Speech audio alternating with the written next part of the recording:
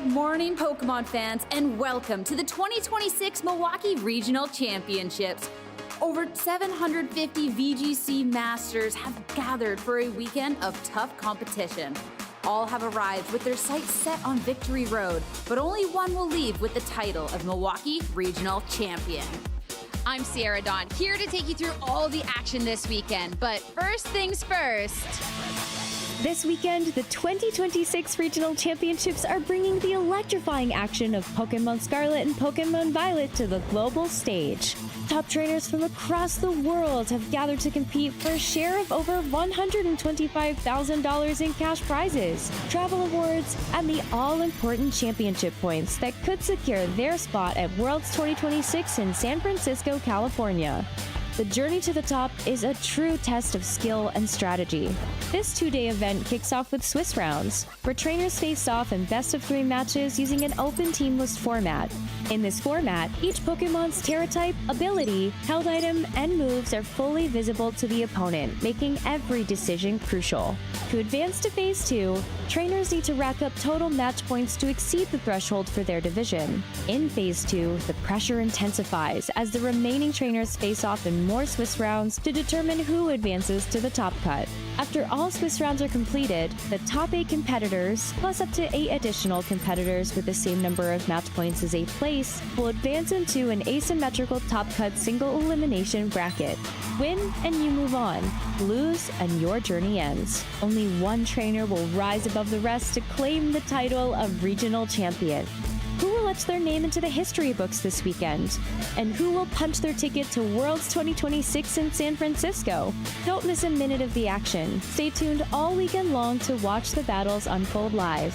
To stay up to date on future Play Pokemon events, visit championships.pokemon.com. These events are always an exciting affair, and this one is no exception. Between our usual assortment of side events, vendors, and Pokemon competitors, the energy here is magnificent. Before we dive into the storylines for this weekend, though, let's take a look at what went down at Pittsburgh just a couple of weeks ago. The first North American Regional Championship of the season started with an old favorite, Regulation H. Our trainers burst out the gate with unique picks like Hariyama, Dusclops, and Greninja, while old standbys like Mousehold, Blood Moon Ursaluna, and Sneasler got a new look. But it was Sinistcha, the matcha Pokemon, that shocked Steel City by taking 3 of the 4 semifinal spots with 2 very different looks. After his top 16 win, Matt Tidd called his shot.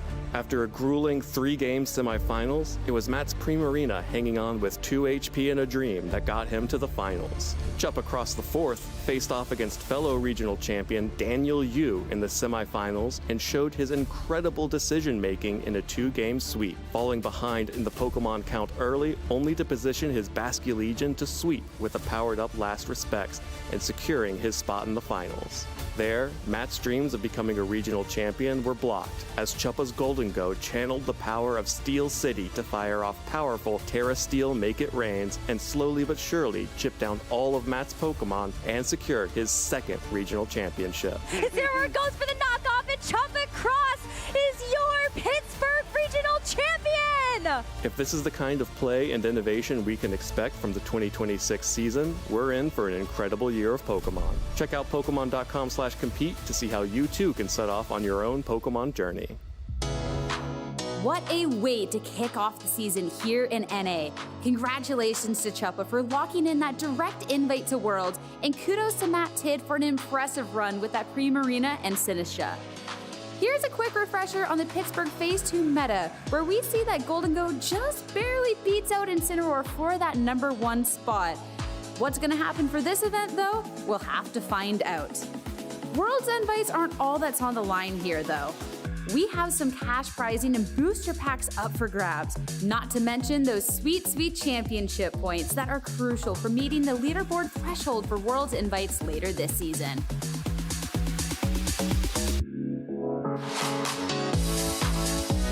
The Milwaukee player roster is stacked, so here's a few top trainers to keep an eye on throughout this weekend.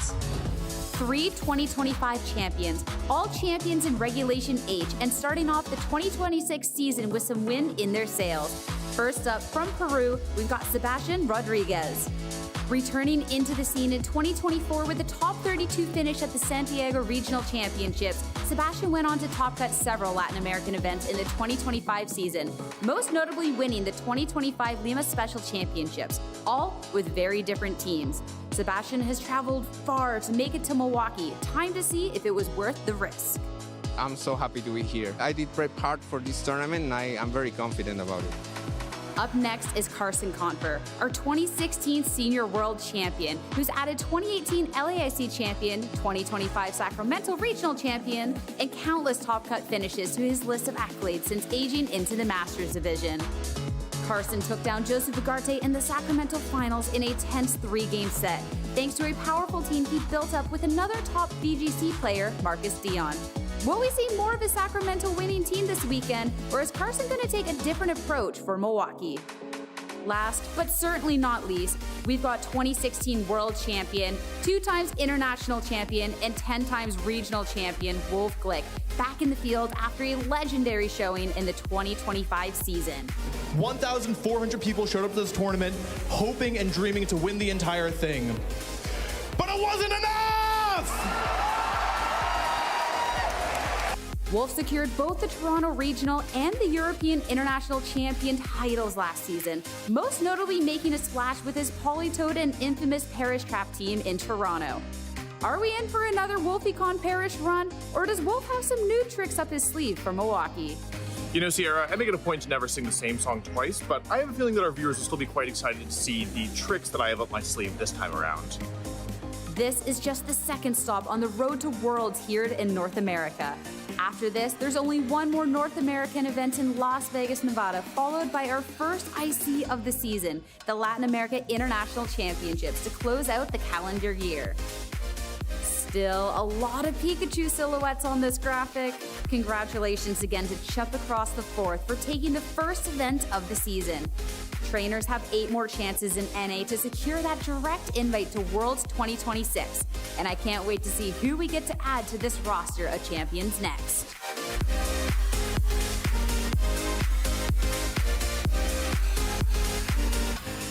Let us know your predictions and top picks with the hashtag #PlayPokemon, and your post may be featured on the broadcast.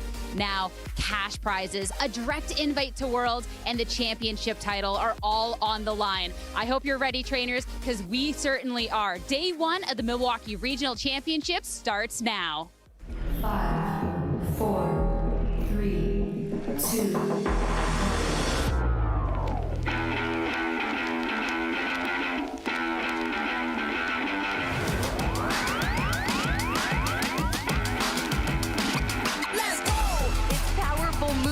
Against it, and then applied with that fairy zone on the Lily. Oh, he's ready to just give up the game. It's over. You've been patient. You've been waiting all this time, but you ready. You've been putting in that grind, so let's go. Champions are hard to find, but you know the goal when you're ready to shine. Have they heard of you? Then they know. You got your sights set on that road. If it's time to battle them, then let's go. 'Cause you'll never stop. Show them what you got. Looking at this final HP to deliver the finishing blow, and just like that, they're Pokémon World Champions! Show them what you got. Yeah, they already know. You got your sights set on victory road. Show them what you got. Yeah, they already know. You got your sights set on victory road. He goes on the ice speed! Resetting the bracket and then winning it in game number 5.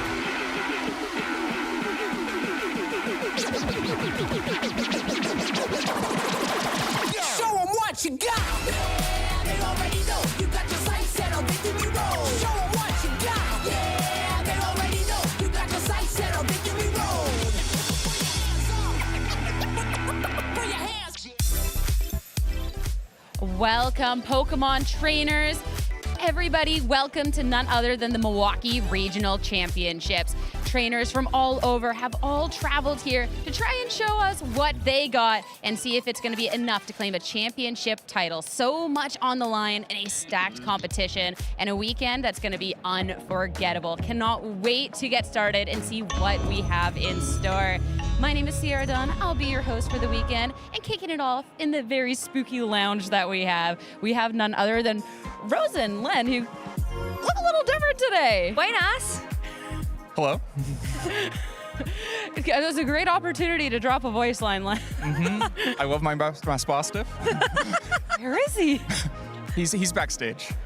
He's resting. Yeah. Or eating a sandwich. Yeah. Yeah, I believe it. I mean, we're going to have a really, really fun weekend, as you can tell already, with everything going on. One I cannot wait to dive into. At this point, we are a little bit into our Regulation H 2.0 and a competition, too, where going into the weekend, I feel like there's a lot of expectations with a lot of these top things that we can expect. But at the same time, still a lot of room for creativity, so you really just can't get too comfortable.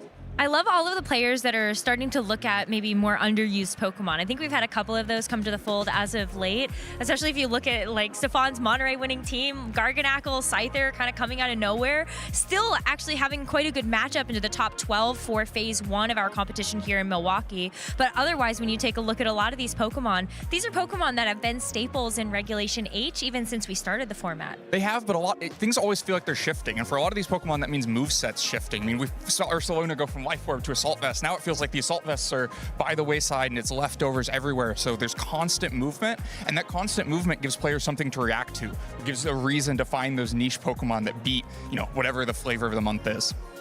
And I think that's the part that's really interesting, too, that when you start to really get comfortable with a certain moveset a Pokemon has, how it's ran, you get to see those little innovations to really try and break the middle meta just a little bit more. I mean, Sneasler being a great example, being able to see something more like the acrobatics that, people that were comfortable going into Regulation H all of a sudden had to pivot and rethink their approach. Or what about the Alolan Ninetales? We've seen a lot of these sets include things like Aurora Veil and Blizzard, but now you've seen a lot of these Alolan Ninetales explore, disable, encore, even being able to see Icy Wind on some of these Ninetales for a bit of speed control. That is also a way that we've seen people play around more creatively, and it's nice to have a different weather setter. It feels like Icy Wind is the crucial move, and then there are 10 other options of what you can put in there. And I mean, going into it, I'm curious then to see if there's any little more innovations heading into this weekend. Who's looking to try and break open the meta, or who has just gotten a little bit more comfortable going up against these picks that have had those little bit of changes. And of course, with this being the second North American event, we do have some players that we already are keeping an eye on that made quite a performance over at the Pittsburgh Regional Championships. In the preview show, we already talked about some previous champs and expectations going into it, but these three rows really impressed at our last regional. Absolutely. I mean, Jeremy Cote was amazing to be able to see him get a top 16, and then Joshua Lorsey got top 8. William Brown ended up getting top 64 at the Pittsburgh Regional Championships, but just before that, he got a top 8 in Monterey with the exact same team featuring that Greninja, Basculegion, Sinistra, just our Chaludon Rain, and it was really awesome to see him at least follow up that performance, even if it maybe was shooting for something a little higher. Yeah, all three players showing off interesting picks in Pittsburgh and looking to build on that success this weekend. Yeah, and I mean, these are players, especially to Billy, who had the Greninja, that last year, I mean, there was a lot of really, really great runs and performances. So we know that their consistency is there for not just him, but all three. And I'm curious to see if that's going to be expanded upon going into this weekend. But we saw the Greninja with our caster predictions. I really like the Greninja, but not quite enough. I can only pick 4 Pokemon, guys. It's always really difficult with these caster predictions. But this is how we kind of think things are going to be shaking up. But I kind of feel like there's a theme for some of us. Len, I see a little theme over here. Spooky. But ghost types are on the rise. It feels like all three of these Pokemon, they've been, these top 3 have been in the top 12 Pokemon frequently, but all of them feel like they're climbing in usage. Basculegion now above Pelipper in usage because some of that usage outside of Rain is increasing. And I think that's a really powerful set and wouldn't be surprised to see more of it this weekend. I mean, I'm looking at 3 of those picks, and yeah, a lot of it makes sense. But the Hisuian Zoroark is one I want to ask you about, because that's something that we've seen people try out before, but it didn't really quite make an impact. But are you just going for the theme? A little bit of theme, but it provides some value with its ability with Illusion. You can throw your opponents off, but I think crucially as Pokemon like Annihilate increase in usage, you're immune to both of its same type attack boosted moves. It provides Icy Wind, which is really valuable. We've seen Ninetales increasing in usage in part because Icy Wind is so valuable, but the Zoroark is a great way to get it too, and your opponent is never sure if they're about to get Icy Winded. It's fair. And I mean, talking about that Icy Wind Rose, you were already talking about Alolan Ninetales. So I see that on your picks, and really, really strong Pokemon here. I kind of just went across the board with Pokemon that I thought would be good, and the Kingambit is actually specifically for all of the ghost types that are in the format right now. I know there are some ways to be able to answer that. Gabby has one on her team, like a low kick Tyranitar would be a really good way to do that. And of course, it's still really risky to bring a Steel and Dark type Pokemon when there are all of these fighting types you have to contend with, like that Annihilate, as you were saying, Len. But I still think like Sucker Punch could be super valuable, especially if we see a drop off and something like the Psychic Terrain that would block those priority moves. It would be great, I think, to be able to have that Sucker Punch or even Kowtow Cleave very easily one-shots most of the things that are the ghost types in the meta right now. Yeah, it can threaten so much damage. I really like the Whimsicott pick from Evan and Gabby. They're not here to talk about it themselves, but I think it's Pokemon I would expect to see some more of this weekend than we've seen in Reg H previously. I think as things slow down a little bit, they're also opened up for either beating really aggressive teams with Tailwind or fake tiers from Whimsicott being really valuable. I like the fake tiers call out. Yeah, I feel like too, when I'm looking at the Sinisha they have, that was something that we saw make a really big impact at Pittsburgh, right? A lot of the conversation was bulky grass types, and Sinisha really joined that conversation. I'm curious if that's going to be a Pokemon that we continue to see have that sort of success, or whereabouts exactly that one's going to stand. But I still think it's a great pickup here for predictions. It's tough because I think when you see the meta start to kind of go in this one direction of maybe it's slowing it down, then do people still want to opt into playing Trick Room? I think we've seen a couple of times on stream where setting Trick Room, if you don't know the full speed tiers of all of the Pokemon that are in that match, can actually come back to bite that Trick Room player later. You just never know if something's going to be a little bit on the slower side that you might have not expected. There's not as much built-in advantage if your opponent doesn't have a lot of highly trained speed Pokemon themselves, right? If they've spent a lot of that training in bulk, and the Trick Room just gives you less a natural advantage. For myself, I mean, a little bit of the theming here. I started with Dragapult and it was like, wait a second, like we have an opportunity here. And I think too, I mean, Dragonite has already been proven to be such a powerhouse Pokemon throughout not just this meta, but throughout all of Scarlet and Violet. But I think putting it #1 on my pick, I just have a belief that Dragonite is always going to land the 5 scale shots. I believe this is the weekend. Just the one thing about the Dragonite is I actually wonder if maybe the scale shot set isn't the best right now. We've seen a lot of teams counter that with something like a Terra Fairy or ways you can wall it if you just leave it alone and your only attack is scale shot. I feel like some of these like choice band sets might even be a little bit better. We saw even just a choice band Outrage be able to do so much on the stream at Pittsburgh. Yeah, I think it also did well in the Global Challenge last week. The Scale Shot set still provides so much utility because it is a bit of damage, but also speed control for your team, but it does feel very hunted. It feels like people are always ready to beat Scale Shot Dragonite. That's part of why Icy Winds feels so good in this format right now, because you can break multi-scale, do significant damage, take away speed. It's great into Dragonite, and it feels like everyone is trying to have 1 or 2 options to be great into Dragonite. Well, we're about to get started with the competition. See how Dragonite and all these other picks are going to be shaking up. But of course, make sure you're tuned into all of the action this weekend. Follow the broadcast as well. Make sure that you're following the YouTube as well. So if there's anything that you miss out on, you can be tuned in. As well, of course, highlights after the event, all of that great stuff. But for us, how are we feeling about getting a competition started, guys? I'm ready. Ready to battle? I wish I could battle myself. Where are all the battles for me? Why am I not out there? I feel like you're going to run up on stage and challenge every one of our competitors to a battle before and after their match. As long as they promise to be my rival. Yes. All of them. We're just going to see Rose out in the field, just like right out challenging everyone to battle throughout the weekend. I'm here for it. And we're going to get a good history lesson from you, right? Yeah, because that's definitely the subject I passed in school. Yeah, 100%, 100%. I didn't do great on that one either, so. Oh my goodness, but we have set the stakes, we have set the stage, and our players are getting ready. As for us, we have a competition to get away with, so I hope our casters are ready as well. Let's head over to it to get this started. Thanks, y'all. I'm struggling in school too. It's so hard, all those classes, man. I'm Clive, aka Evan Latt, here behind the desk with my good friend Penny, out here combating Team Star all the way, Gabby Snyder. Gabby, welcome to Milwaukee. Thank you for having me. I left all my VVs at home this weekend, No. fortunately, but they couldn't fly with me. They couldn't make it? No, I didn't want to buy like 7 extra plane seats. that does add up a little bit. Yeah. You gotta be careful. Yeah. Not that I would know. Yeah. I've never flown before. It's still new. Okay.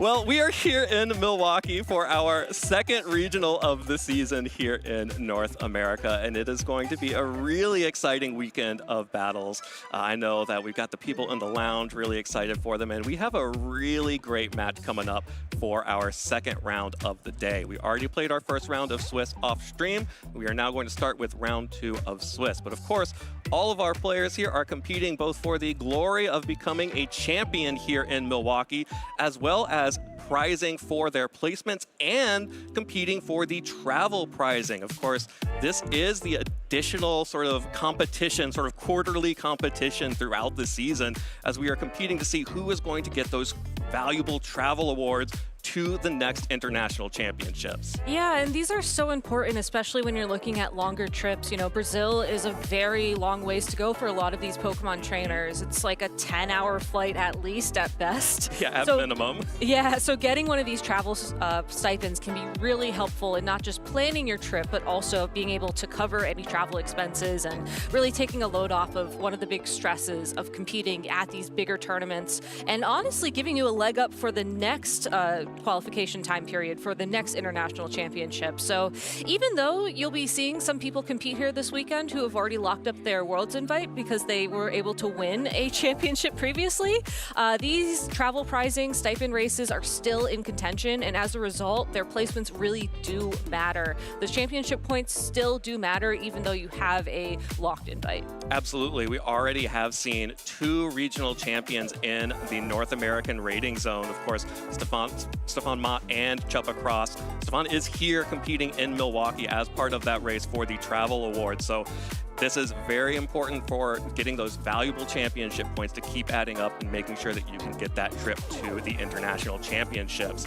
But let's hop right into it. These are our notable matches for this first stream round. Again, this is the second round of the Swiss tournament.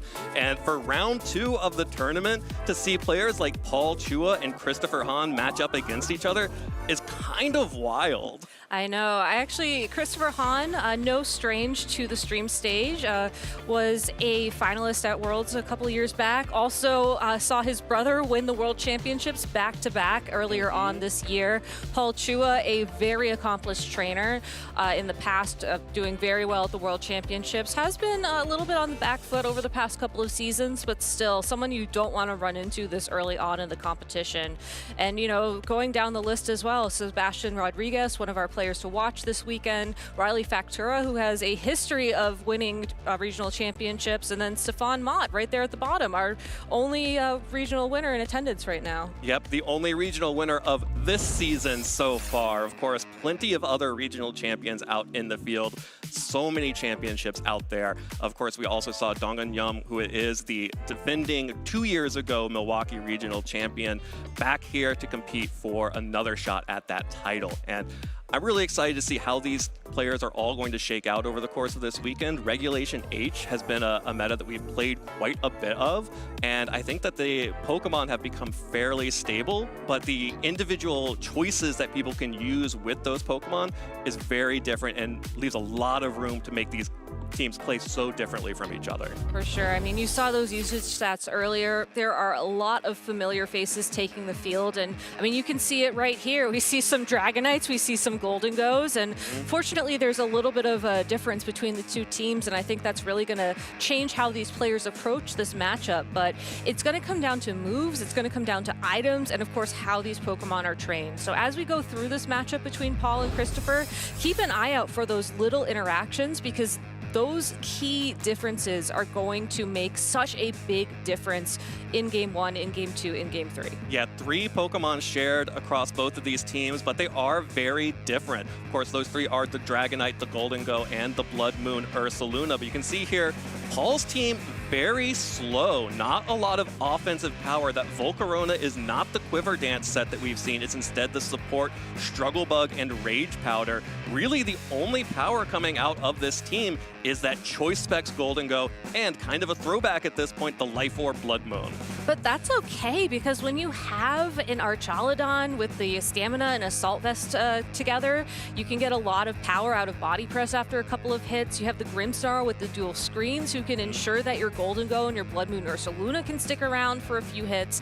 You have the bulk to give these powerhouses time on the field that they typically won't have otherwise. And I don't know about you, Evan, but standing across the field from a Terra Steel Choice Specs Make It Rain, I mean, that just does so much damage. You have to respect it.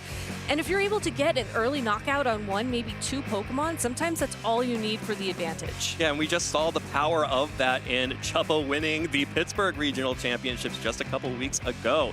But of course, Christopher Hahn here is going to be bringing, again, the Dragonite, the Golden Go, and the Blood Moon Ursaluna.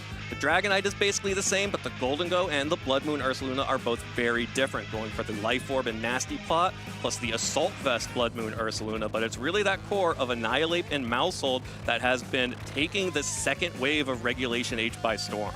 It's funny that we've come all the way back to Maushold, given that it won the first regional championships in Regulation H all the way back last year. But it's one of those Pokemon that you have to respect. It's very fast. It can do a lot of different things. This particular Maushold does not have Population Bomb, so we don't have to count numbers necessarily.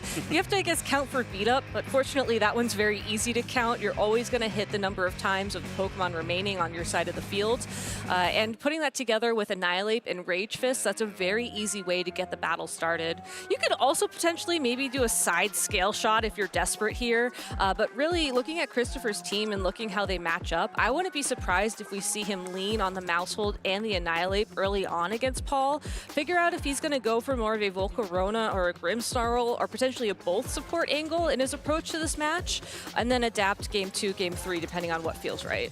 Yeah, Christopher's definitely going to need to find some way to bust through Paul's sort of defensive options here. So much on Paul's side that Grimmsnarl has both Reflect and Light Screen, the protection from the Volcarona with the Rage Powder, and also having the ability to use that Struggle Bug to lower Christopher's stats. Yeah. You know, fortunately for Christopher, does have multiple ways of boosting the power of his Pokemon. Of course, you have the Bulk Up and the Beat Up for the Annihilate, as well as the Nasty Plot on the Golden Go. So Chris is really going to need to find some opportunities to get some of those boosts to break through Paul's defenses. Or, you know, the problem with Grimmsnarl is you're just one critical hit away from having a really bad time. Yeah, and it's definitely a risky way to play too, because when you do play these slower teams, you have more time to get those critical hits. But someone as experienced as Paul, who likes to rely on these slower, bulkier teams, I think knows how to manage that risk well and will be able to evaluate whether or not it's worth making that guess. Well, here come the Blood Moon Ursaluna on the field for both players, but their partners are very different.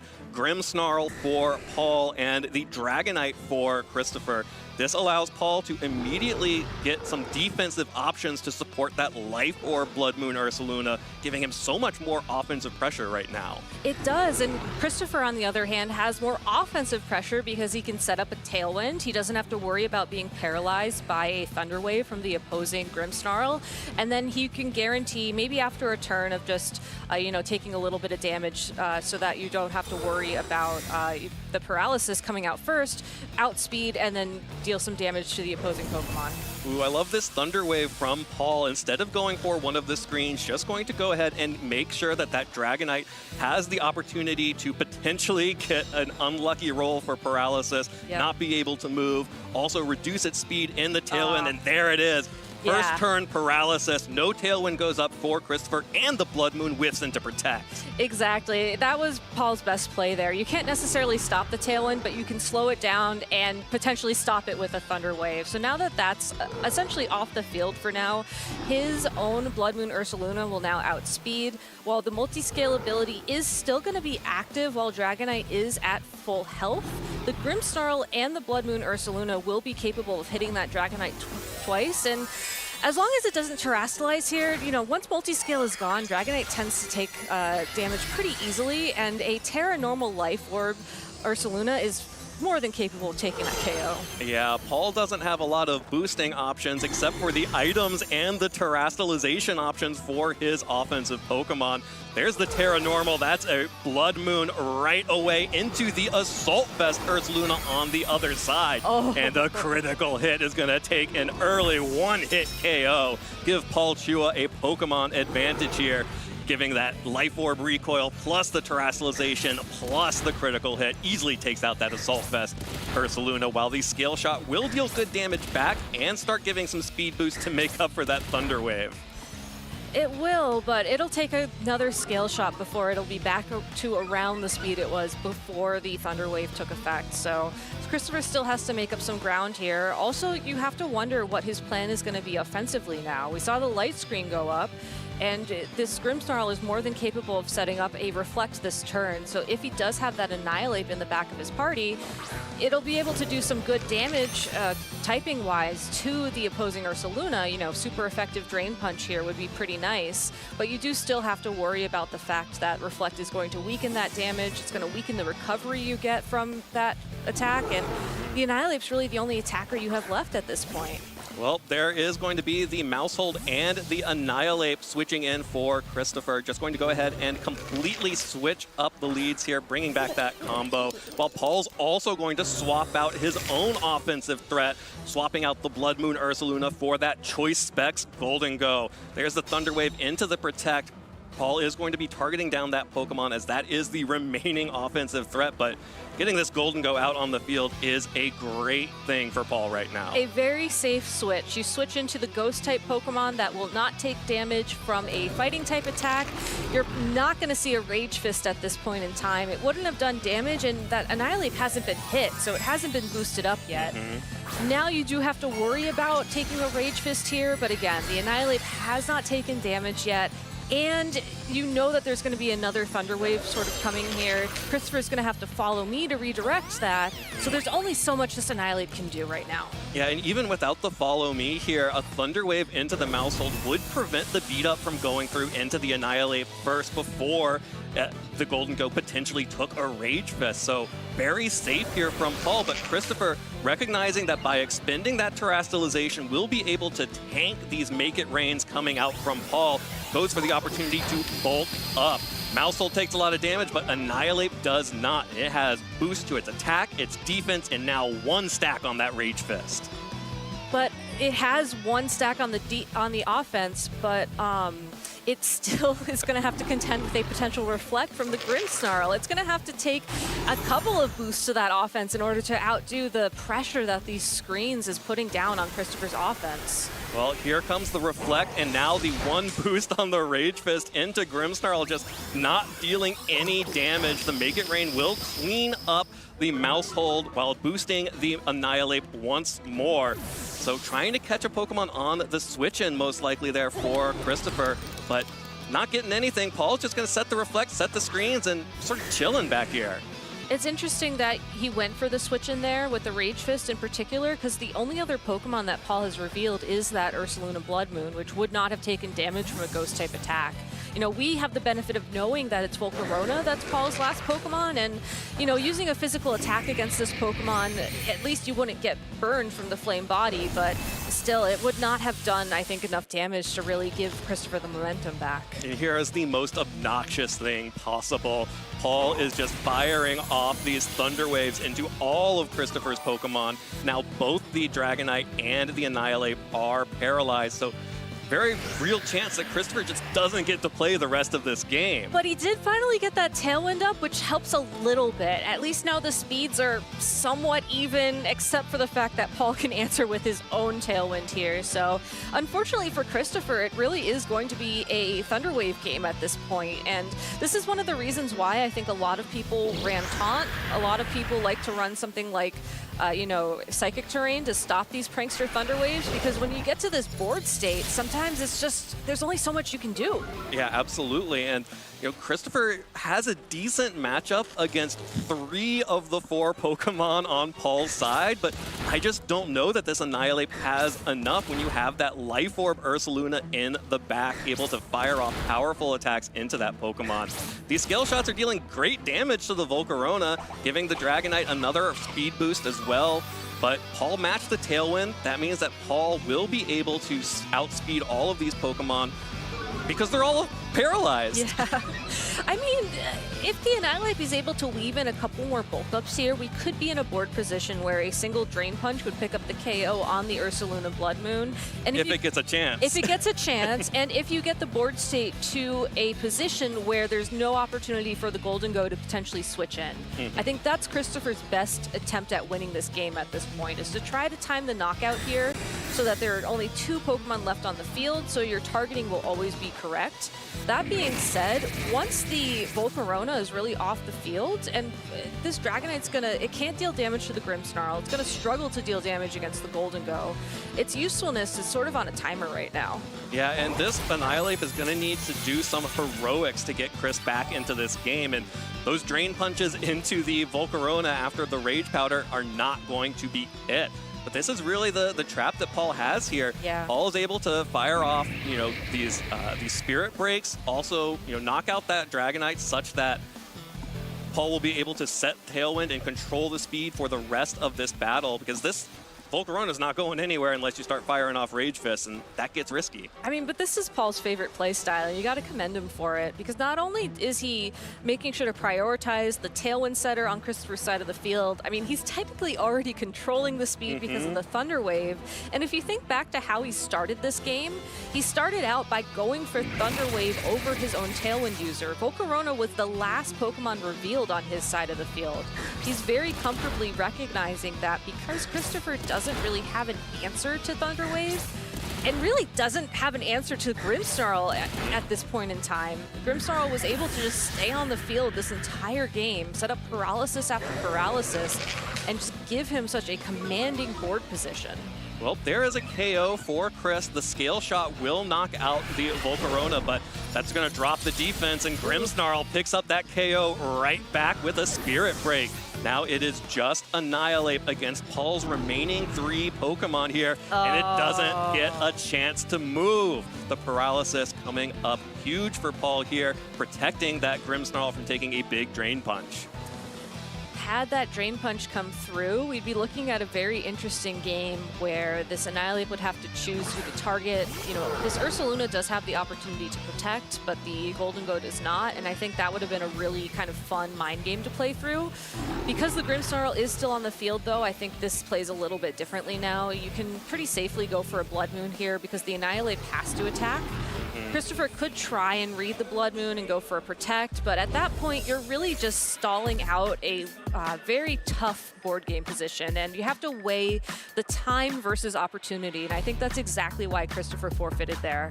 At the end of the day, you're essentially rolling those paralysis checks. You're trying to just hope for a miracle. I hate to say it that way, but it's better to just put your time towards adapting to game 2. And if you already have your game planned in mind, especially, that time is probably better spent playing the actual game and just hoping that if paralysis is a big factor, you're going to be a little bit luckier this time around. Yeah, and I love the call out that you made about bringing the speed control via Thunder Wave burst instead of Tailwind.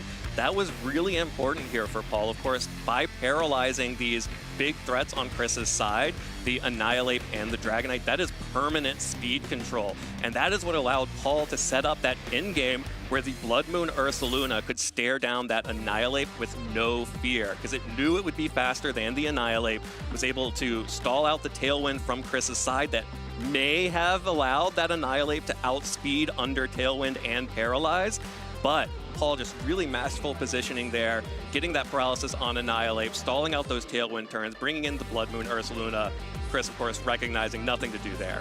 So then that begs the question, how do I stop the paralysis? Because other than that, I mean, the teams are pretty evenly matched when you look at the Terra Fire on the Annihilate in particular. Looking at Chris's team, You do have the Golden Go, which can hit for super effective into the Grimmsnarl, and if you pair it with a Fake Out user or with a Follow Me from the mouse hold, you are giving yourself an opportunity to sort of deal that super effective damage before Grimmsnarl gets the paralysis against the mouse hold and you start seeing what happened to game number 1 unfold again. But you're also putting yourself on a bit of the back foot because now you're susceptible to a Shadow Ball from the opposing Golden Go, and I think that's exactly why we're seeing the same game plan as game number 1 in the leads.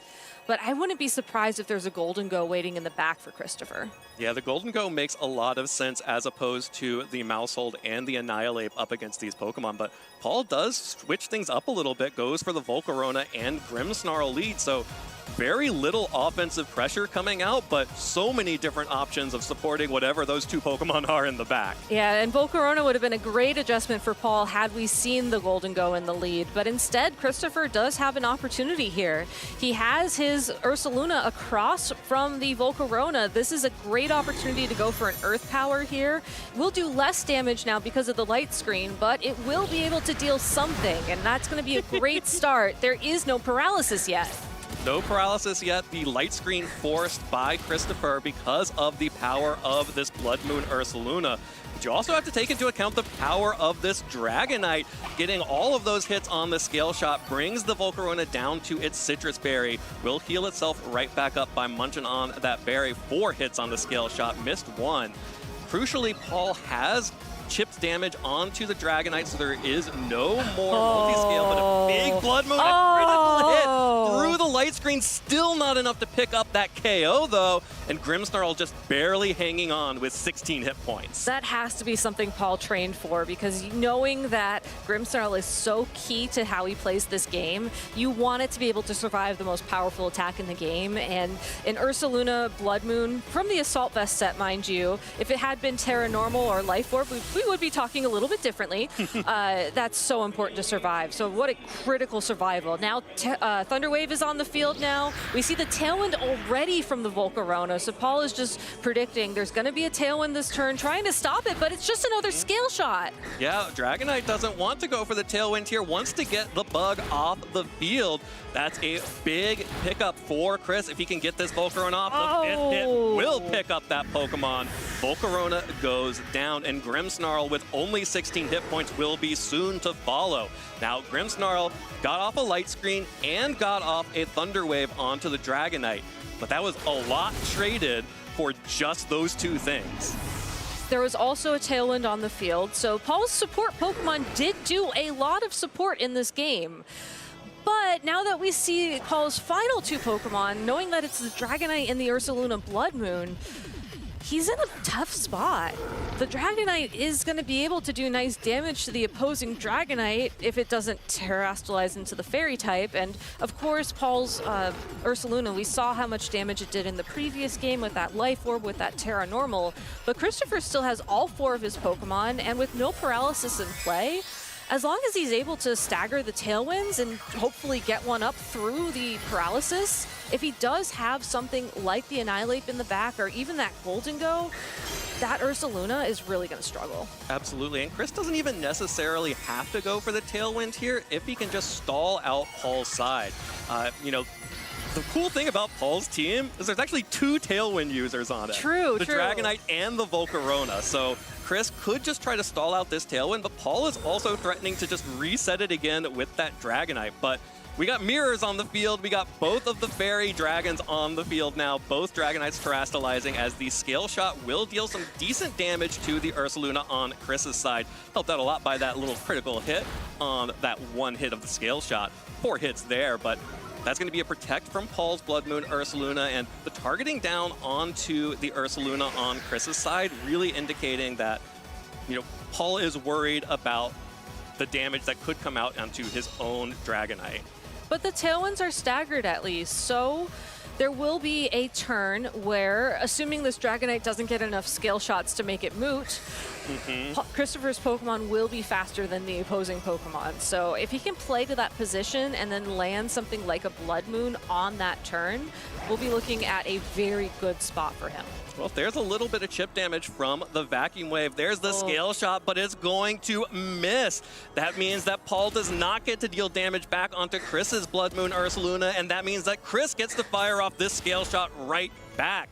The Vacuum Wave dealt a good amount of damage, but won't be enough to pick up the KO after all these Scale Shots, which means that Paul will be able to fire off a huge Life Orb boosted attack from this Ursaluna, and he's going to need a lot out of it. It's the Blood Moon into the Dragonite, will pick up that KO. That Pokemon is now down for the count. We're going to finally see what else Chris brought to this battle. But Dragonite did a fantastic job this go around. I mean, it tried a lot in game one. We have to admit that. It tried a lot, but this time got the Tailwind up, landed the Scale Shots where it needed to land the Scale Shots, and set Christopher up for a very comfortable endgame. I am curious what Pokemon he sends in now. The Golden Go would be a really fun pick here, knowing that the Dragonite is now a Fairy-type Pokemon and would take super effective damage from that Make It Rain. Unfortunately, Terrestrialization is no longer an option, so wouldn't be able to boost that, but instead it actually is going to be the Annihilate as that final Pokemon. So you have to be a little bit careful here. You only are going to want to use Rage Fist to target down the opposing Dragonite, but you still have your own Blood Moon Ursaluna, and as long as you're able to find an opportunity to land maybe a Hyper Voice to break the multi-scale abilities before the Rage Fist lands, I think you're going to be in a really good spot, especially since Dragonite can only use Scale Shot to damage the Annihilate, so it's only going to be boosting up your own Rage Fist. Yeah, Chris is feeling pretty good right here. The Vacuum Wave will whiff into the Protect on Paul's side, so Paul will protect the Blood Moon Ursaluna for one more turn as the Scale Shot this time will land onto Chris's Blood Moon Ursaluna. That's going to continue to boost the speed of Paul's Dragonite, but crucially also drop its defense. So you may not even need to do all that much for this Annihilate before you can start picking up KOs with the Rage Fist or Drain Punches here. And this should just be a free bulk up here from the Annihilate. Yeah, the other thing you have to keep in mind, now that I'm thinking about it, is that the Paul's strategy from here on out is going to be to ignore the Annihilate most likely as much as possible, because you don't want to give it those free Rage Fist boosts. And I mean, depending on... Can't do it though. You can't. You can't. Can't do it. And the Mousehold here is just going to say, well, you know, if you wanted to take out this Annihilate, well, too bad. Has to go for this double Protect here because the Tailwind just fell out for Paul. Yep. Yeah, so this is where the staggering of the Tailwinds really is going to come into play. So while we will see him take a turn here to try and reset Tailwind on the Dragonite, and the double Protect failed as well. Yeah, really needed that Protect to get the Tailwind back up to give that Ursaluna a shot at dealing damage here. But now, with that bulk up, Annihilate, that's what it does. It gets that one bulk up, and then if you're a physical attacker, well, you're out of luck. Yeah, but Paul, I think, very smartly trying to target down the Mousehold there. You can't necessarily attack the Annihilate. It's tough. You can't ignore it, but you want to ignore it as long as possible. And I wish I knew the break point where the defense drops essentially don't matter versus Rage Fist, because you're absolutely right that after a certain point you don't necessarily need those power-ups. But I know a lot of players, their strategy when Annihilate does hit the field is just save it for last. Yeah. Because you don't want to help your opponent out. But you're absolutely right. That does give it opportunities for bulk up. That does give it opportunities to land Drain Punches and really do what it wants to do. And going into this game number 3 now, looking at the differences, you know, we saw Christopher get a lot of momentum early on because he didn't get paralyzed, because he was able to get the speed control staggered away from Paul. And I think going into game 3, Paul has to be very mindful of that. Maybe go back to his strategy of just setting the paralysis very early on and prepare for that Annihilate endgame, knowing that it probably will be in the back of his party once again. Chris brought the same Pokemon to game 1 and game 2, and just be prepared to have that struggle at the end. And now we're in that sort of rock, paper, scissors situation where Chris just showed that he would bring Annihilate twice in a row. And Paul definitely made the adjustment in game 2 to lead the Volcarona, covering for a Golden Go adjustment from Chris. And Chris just showed, I can beat you if you do that with the thing that I did in game 1. So will there be an adjustment? Chris does bring the Golden Go this time, but Paul continues to stick with the Volcarona and Grimmsnarl lead. So this is what Paul was expecting in game number 2. Exactly what he wanted. So now we're in this really fun spot where Christopher is full on offense. He brought his 2 most most powerful special attackers to the lead, whereas Paul still has that defensive play here. Can go for a Heat Wave, but the Golden Go could terrestrialize into a water-type Pokemon. Grimmsnarl here, I think, has to go for Light Screen, because if you take a Make It Rain plus a Hyper Voice here, that's going to deal so much damage. It'll deal so much damage, and this is such a high-value Light Screen to get off on this turn.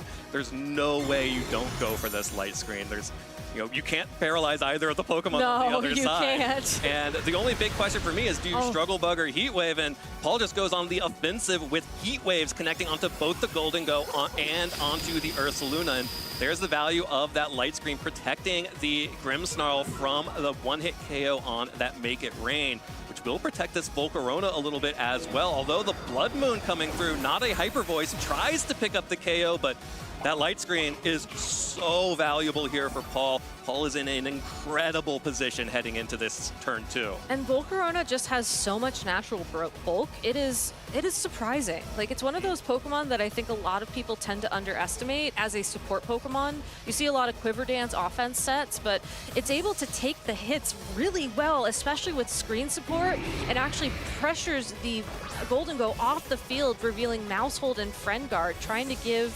Oh, we're actually seeing a double switch, so that's probably the Annihilate coming in now. Well, Christopher is going to bring in the Annihilate here, switching out both the Golden Go and the Assault Vest Ursaluna, recognizing that those Pokemon are not doing anything against these two. And there's a Spirit Break, connects onto the Annihilate, deals a lot of damage, but does get the special attack drop, which means there's a Defiant boost for this Annihilate. +2 on the Annihilate, plus a boost to the Rage Fist. That is a big deal. This Pokemon could start going off. It could, but there now is the threat of Thunder Wave once again, and without a Follow Me to protect Annihilate, it's gonna be a tough... Oh, double protect. All right, so you have to play this game the next turn. We're gonna get to see who Paul targets with the Thunder Wave this turn, which is a great choice for Christopher, trying to confirm if it was the Annihilate or the Mousehold. But now you just have to play the game now. Like, do you think your opponent's going to try and target it again? Do you go for Follow Me? Or do you try and use the Mousehold to try and maybe Super Fang something, get something closer to a KO here? It's a tough call to make. I think if I were in Christopher's shoes, you have to go with the Follow Me. You have to play it super safe. You have to knock out the Grimmsnarl as soon as possible, just because it's putting so much pressure on the field, and it's been such a struggle for you this entire game. I think Game 2 went so well for him because Grimmsnarl was down like the second turn. Absolutely, and the thing that Chris cannot do is allow this Annihilate to get paralyzed so that Paul's Pokemon can outspeed it. At this point, with that Defiant boost, this Annihilate can just go off on Paul's team, which is why this Mousehold is so important, protecting the Annihilate from that Thunder Wave and allowing it to, here's the terrestrialization into the Fire type, resisting the Steel type, resisting the Fire type damage that Paul has shown, and that is a huge turn for Christopher to get that boost on the switch in. There's the Thunder Wave into the Follow Me on the Mousehold. Mousehold will now be paralyzed, but this Annihilate is free to fire off a Rage Fist into what once was Volcarona, now is Golden Go, and even more relevantly, now is gone. That is a fantastic trade there. You do risk a full paralysis now, but knowing that the Choice Specs Golden Go is off the field, that is so much more comfortable. Your own Golden Go now can breathe a little bit easier, doesn't have to worry about taking those Shadow Balls, can go on the offense against the Grimmsnarl eventually, and now you've forced out the Ursaluna Blood Moon from Paul, who really is the last offensive threat on his side of the field. You have the best opportunity now to try and take it out and again force the two supportive Pokemon on the field and force Paul to play sort of punish that defensive style. So we see the Protect here to try and land that Thunder Wave, to try and give himself an opening, but Christopher makes a very smart call and matches that Protect. All right, there's a Protect from both the Blood Moon Ursaluna and the Annihilate and the Mousehold. Paul, though, went for Reflect. Made the opportunity to say, hey, I think that Chris is going to play passively here. He's so far ahead that I think he might get a little bit ahead of himself, and getting that Reflect up could be really huge to potentially allow this Ursaluna to survive an attack. And also, maybe, just maybe, you get a full paralysis on the Maushold and a Thunder Wave onto the Annihilate to let this Blood Moon Ursaluna do what it does best and delete a Pokemon from the field. Well, it's going to give it its best shot with that Terra Normal Terastallization, but Maushold is able to successfully redirect the Thunder Wave at least. The Thunder Wave will be redirected into the Maushold, which is already paralyzed, which means this Drain Punch will go through the Reflect. Because of the Reflect, Paul does get another opportunity to deal more damage, but that's a lot of health regen as well. Here's a Hyper Voice coming out from the Ursaluna. Deals big damage to both Pokemon, but not quite enough with the recovery from that Drain Punch. Now, the Citrus Berry will recover up more health from the Annihilate, and Paul is in a position where if he can get the paralysis on the Annihilate through the Follow Me from Maushold, there may be a shot here. But there's also an opportunity now for the Grimmsnarl to potentially knock out the Maushold as well and remove Friend Guard from the field, which could also be valuable here. So I like the switch as well because you're recognizing that the Grimmsnarl has been such a problem for Christopher, and Heat Wave plus the Hyper Voice also puts down a lot of damage, puts down a lot of threat, and more importantly allows you to ignore Follow Me and most likely land a KO on the Annihilate the next turn. Well, I really like that switch, and like you mentioned, getting the Grimmsnarl out, that's the second mode of speed control that Paul has, being able to have the Tailwind here. What he needs is to get that, get one of his Pokemon faster than that Annihilate to get it off the field. That could either be through Paralysis or through Tailwind, and not getting any luck with the full paras on the Maushold, here's the safer option. Go for the full Tailwind on the Volcarona. Yeah, being able to just naturally outspeed and set up a Tailwind is going to be very beneficial here. Well, there's the Tailwind from the Volcarona. Will mean that this Ursaluna gets to fire off another Hyper Voice. Oh, that goes for the Blood Moon. There was not a full paralysis on the Maushold, which means this is going to be the most wasted Blood Moon I have ever seen. Just a few hit points of damage off the field for that Maushold. And now this Annihilate is free to fire off with this Rage Fist. That's going to pick up the KO onto the Volcarona and bring in the Grimmsnarl once again.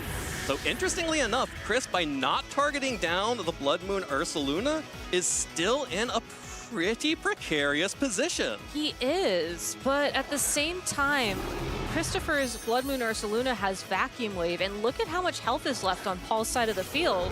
Vacuum Wave being a priority move, it is going to move faster than the non-priority moves and ignore that Tailwind was set up, and that's exactly why we see Paul forfeit, and Christopher Hahn is going to be the winner of round 2 of Swiss here. Wow, Chris making an incredible play there, getting that Defiant boost on the Annihilate on the switch-in, catching that Spirit Break, really gave Christopher the break that he needed to blow open that Game 3. Really well played there from Christopher, and I loved the adjustment that he made, and I loved the guts that Paul had to continue to go with the same lead from Game 2 after Chris showed that he wasn't necessarily going to bring the Golden Go. And it really felt like Paul was in a commanding position there from the lead, but then just that one turn where Christopher was able to get the Annihilate in shows how easy it is for this Pokemon in particular to just blow holes in your opponent's team if you have one bad turn against it. Exactly, and I think that's why Annihilate has been so popular in Regulation H. It's very hard to take down. You know, bulk up increases its defenses. Terra Fire is a great defensive terastallization to have, and once it's on the field long enough, if it gets a Defiant boost, even better. It's just able to take those KOs, and I really love how Christopher's team supports it as well. You know, I think a lot of Annihilate are typically I mean, we saw it with Maushold a lot, especially in how he played it, but Annihilate really can operate independently of that, and I think the way he sort of revealed the Annihilate, then the Maushold, or the Maushold, then the Annihilate, it felt like he just was very comfortable not feeling like he had to couple them together, and that shows a mastery of how those Pokemon are played. Absolutely, and you know, what an incredible set there. You know, Paul, I think in Game 3, you know, it was so interesting because it felt like Paul was really far ahead, and he felt really far behind after the Annihilate switched in, but that positioning to try to get that speed control, to try to outspeed the Annihilate to fire off some of those attacks, never quite got the paralysis that he needed. He just needed one break there to make sure that that mouse hold could not protect the Annihilate for one turn. Yep. Never got it, and that was really the turning point there for Chris. Of course, Chris still had more Pokemon in the back, but crazy to see how that Annihilate was just able to stick around after taking so much damage. For sure. And why don't we go ahead and head to the lounge and hear from Christopher himself? Thank you so much, guys. I appreciate it. I am here with Chris on after a great win to be kicking off Milwaukee, right? I mean, talk to me about that set, because obviously you win the first of the day, then you're up against Paltua. Talk to me about that. So I'm actually on a really bad streak for stream sets. I think I've lost like the last 2 or 3. So I saw I was on stream again. I was kind of nervous, but yeah, I mean, that game 1 was pretty rough for me. Turn 1, I got T-waved, and then like turn 2, I got crit. So I kind of knew there's no way for me to get back in that game, but I just chose to stick with my game plan. You know, I thought I thought the Volk would be an adjustment he'd make. So I figured if D-Knight Ursa can beat Volcarona, I'll just bring it again. The game 3, I kind of figured, you know, he's bringing Grim all these times. It's time just to bring that Golden Go for Make It Rain. So yeah. I mean, an adjustment that definitely worked out. I want to talk about that game 3, because first off, I mean, it looks like Paul's in a decent spot. Yeah. You switch it up a little bit. There was also the Defiant boost on the Annihilate too. Yeah. And I like, talk to me about the game 3 and where like the tides really turned. So based on the plays Paul was going for game 2 and game 3, I could tell he was really worried about this Ape switching. But that game 3, I could tell like he's not really in a spot where you want to be T-waving either Mon. So I figured I'm just gonna swap Ape in. Worst case scenario, he goes for like a Heat Wave. I get that Rage Fist proc, but he ended up going for Spirit Break, which was even better. And I think after that turn, momentum was just kind of completely in my favor. He just needed like Mousehole to get paired to win, basically. So. And when, you know, it ain't going to, then you're going to take that win. And then now that you got the stream set done, which you said was the one where it was a little bit of a curse for you for a little bit, I want to know how you're feeling going into the rest of the day, especially with this team.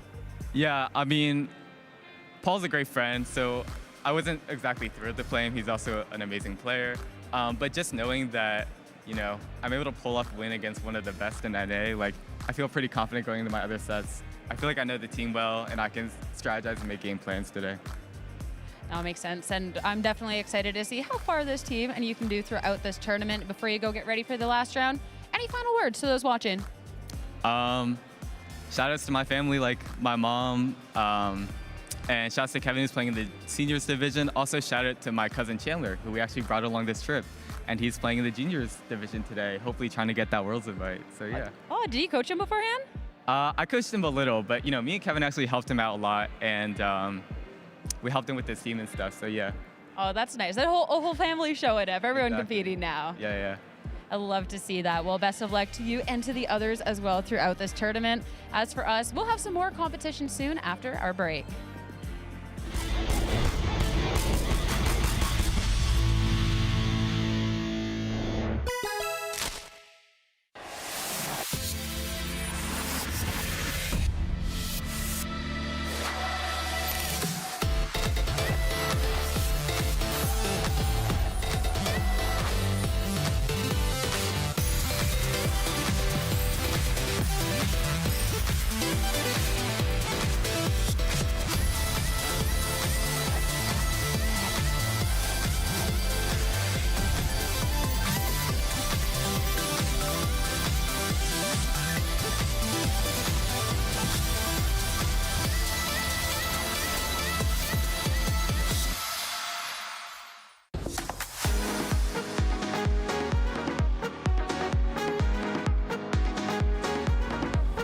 The best way to test your team is to get a group of friends together and hold a tournament, check your show 6, pick 3, and learn how to work your way out of situations, tough situations, easy situations. So when I'm preparing for a regional, what I usually do is I play a lot of live, and I have a spreadsheet next to me with like every single deck I play, what deck I'm playing against, whether I went first or second, and then every single mistake I made, and whether just like everything that I could get from a single game, and that helps me just like condense all my knowledge and get better at my deck as quickly as possible. I think it's very important that you never cut out your team or a team member too early. You need a few games to determine, okay, this isn't going to work. you know, just testing so many games over the past like 2 months. That's how I ended up with the 6 that I have here today. Some unconventional, but sometimes if it fits for your team, that's what you need to go with. Practice with, I'd say, the Great League or the Ultra League. Go on the app and just like practice. Learn some strategies and just practice, basically. Practice makes perfect, so. Personally, live and going to locals, I go once or twice a week as best as I can. You know, and going against people, it's different from live, but like it's good to get the reps in. I think that there are a few good ways to test your team. Some of the best include just competing at locals and going out and getting real experience with other players, because sometimes what looks good on paper doesn't always do well in practice, so that's always good. But also working with friends and other people who are interested in the same Pokemon and archetypes that you are, because a lot of times we all see the game differently, and you never know what you can learn from those people, even though they want to use the same things as you. So.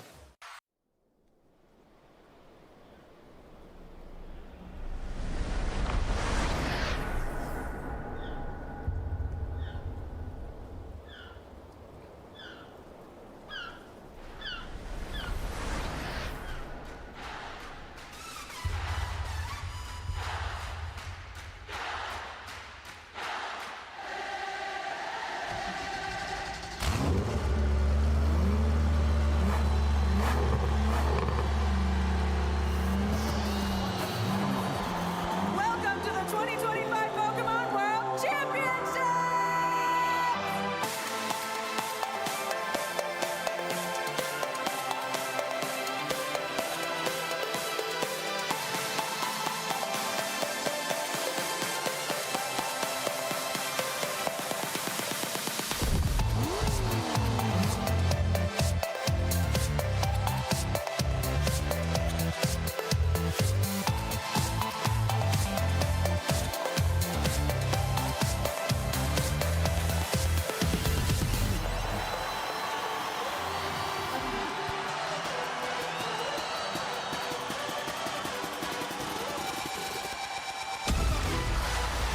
This is what Pokemon dreams are made of.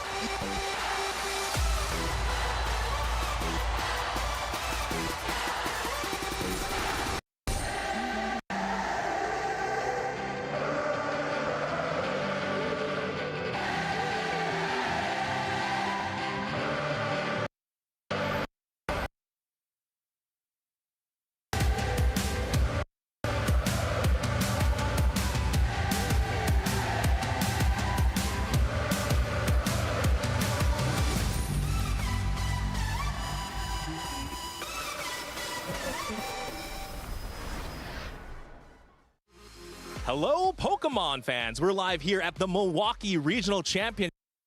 Players are playing the main event for thousands of dollars in prizes, but of course there are multiple side events where you can earn some great prize wall prizes. We're gonna go ahead and check some out. And of course we have our amazing puzzles and plushies, just like This Lechonk. yeah, of course, that Lechonk. But of course, products, ETB means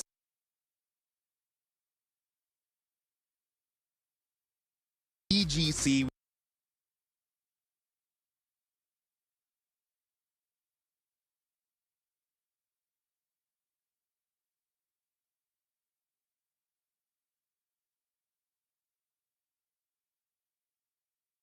With that, we're gonna throw it back to more Pokemon action.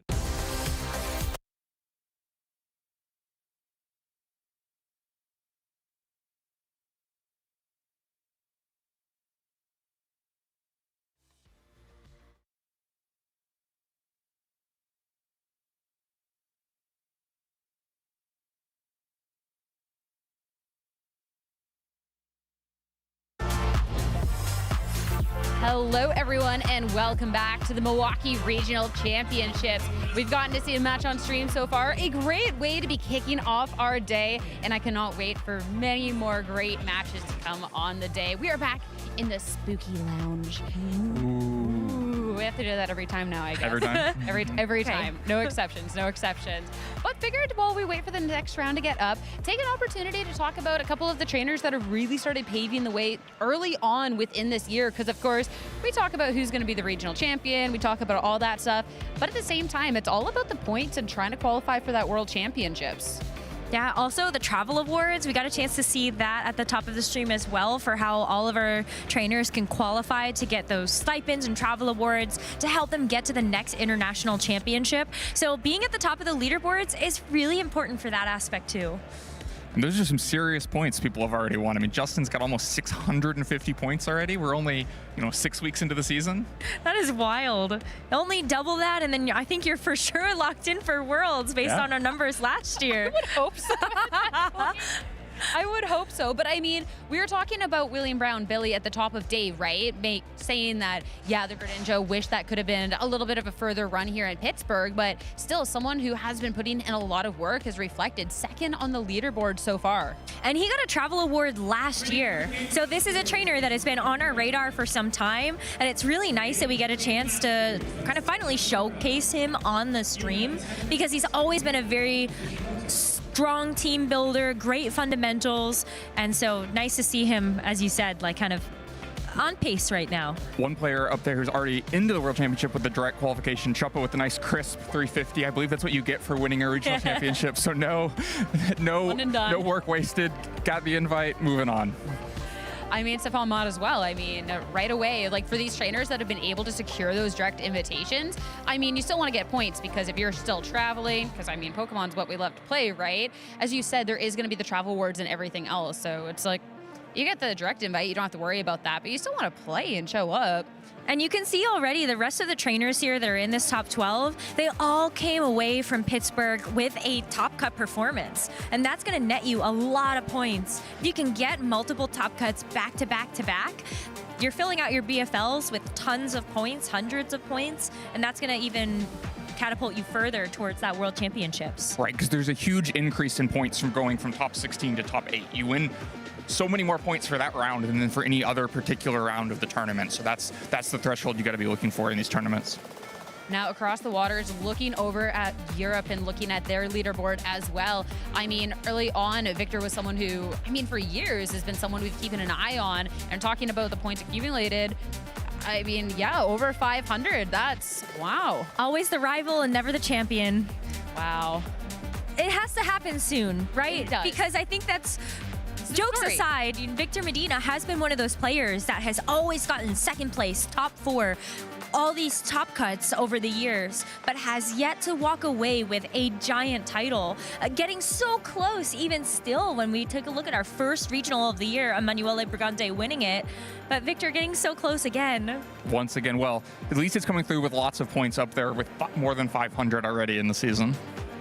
Yeah, so there'll be plenty of chances, of course, for him to be able to secure something. Louis Flambier as well, someone who previously was in the seniors division, already making a lot of a splash here. So being able to see him 5th in the leaderboard amongst such a stacked region, really, really nice. And I mean, a lot of really stacked names on the list. It's still so early on in the season, that's the thing. So there is some really notable names missing, but there's a lot of Pokemon still to play. Europe does have 2 regionals back-to-back after Milwaukee concludes. And I think that's where we're really going to see that leaderboard shake up.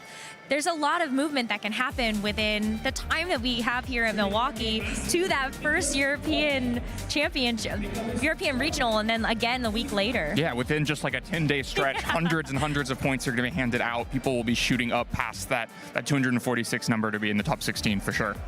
And you're talking about upcoming European events, but there is another regional that is happening right now, and we have to talk about the LATAM leaderboards because, yeah, there is going to be movement over here as well. Belo Horizonte happening as of this moment, but looking over, I mean, we did have Sebastian Rodriguez fly out to come to this event, try and clean up this leaderboard amongst stacked trainers.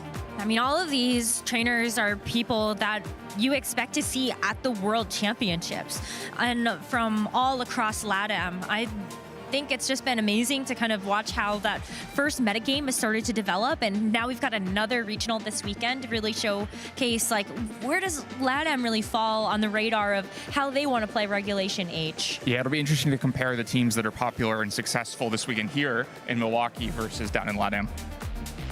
And I mean, when we're looking at LATAM, there is the regional happening this weekend. And also next month, we are going to have the Latin America International Championship. So that is going to be a great opportunity. You're talking about points and wanting to make a splash on the leaderboard. The amount of points you get at these international championships is crazy. And I think is going to be really, really instrumental for these trainers to really kind of really cement how the season's really going to start. And I think LAIC is the last event to qualify for the travel awards for EUIC. I can't remember the exact timeline of what those periods look like, but that would make logical sense to me, even though my memory is blanking. It's too early in the day for this, Rose. I cannot help you out here, buddy. I'm not woken up yet. One way or another, they're valuable points for trying to earn travel. And for a lot of players, that's important. Is that getting to multiple international challenges in one season is really helpful in that chase to be in the top 80 or whatever the number is for your region. And so earning those travel awards to play in more of those tournaments can be really helpful. Yeah, and where a lot of these points are coming out to at this point, we've only had a few regionals so far this season, but local leagues, those local cups, those challenges, etc., are a great way to get those points and really instrumental for securing those world qualifications. And of course, just a lot of fun. The communities are made at these local events. So if you have this opportunity to go out to a local event and you can scan the QR code on your screen to find out more event, I highly encourage it. I got points at my first local this season. Woo! Ooh, way to go. Yeah, really living up the Nimona life. But yeah, it's a great way to find groups to practice with as well. You can make friends, get some matches in outside of tournaments as well, because practice is important and you need people to build with and work with to make strides and be more successful at future tournaments. And again, the point implications as well. So the community aspect is so great.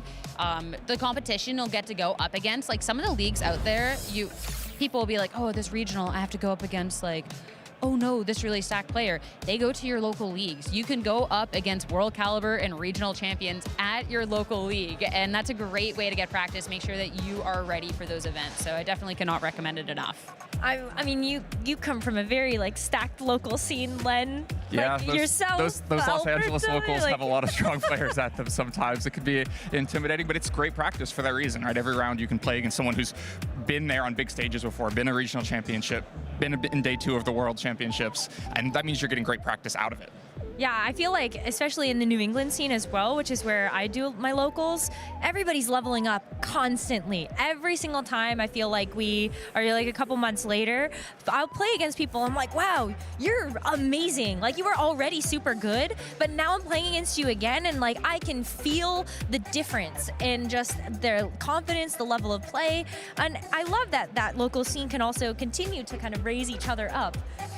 It's fun when people visit as well. Sometimes you get people out of town at your locals. Last week, Riley was at our LA local. It's like, you don't live here. Why are you making this tournament harder for us? I've had to play Michael Derbeste at a local in Los Angeles. Wait, never know who's going to show up.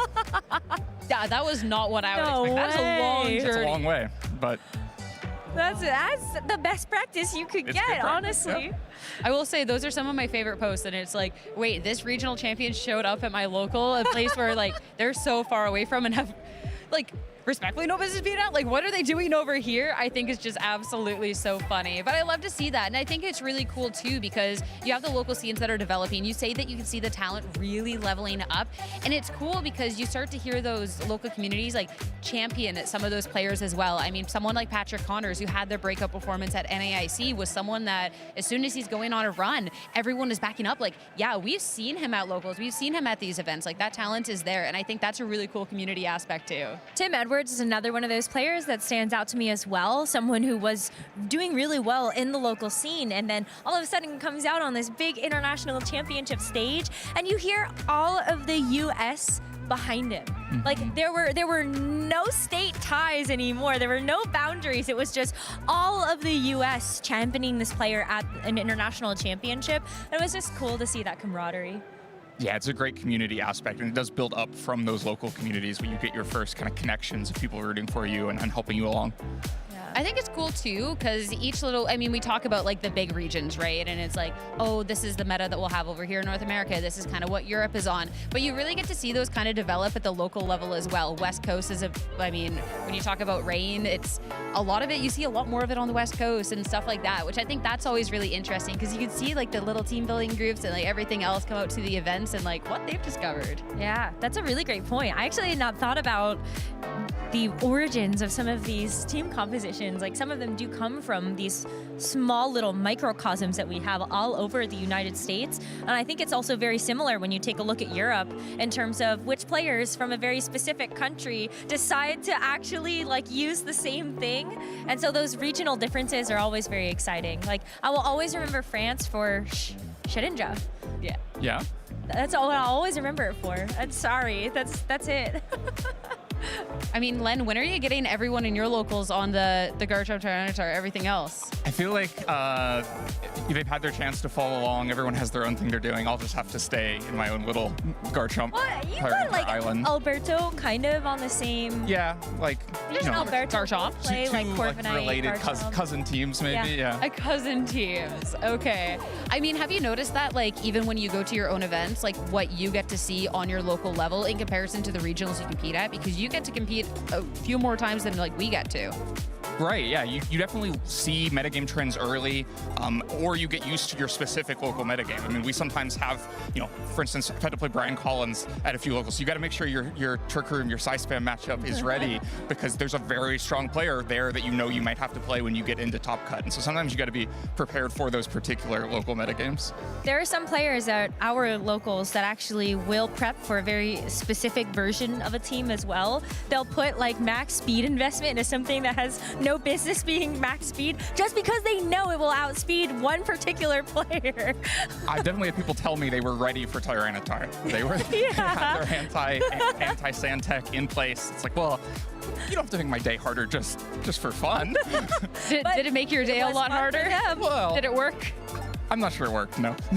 Oh, see, this is why they're coming after That's you. the best type of revenge, though, you know? You win anyway. Yeah, you just have to try another anti-Sandtech.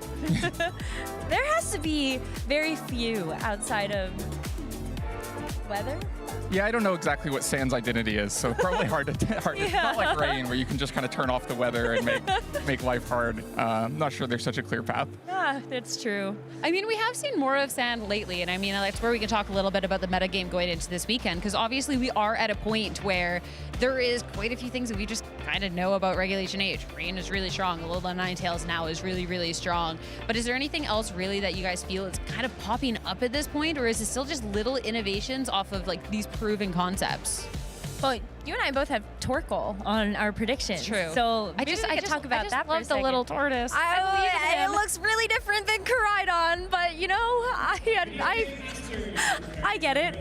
But I think Sun is actually in a place where Torkoal is a little slow. But the reason why I put it on my predictions is because I think that Hard Trick Room has a very specific place in our meta right now where it's good, and especially when you have a more like kind of defined game plan, it can be very difficult to shut down the Trick Room or actually be able to navigate through the Trick Room so that you're not taking too much damage before it expires. I think the challenge right now is that Hard Trick Room loves to be against frail, aggressive teams that once they don't have the speed in their favor kind of fall apart. When we get to a slower, more kind of plodding metagame, like this one can feel like sometimes with Assault Vests and leftovers everywhere, a lot of tankiness, then it's harder for Hard Trick Room teams to accomplish what they need to in those few turns, those 4 turns of aggression in Trick Room. But the wheel is always turning, right? If people get really aggressive to try to burst through these more defensive teams, then Trick Room will be there to ready and to answer.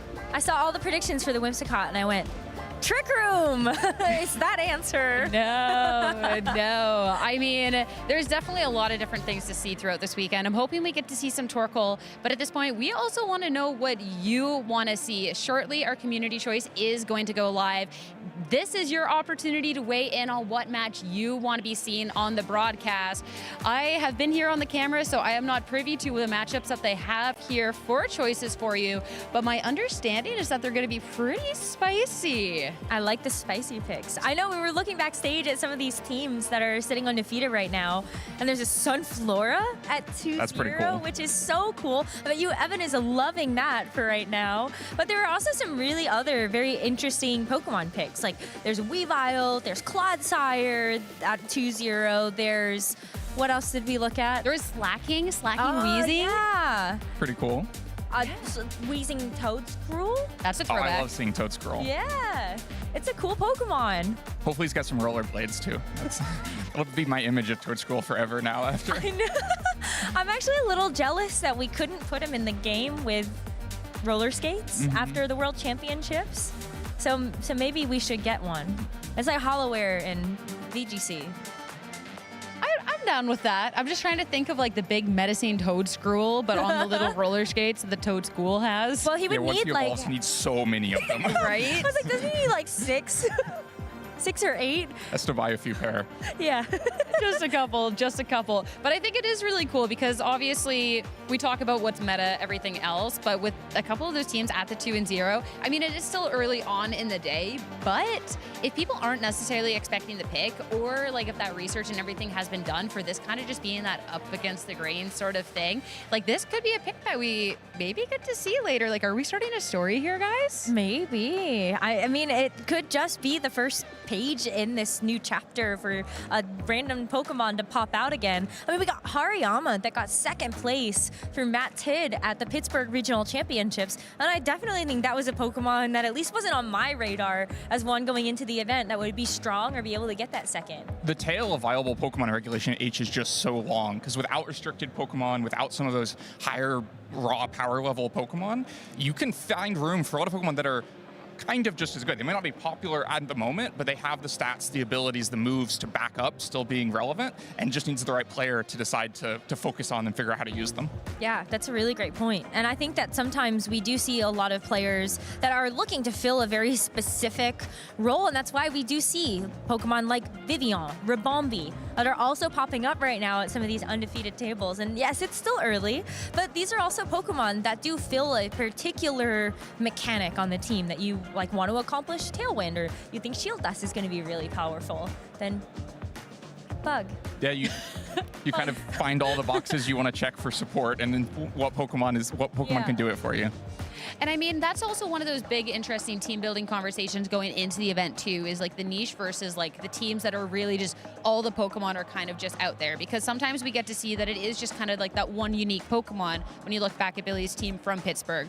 A lot of the Pokemon are something we would see on that top usage, but then the Greninja had really been able to enable them, right? Finding a little bit of a different niche to be able to fulfill that role. Whereas other people are really just trying to break the meta, and that's where you get to see these really kind of off-the-wall combinations. That's where you get the Wheezing and the Slacking. Slacking, not something we really get to see really at this point. Or you get the Toadscruel, one that Len really likes, right? So I love to see like those different little usages on like how they want to go. Just full-on creativity, or just like okay, I know this Pokemon's good, but we're gonna add a little spice to this. It depends on the player. It really depends on what your tendencies are, what your comfort level is. There are a lot of players that just take a team, decide to copy it, and that's what they want to play. There are players that really pride themselves in being able to team build, and they're at the forefront of what is considered sort of like the meta revelations. I kind of look at players like the whole Tang gang. I feel like they're the ones that they create very normal looking teams at the end of the day, but those are ones that eventually kind of go on to define the rest of the meta for the next couple of weeks or months. And then you have players that love to team build creatively, and they find that one Pokemon like Michael Zhang, who's gonna, like, that might be the meta call, and sometimes that's what it takes to win a tournament. You gotta get the meta call right. Yeah, they're definitely very different processes. I think for a lot of players, it's like, how do I take these Pokemon that are clearly most powerful and fit them together in a way that's going to be impactful? Sometimes it's how do I break the meta of the game? That sometimes feels like what Michael Zhang is doing, just trying to find that weird pick.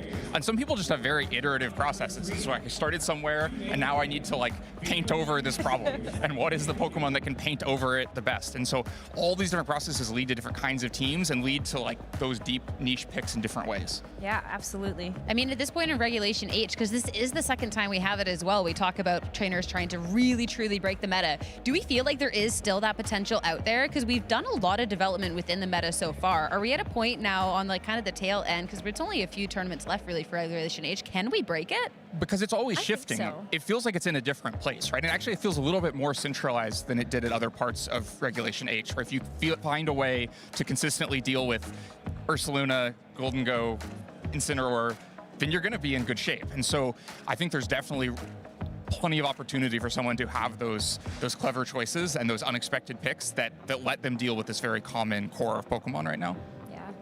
I mean, is there a unique pick that you guys are like, oh, I wish this would work? Or like if you were playing here today that you guys would be bringing? And Len, you're not allowed to say Garchomp Tyranitar.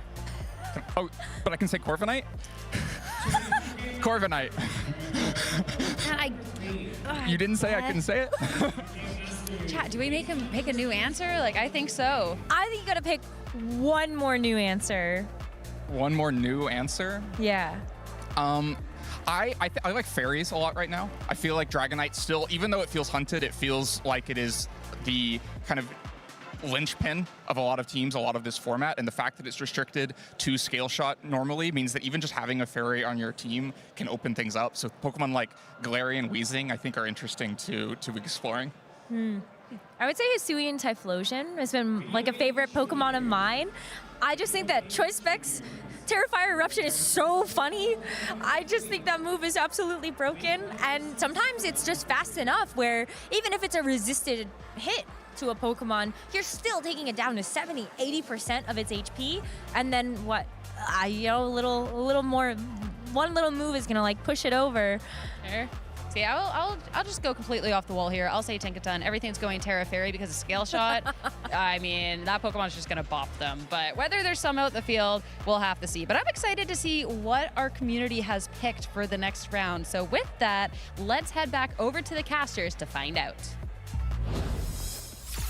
Hey Sierra, our community has chosen an incredibly interesting matchup for our next round. It is actually going to be, y'all have sniffed it out. It was Michael Zhang versus Mason Cutler for the Como versus Metagross matchup here. Also hidden behind some of those archetypes was the matchup between Riley Factura and Joshua Lorsi, Billy Helm versus Stefan Mott, and Sohaib Mufti versus Marcos Morales Martinez. But we're going to be seeing Michael versus Mason, and I think it was we sort of described this backstage as this is a very Gabby-coded matchup. Yes. How are you feeling, Gabby? I am excited because these are two of my favorite Pokemon matching up against each other. And, you know, for Halloween, sometimes you get tricks and sometimes you get treats. And I'm excited to have a treat. Well, it's going to be a trick for one of them. So which one, Metagross or Como? I honestly don't know, actually. I was just looking at this matchup trying to figure it out. But I do want to say all of the teams that were in this poll had their own little tricks to them. So I know the names are like Rain and Balance, and Metagross and Como kind of stood out on their own. So I think we may have biased the poll by a lot. I did not write that, by the way. That was not my doing. But hopefully we'll get to check in with some of these players later on to show their unique adaptations of Balance, of Rain. But for now, you know, I think something was said about Michael Zhang making a meta call. Well, he did. It's just a Metagross call. Oh, wow. Thank you. All right, well, we're going to have fun here in round 3, if that's any indication. And I do enjoy seeing Michael's teams because these are the teams that only Michael can run. Oh, yes. And I look at these teams when I see them, and I just look at them and I think to myself, how does this possibly work? Like, I just don't get it. It's really, I think, a unique skill to be able to look at a set of Pokemon, recognize their unique abilities, recognize how you approach the game and how you think about things, and sort of approach it from, you know, the 90-degree angle instead of from the 180 or something. And I think that Michael has a very good skill in which he can see things from that different angle, and that gives him a step up in the competition. And, you know, I think sometimes it's hard and you overstep, and I think sometimes you just cook too much. But we have seen Michael in the past win regional championships because he just made the right call at the right moment in time and has the skills to back it up. So whether or not that's what we're going to see here is yet to be seen. Absolutely. Metagross was not on my caster picks this weekend. I honestly didn't even really think about it outside of Pokemon Go because it was Mega Metagross weekend last weekend.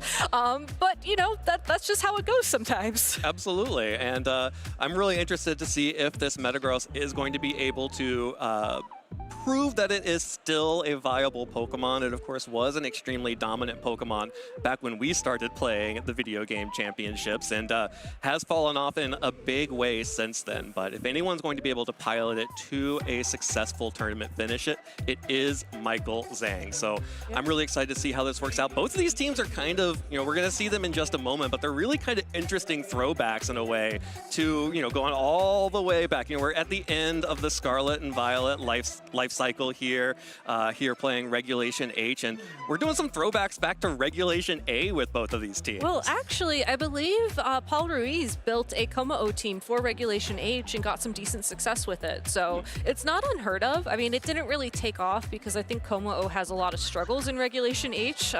Skill Shot, Dragon-type Pokemon, you know, it's a thing.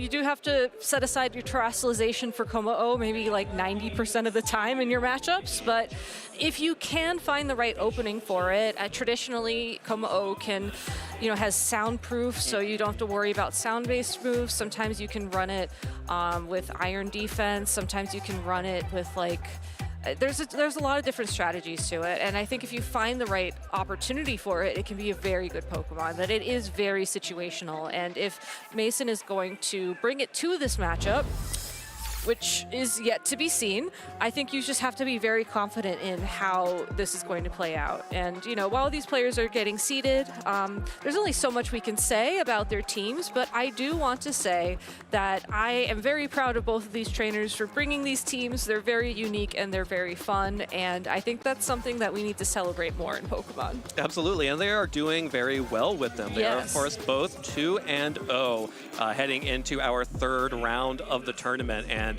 that's a big deal here because you really want to, you know, keep these early rounds. You need these wins. Otherwise, you start risking putting your tournament life on the line much sooner than you really want to. So I actually have some stats coming in. So why don't we go ahead and talk about these while we're waiting for them to get set. This is actually Mason's 5th time bringing Como-O to a regional. And looking at his accomplishments, he got top 32 at Atlanta last year, at top 32 in Indianapolis, and top 32 in Fort Wayne. If I'm remembering correctly, which I'm probably not, let's be real, Como-O probably was legal in all 3 of those. So this might be a Como-O, like, you know, tradition. Yeah. Top 32, top 32, top 32. Top Como-O trainer. Yeah, Como-O gaming here. Well, this is definitely, you know, Mason is no stranger to these high pressure situations. Of course, sitting across the table from a regional champion, but multiple top 32 finishes means that Mason is regularly making it into phase 2 of the tournament and is knocking on the door of those top cut finishes, especially now that we have the asymmetric top cut, which allows everyone who gets an X2 or better, or a top 16 or better record, will be able to potentially make it in to his first top cut here in Milwaukee. And of course, having to go through Michael Zhang, it's really hard to sit down across the table from this team. You're looking at this Meowscarada, you're looking at Metagross, you're looking at the throwback Paldean Blaze Breed Tauros, as well as the Primarina, Magmar, and Hydreigon. One fun fact before we break down these teams, Michael Zhang actually won the Sacramento Regional in 2024 with Como-O on his team. Yeah, that was the Como-O, that was the Psychic Tyranitar team. Yeah. Okay, anyways, fun facts aside, this is going to be a really interesting matchup, right? I mean, Michael Zhang is doing what he does best and coming up with something that nobody has seen before, whereas Mason, on the other hand, you know, he does have some of those more common Pokemon, the Golden Go, the Annihilate, and the Maushold. But let's take a look at Michael's team in more detail. Metagross, Clear Body, Assault Vest, can't be intimidated, going to want to stick around on the field, does have Bullet Punch for priority attacking, Psychic Feints can remove screens. You have Meowscarada with Overgrow, so it's not running Protean, or its version of Protean, which means it won't be changing types, but it does have Flower Trick, which always crits. Paldean Tauros Blaze Bleed with Mirror Herb, so it can copy stat boosts. It's the Intimidate user. It's just like, it feels like everything's just a little bit different than what you'd expect to see, and I really like this approach. Yeah, absolutely. Some really interesting text here. I think pay special attention to this Primarina here. That's the Haze user for Michael Zhang's team. That's going to be really important in keeping Mason's Pokemon, especially that Como-o, in check. Yes. Also have to highlight this Hydreigon. I am a big fan of this Pokemon. Offers some great defensive pressure with the Snarl and with the Tailwind. And this Assault Vest Metagross, I think, is a really interesting Pokemon to start seeing here, as we are in a meta where Golden Go is the #1 threat in this meta, and being able to resist those Make It Rains is so important, especially when they're going to be boosted by a Choice Specs and a Terra Steel on Mason's side. Does still have Shadow Ball to worry about, though, so might have to Terrastalize it on Metagross for Michael Zhang. Could also redirect any attacks that are single target. We'll see. This is a very interesting team, though. Again, Annihilate Mousehold, we've seen them before. We know what they do. Opting for the sturdy Power Herb version of Archaludon, so can use Electro Shot to boost its special attack. Como-o, Iron Defense, Body Press. Murkrow, though, does get Prankster Tailwind. Pretty cool. Foul Play does a nice amount of damage. But Perish Song with no trap mechanic on the team. Typically, Murkrow likes to run Quash in that spot, which would force the opposing Pokemon to move last. Maybe opted to not bring it, given the prevalence of Psychic Terrain, which does block those priority moves. And to be fair, Perish Song, if you can get to a 3 versus 2 position in the game, you click Perish Song and you win. We've seen Wolf Glick do that many, many times on stream, and many, many times before on stream back in the early days. So it could be interesting to see if he tries to play to that win condition. I don't think we'll necessarily see Como-o given the Primarina. You mentioned Haze.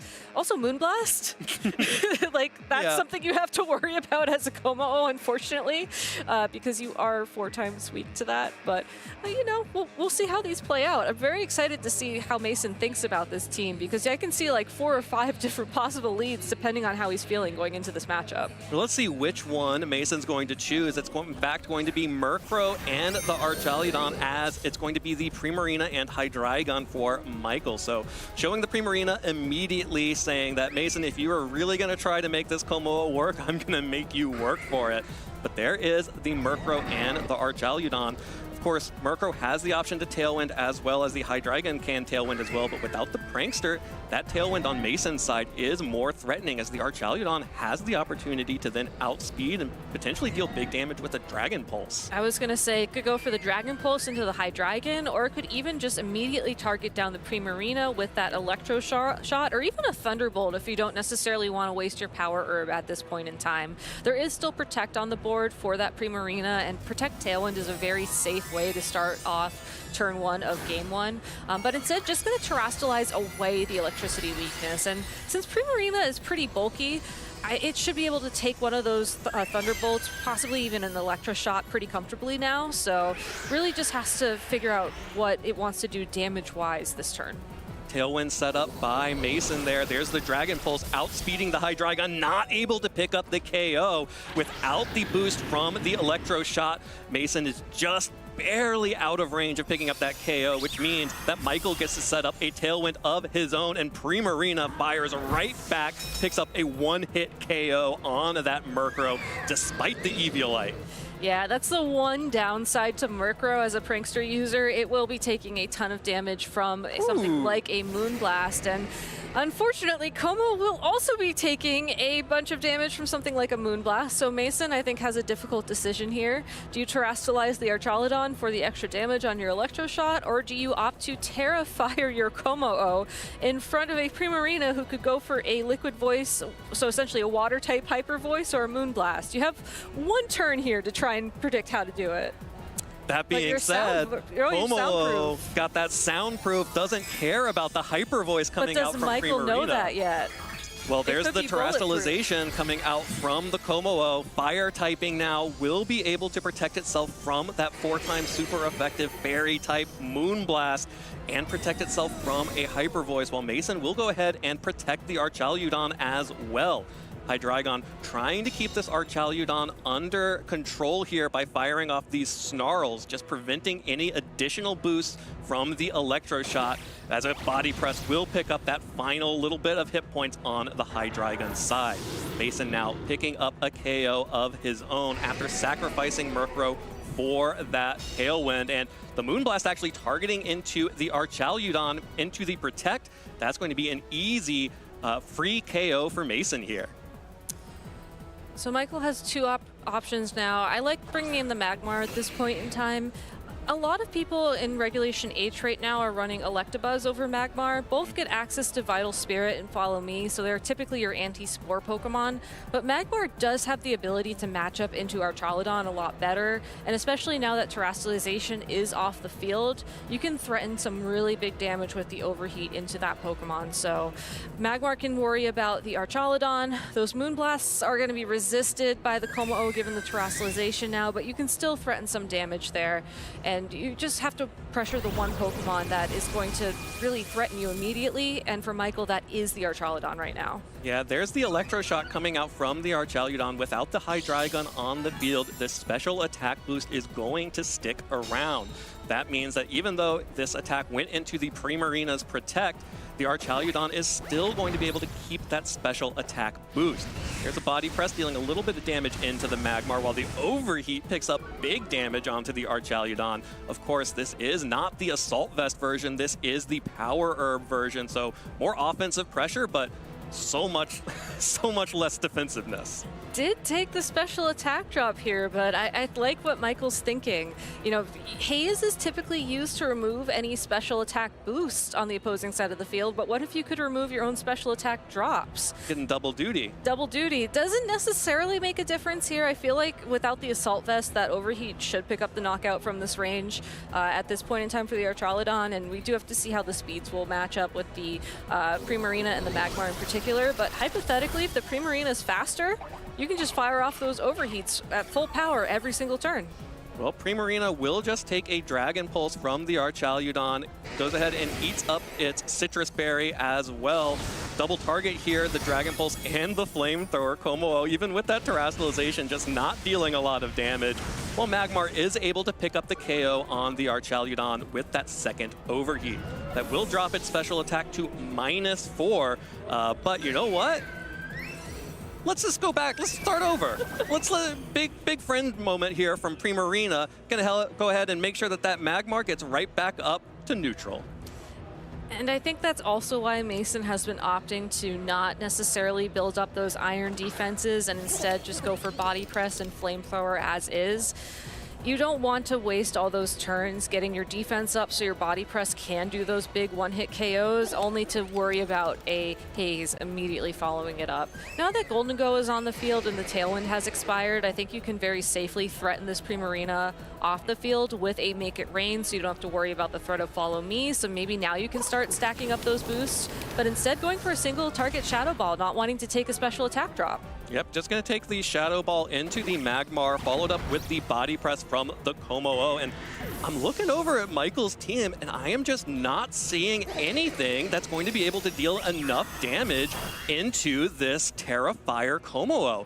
The Tauros is probably the best bet here to try and get a critical hit close combat or something, but Como-O is free to be able to start building up iron defenses to prevent even that option from Michael. And with the Soundproof, with the Terra Fairy, I don't think Michael has any damage here. It's an interesting position to be in, right? It's not necessarily a Pokemon you prepare for. And again, the Soundproof versus Bulletproof versus how you run the Como-O is so key. And I think that Primarina on paper was such a good counter pick, but unfortunately just did not find the positioning it needed against this Como-O. It's worth noting that the Tauros does have Mirror Herb, so it will be able to copy the first Iron defense if Mason opts for that. But Como-O would eventually be able to just boost again and again and offset the defensive boost at that point. Yeah, well, just going to keep firing into that Tauros with Body Press, Primarina with the Moon Blast. You know, that's not insignificant damage. I think that Primarina may just be able to outrace that Como-O, given how weak the flamethrowers were, if it had the ability to get there a little bit ahead of time. And it is 2 versus 1 at this point as well, so we'll probably see Mason weave in some protects here to get to maximize the leftovers recovery, which is exactly what you want to do in this position. As far as we can tell, Michael does not have any recovery at this point, and by that I mean he does not have any recovery at this point. So it's up to this Como-O to just maximize leftovers, probably prioritize the Primarina given just how much damage and the typing of these Pokemon remaining, and hope you don't get crit. Yeah, I mean, I think you probably actually want to take down this Tauros, which threatens potentially a big close combat.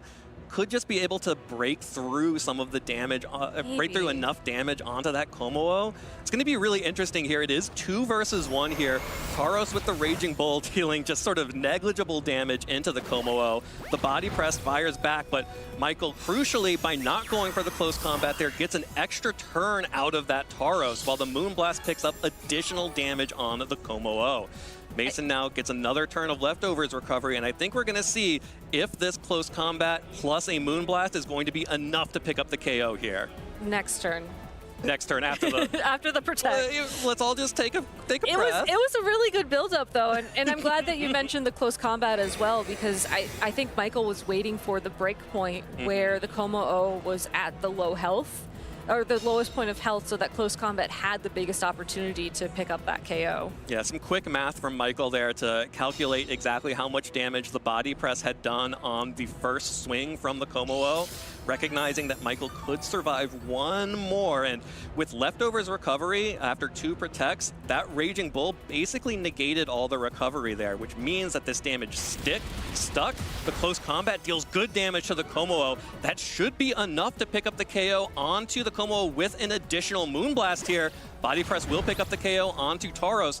Let's see if this Primarina can pick up this KO. I think it should be enough. We've seen it do a lot of damage with this Moonblast, even though it is resisted with that fire typing. And Primarina, even though it was struggling to find its footing against the Como-O, it's still able to deal the damage needed to give Michael the victory in game number 1.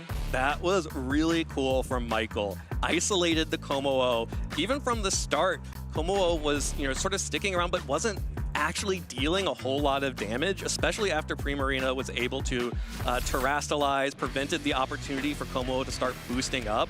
Michael was able to target all of Mason's partners to Como-O, and then even though he doesn't have a lot of damage into that Pokemon, just by isolating it and ganging up on it with 2 versus 1, was able to get just enough damage there to pick up that KO and win game 1. Yeah, I think had Mason been able to get more damage down on that Primarina, and had it been a one-on-one situation, it would have been a little bit more interesting, because that Tauros would have had to throw those close combats out a little bit sooner, and we would have seen the body presses start to add up more because of the defense's drops. But Primarina was really the star of the show, with Moonblast in particular against Mason, which brings the question, how do you adjust to that going into game number 2? I think the very safe switch for Mason would be to leave the Como-O behind, unfortunately, and maybe try to put something a little bit more powerful like the Annihilate in that spot. You still have that the fighting typing, you still have the Terra Fire, but then you also have close combat and Rage Fist on your Pokemon, so that you can deal that damage a little bit faster. And if you think back, Como-O missing out on the KO a couple of times, especially against the Hydreigon, was really unfortunate. Absolutely. And also looking back at game 1, the Golden Go on Mason's side didn't get an opportunity to do a lot. Yeah. Just ended up shadow balling into the Magmar. I wonder what that game looks like if instead of going for sort of the quote-unquote safer shadow ball play, Mason had actually just gone for the make it rain there, deal more damage to that Primarina, knock that Pokemon out, and then get yourself set up to a position where the Como-O could be facing down the Magmar and the Tauros instead of the Primarina and the Tauros. That would have been interesting. I mean, that's 2 fire-type Pokemon essentially versus the Como-O, who had terrastalized into fire, so you would be able to take advantage of its natural bulk a little bit more. You'd be firing off those attacks probably into Magmar, but we see an adjustment from both of these trainers going into game number 2. Yeah, that's going to be Mousehold and Golden Go alongside the Hydreigon and the Magmar. So both players bringing their Follow Me Pokemon, as well as, you know, the big damage from Mason being in that Choice Specs Golden Go. It is, of course, a little bit unfortunate to be staring down the Hydreigon that has the ability to use really powerful snarls to start, you know, reducing the special attack and dealing decent damage. Well, not only that, the Golden Go as well is threatened by the Overheat on the Magmar. Yes, the Mousehold can redirect any attacks, but it's really just in a tough spot. And I feel like to keep it on the field here is a big risk. You have to wonder if he's going to try and trick the Hydreigon or the Magmar into using one attack and then switch it off the field. Or just try to go for big damage here. Make It Rain plus Super Fang takes away half of Magmar's health plus the additional chip from the Make It Rain and deals almost exactly 50% damage to the Hydreigon. But once again, this Golden Go is going down, basically firing off a single attack onto Michael's side. So whatever Mason's bringing in, just like in game 1, lost a Pokemon on turn 1. In game 1, got some advantage, got some momentum from that switch in, but here we just have the Mousehold alongside hopefully something that can start picking up some big damage here.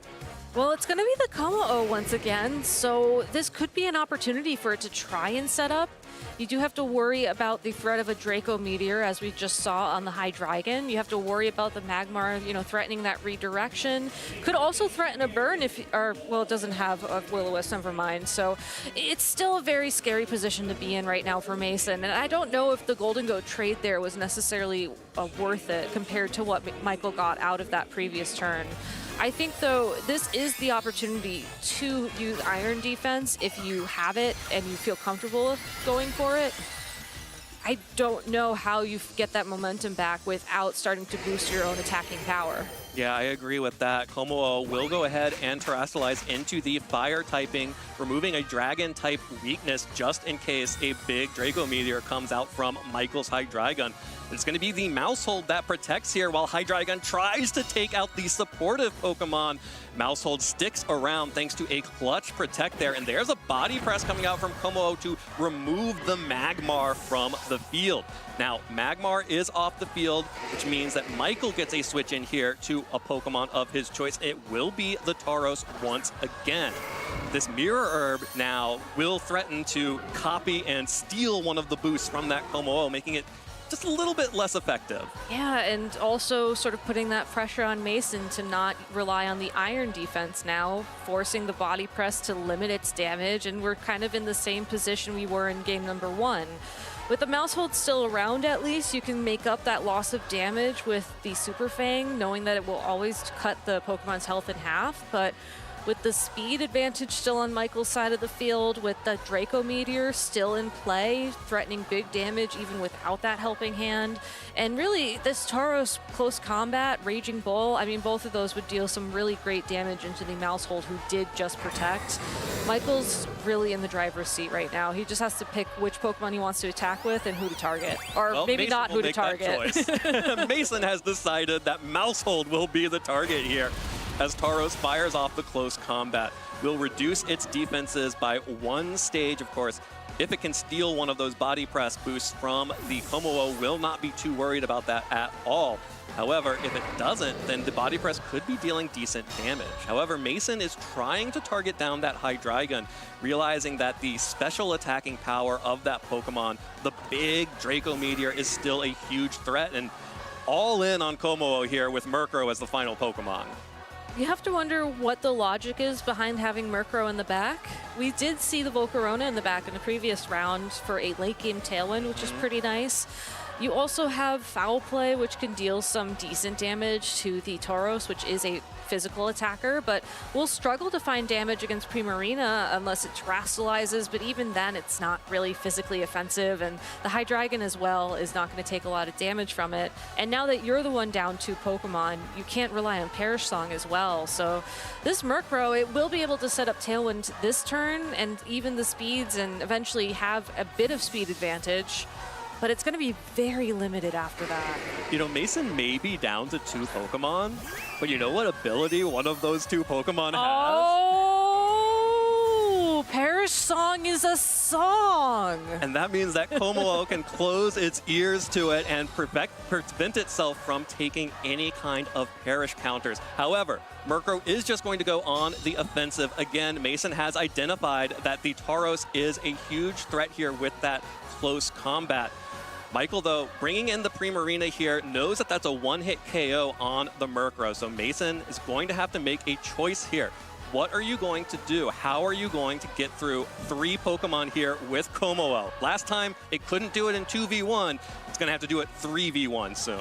Murkrow does have Protect, I will say. So we could see Murkrow Protect this turn.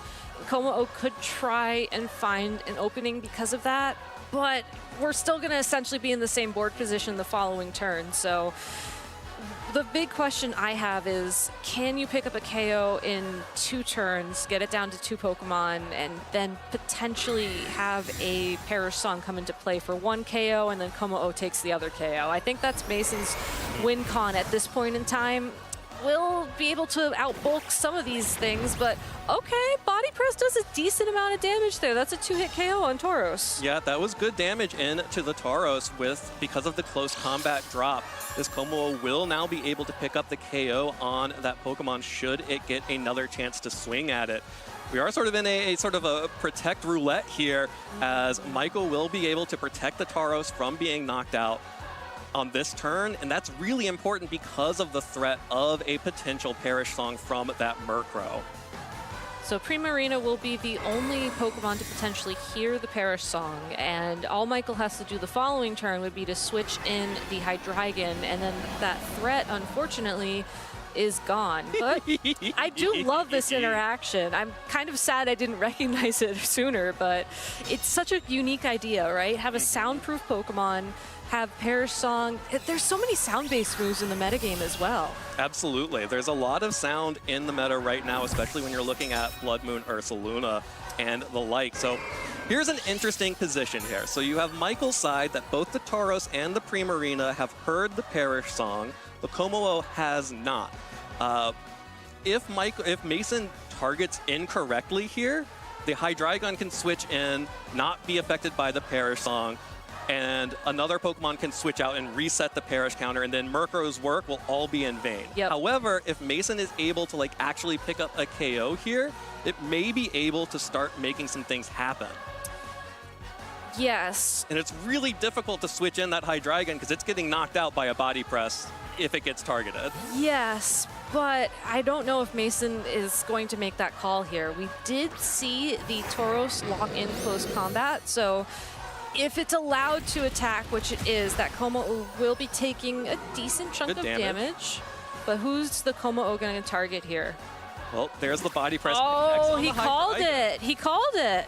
Got the right call there. So Primarina did reset the Perish, which is very important for Michael. So we saw how important that damage was onto the Como-o from Moonblast. However, now this Tauros is stuck on the field, but you know what? It's okay. It gets one more turn to fire off another close combat before it faints to the Perish Song here. And then Mason is going to have to be one-on-one against the Primarina at much lower health than it really wants to be.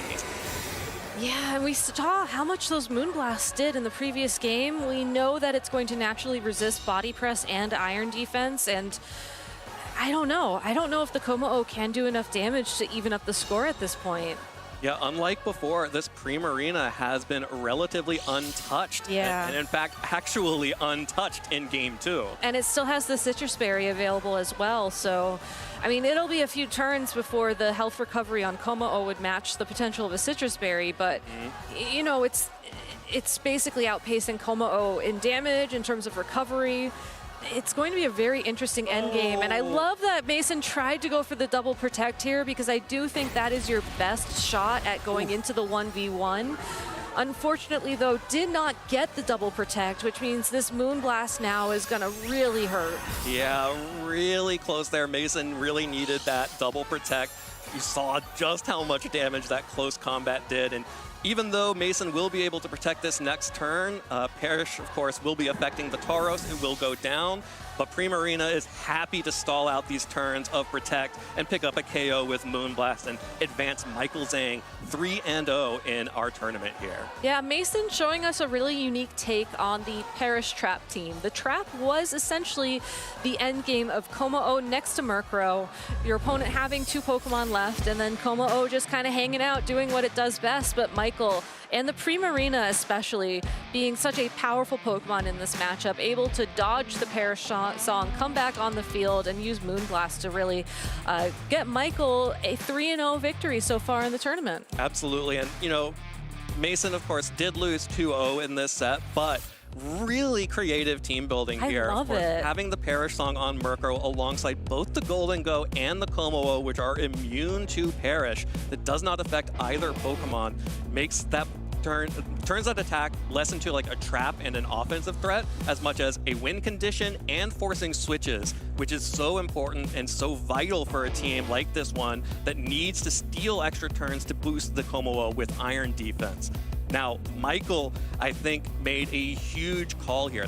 The unseen MVP here, I'm going to say, the Mirror Herb on Tauros. Oh, 100%. We didn't see it activated at all, but it totally prevented Mason from ever feeling comfortable going for an Iron Defense. 100%. Like, I think that endgame looks a little bit different if we're talking about a +4 or a +6 body press into the Primarina, even with the Fairy type resistance it would have had. Even a +2. Even +2. Like, it would have been so much different because I think at that point we would be looking at comparable damage between Moonblast and body press. But because the Tauros threatened to take those defensive boosts, Mason just couldn't go for it. And I love that Mirror Herb is starting to pop up more and more in the metagame because I think that with Pokemon like Bulk Up Annihilate, we see a lot of Pokemon with Nasty Plot and Golden Go. Like, sure, you're not going to use those special attack boosts, but you don't want your opponent to have them, so why don't I just, you know, pass them over here for a bit? Yeah, I mean, they do still get the special attack boost, but it's kind of, you know, it's one of those big sort of like,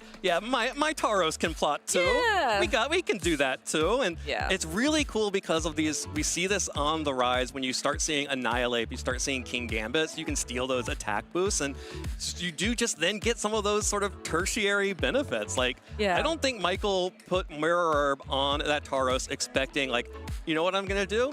I'm going to get some Iron Defense boosts, like, just for free at some point. But you know what? He threatened it this entire set, and it really put, you know, a damper on Mason's game plan here. For sure. And I mean, the rest of the team was super creative as well. Having Magmar with Overheat to threaten opposing Golden Go, having the Haze to be able to reset the special attack drops. You know, we saw how critical that was in game number 1. You can also use Haze and Hydreigon and Draco Meteor. I mean, those moves are typically a trade-off. You get more power at the cost of accuracy and at the cost of your special attack stat, but all of a sudden now you don't have to pay the special attack drop cost. And yes, you still have to pay the accuracy one, but that didn't come into play this game. And if you're just lucky enough, you don't have to worry about it. Yeah, simply hit. That's all you have to do. Yeah. Well, let's go ahead and toss it down to the lounge with one of our most creative team builders in VGC right now. Sierra is sitting with the winner of our last round. Take it away. Thank you so much, Utir. I am here with Michael Zhang after a great 2-0 victory, now 3-0 Milwaukee. And you were telling me as well, you have not dropped a game all day. How are you feeling in this event? Pretty good so far. Can't complain for sure. 3-0, haven't dropped a game, but like I've had good starts in the past, so need to actually close it out and have a good finish today to really feel confident. So yeah. I mean, Evan was just saying that you're one of our more creative team builders, and like that is so true. And I want to know then if that's something that you always try and lean into, like you try and want to lean away from the most commonly used teams? Yeah, I don't like to just like copy something off the internet and just like, you know, use just that. And so like I always want to put my own spin on something. And, you know, I always want to try to bring something new to the table. And I think with Reg H, there's a lot of options because it's a lower power level format. And so I wanted to use some of my like favorite Pokemon and the ones that like I feel like are the most satisfying. So like this team was really centered around Primarina, which has like kind of fallen out of the meta, but it still, you know, was a powerhouse during the first stint of Reg H. So I don't feel like it's that crazy. And something I want to talk about was the Hydreigon, because you're talking about the team being centered around Primarina, but you had mentioned to our staff beforehand that your favorite Pokemon is Hydreigon. So I want to know if that's kind of where it started, or was it always kind of centered around Primarina, or maybe just the duo? Yeah, I do think that the duo was like part of. I tried a bunch of different stuff. Actually, I think the first piece of this team that was added was actually Metagross, because I was testing Metagross on a separate team and I was very impressed with how it performed. So then I added that to the team, and then I was just trying a bunch of different stuff. And then the Hydreigon and Primarina really stuck out to me as like this is a very powerful thing that people aren't really doing in this format. And so that was something that like I built the core of the team around really those three, and then everything else changed after, but those three were like the start of the team. And then two, with being such a creative team builder, you're round 3, you roll up, you're not really going up against one of the meta teams, but you're also going up against something a little bit more unique. So I want to know then your thoughts kind of going into it. Obviously you got the 2-0, which is great, but did you think that on paper it was going to be a difficult matchup, or I wanted the confidence? Yeah, so my team doesn't actually have a good answer to Terrafire Soundproof Como, and also like opposing fast Prankster Tailwind can be sometimes a little bit annoying for me, but because they don't have a good answer for Primarina, like they're relying on the Terrafire to resist the Moonblast, and then with Soundproof to immune Hyper Voice. I knew that Primarina was going to be such a key member in the matchup. If I could just get it down to a 1v1 with Primarina versus Como, even with the Terrafire Soundproof, I knew that Primarina could win. So I was just trying to leverage Primarina as much as possible. And I want to talk about the Como-O, because obviously not something on your team. You're going up against it, but we've seen you play it in the past. So I want to know why, when you go for all of these creative Pokemon, etc., is that a Pokemon that you looked at within this meta? Yeah, I really wanted Como to work. Like Como and T-Tar are my two favorite Pokemon to use in VGC, and like they brought me so much success in the past. And so, that was where I went for Reg Age Part 1 and where I wanted to start with in this meta, but after testing it extensively, I really feel like it wasn't good, and that was like really disappointing for me. And like I felt that was like a huge letdown, and because like I was excited to be able to use those Pokemon again, but I really didn't feel like it was a good enough team to bring to the tournament. So I left it at home, and this is where I kind of ended up. And then I know you said at the beginning, obviously 3-0. Awesome. Got to close it out. I want to know how you're feeling going up into the rest of the tournament, and if you're kind of anticipating going up against like more kind of creative teams, or... Yeah, I'm not sure like how I feel, because I think Reg Age, a lot of people aren't innovating as much during this Part 2. There's no, like the Japanese players aren't playing it because they're playing Reg J. And because of that, like I feel like the innovation in the tier hasn't been as much as like some of the past formats we've been playing. So I'm expecting more standard stuff, but someone could always surprise us and bring out something crazy. And other than that, like for the rest of the tournament, I mean, I'll just see where it goes. I didn't think I had that high hopes coming into this tournament. I just wanted a day 2 and starting to get the points rolling, especially since I missed Worlds last year. But we'll see how it goes. Then I want to talk about like the rest of the year too, because you're talking about missing World, you're talking about trying to get the points rolling day 2, but you're still using, again, such these confident teams that you're like, I don't really know how it goes. Like, how do you then deal with the pressure? Like, yeah, I mean, every team I bring to every tournament, I'm confident in the sense that like I've always tested it and like, feel confident that I can play it to the best of my ability, and it's the best team for me going into every tournament. Whether that means I have a good result or not, that has varied in the past year. I really feel like last year was a disappointment for me. So I'm trying to get back onto the right track and have a good performance here again. I'm definitely looking forward to it, especially too. I would love to see more creativity like yours going on forward. So I really hope this works out. And before I let you go back to the floor, be able to chill, any final words for those watching, for those creative team builders out there that inspire to do what you're doing? Yeah, I think, team building is all about, prep and testing and making sure that everything, goes as you think it is in your mind. So like, even if you think that there's like a great idea, you got to test it and make sure that it works. Like, the reason why I didn't bring Como and T-Tar to this event was that I tested it and it really wasn't good enough for the format. So I ended up with this team, and we'll see if it's good enough. But that's my advice to everyone who wants to try something different. Just keep trying it out, and who knows, maybe you'll be 3-0, and hopefully maybe like an 8-0 road regional soon for you. Michael, congratulations on this win. Best of luck going on forward. As for us, still a lot of competition to be played, and I hope the more creative teams out there will have to find out after this break, so stay tuned. GG's, great games.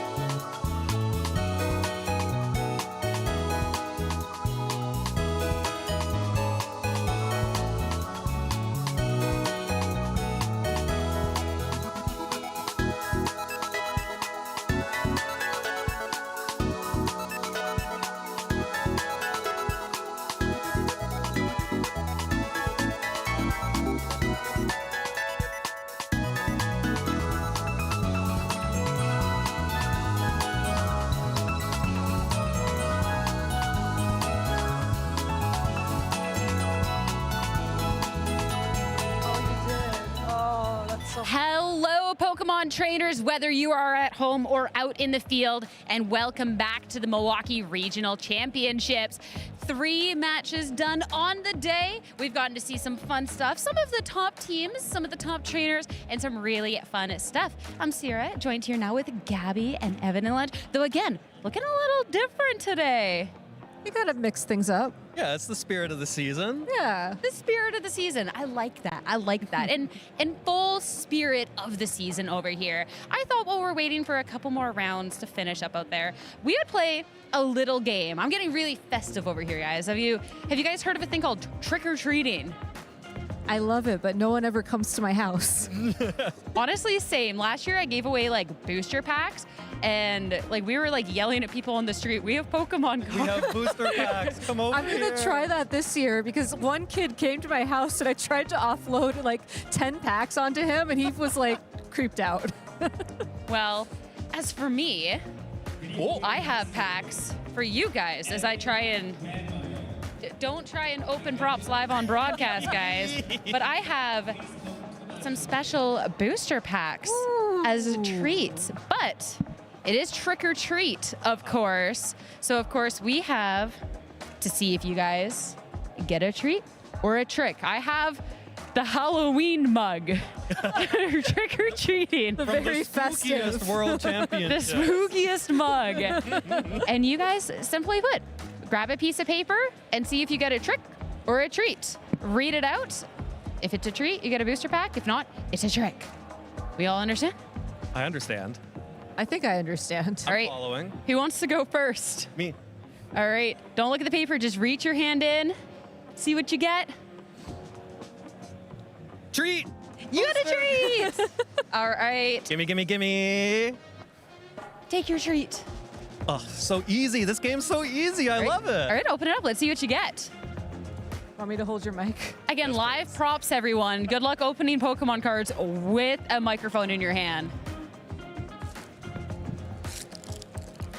So here's the thing. I know that there are ways in which you're supposed to reveal on stream. Those don't work with the booster packs. I don't know how to do it.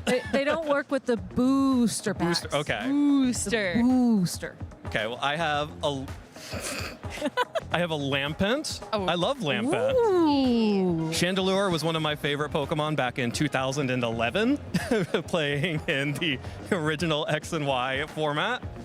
We also have Teal Mask Ogerpon.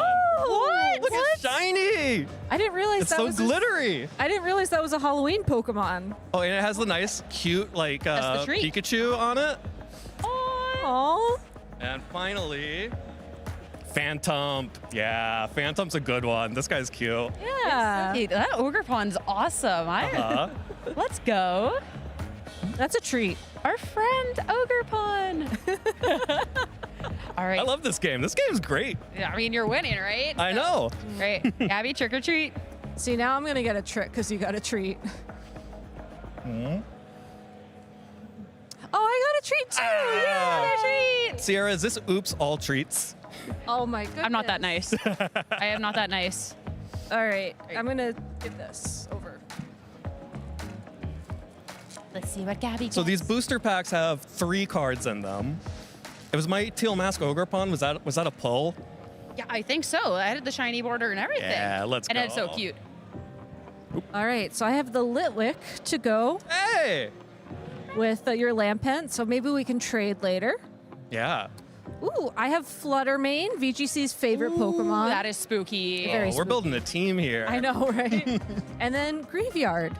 Okay. Oh, pretty good pack. Yeah, a that's good pretty boy. good pack. I like that. A good boy. Like that. All right, now let's see if there's any tricks in store, okay? If you don't get a Chandelure, I'm going to riot. I'm hoping you just get a trick instead at this point. No! I paired into Dondozo Tatsugiri and I don't have an answer! I thought the meta shifted and I dropped Haze from all of my Pokemon. What do I do? I guess I just lose. What do you do? What are you running right now?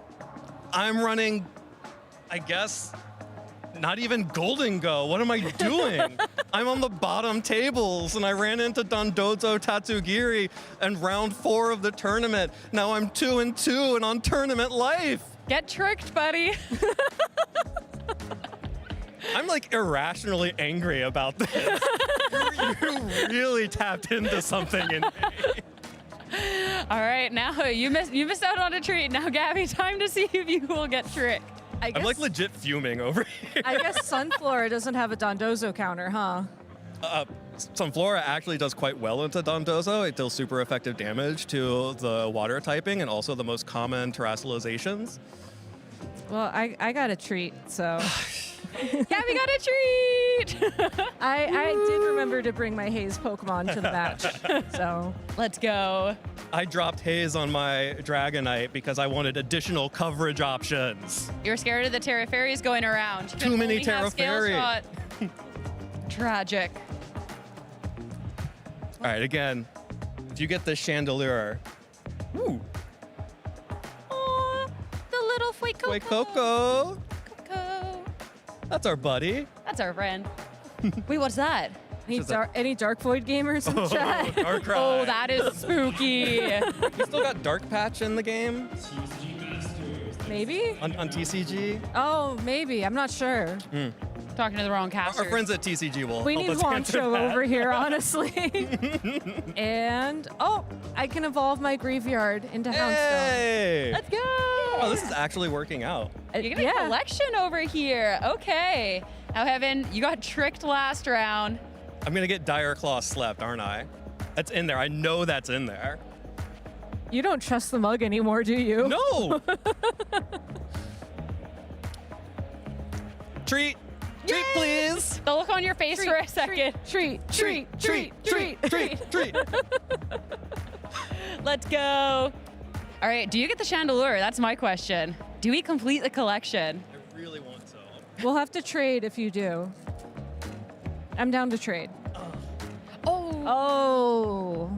Double Lampent. So I'm happy to trade my Lampent now. I got a double. Woo!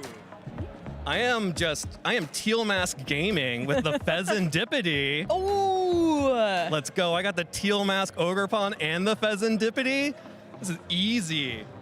Oh, and Graveyard. Nice. All right, I'll trade one of my Lampent for your Houndstone. Yeah, okay. I don't know if that's a fair. I don't know, Gabby. Trick.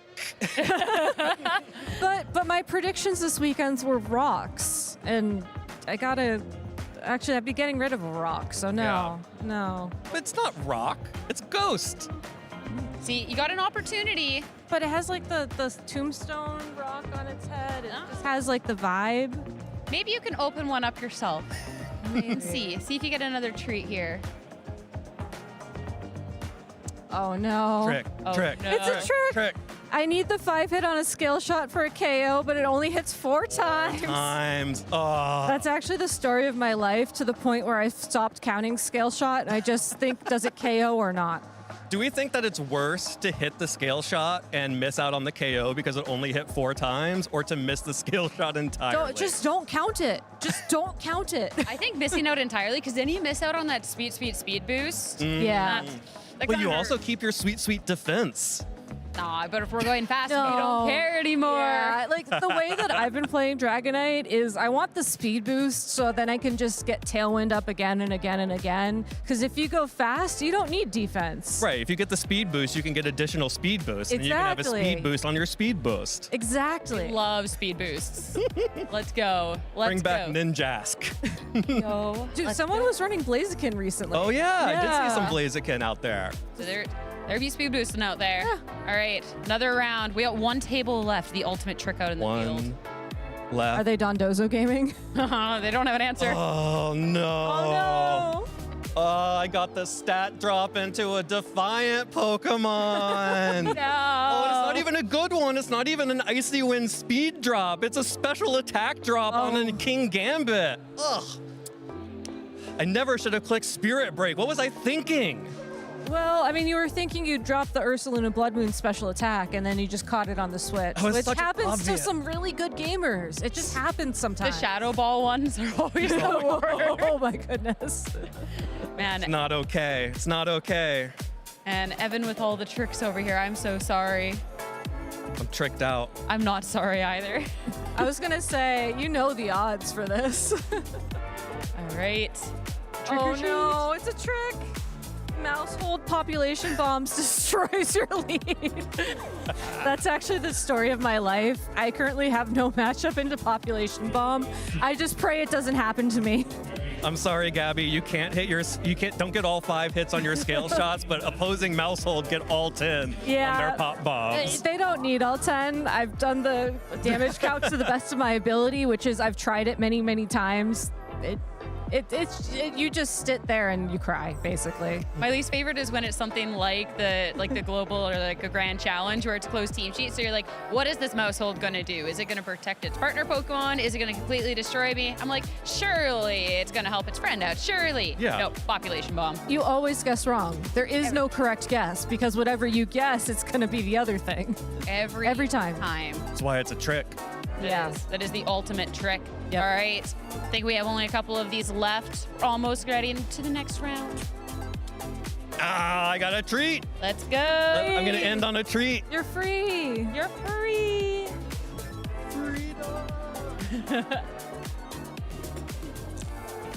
Does he get the Chandelure chat? I don't know. I'm feeling some good vibes.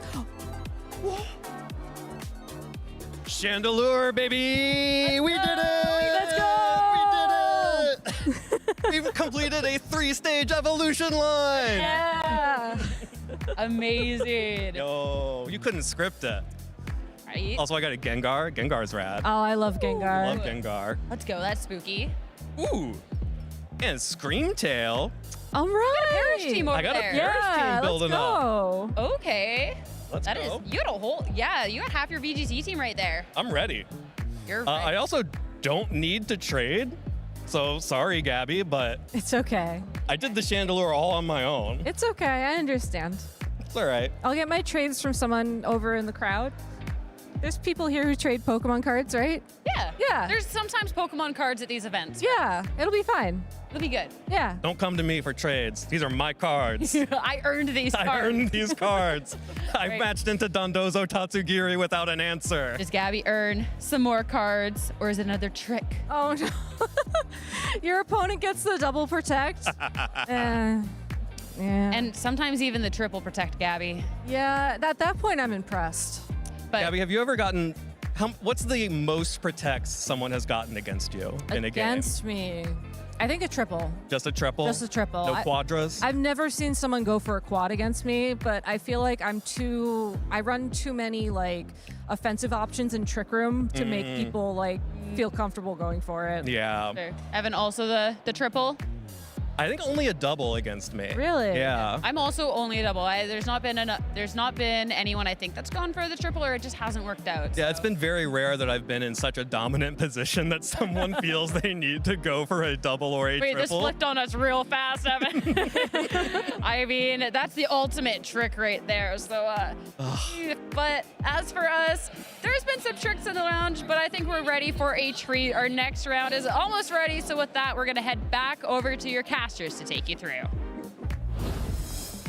Thank you so much. Thank you for a very funny segment. I was like, I'm not sure what is a trick or a treat. Some of those packs seemed more like tricks. Are you wishing that you got a treat, or are you just glad you missed out on all the tricks? I'm very happy I missed out all the tricks, especially because my least favorite trick is wide lens population bomb Mousehold only hitting 2 population bombs.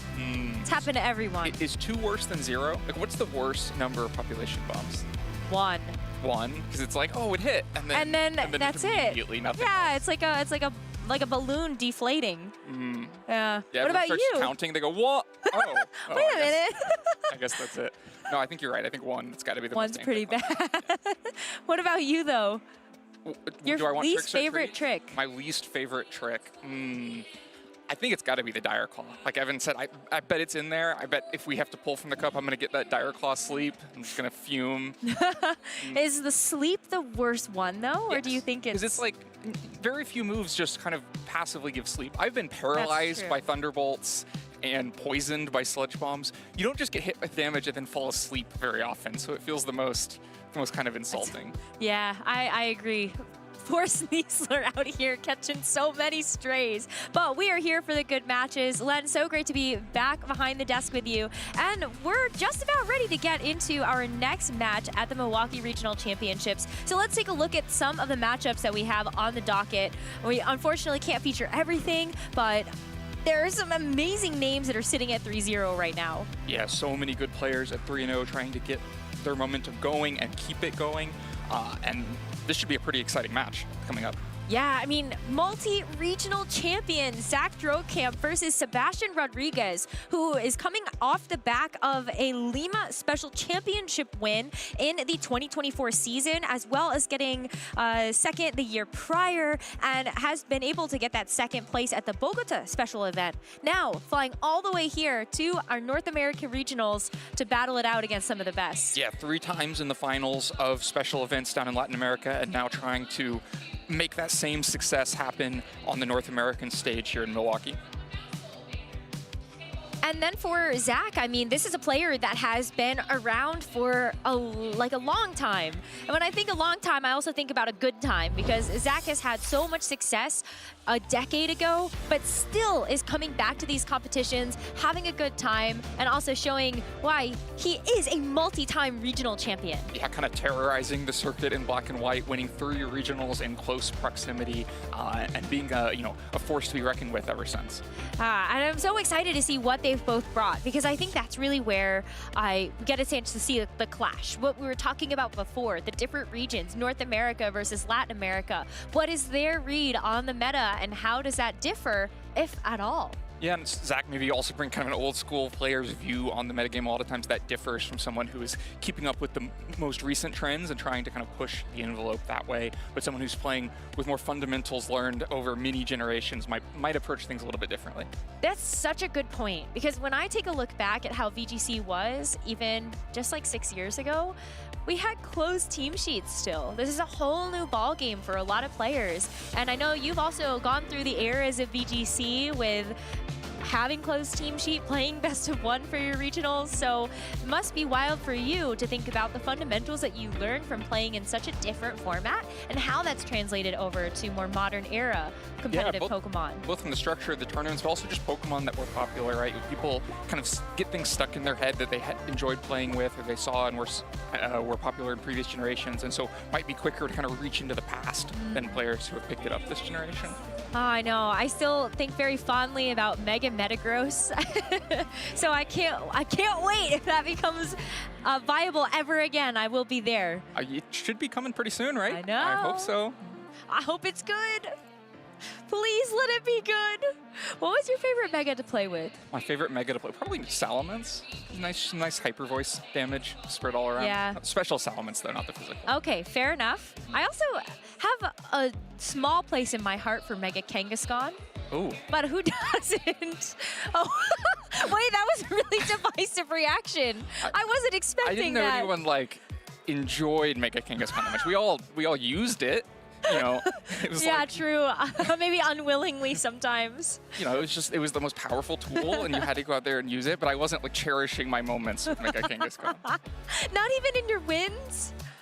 Maybe sometimes. Maybe when it hit some really nice damage, okay. Let's go Kangaskhan. Yeah, true.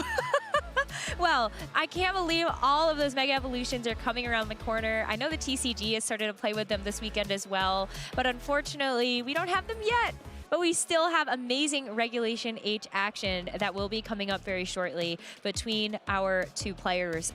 We are just letting them get set up on stage, and then we will be able to go down to the stage and talk a little bit more about their teams. But I'm excited. There's a lot going on this weekend, coming up soon with Pokemon Legends ZA releasing. Then you'll get your chance to use some Megas out there. Maybe what not in I'm VGC yet, for. but to take down some enemies in Legends ZA. All right, well, now we have our players getting seated and ready to go. Get a chance to kind of dive a little bit back in. So this matchup, holistically, multi-time regional champion versus special event champion. And maybe a little bit of home field advantage. Reshiram and Zekrom trying to set the black and white stage for Zach, bring him back to those those most successful days. So true. I wonder if those were production inspired or if Zach actually brought those two Pokemon. You think he went and snuck them out there and then came back on stage later? Maybe. Maybe, yeah. That is just like, you know, setting yourself up for success. All right, but let's go ahead and dive into these teams now that they are getting prepared. We've got Zach, who has brought this Archaludon Pelipper team, but also with kind of this interesting twist to it, where you've got that rain setup, but you also have this Trick Room option with the Porygon 2 and Ursaluna. Yeah, so seeing Rain paired with Ursaluna isn't that unfamiliar, but it is usually Sinistcha and usually not some of these other pieces like the Volcarona paired with it. This is a more supportive Volcarona with Rage Powder, Struggle Bug, Will-O-Wisp. So kind of a bunch of different things you have to consider from Sebastian's side, right? Is it going to be this Trick Room mode with Porygon 2? Is it going to be Classic Rain with Archaludon and Pelipper? But it also means that none of those modes have the typical like full backing behind them. There's not additional Rain pieces like Basculegion alongside the Pelipper. There's not additional support for this Trick Room mode. There's Fake Out only on Sneasler, for instance, which is a very fast Pokemon to have out in Trick Room. So very diverse lead options, but then you probably have to kind of play 2 games within your 1 game. Sometimes we have seen people, though, that just get something done and then they set up their speed control. Or they decide to not use the speed control at all. Important to note, the Archaludon also is Stellar, Power Herb, Electro Shot. This is not the Assault Vest set that we normally see with Rain. That means it's easier to bring it without the Pelipper, so you can go with modes like the Ursaluna, Porygon, Volcarona, and Archaludon and still know that Archaludon will get its job done. Pelipper also holding a Choice Scarf. This is an adaptation we've seen more and more frequently where the Pelipper, in order to outspeed some common metagame threats and be a little bit more valuable on its own, is holding Choice Scarf, even though that makes it more vulnerable and easier to kind of lose if you're just trying to set Rain. That will definitely play a role. I'm looking at the Icy Wind personally as something that could be very beneficial in this match. As we swap over and take a look at Sebastian Rodriguez's team, this is at least an answer. You've got the Sinistcha, so if you do expect that there is going to be more of a Trick Room option selected on Zach's side, you could just bring in your Sinistcha, reset the Trick Room, or even just play in it. Sinistcha also just valuable against Ursaluna because of redirection. You can Rage Powder away both Facade and Headlong Rush for minimal damage, and then a couple of Earthquake resistances and immunities between Dragonite and Sinistcha makes it harder for Ursaluna to get the job done. And like you said, it could also be used to set your own Trick Room if the fast Pokemon end up on the other side, or to reverse Trick Room if Porygon 2 is the enemy. So yeah, I think Sinistcha probably a pretty valuable pick here. But the rest of the team is still going to be really tough to battle against. It's a lot of the Pokemon that we have considered to be good in this format, and now they've all been placed onto the same team. You have the Alolan Ninetales with the Icy Wind as well as the Tailwind on the Dragonite for an additional form of speed control. Lots of speed control that might be helpful against Sneasler, because otherwise you look out there and Sneasler's got some really great targets. Of course, 3 close combat weak Pokemon, and Incineroar, Kingambit, and Ursaluna, and then Alolan Ninetales doesn't want to see a Dire Claw coming its way. So definitely options for Zach to go a more quick route to just trying to use Sneasler for easy damage. Has to watch out for Dragonite on the other side. So this is where that kind of diversity of lead options becomes a problem for Sebastian, because you don't know what Pokemon you're going to be up against. Are you having to deal with Sneasler? Are you having to deal with Archaludon? Are you having to deal with Ursaluna in Trick Room? And which threat are you going to be most prepared for? I feel like Alolan Ninetales then, to me, makes a lot of sense, or Incineroar even coming out in the lead. Since you don't have anything with Defiant, it's not a huge risk for you to bring out the Incineroar. Threaten something like the Fake Out, or even a knockoff that might be really powerful for you to get rid of an item on the Ursaluna or the Porygon 2. Even the Covert Cloak on Volcarona would be something that you could get rid of. Right, could be helpful. I do think Incineroar one of the most valuable pieces here. Intimidate useful against both Sneasler and Ursaluna. Has some good defensive options with no body press on the Archaludon on the other side. You don't have to worry as much about it just quickly taking that KO. But you don't want to take Rain Boosted Muddy Waters either. So yeah. Pokemon that can be maybe a little bit more difficult to position in this matchup than it would be in others. Because if Pelipper's moving first and it's rainy, or if Ursaluna's moving first because of Trick Room, suddenly Incineroar is having a much more difficult time. Yeah, that's true. I was just thinking about things that you might be able to lean into as a more flexible option, so you're not having to go for a very specific strategy right away, but we can kind of see the angle both of our players are playing towards. As Sebastian leads with the Dragonite and Ursaluna, we've got Zach that has the Sneasler and Archaludon. So Dragonite, I think, is pretty well positioned here. Can just threaten the KO even past the Focus Sash onto Sneasler, and would also help it then get speed to help this Ursaluna move before Archaludon in the future. Meanwhile, Archaludon probably has neither of these KOs available to it. Multiscale and the ground typing mean that you can't find that immediate power herb electroshock damage for a one-hit KO like you would like to in a lot of matchups. Doubling up on a Pokemon definitely available here, though. Sneasler and Archaludon together could probably take care of either of these Pokemon, and Fake Out could be used to break Multiscale. So I might not be surprised to see a Fake some Protects in turn 1, but no, just Fake Out, run into Dragonite, Multiscale gone, Poison Touch down. Strong start for Zach.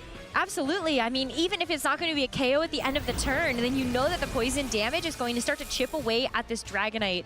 And especially after it's going to be taking a potential, like, drop to its defense. That's not something that you really want to deal with either. But the Archaludon is able to go on the offensive first, so let's see if this Dragonite even gets a chance to actually survive. Barely hanging on, and it does look like it would be able to actually survive to the end of this turn. But this Archaludon is also pretty worse for wear. And they said it has that sturdy ability, so you basically have 2 Focus Sashes on the board now. It seems like it's a pretty good trade, right? Because we saw the Archaludon move before Dragonite. Dragonite, of course, did not get a speed boost on that turn. Yeah. And so Archaludon can threaten that KO. Sneasler threatening a lot of damage into Ursaluna. This isn't as bulky of an Ursaluna as we usually see, and so Sneasler can go out with close combat as well. So, and then if Dragonite were to try to protect itself, just get through this turn, the poison does mean I think that the next tick of poison would KO Dragonite. So Sebastian losing a lot on that first turn, of course, getting a really big swing into Archaludon, but not actually getting a KO, and kind of keeping momentum on Zach's side. And the offensive pressure feels more like it's coming from Zach's side at this moment. A KO onto the Dragonite, and maybe the Ursaluna even soon to follow, but Sebastian doesn't want to give up that Ursaluna just yet. So switches in Sinistra, a nice Pokemon to bring in to be able to take something like that close combat that Ursaluna otherwise would not have been able to, and also extends this Dragonite's life with that Hospitality ability, giving over a little bit of HP recovery to the Dragonite, so it doesn't fall to that poison damage at the end of this turn. Oh, and the Draco, whoo! A little bit of a sigh of relief there for Sebastian, but a missed opportunity there for Zach to have landed that damage. Yeah, made the call that didn't throw a close combat in that slot, got Sinistra coming in and could have landed a massive Draco Meteor, +1 Draco Meteor into Sinistra, but it misses. And like you mentioned, Dragonite manages to hang around despite having to protect on that turn because Hospitality helps it out. Now there are also options for Rage Powder to keep it around even longer. You could, trade off Sinistra to get a Scale Shot off, and that, of course, would mean Dragonite is faster, and Dragonite suddenly has a lot of life left in this game. Still on a timer with Poison, but looking like it can play a little bit more of a role in this game. Sinistra really dodges a bullet, coming in and getting that Draco Meteor miss. Might not have been a one-hit KO, but would have been really significant damage. This is a Pokemon that's probably valuable for Sebastian down the stretch. Meanwhile, Ursaluna escapes damage, gets into the back, but has to find at some point a good position. We know Pelipper's in the back for Zach. That would be difficult to do. Well, Caesar is redirected with this Throat Chop into the Sinistra, so it chunks it to about half, and Poison Touch activates again, also poisoning this Sinistra. It does have a Citrus Fairy, so it's also going to get a little bit more HP back, but maybe not enough to be able to deal with another attack from this Archaludon. It's just going to be the Flash Cannon, so you're missing out on a little bit of that offensive power you would have had with something like that Draco Meteor instead, but you miss the KO, and this Dragonite gets the Tailwind off for free, and I think that's exactly what you were looking for if you were Sebastian. You do have both of your Pokemon taking the poison damage at the end of this turn, and maybe you actually would have liked Dragonite or Sinistra to go down there to get the maximum value out of these Tailwind turns. I mean, they're both going to provide reasonable offense in Tailwind. Getting one Scale Shot off is, I think, valuable. Like you mentioned, the poison is a problem here. Archaludon can just protect itself and burn both a turn of Tailwind and both of these Pokemon in the process. Sinistra might want to try to leave to get Hospitality again in the future, but you're preserving then something that's so low value that it's hard to justify that switch. So it's really going to come down to, can this Ursaluna, when it comes back in the field with a couple turns of Tailwind behind it, provide enough offensive pressure into Zach's side? I think it can. I mean, looking at what Zach had in the back, you're taking a look at this Ursaluna, and I think you really like its type matchups. I think the Earth Power can be very good here, especially into this Archaludon. The Sneasler, of course, doesn't want to take one of those either, and you're always going to be doing valuable chip damage with the Hyper Voices. But Sinistra is keen on staying around. Another one of its moves that you can use to be able to give some life back into this game is Life Dew. And so you'll see that HP recovery onto Sinistra and Dragonite, but I'm a little worried here, Len. You get a little bit more time with this Dragonite and the Sinistra, but you now have used one of your turns of Tailwind. Worth it to keep them around. I think Machagacha also probably threatening to get past Rage Powder and just pick up the Archaludon KO here in the meantime, while the other two both look like they're out of Poison KO range, but might be in Struggle Bug plus Poison KO range, so even just turning over one free turn to Volcarona could be a big problem. Dragonite probably can't take the Volcarona KO, and definitely Machagacha not going to do much to help there. So Volcarona looking pretty comfortable here, but has to decide whether it wants to, redirect and keep Archaludon alive if you're worried about Life Dew on the other side, or just go out and do the damage itself if you're worried about the Machagacha on the other side. So I think a really crucial decision here. But for now, Archaludon just going to protect itself. I think that's the safe and smart play. Your Archaludon is going to help you get through the rest of these turns of Tailwind, and Protect is always very valuable for that. This poor Volcarona on the other side does have to take this scale shot. Looks like 5 hits is not going to be enough to actually get the knockout, and hopefully this Volcarona is still going to be outspeeding the Sinistra while the Sinistra is in Tailwind. This Dragonite might start to get out of hand though, and Sinistra does move first with the Machagacha. So Volcarona cannot go down here if Zach wants to find value out of this Pokemon, but it gets hit with the Machagacha. It barely hangs on. Sinistra is going to recover just a little bit from, of course, that secondary effect of the move, but Overheat lands on its target. Volcarona gets the KO that it was looking for onto that Dragonite. So Volcarona pays a huge cost. I almost had to eat my words the Machagacha wasn't going to provide much help because it looked like it might have been just enough, but just slightly too little. Doesn't pick up the KO with Machagacha, and so Volcarona manages to take Dragonite down. Sinistra takes more poison damage into that turn. Pokemon are just looking so low all over the board. Sinistra low, Archaludon down to 1 HP, and for now the Tailwind's still in Sebastian's favor. I am worried if Sebastian does have the Kingambit in the back, you get all of these Pokemon super low, and then all of a sudden you just go for Sucker Punch to try to finish them off. Or just Hyper Voice from this Ursaluna, right? Even, on this turn you have Tailwind to support it as well. Archaludon just protected, and so it's looking very vulnerable. But even after Tailwind expires, Ursaluna is looking fairly healthy. Volcarona at -2 special attack can't really offer much. But yeah, just Hyper Voice. So 2 KOs, no Protects available, and so 2 Pokemon down. While that Tailwind is still up, you just go for this Hyper Voice. The double KO is going to be very impactful, but Zach still has this Sneasler as well as that final Pokemon in the back, which might be able to give you enough to deal with this Ursaluna. But Sebastian decides, well, the Tailwind was nice, but the Trick Room's going to be even better with what I consider Zach to have waiting in the wings with that 4th Pokemon. Yeah, and perfectly timed as Tailwind expires, getting the Trick Room up instead and making the right call. Zach has 2 quite fast Pokemon now left and facing down 4 full turns of Trick Room, especially... the Trick Room also means here that the rain goes up instead though, so maybe turns this a little bit less in Sebastian's favor, but means that Ninetales will probably move before either of these Pokemon in the Trick Room, and so be able to get good damage off. Yeah, absolutely. I mean, it is a little bit funny that you're actually giving weather control over to Zach, but I don't think it matters. If your Pokemon are going to be faster in Trick Room, you just out-damage. But this Sneasler can still help Zach stay in this. You've got Fake Out to at least deny 1 Pokemon, and with this Alolan Ninetales holding onto the Focus Sash, you can also use the Fake Out to break that, similarly to what we saw Zach do at the very beginning of the game to break Multiscale. Double Protect available though for Sebastian. I would expect to see it, maybe not, but it's an easy way to diffuse the pressure of the Fake Out and then still have 3 turns of Trick Room available on the other side. But a Terastallization from Ursaluna might give us an indication. No Protect coming, instead Ursaluna maybe just going to swing out on the offense. Should be able to threaten a KO against Pelipper. Yeah, especially with the fake out going into the Ninetales. We don't see the Ninetales move, but Blood Moon should be good enough onto this Pelipper for a one-hit knockout. So Pelipper not going to get a chance to do anything else in this game just besides setting the rain and taking that weather away from Sebastian. And this has basically done enough. Sneasler has kind of wasted a turn here, going for the fake out into the Ninetales, but you're still taking a ton of damage.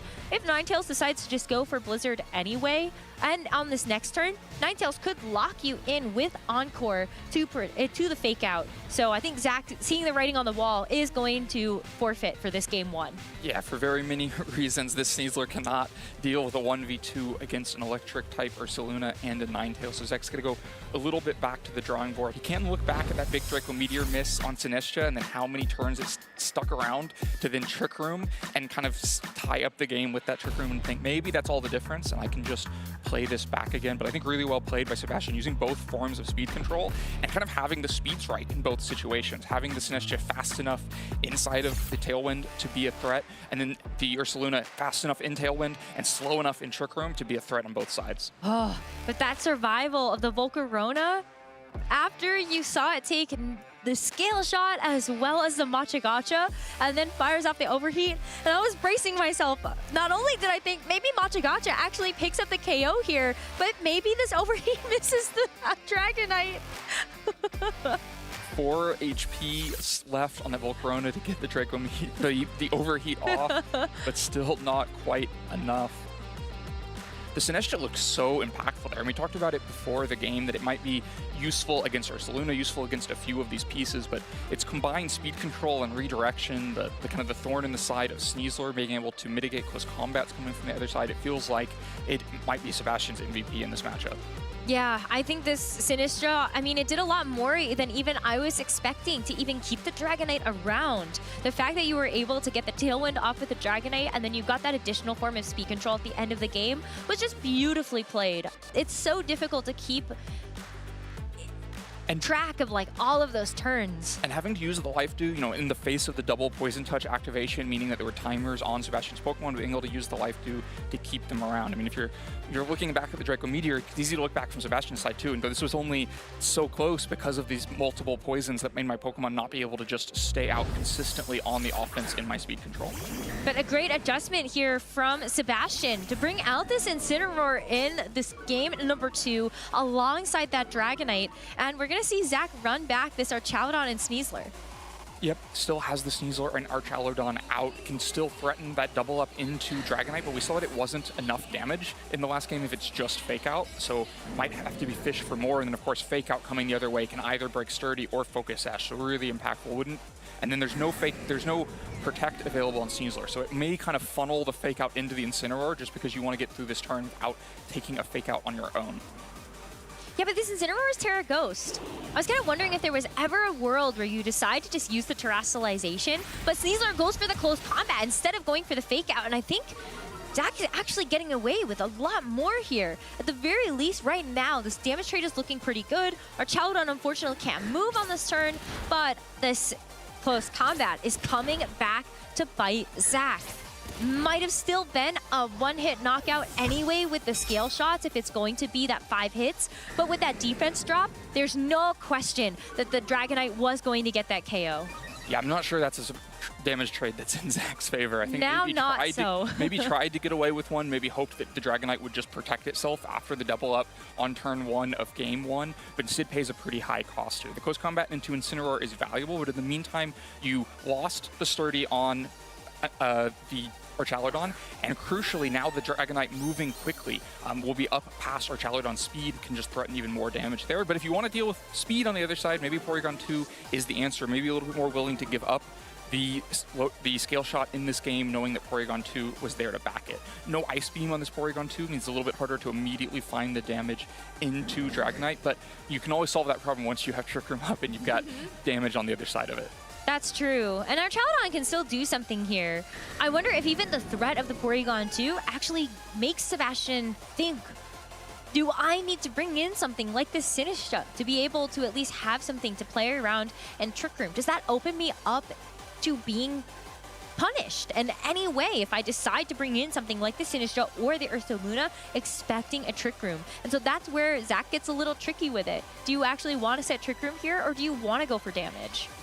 Yeah, I mean, setting Trick Room definitely a risk if there's slower Pokemon in the back, but Zach has the overall slower Pokemon if Ursaluna is back there. Didn't quite see it when he had to switch screen up. Right, like you called out, Sinistra hitting the field right now. Scale Shot not into the Archaludon, just into Porygon 2, so a lot less damage on this turn, but maybe softening up Porygon 2 for future KOs. Oh, the critical hit. I mean, already these Scale Shots are going... Oh, second critical hit on the Scale Shot. Okay, you only get 4 hits, but 2 of them being crits kind of balances everything out, doesn't it, for 5? Hits, yeah, so. Got there the hard way. Well, the Eviolite certainly helping to keep this Porygon 2 around through all of those Scale Shots, no matter how many there are. And this Archaludon can finally go out on the offensive after getting faked out on that first turn. With the Power Herb, you are able to get this Electro Shot up and running right away, but the Sinistra takes it so much better. Oh, the Tri-Attack, though, into the Dragonite actually does get the paralysis, and that's one way that you negate some of those speed advantages this Dragonite was trying to get from those Scale Shots. Well, we haven't seen any Dire Claws yet, but we got the old-fashioned triple status move. Tri-Attack for the paralysis into Dragonite. You don't need the Trick Room if you can just paralyze the Dragonite. Probably makes a pretty big difference here, because without Trick Room going up, Dragonite was going to be the first thing moving on the field.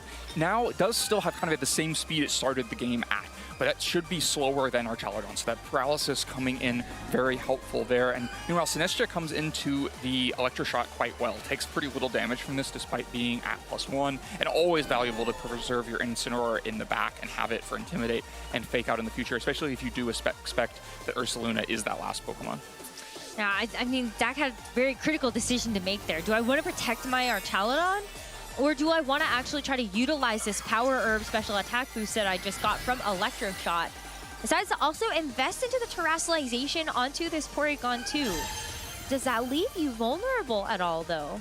Like, looking at the Sinistra, it actually doesn't have Shadow Ball, which would be one of the things you would be a little bit nervous about terrestrializing into a Ghost type in front of. But the Flash Cannon is going to be able to do quite a bit here. And hopefully the Tri-Attack, if it follows up, I mean, that special defense drop is certainly going to help too to try to get this KO. Well, now with the same type attack boosted Shadow Ball, I expect it should be plenty, but first you got to get through the Scale Shot. Yeah, I mean, the Scale Shot, at least this time around, is not going to show us critical hits so far, but it's still very, very safe here as the Porygon 2 still has its Eviolite.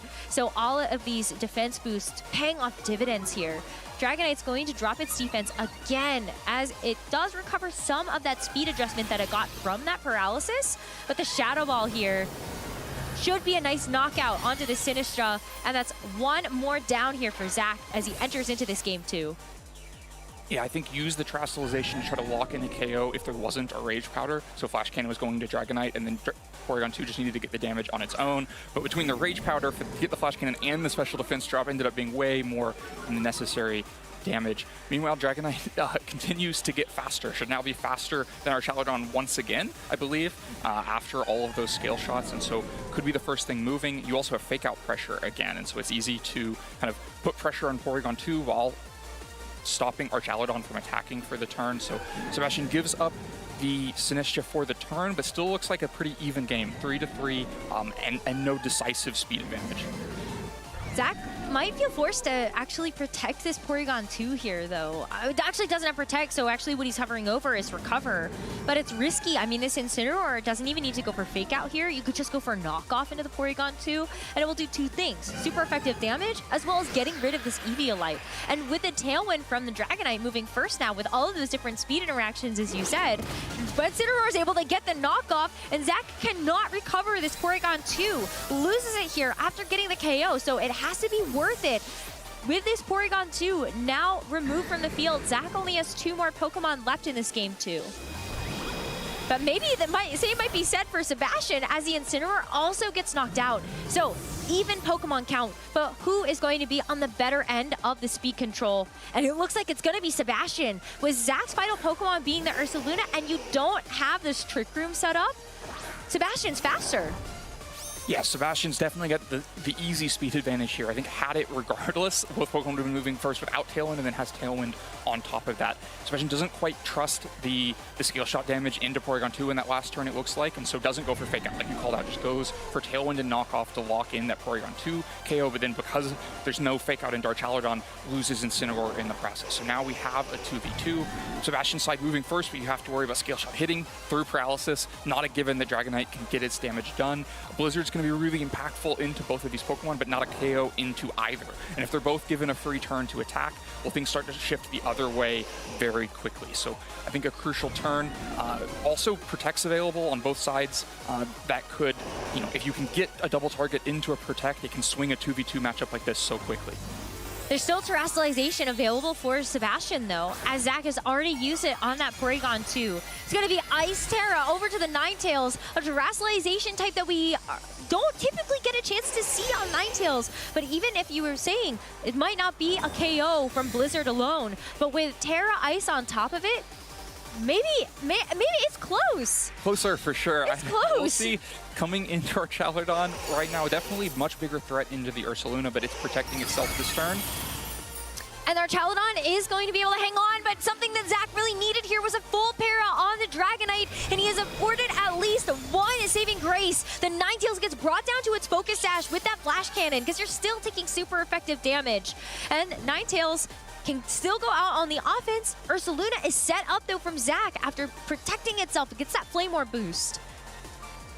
The Focus Sash so critical here, enables another Blizzard. This Blizzard should be able to pick up a KO into Archaludon.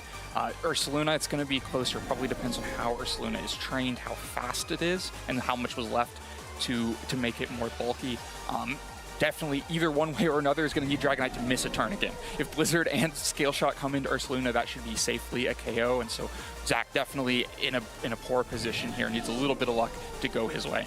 Well, you got the Paralysis on the first turn, and Sebastian's actually not even going to attack with the Ninetales. Decides to protect it instead, as our Archaludon is going to match that. So it's about what this Dragonite and Ursaluna are going to do, and the Dragonite can't move again. Zach gets another piece of luck in his favor, as hopefully this Ursaluna was able to do something here, but he misses the opportunity because that attack was into the Ninetales instead. Yeah, I think a really interesting turn. I think the idea from Sebastian's side is that if you protect Ninetales and use Dragonite to KO Archaludon, then you get a full power Blizzard, getting rid of the reduction for hitting 2 Pokemon and expecting that a full power Blizzard into Ursaluna is a KO. And so protects Ninetales, but then Zach gets the Paralysis he needs, gets the Protect that he needs, but then just lands damage in there. But now it's a double Protect. You're going to once again be able to stop the damage coming into Archaludon, so here comes the Blizzard. If the Blizzard picks up a KO onto this Ursaluna, it is all but over here in the second game and over for the set. So Ursaluna has to hang on, and it's able to do that. No Blizzard Freeze either, but the Scale Shot into the Ursaluna is going to pick it up. If it wasn't going to be for that, there's burn damage as well that has been able to make this KO even easier. So Zach loses the Ursaluna and loses hope in this game number 2, as Sebastian still has this Dragonite and this Ninetales left. It should be an easy KO from this Ninetales onto this Archaludon, unless for some reason Zach is able to make it through the snow. Like, is that a possibility? No, because we see the Scale Shot coming in. Dragonite going to be able to close this out on Archaludon. Yeah, not quite enough full paralysis for Zach there. Gets 2, but can't get the 3rd. And Sebastian cleans up a pretty nice match. Yeah, commiserations to Zach Draykamp. It's been amazing to see him come back into these tournaments and still continue to do as well as he had been able to just a decade ago. But for Sebastian Rodriguez, this is a big win for him. Not only has he not been on stream before, if I'm not mistaken, but he also gets a chance to get a win against such an accomplished player. He must be feeling so good about having his tournament run, still be undefeated heading into the second half of the day. Yeah, such a strong start to be at 4-0 already. You're halfway through the day and haven't dropped a match yet, and does it in pretty nice fashion. Just taking really good damage trades throughout this match, kind of knowing what to prioritize in terms of the damage he's willing to accept onto his team and what damage he needs to prioritize out on the other side. Doing things like getting rid of Sneasler quickly in the game 2 so that you don't have to worry about it for your Ninetales and Incineroar later. I was just so impressed overall with how Sebastian handled the speed control. I think that's not really easy to accomplish, especially when you have a team that's going to be playing with the opportunity for Trick Room and Tailwind. How do you identify that? Make sure that you don't actually shoot yourself in the foot in terms of setting up one specific form of speed control. And especially in that first game, I think Sebastian played it beautifully, going from the Tailwind directly into that Trick Room on that final turn. Yeah, classic play to be able to use the pressure of the expiring Tailwind to get a safe Trick Room up, and then having the team that kind of sits right at the right speed to be able to do that. And then you can see the kind of pressure it puts on your opponent, because Zach sees that happen and goes, okay, well then I need to be even slower so that I'm not at risk of getting Trick Roomed on. So he brings the Porygon 2 and the Ursaluna in the back. But then Sebastian doesn't need Trick Room, can just kind of stick to normal, like kind of uncontrolled speed and have the advantage. Had the Tailwind on top of it, but would have had the advantage regardless. And so that extra bit of pressure, you're making your opponent think about both versions of speed control, can make it so difficult for them to play. Yeah, and we would be remiss to not talk about the challenge that Zach had in terms of making sure that you had the right Pokemon for the job. And maybe he's kicking himself a little bit. Would have it been better for him to set up the Trick Room with Porygon 2 right away, with the Ursaluna? Does he even get enough value out of doing that when seeing like the Dragonite on the other side and knowing that Sinistcha is an option? If the Dragonite felt like it put out so much pressure. I mean, of course, the KO on the Sneasler was crucial, but it was just steady scale shots coming out because Zach wasn't able to find free opportunities to swing into it. And so, you know, it hit twice into Porygon 2, got one in Dark Shalodon, got the KO on Sneasler, just really steady damage, showing the value of that kind of bulky Dragonite that was never, because it was never an easy KO to take, no damage went into that spot. Yeah, well, we do have an interview ready to go with our winner, so let's hear from Sebastian Rodriguez on how that match went. Thank you so much. I am here with Sebastian. Fantastic run on the day, fantastic victory. We got to see the look on your face after the match. You looked so thrilled. Like, tell me what's going through your mind. Yeah, I mean, I was so excited. This is like a dream for me. Like, I'm really thankful with this whole tournament organization because they gave me the opportunity to be here. And yeah, I mean, I really want to thank for this chance to play. It's the first time ever I go on a stream, and this was like an objective, and I'm so happy right now. Yeah, because it was something that you had talked about way back, back at registration. Like, yeah, I'm making this travel, like, want to be on broadcast. All of this journey to be prepared for the World Championships. So I want to know now, like, do you feel a little bit more confident now that you've gotten to be on the stage and getting a win as well? Like, how was that experience? I mean, I felt that after the match I was shaking. I tried to sleep the paper they gave us, and I couldn't because my hand was shaking. I was so nervous. And also, it's also the pressure that all Latin America is supporting me. They have given me a lot of support in Twitter. So this is for you guys, all of Latin America, and especially Peru. It's for you. And we talked a little bit yesterday about that, the representation. And I mean, there's spoilers. There was another interview clip somewhere that we'll definitely play at one point. But I want to talk a little bit more about that, about the journey and the representation as well. Because of course, being able to compete at the events, we have over like 750 mastered players here, and you're able to represent, you're undefeated on the day. Like, talk to me more about that. Well, first of all, it feels amazing, but all my matches has been so close. They were so hard. And honestly, like, I respect a lot the level of players, the skill level in South America. I'm just looking for a chance to grow as a player because my objective is San Francisco. That's the tournament that matters. So I'm doing everything I can for that objective. And you're talking about your matches today all being close. Talk to me about those, because I know you prepped a lot going into the event. True. Oh, for example, in one match, my rival went Ursaluna Blood Moon and Sinistcha. And I was, okay, he's gonna Trick Room, so I better double the Sinistcha. He protected. And next game, game 2, I was like, okay, this time he's gonna do the opposite. He's not gonna protect the Sinistcha, and he's protecting the Ursaluna, he's doing Trick Room. He did the same. And somehow I managed to turn that game. And in the game 3, I got the call. But I mean, those are the kind of games. It's been crazy. It's been so hard so far. But I'm happy to be undefeated so far. Doubling up into a protected Pokemon always hurts a little bit. But now that match that you just played as well, I want to know your thoughts on that matchup as well. Well, first of all, I couldn't ask for a better rival because he's my friend. I know Zach. Zach Drakeham. He's my friend for so long, since 2014, and I really appreciate him. He was supportive the whole time we were before the match. He was, it's gonna be okay, don't worry, it's gonna be amazing. He's so amazing. So I couldn't ask for a better person to be on my first time on a stream.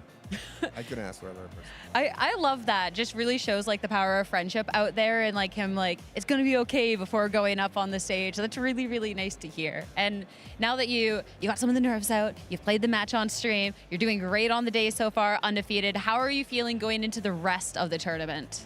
Well, I think all that pressure I had and all the nervousness I had on a stream, like it's gonna keep going, I think. But I think I have shown that I can still play with all that on top of me. So I'm not worried.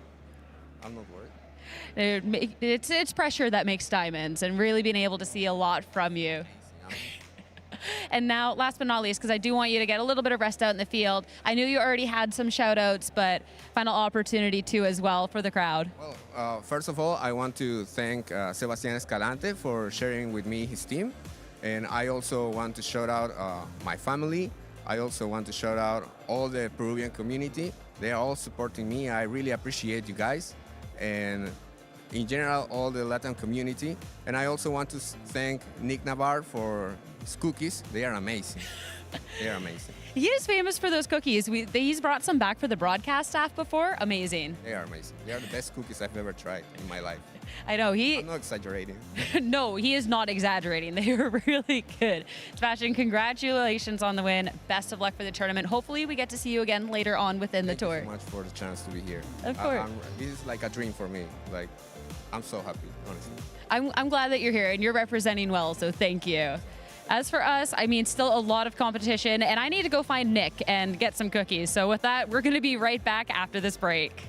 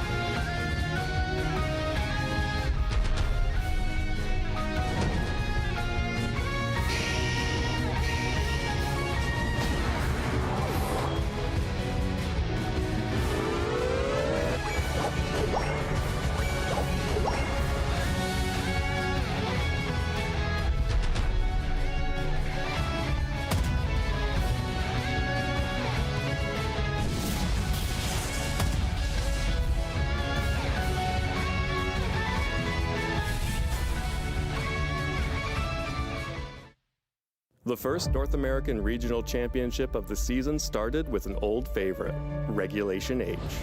Our trainers burst out the gate with unique picks like Hariyama, Dusclops, and Greninja, while old standbys like Mousehold, Blood Moon Ursaluna, and Sneasler got a new look. But it was Sinistcha, the matcha Pokemon, that shocked Steel City by taking 3 of the 4 semifinal spots with 2 very different looks.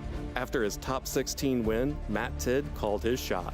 After a grueling 3-game semifinals, it was Matt's Primarina hanging on with 2 HP and a dream that got him to the finals. Chup across the 4th faced off against fellow regional champion Daniel Yu in the semifinals and showed his incredible decision-making in a 2-game sweep, falling behind in the Pokemon count early only to position his Basculegion to sweep with a powered-up Last Respects and securing his spot in the finals. There, Matt's dreams of becoming a regional champion were blocked as Chuppa's Golden Go channeled the power of Steel City to fire off powerful Terra Steel Make It Rains and slowly but surely chip down all of Matt's Pokemon and secure his 2nd regional championship. Zero goes for the knockoff, and Choppa Cross is your Pittsburgh Regional Champion! If this is the kind of play and innovation we can expect from the 2026 season, we're in for an incredible year of Pokemon. Check out Pokemon.com/compete to see how you too can set off on your own Pokemon journey.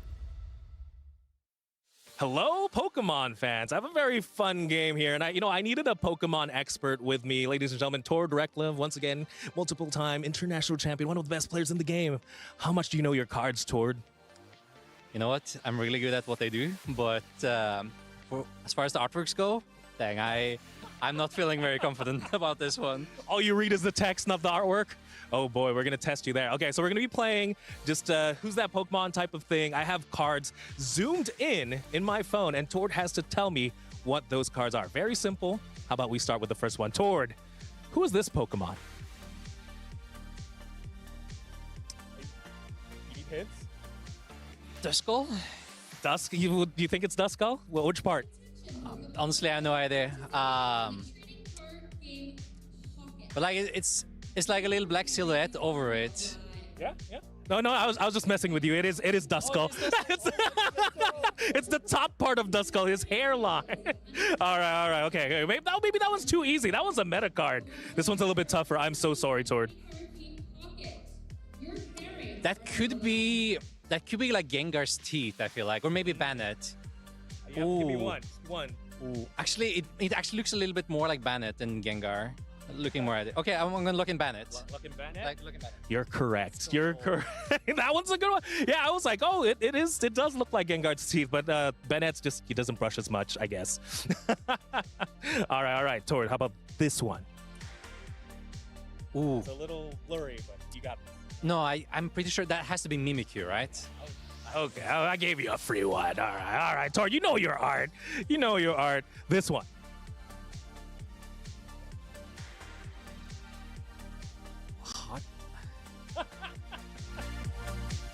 Is that like, I want to say Drifloon, but I don't know why. I'm surprised you were struggling with that one. It is Drifloon. It is shiny, and I took like one part. So, okay, fair enough. All right, how about this one?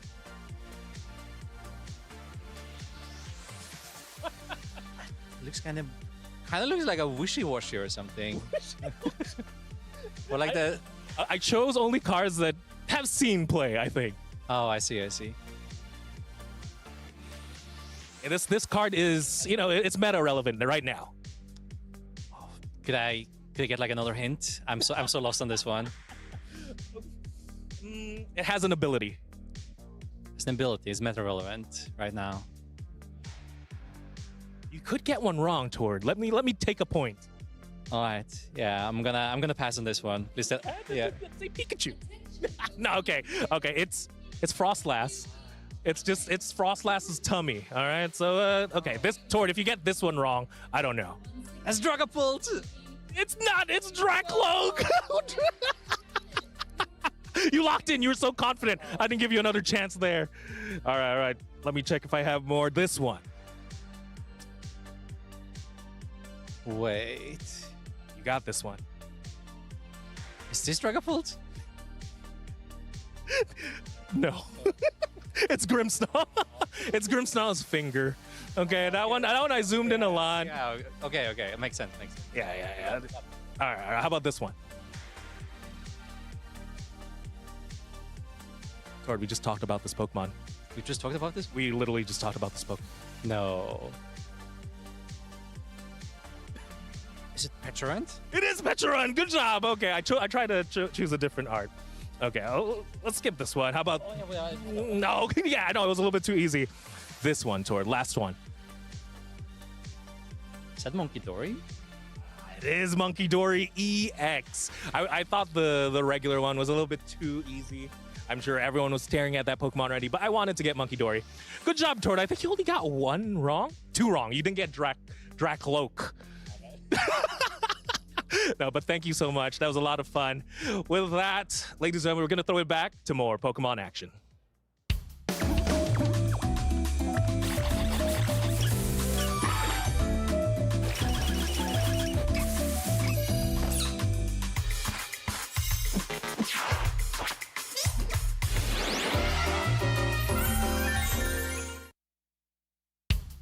Hello, Pokemon trainers. I certainly hope you are ready for some more great Pokemon action here this weekend. It has been a fantastic day so far, both on the broadcast and out on the floor, and I cannot wait to see what else this day has in store for us. That Pokemon action, though, that we were talking about, it might be on hold for just half a second as we're waiting for a couple more rounds out in the fields to conclude. It is a competition after all, but felt that, we'll come back to the spooky lounge. You guys gotta go, ooh, spooky.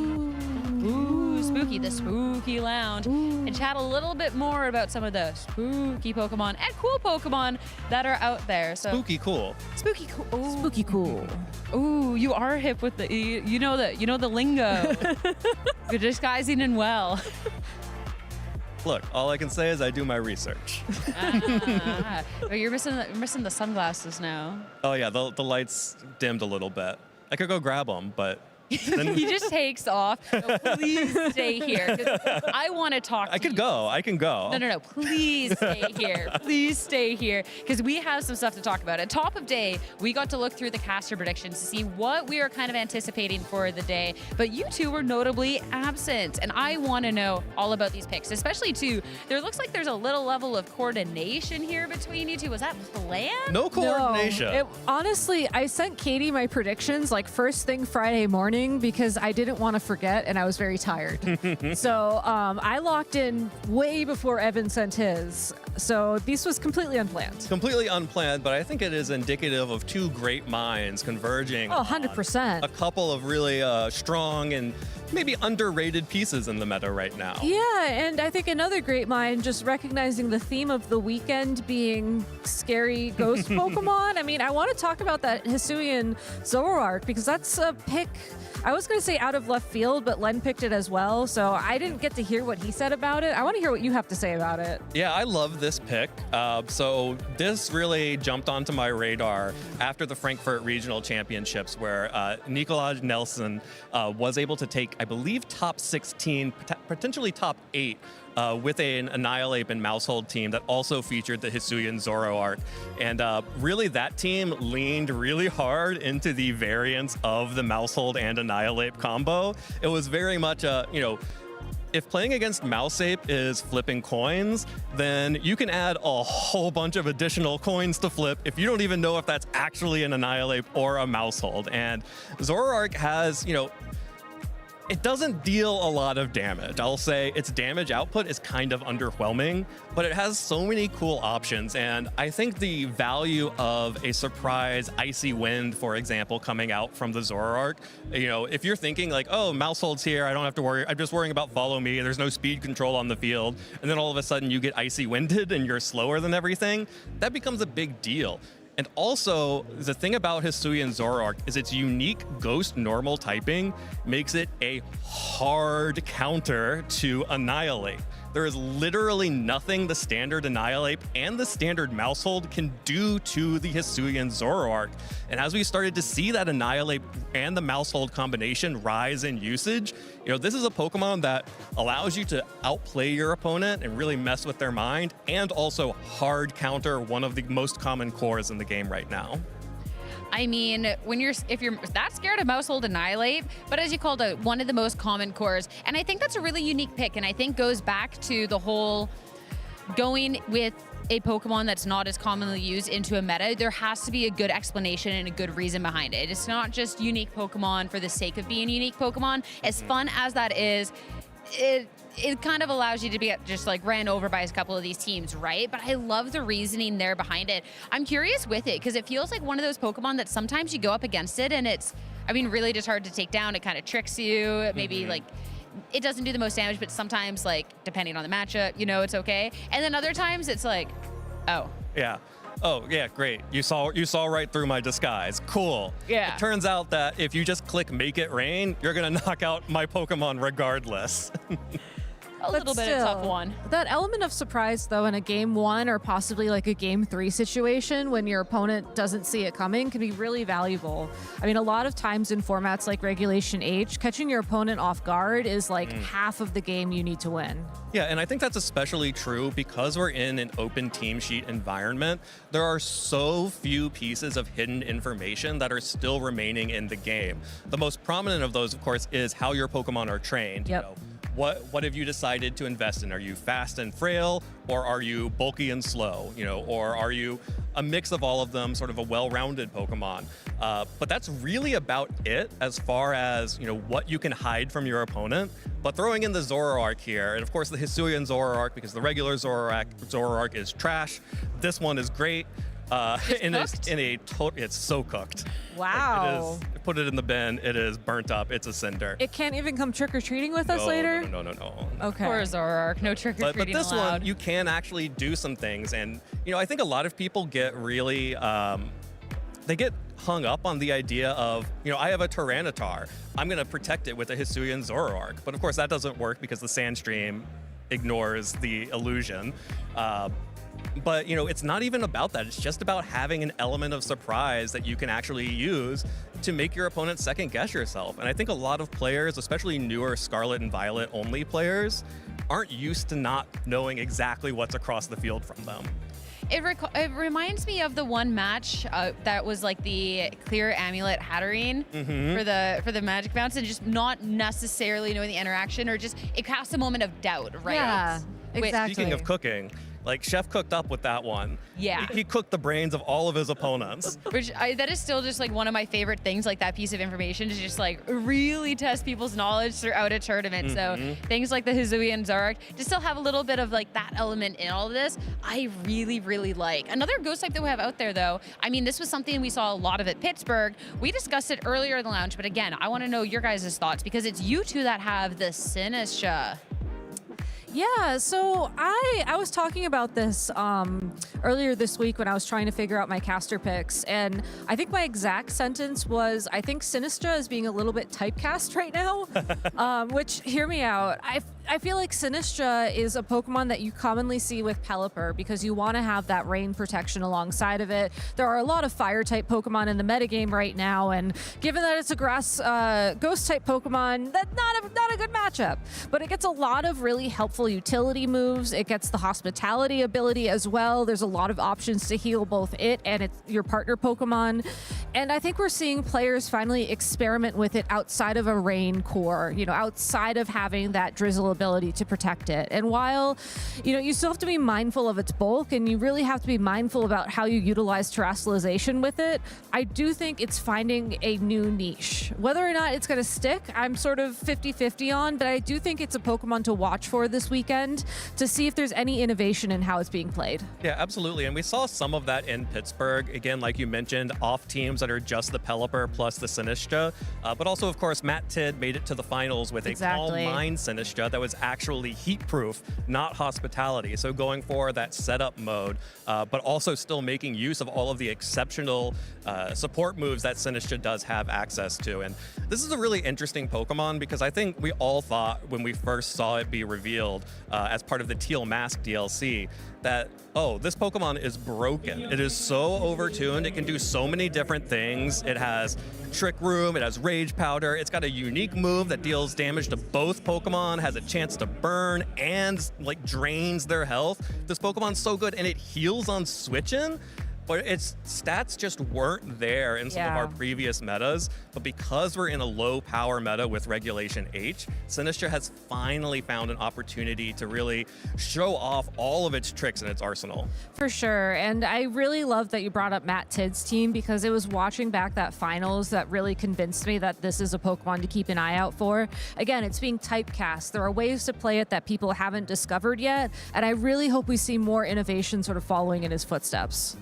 And I mean, going and like rounding out through these caster predictions and stuff, Gabby, one I wanted to question you on was this Arcanine, this Hisuian Arcanine, because it's one that we've definitely seen on some teams, most notably too, I think back to Justin Tang, who isn't here this weekend, but I feel like when people are still going for an Intimidate user, it kind of seems to be more towards something like that Incineroar. I mean, even we've seen Tauros on stream today instead.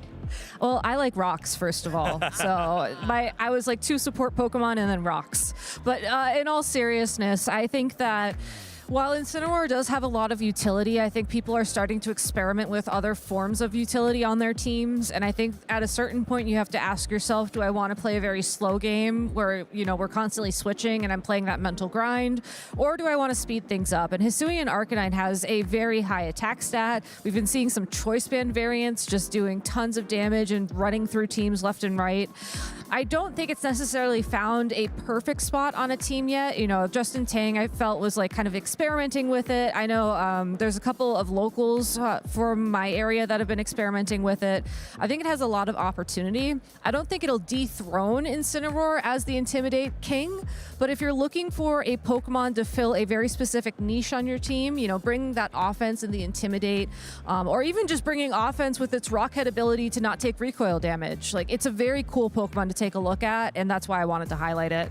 Yeah, and I think one of the biggest things about the Hisuian Arcanine, which we also saw with the Paldean Tauros earlier, is that it is an excellent holder of the Mirror Herb. That too. So being able to, you know, in a meta where Annihilate is so prominent as it is right now, to the point that maybe Hisuian Zoroark is a legitimate call, you can activate the Defiant boost, you can get a copy of the attack boost from the opponent's Pokemon, and then all of a sudden you have an offensive powerhouse here. And when people think of Intimidators that do a lot of damage, they first think of the Hisuian Arcanine. You don't really think of Incineroar that much as a Mirror Herb user, although it obviously could. You know, same for the Paldean Tauros. You just don't think about that Pokemon at all. Sorry, Tauros, I just don't think about you. But Hisuian Arcanine does have really interesting coverage, especially having access to, you know, rock type coverage and being able to, you know, quad resist ice type, which is, we already saw the Terra Ice Ninetales rampaging in that last game. Hisuian Arcanine doesn't care. Hisuian Arcanine will shrug those off unless it freezes. Rocks. I mean, I want to go back to Terra Ice and Crazy Things because, I mean, I haven't taken a close look at the Dondozo out in the field, but sometimes, you know, these GCs, these grand challenges, they catch you off guard. And there was, I know, Gabby, we saw that there was someone with a Terra Ice Dondozo. I'm curious if that's kind of, it was crazy. It was absolutely crazy. Yeah. It was like a special attacker too. Cool. Yeah. Literally, yes. Do we think like something like that could like work? Because like, I don't know, it matched up well. It had the Terra Ice, Terra Blast. It had Surf, Sleep Talk, Rest. So that was Aaron Brock used a version of that during Regulation A, Regulation B at the very start of bringing Scarlet Regulation and Violet. A back. Yeah, it's coming back. But like that's giving me big. One of my favorite rogue Pokemon of all time, Huiha, running the Choice Specs Gyarados way back in the day. That's giving me it's giving me Choice Specs Gyarados vibes. I mean, I've thought about that moment. You know, I've reflected on it. It was a very fun night. And I think that Dondozo is such a good Pokemon that as long as you play it in a way that where it's supported, you can make something like that work.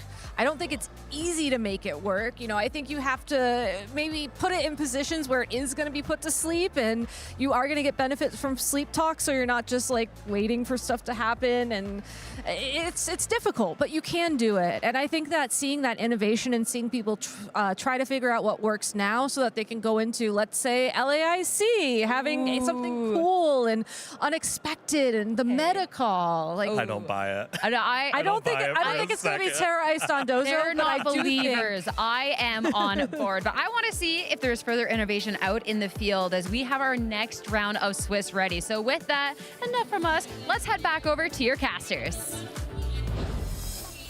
Thank you so much, all of you. We do have, in fact, another treat coming up here on our broadcast. We've got another match, and we will be featuring some very cool Pokemon. Some very cool Pokemon. Some Pokemon that maybe put us in danger of some tricks. But we'll stick to the treat side.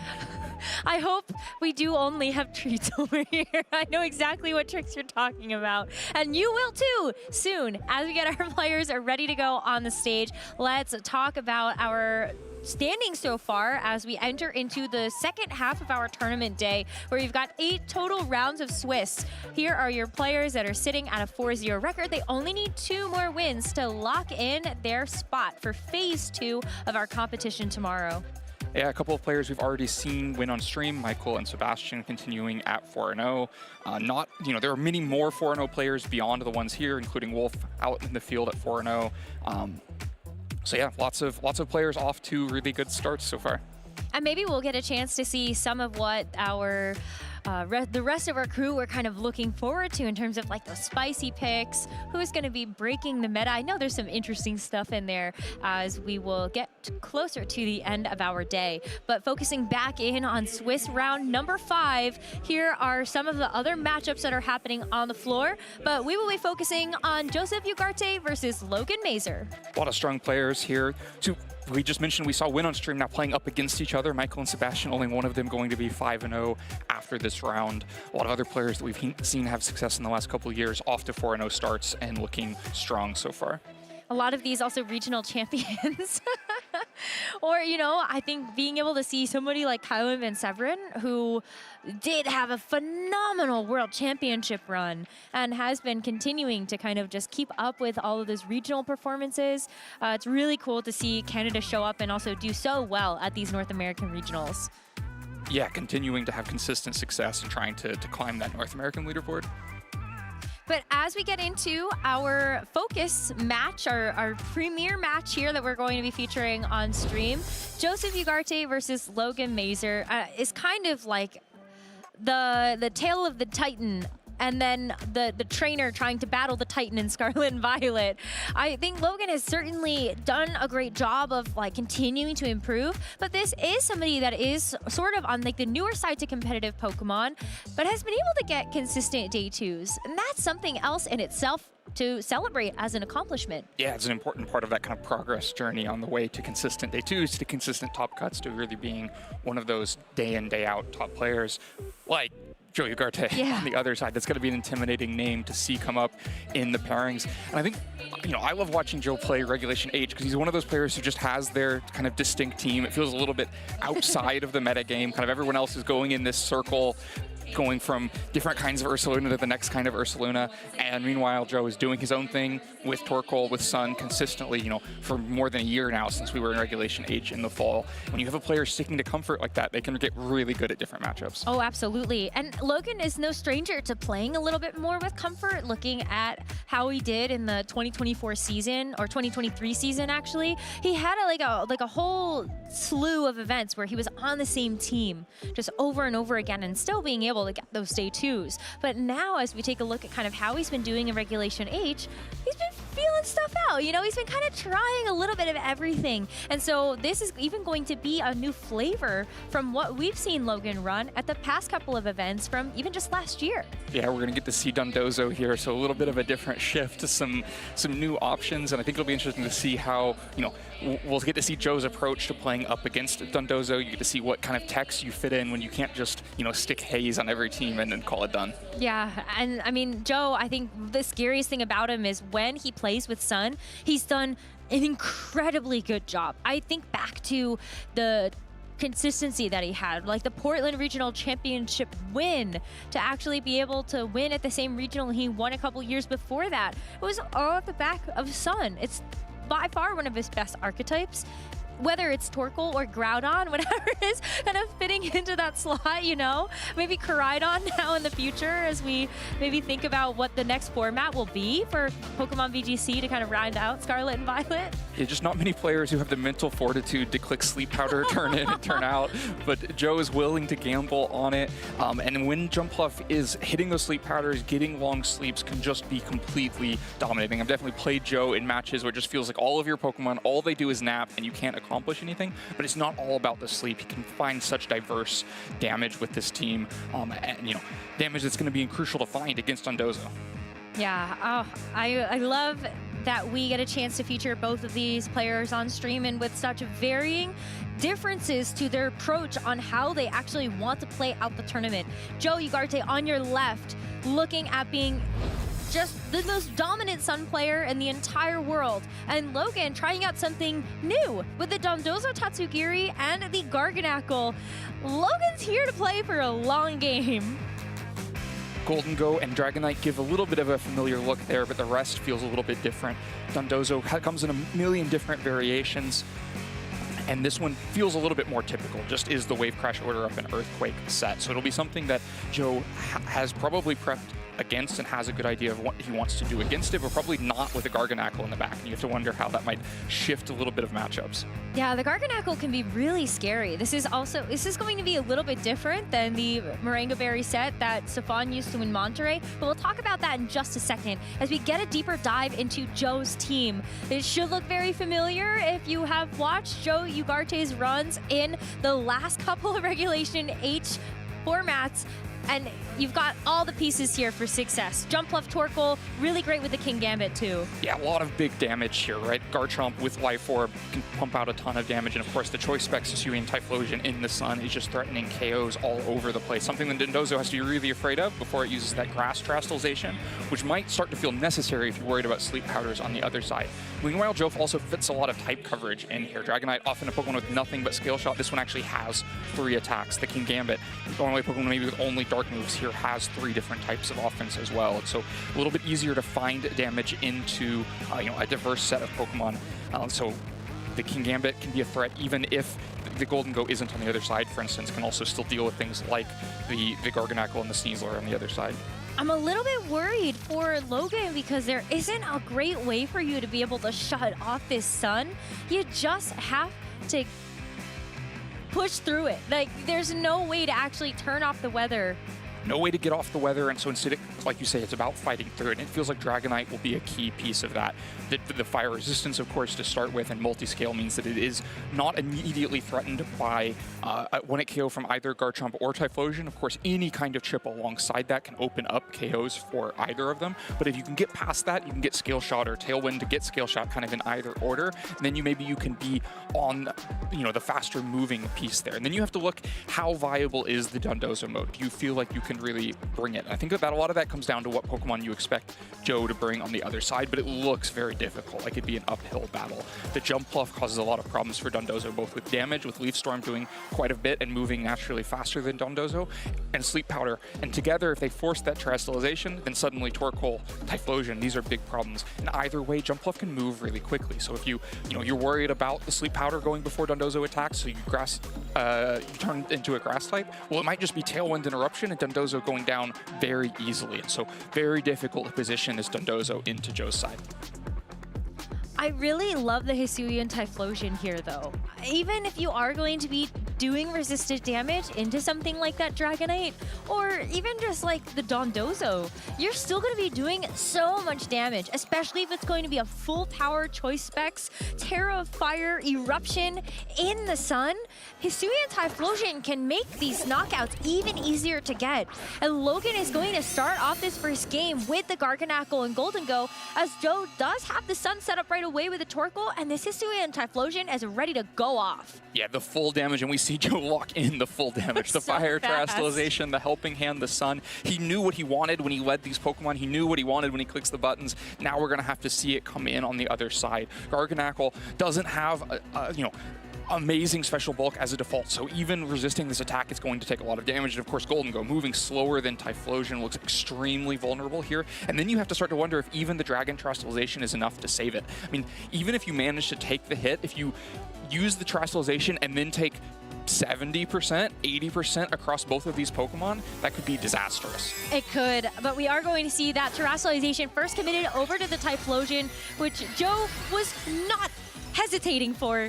He will be able to get off a huge move with this Typhlosion. There isn't any sort of priority option available on this Golden Go or this Garganacl. So all that Logan can hope for is that this Terra Dragon on the Golden Go is going to be enough to get him through the end of the turn, and he can do something to help match the explosive amount of damage that's about to come through from this Hisuian Typhlosion. With the Helping Hand on top of all of these additional same type attack bonus modifiers, look at how much damage this Eruption is going to do. It wouldn't even surprise me to see this get a double KO onto the Golden Go and Garganacl. It gets the KO onto the Golden Go and brings that Garganacl down so close. Even if Logan clicks recover at the end of this turn, it's gonna get knocked out next turn if you can't do enough damage. It does, in fact, go for the Salt Cure instead, but Typhlosion takes it really well, and it kind of doesn't matter like that you're locked into Eruption here. You're still gonna be doing a lot of damage with the Sun active, and Torkoal can help get rid of a bit of that damage loss from your HP decreasing by that helping hand. Yeah, it definitely mitigates a lot of the damage, but I feel like the damage is already done. Spending the Terastallization to get a resist only to still be KO'd anyway is about as bad as possible a turn one can go, right? Because you've spent this extra resource and you've still gotten the worst side of this damage trade. And while the Garganacl takes the Eruption, gets the Salt Cure off, really does mitigate a lot of damage. You can also just protect to get more Salt Cure damage into Typhlosion, but you have to expect that Joe's already like planning his next move, right? You have to worry that Typhlosion will just go out into the back to open up switches away from Eruption in the future, or the Torkoal will switch out to threaten future damage. Really crucial that now that Terastallization is gone, Garganacl will have no way away from Garchomp. If it hits the field, just going to be an easy Earthquake KO. And then Tatsugiri may be a symbol that Dondozo is there, so but with no Terastallization available on Dondozo, Jump Bluff would be a big problem. So I think really crucial for this rest of this match what both players have in the back. Maybe Logan is just helping with this Choice Scarf and the Tatsugiri. You're able to do something to knock out this Typhlosion before it can move again. We got a flash that it is both the Jump Bluff and the Garchomp in the back. And so a problem for Dondozo, a problem for Garganacl, going to be really difficult to fight through those Pokemon, even once you deal with this threat that's on the field right now. Yeah, I'm even taking a look at what the Tatsugiri can throw out, and maybe it is just going to have to be a Draco Meteor. Get the knockout onto the Typhlosion, and then see if you can continue to go from there. This Tatsugiri, at some point, if Dondozo is in the back, will not be able to do much more, so it's going to utilize its Choice Scarf now, get the KO onto the Typhlosion, and go ahead and be comfortable with this special attack drop. But you're right, even though Joe loses his Typhlosion, he's got tons of answers waiting in the back here for whatever Logan decides to lock into. But this is what Garganacl does best, Disruption. It's got the Stealth Rock now on the field, so Joe will be taking a little bit of damage to whatever ends up coming in. The Overheat, though, from the Torkoal is a nice way to get some damage down onto the Garganacl, but also get yourself out of there. The Eject Pack now going to activate because Torkoal dropped its special attack. Right. The free switch out that lets you just reposition probably both Jump Bluff and Garchomp onto the field to now do the damage going forward. The Stealth Rock will get pretty reasonable damage, not into Garchomp, but 25% in the future against both Torkoal and Jump Bluff isn't nothing, but Garganacl is starting to look really vulnerable, right? This is a Pokemon that's all about being bulky, and it can almost become a negative once it's this low in health because it's just very vulnerable to be KO'd before it moves. And yeah, so repositions both the Jump Bluff and the Garchomp onto the field. You know, you have Tailwind plus Earthquake available to KO Garganacl, do a ton of damage to Tatsugiri. Maybe you have to be a little bit weary that even at -2, a Draco Meteor still just KOs Garchomp, and so you might be more like considering Sleep Powder plus Earthquake as long as you hit it. Definitely the better option because you get Tatsugiri put to sleep, and then you're kind of just running away with it at that point.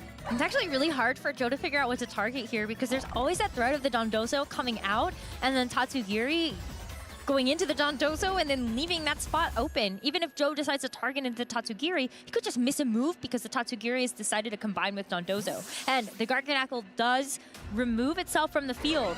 So we will see the rotation of the Dondozo now on the field with this Tatsugiri, and those Commander Boosts actually help out a little bit here. Joe's going to probably have to set up the Tailwind in order to actually try to mitigate some of the speed disadvantage as the Dondozo gets a +2 to all of its stats. Yeah, but I think we saw the Leaf Storm target here. The switch of the Dondozo on this turn really telegraphed because you couldn't risk Tatsugiri just going down and then never getting the Dondozo boost. So that's solid damage. There's going to be more damage this turn. Dondozo on the back foot. Yeah, but the Dragon Claw was targeted into the Tatsugiri, so that is an attack that Logan's going to dodge. Sleep Powder still available. You can, protect to get through a turn of it as well. Jump Bluff might also be bulky enough to just take any single hit that Dondozo can throw out right now. So might take 2 turns of free swinging for Dondozo to actually deal with the Jump Bluff. Sun's safe in the back so that even if Jump Bluff loses, if it's a fast Dondozo and you were to lose the Sun, you have a second one in the back. But yeah, the first thing that's going to happen here is Sleep Powder. And the Sleep Powder connects. Dondozo goes to sleep, before actually being able to get any damage down. At least they're stalling out a couple of turns of Sun for now, but oh, the critical hit from the Dragon Claw. Wow, Dondozo's boosts do not matter when you're going to get that crit. And this Dondozo is looking pretty worse for wear now.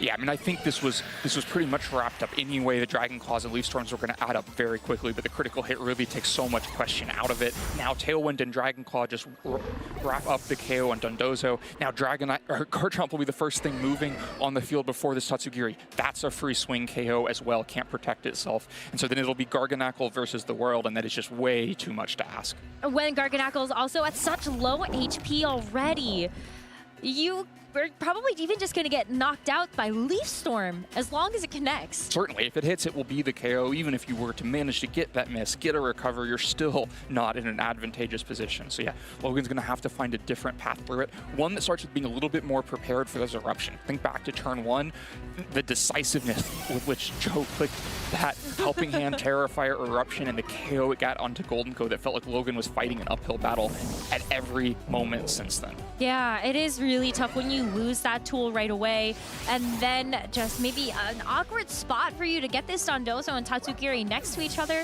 That isn't telegraphed, as you said. Like, that was something that Joe was predicting with that Leaf Storm into the Dondozo slot. And he was able to get away with even more than that because the Sleep Powder hit and then the crit as well. Yeah, just managing to hit all the Sleep Powders, get the damage. Dondozo looked really helpless there, never got an attack off. And you have to wonder if how much that will just be repeated, right? How viable Dondozo is in this matchup when you have this bevy of threats against it that start with the Jump Bluff. The Jump Bluff is such a big problem for Dondozo. But I kind of wonder then, what do you bring? Because if you get rid of the Dondozo and Tatsugiri, you're forced to bring in the Dragonite and the Sneasler. Maybe they have a little bit of a better matchup in terms of the speed, for example, and Sneasler has a focus sash that you can leverage to at least get another turn. Yeah, step 1, I'm trying to figure out how to deal with Eruption. And so whether that's Dragonite with multi-scale and a Dragon typing, you can deal with Eruption. Sneasler with Focus Sash can deal with Eruption. Tatsugiri 4 times resisting Eruption, and with a Choice Scarf to move before Typhlosion, unless Tailwind is clicked alongside it, means that Tatsugiri can deal with Eruption. So I'm really looking at those 3 pieces and saying, before we get to how I win the game, I've got to survive the first turn, and I can't let it be, Eruption for a KO and 75% damage, and all I exchanged back was like 50% into Typhlosion. That is just way too much to give up. So you've got to lead something a little bit more stable. The problem with that is that Joe can fully expect you to do it. And so he doesn't have to lead Typhlosion again. He can go, okay, I think you're going to lead all these dragons, the things that are going to make you better against Eruption, and I'm just going to put, Garchomp and Jump Bluff on the field, or King Gambit and Dragonite on the field, and present you a completely different problem in Game 2. But I don't know actually how much Joe cares about the Typhlosion, even with the matchup into the Dragonite, or what Logan may do an adjustment for. I think you actually could still pretty comfortably lead the Typhlosion and just see what kind of damage you get out of that turn. Like, look at how poorly the Terra Dragon Golden Go resisted the It can go very badly very quickly though, right? Because if it is Torkoal and Typhlosion, again, you're super vulnerable to Tatsugiri being led, or Dragonite here would be a big problem as well. So yeah, an adjustment. No Typhlosion immediately, despite there being 2 Typhlosion answers on the other side. Instead, Jump Bluff on the field is going to be a problem for both these Pokemon. Sleep Powder, easy to click into Dragonite. Joe doesn't even let us see his inputs because they happened so fast. Knows what he wants against these 2 Pokemon. Torkoal in a little bit worse of a spot, but gets the sun down. That means that Jump Bluff is moving quickly here, even if Dragonite were to start getting speed boost. But no speed boost this turn because Sleep Powder hits, Dragonite taking a snooze. Yeah, I'm actually a little surprised. Logan does have access to Protect on Dragonite, and so maybe there's a world where you just try to go for a Protect on one Pokemon and then go from there. But Logan is still able to move with his Garganackle, so is able to set up that first layer of the Stealth Rocks as Torkoal fires off that Overheat, breaking the multi-scale and allowing Joe to actually position in something different.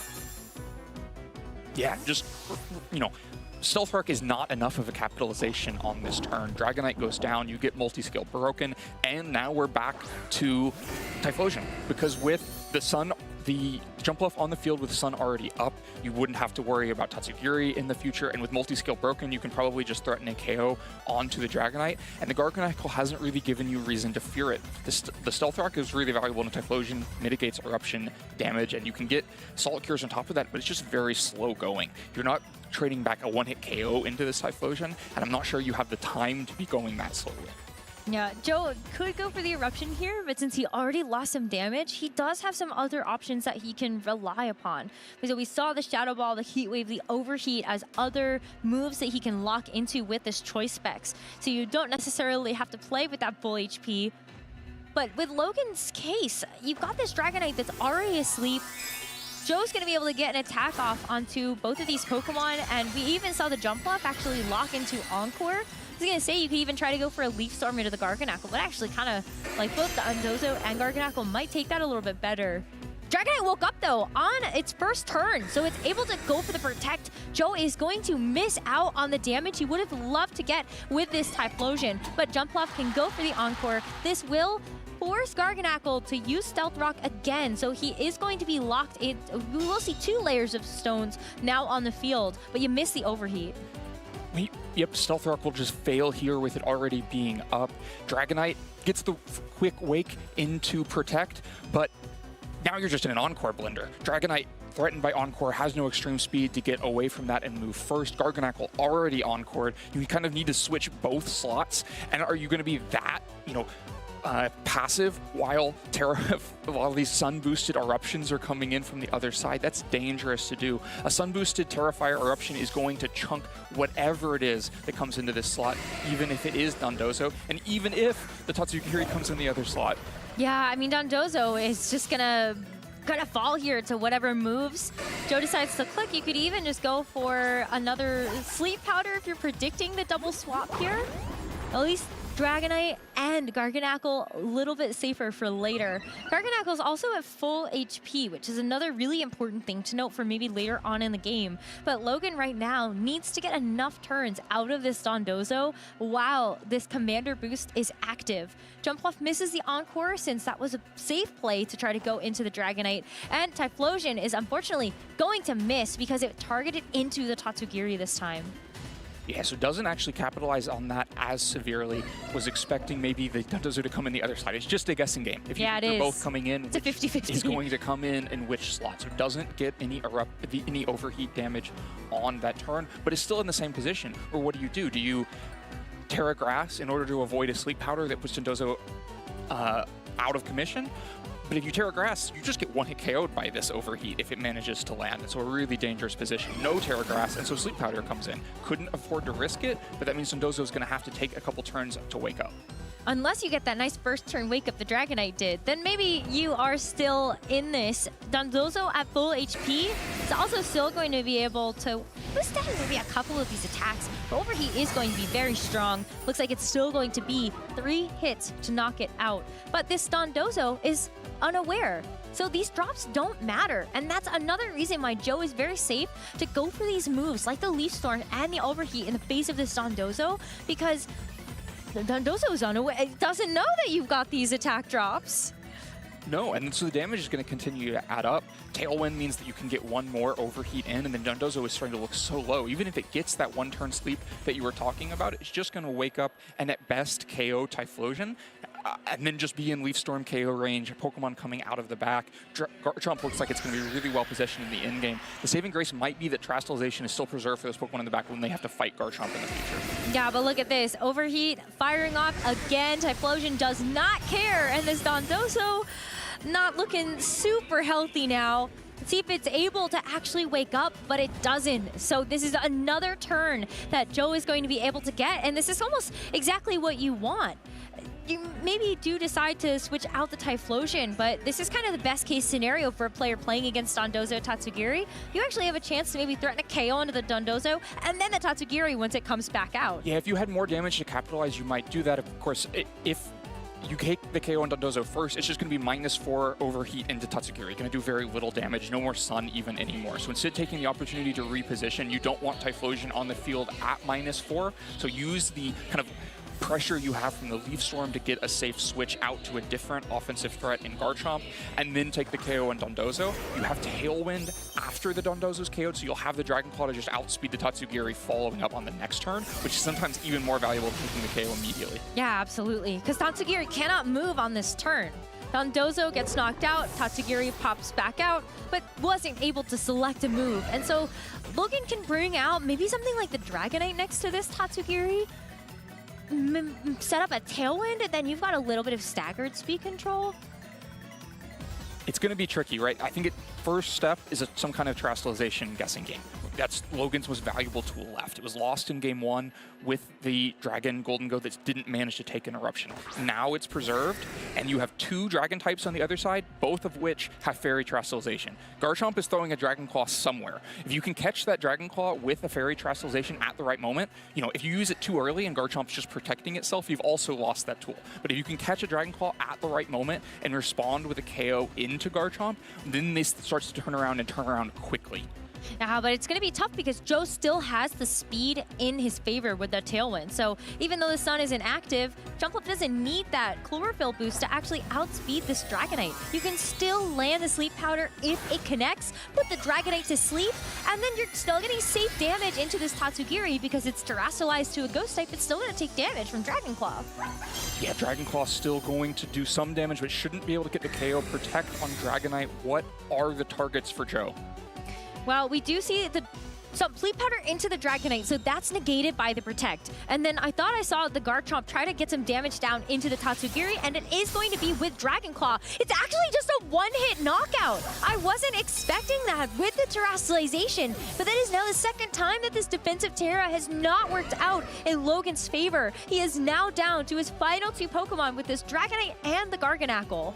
Yeah, Logan just not familiar enough exactly with the damage that was coming in, and so in 2 games uses Terrestrialization to try to save a KO, only to have that KO come through regardless. Now it's much easier to start cleaning things up with no Terrestrialization available. Garchomp has its free reign of targets. Can Dragon Claw to get a KO into Dragonite, can Stomping Tantrum to get big damage into Garganackle, and Jumpluff can just keep throwing Sleep Powders around. It looks like it will wrap up quickly here with so much pressure from Garchomp. And there's just that Encore pressure as well. Dragonite tries to go for the double protect, but it's not able to do so. And so Jumpluff moving next, gets the Leaf Storm into the Garganackle, and it's still not going to be doing a whole lot since Garganackle is still a big guy. But this Dragon Claw into the Dragonite, it's a critical hit too.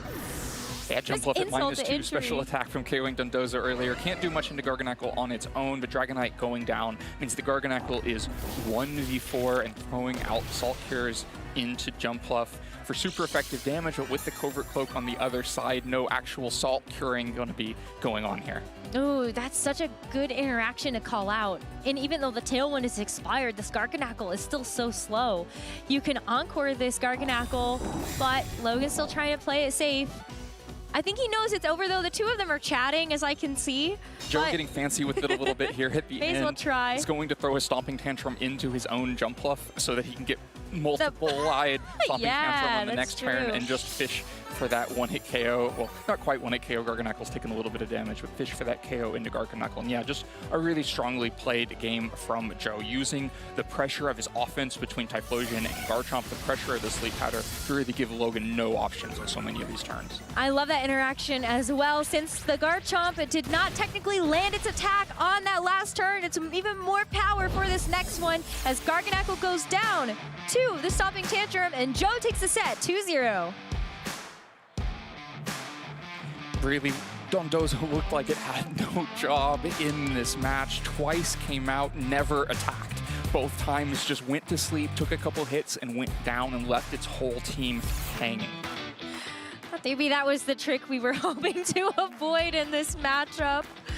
I kind of thought maybe it would be a Sleep Powder miss or an attack miss, but unfortunately it's all lights out for this Dondozo. But you have to imagine that everybody has had some amount of practice playing into Dondozo Tatsugiri at this point, since it has been a combination that has circulated the Regulation H meta for some time. But I felt bad for it. I felt really bad for the Dondozo. You might be the only one feeling bad for it. I'm sure there's a few people watching who are remembering times that they were yes. taken down by Dondozo and yeah, rejoicing in its destruction there. But yeah, really getting nothing done in that game. Never once managing to get an attack off. Yeah, the sleep powder was just so oppressive, and that's honestly what makes this team fun to watch as a viewer, as a maybe not someone that's playing against it, because that can be really challenging. But you have to worry about the sleep powder. You also have to worry about, I mean, that Typhlosion. You saw how it kind of like did some mental damage there. It's a key part of it though, right? I think players, they know they have to deal with Sleep Powder and Spore. Maybe a little bit less at this moment. Amoonguss not especially frequent, Jumpluff not frequent either. And so you're dropping some of your Spore and Sleep Powder immunities, and you're going, well, I've got a grass terrestrialization, I've got a grass type, I can deal with it. But all of a sudden those options look really bad when you have massive fire offense coming from the other side. You saw the Logan was unable to actually use the grass terrestrialization, had it available. Dondozo went to sleep with Sleep Powder, but it would have been a mistake to use it because you would have just gotten one hit KO'd by Eruption, by the overheat. Yeah, absolutely. It didn't matter what move that Typhlosion was going to lock into. Unfortunately, that Grass Terra, for sure, not saving this Dondozo. But I mean, that's kind of the aspect of the team building that's really important in this meta right now. You have to know how to play to your end goal. And for Joe, it was locking this Dondozo into an awkward position where no choice is right. You're kind of on just the losing end of the stick there. Yeah, and it's a great example of how to play against Dondozo. You don't always need some really dedicated tech to take away its boosts or make sure that it can't do any damage. It's a Pokemon that can be vulnerable if you've got the right speed in your favor, the right kind of offense. And with a couple of things like Overheat and Leaf Storm that take advantage of Unaware on the other side, you can just pump in damage on it.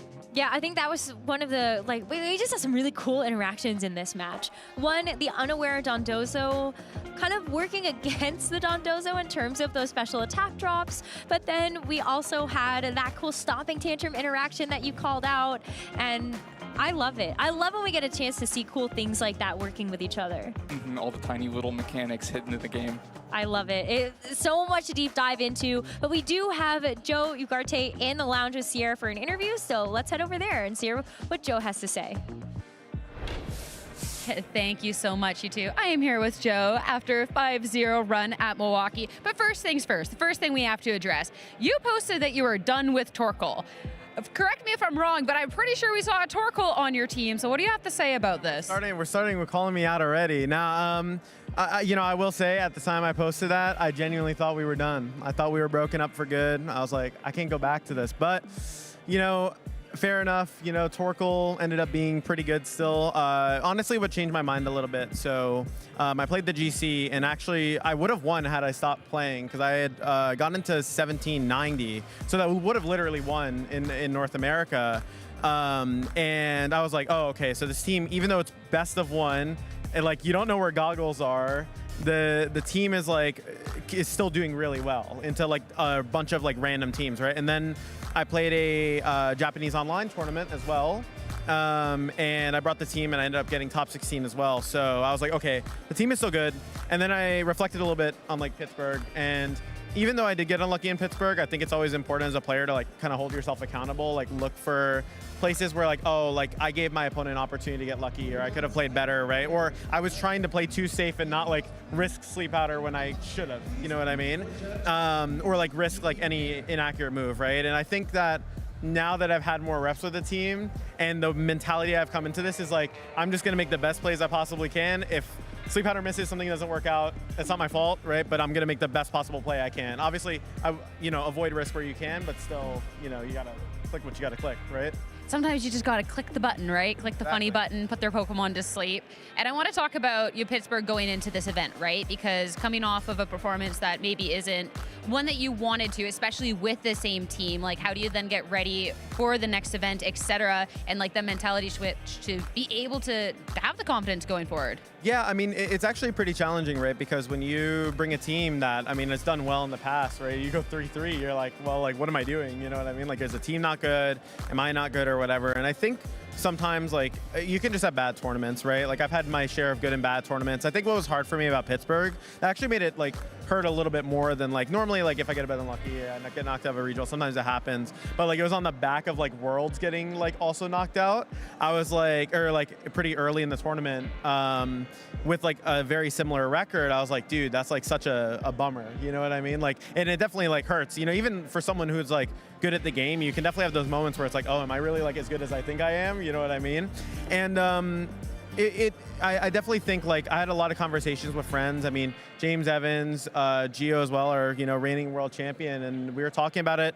And even I think the conversation I had with both of them, James was saying, come in, don't have what's called like, basically you don't want to come in with regrets, but like do everything you can, but like, you know, if like lock what you lock and then just do your best. You know what I mean? And Gio talking to me being like, look, like, if the team is good, even though you can miss moves, it's still a good team. You should still bring it, right?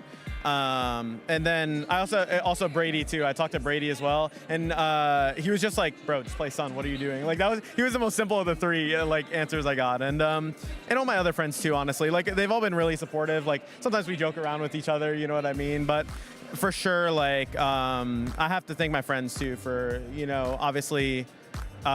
Just being there for me, you know what I mean? And just like people encouraging me for sure and telling me that like, you know, you can do it, or like the team is like not that bad, or like whatever. Because sometimes you do need that reassurance, you know what I mean?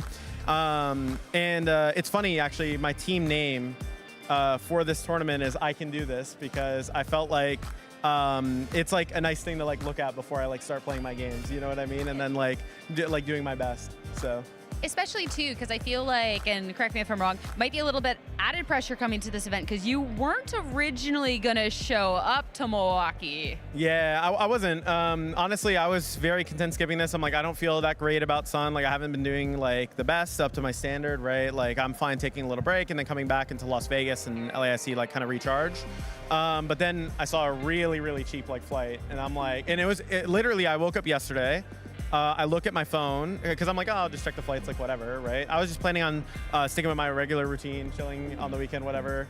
And then I see a flight super, super cheap, and I'm like, okay, well, I was like, I'm just gonna do it, you know what I mean? And like, even though it was a bunch of like panicking or like whatever, like what am I gonna bring during the time on the way? Like, I'm kind of glad it worked out the way it worked out, and I'm here, you know? So, and I do love playing Pokemon anyways, right? So, you know, that's always a plus. You're here, 5-0 on the day, and I want to talk a little bit about that last match, because going into it, we could see a Dondozo Tatsugiri, we see a Garganackle, and right away you were able to put a lot of pressure, but I want to talk about some really big KOs taken, because obviously like that first game, there's a Terra Dragon on the Golden Go, and you take the KO, and I just want to talk about like that constant pressure you put on these matches, and if there's like worries to where this could maybe go wrong. I mean, anything can go wrong, right? You could make a balance switch into something and get called out by a crit, or like get called out, right? Like, I mean, there's always risks to like whatever you do, to be honest. Like for me, like I've just been playing Typhlosion so long, I'm like, yeah, I'm pretty sure that Golden Go is just gonna like blow up. It's gonna be gone. So I was like, yeah, I'm just gonna click like Helping Hand Terrify Eruption. It was planned out because I actually in round 1 played versus Logan's friend John Mills, and they were playing the same team. So in the game versus John, I actually hadn't been taking Typhlosion in the lead at all. And I had been leading Jumpluff and Torkoal, but I knew that if Golden Go and Garganacl is in the lead, you're going to be a little bit behind because Power Gem is pressuring both your Mons, Make It Rain pressure, Guard can go for Stealth Rock, right? So by making that adjustment to Torkoal and Typhlosion, going for Helping Hand Eruption, turn 1, immediately taking a big damage trade, and then switching back to it because I knew there was going to be an adjustment after was like the main thing.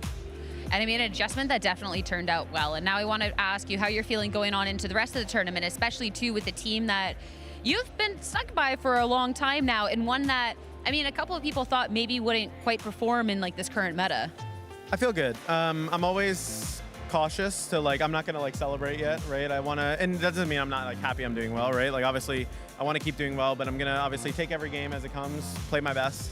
But yeah, I mean, it's nice, you know what I mean? It is nice being back here, being interviewed again, you know what I mean? It's, and like, even on stream, being able to like play as, like, it was a pretty dominant game in both games, right? And like, that felt like really, really good, so.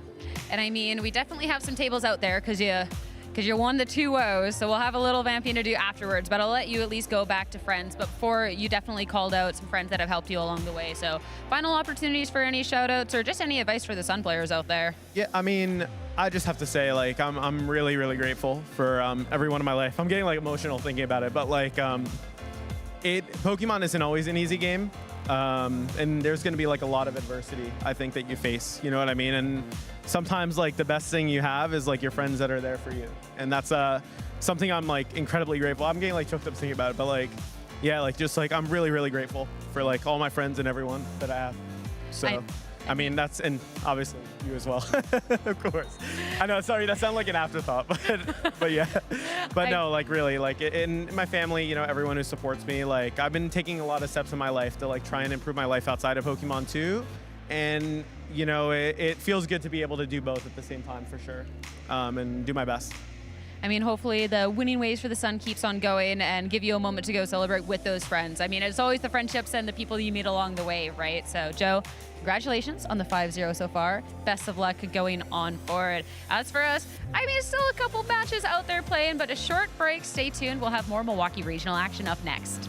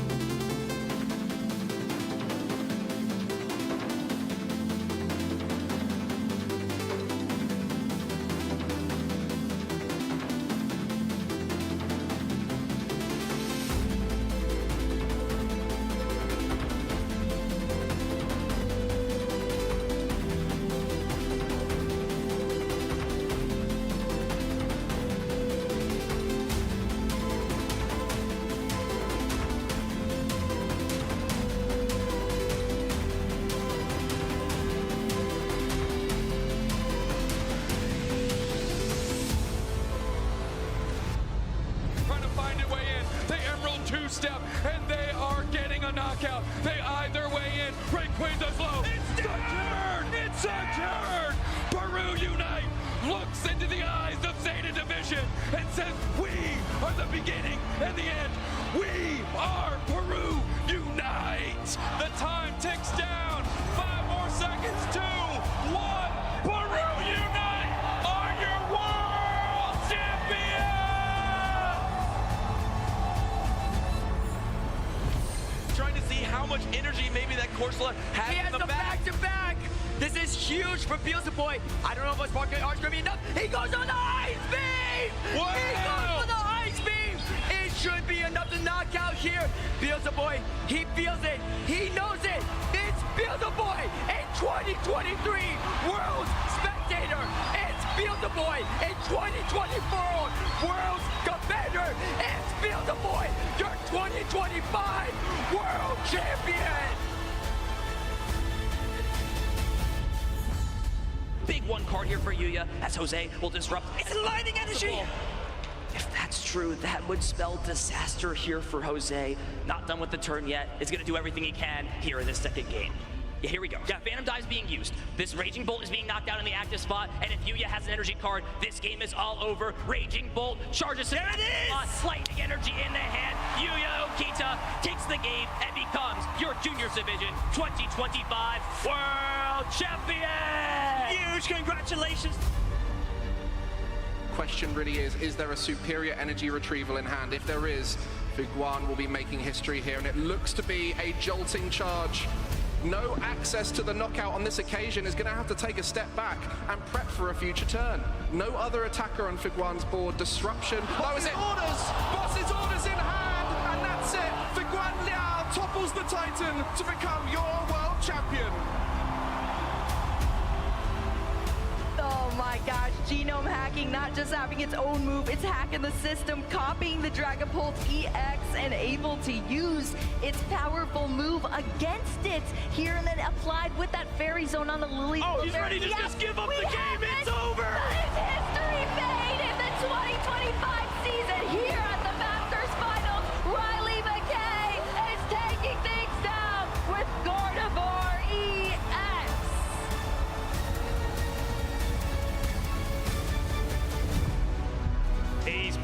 this so well. Twisted Dimensions return to normal. We got a twist our Pokemon. Miraidon right into that walking wake. It's down. It's going to be Luke Whittier. Give a big hand to your junior video game world champion, Luke Whittier!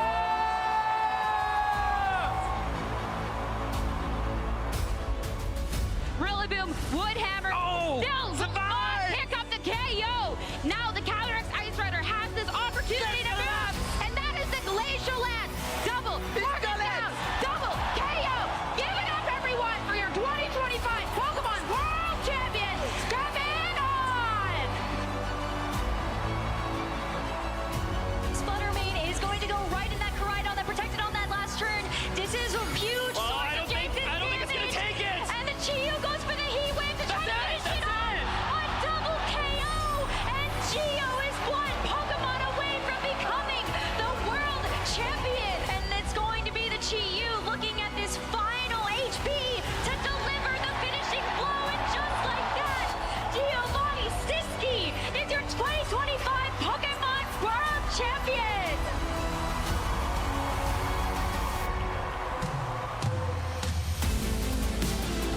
It's absolutely surreal.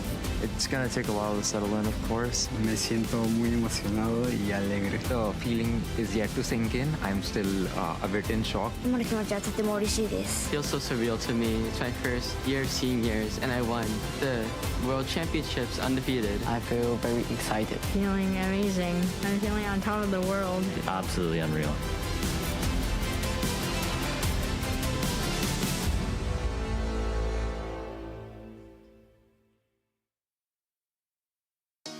Hello, I am here with one of our players out here in Milwaukee, Blake Silver. Blake, how are you doing? How are you feeling heading into this weekend? Feeling good. I'm ready to play. I'm looking forward to it. It's gonna be fun. We saw you compete at Pittsburgh with a very unusual Pokemon on your team, this Quaquaval. I have to ask, are you bringing it again this weekend? Yes, I'm bringing it again. I gotta ask why, because that was one of the biggest questions I had. We got to see some cool things. What about this Quaquaval that just speaks to you? Yeah, a lot of people have asked that a lot. It's really good. Genuinely, it's really slept on. Kind of shocked more people aren't on it now. It's just a really strong Pokemon. Fighting type damage is really strong. Water and fighting is really good. It hits really hard. Aqua Step boosted speed, which is so good. Moxie with Aqua Step 2 is very strong. It's just really strong Pokemon. It hits a lot of the common Pokemon in the format, and it also just flips matchups. Like a lot of matchups versus like typical rain teams are kind of flipped. Quaquaval helps into Gambit or Saluna, stuff like that people aren't ready for really. I'm really excited to see a little bit more of it because, yeah, as you said, people aren't just quite ready for it. And now I want to talk to you and learn about a little bit more about you as a player because you're someone who definitely has been getting some results, but we haven't necessarily gotten to see as much on the screen. So introduce yourself more to the audience. Yeah, sure. So I've been playing last 3 years, really, since 2023. I've had a number of pretty good tournaments, but no great ones. I've had a lot of top 64s, top 32s. Made Worlds 2024. Pittsburgh top 64, Portland top 32, NAIC top 32. Yeah, I've just been playing for a couple years and really hoping to just keep getting better. It's fun. I'm glad to hear. And now the final question. Blake Silver, regional champion after this weekend? Yeah. Simply said. We'll have to see, but tune in for all the competition to see how it's all going to be shaking up here in Milwaukee. Welcome back, Pokemon trainers, to the Milwaukee Regional Championships. We are more than halfway done through our first day of competition here as trainers are getting closer and closer to locking up their place within Phase 2. The competition here has been top-notch with some really, really strong games, which has left us in the predicament of our stream match went by too fast, and now we're back here in the spooky lounge. Spooky. Ooh. Yeah, we're leaning into the Halloween, everybody. But welcome back with us as we're waiting for players to conclude their matches out on the field. Figured we'd take this opportunity to chat a little bit more about Pokemon. That's why we're all here, right? As well, play a special little, discussion game, Cooking with Arvin. That's me. That's you. That's me today. That's you. So we have some fun little Pokemon cards here, and we're just going to cook. So something like meta developments that we've seen so far, the one that I keep referencing is the Sneasler, the Grassy Seed, the Acrobatics. It was a Pokemon that the first time in Regulation H, we didn't really experiment that much with it, at least not in that regard. Then we cooked up something new, right? So you're looking for some avant-garde cooking, some like reaching for a Michelin star, some ingredients no one's ever heard of. All right. I'm not looking for your standard burger. I'm looking for like the next thing. Yeah, not your classics. Not your classics. Yeah, I mean, if you've already had, Sneasler for, 4 or 5 different regulations, like, got to have something to switch things up. Okay. Arvin, what do we do to switch up the Sneasler? The Sneasler? I thought we already cooked that one up. We have to cook it again? Yeah, cook it again. The Acrobatics still feels like it's fresh and new. There's a spot on the menu. I'm not sure how many more variations of Sneasler the world needs. Needs or wants? I don't know. Do y'all have ideas? I don't know, because I feel like we kind of have seen it all with Sneasler so far. We've had the Poison Touch, we've had the Acrobatics. We haven't seen, the first time I ever saw Sneasler in this generation? Yeah. What? It was Mirror Herb Swagger. Okay. So that you could unburden, you give them an attack boost and confuse them, and meanwhile you Mirror Herb that. Now you have an attack boost and you unburden, so you have a speed boost. That was part of your Lycanroc team, right? I'm not sure it was ever on there with Lycanroc. I think it was a Lycanroc alternative. We only had so many double speed Pokemon because I think it had Rock Slide on it. So it was really pretending to be right. I think it was Terra Rock Sneasler. Yes. Well, that's cooking. And as we know, Swagger is a great move in VGC history. So, I think we should bring it back. And it's rocks. He did say it's Terra Rock Slide. Yeah, it's rocks. And I do like rocks. So, yeah. All right. See? Everyone on board. I've Yeah. sold two. Yeah, cooking with Arvin. Like, I actually didn't think you could cook more with this Pokemon. I thought we were kind of out, but all right. You have to believe, Sierra. I didn't believe in the cooking. Next up, another Pokemon that I don't know what we can cook up in store. Making this difficult for you because I know you are all smart individuals, but can we cook? Do you have an idea? You're I don't Chef think I Evan. have. Oh, sorry. No, I should let the kids kids play. No. You can talk. I just remember. No bad I ideas. remember what got me excited about Annihilate way back when was a bunch of the Italian players running Assault Vest Annihilate. I was actually thinking about that as well. Yeah, it was close combat, Rage Fist, U-turn, and like a Thunder Punch, I think. This would have been when Gyarados was all over the place. Mm-hmm. It feels very reliant on getting Rage Fist boosts from your opponent somehow. Or yourself. Yeah. You still have that option, and I think that Annihilate with bulk is very annoying. That's why bulk up's been really popular, and also it's just very naturally bulky. I think there's opportunity there. Whether or not it can cook as good as the Terra Rock Sneasler, I'm not sure, but I think there's potential. I really do. It feels like as long as it's faster than Golden Go and threatening a KO in Golden Go, you can't go wrong. There must be some way to make that work, right? Just train your Pokemon well, maybe a good sandwich, yeah? Is that the number one thing to pay attention? Like, is that what qualifies as a good Pokemon? Can it outspeed Golden Go, and can it knock out Golden Go? It's definitely what qualifies as a good Annihilate. I think if you can do that, you're on your way to being a good Pokemon. Okay. I'm not sure I'm trying to make every Pokemon do that. Like, I'm not sure I'm chasing that. Like my Primarina needs to do that necessarily. but maybe that's the key. All right. Arvin, you think we've cooked with this one? Assault Vest. Serve it up. We've cooked. Serve it up, friends. All right, next one. This one I specifically wanted to talk about because Gabby, Evan, you two were talking about the Porygon 2 is always getting the downloads boost into attack nowadays and just how so sad it is. This Pokemon's been around forever as well. Like, we need to cook here. We saw some cooking earlier on the stream. There was a Trace Porygon 2. That was the conversation that we were having, actually. And I like it a lot. I mean, in a format that has a lot of Intimidates running around, and when you can very comfortably switch in Porygon 2 into a lot of the metagame minus Annihilate. Let's just not deal with that right now. You can pick what ability you trace, and I think there's a lot of potential in that. I don't think you can necessarily cook with its moves. You can cook with the Terra typing, Terra Blast maybe, but I feel like Porygon 2 really does want to run like Terra Blast, Ice Beam, and Recover at least. Maybe the last move slot is where you cook, but those 3 moves just feel too strong on it. So this might be too much cooking. This might be like we're about to burn the dish, but if you think the problem with download is too many attack boosts, physical. Do you ever go physical? Oh. I genuinely could not tell you a single physical attack that Porygon 2. Yeah, it just feels like it would be swimming upstream. Like you're just putting too much effort in for very little gain. Okay, all right. Maybe that one needs to calm it down. The experimental kitchen. Now, if you mirror herb into swagger, no, I'm kidding. Gabby, no. I still think my favorite with Porygon 2 is when like the moves like Thunderbolt and Ice Beam were kind of faring out quite well within the meta. I think this was back in Sword and Shield. I get my Pokemon years mixed up sometimes. But I was like, what if you just put more special attack into Porygon because it's matching up well into stuff?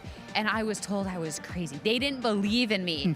Cue a week later, hey guys, guess what I did? I've added more special attack into Porygon and I'm running 3 attacking moves on it. I'm just like, so like. Are you saying they stole your recipe?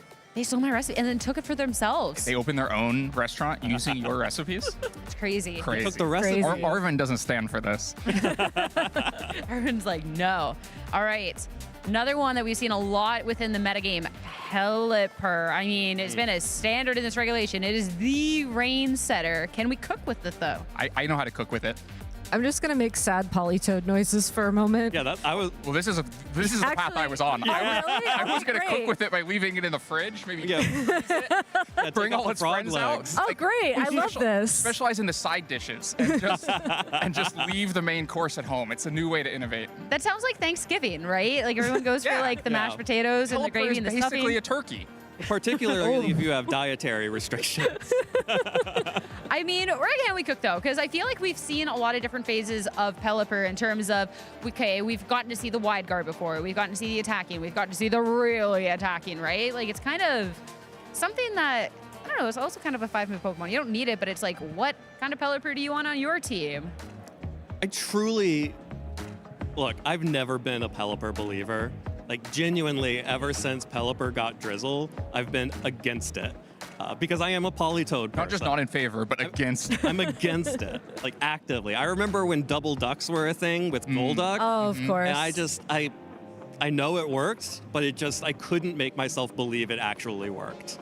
I think I agree with you, Lynn. We got to keep it in the fridge. The one issue, though, is that Pelipper just has so much utility, especially in Regulation H, that Polytoad just does not have. And as much as I want to cook with it, it's like, what are the options? It's a little bit too slow for consistent speed control, but also everybody's speed creeping Pelipper now, so maybe that's not as big of a deal. It does get some cool tech. I mean, we saw Perish Song on it last year, but are you really comfortable playing Perish Song? Me, no. It lost Scald. Like, there's a lot missing. I don't know. You're just talking about Polytoad, and it's kind of its missing. Yeah. It's tough. Poor Polytoad. What are the best sides for if you're removing Pelipper, if you're taking Duck off the menu? Yeah. I want to really focus and really pull out the essentials of Basculegion. Oh, okay. Just make that the star of the show. You know, take it from being, the French fries on the side to being the Basculegion. So just no rain, no Pelipper, just Basculegion. Yeah. Adaptability. Do you run Choice Scarf or do you pick a different item? Oh, we've seen both Choice Scarf and Focus Sash have success on teams outside of rain. Pokemon that has a fake out immunity can deal a ton of damage either early pivoting with Flip Turn or late with Last Respects that's just threatening massive KOs. Okay. I think this is, I think you cooked here, Arvin. Yeah, cooked. Let's go. All right, I don't think we can really cook with Torkoal. I think Torkoal kind of... Torkoal cooks itself. Okay, well, you said it. I don't know if I wanted to. There is a Cantonian Ninetales in the field today. So somebody tried to cook without Torkoal. I don't know how it's doing. I'd have to look it up, but shout outs to that person. Torkoal is cooking. We just got to see it, but I think I think Torkoal can either just be one of the two sets. You either see the Charcoal, Eruption, etc. Trick Room, or you see like Joe's or like Marco set, and that's it. Yeah. You can body press with it. Yeah, I was going to say, you got the body press support Torkoal. There's always that option. I forgot about that. Let's go full defense investment, go with the helping hand, body press, and overheat. Like, I don't know if I'm going to that restaurant. I don't know. I'm not sure about the reviews there. We might fail the health inspection on that one. We'll put Torkoal to the side. I think Torkoal is perfect just how he is. I think we're going to bring up this one. You're talking about side dishes to Pelipper. I mean, our Talon, It feels more and more like it is leaning away from Pelipper. Like the divorce is in progress. Even the ones that have a Pelipper on the team, they still have Power Herb. Yeah. Yeah. That's the real sign there. If you have a Pelipper or another rain setter on the team and you're still running Power Herb, that's a trial separation. Yeah. You're set up. You're ready to go. That's what I'm hearing. But I'm hearing that we're also, it's not just our Charlatan that's ready to go. I think we're getting closer to ready to go as well. We're going to be taking a short break as we go through our pairings, and after that, another round of Swiss here at the Milwaukee Regional Championships. Stay cooking, trainers.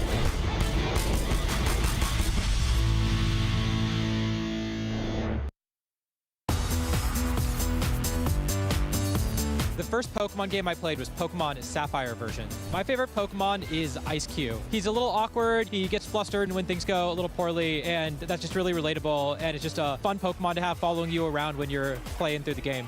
The farthest I ever traveled to a Pokemon event was the World Championships in 2023, which were held in Yokohama, Japan. It was one of the coolest experiences I've ever had, getting to go all the way to Japan with so many of the closest friends I've made throughout competing at these tournaments. It was such an amazing experience, and yeah, it was just really special. I really look up to a lot of my friends, namely Alex Underhill and Gavin Michaels.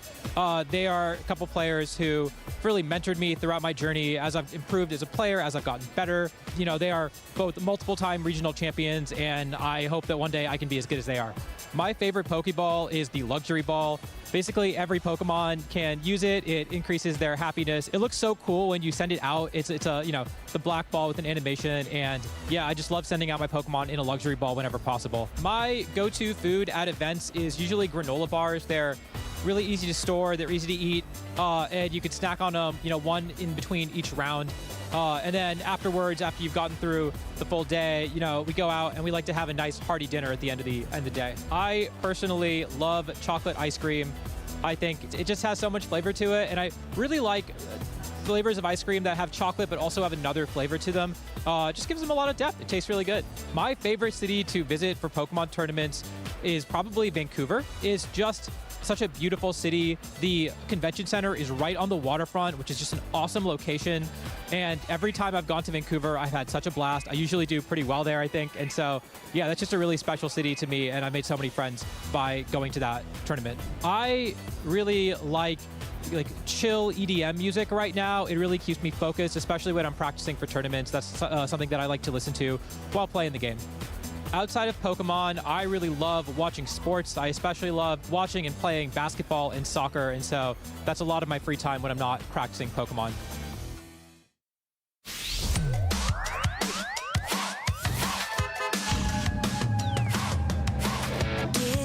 We're going somewhere, and we're bringing all our friends. Adventure is in the air, and the journey now begins. The radio up and the windows down. Me and my squad will never back down. Gonna show the world how to get that gold. But first things first, baby, let the good times roll. Are you ready? Are you ready? Put the pedal to the metal, let the good times roll. Let the good times roll. Are you ready? Are you ready? Put the pedal to the metal, let the good times roll.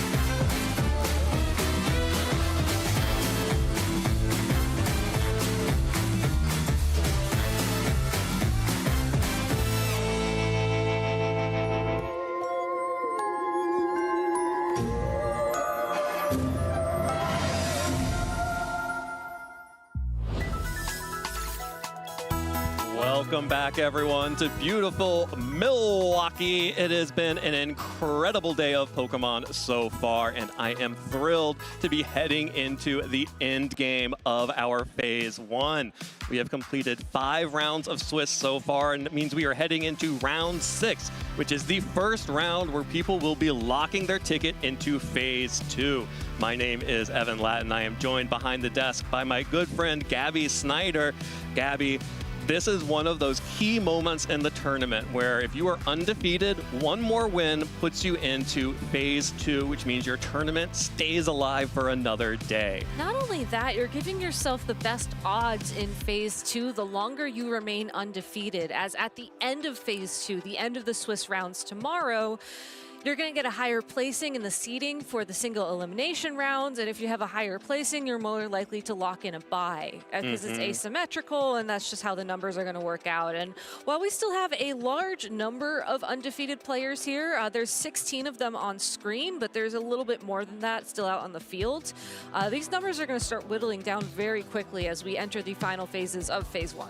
Absolutely, and we have been able to see a couple of these players already on stream. Of course, Michael Zhang, we saw win earlier on with that very unique team with the Metagross, which we actually did not see come to one of those games, but clearly something is still working for Michael and his Metagross. And of course, we just saw Joseph Ugarte bring back the Torkoal for one more ride here in Milwaukee. That Sun team looked very overwhelming in that match. We have some incredible matches this round, though, and I think y'all are going to be a little bit excited about the match we'll be featuring on stream here. But shout-outs to some of our other undefeated players who are pairing off against each other. Kylan Van Severin versus Ale Piscatelli, Yuki Zaninovic versus Mohamed Ibrahim. Both of those players are undefeated currently. Christopher Bays versus Andrew Burke. These are all like really incredibly accomplished trainers to make it this far in the tournament undefeated. Absolutely, and shout-outs again to our bottom half there. You got Jose Torres, Leonard Kraft III, Caden Owens versus Eric Martinez, and of course Joseph Ugarte versus Jack Geronime. This has been an incredible tournament so far, but of course we will be seeing Dorian Kang versus Wolf Glick. Wolf is back here in Milwaukee with a few tricks up his sleeve. Hopefully a few treats too. Well, I think it's a treat for all of us to be able to see this matchup in particular, but I'm really excited to see how Dorian is going to fare in this matchup as well.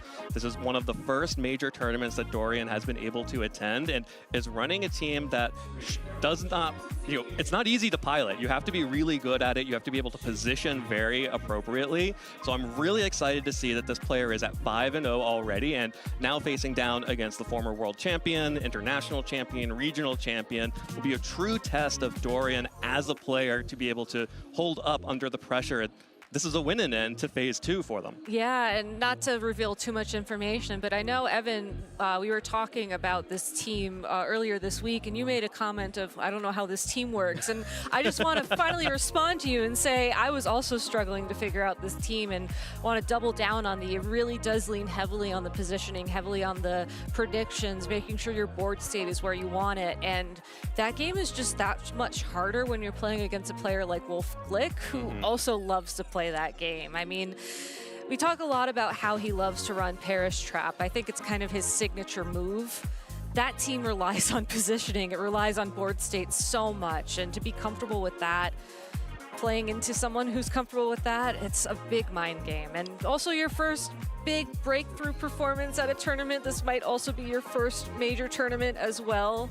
That's a lot of pressure. It's a lot of pressure, but this is what it takes to make it deep into a tournament like this. There are, you can have a really great run, but the way that you are going to be able to win a tournament, you're going to make top cut, is by excelling in these high pressure moments. He has a treat for us. Oh, I love this. Sorry Definitely to cut you not off. Wolf Glick on stream here. Is that an imposter? The fourth Mark's brother. I need to call an emergency meeting here. Oh, that's funny. It's completely side tangent. I love that so many trainers here this weekend are getting in the Halloween spirit alongside us. It's one of my favorite holidays, just to see everybody dress up and get a little extra silly. And thank you for everybody who opted to participate this weekend. It just makes it that much more fun.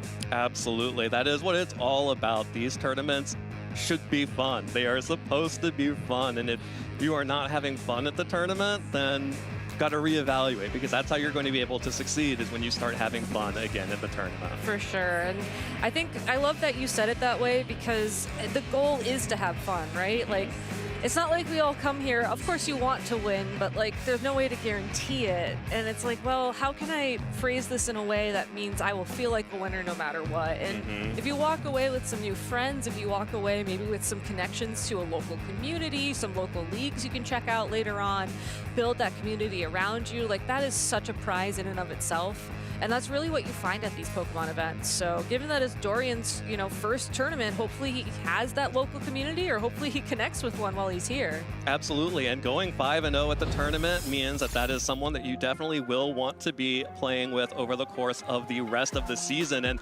here it is. Wolf has brought a disguise for everyone here. That is indeed the Hisuian Zoroark on the team. And this is really scary if you are sitting across from a player as talented as Wolf Glick, and then also you have to realize that, oh wait, I don't know if I can trust my eyes.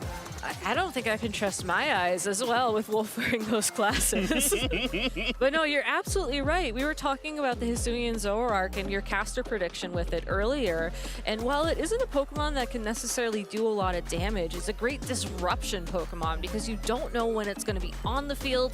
You don't know what its goal is necessarily when it is on the field. And you also don't know if it's going to even make an appearance in the first place. Because if you look at Wolf's other Pokemon, they are good Pokemon, right? Like you have the Dragonite, the Incineroar, the Golden Go, Pokemon that are tried and true in Regulation H backing it up. And even if you look at their sets, they're very unique in certain spots, but also things that have been proven time and time again to work well. Yeah, a couple of really interesting techs here on the team. Got to shout out the Mirror Herb on Incineroar. We discussed it a little bit when we were talking about Hisuian Arcanine, but Incineroar also is an Intimidator and also can start dealing good damage if you start getting some of those boosts from a Mirror Herb, as well as potentially picking up things like Bulk Ups, picking up things like an Iron Defense.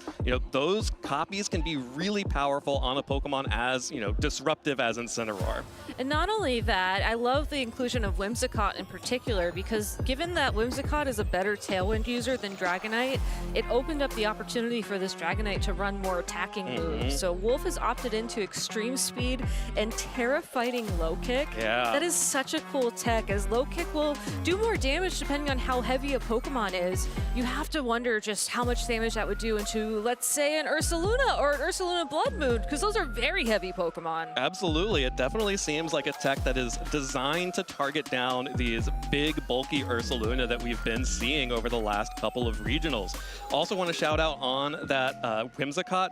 Having the option of fake tears immediately makes every one of these special attackers a huge threat, including the Golden Go and the Ursaluna of Wolf's Own, but also potentially could make the Zoroark deal a little bit of damage with that Bitter Malice. And I think what you have to watch for is there's only one Pokemon on the field that will broadcast if it is Zoroark, and that is Incineroar. The rest of these Pokemon can be hidden.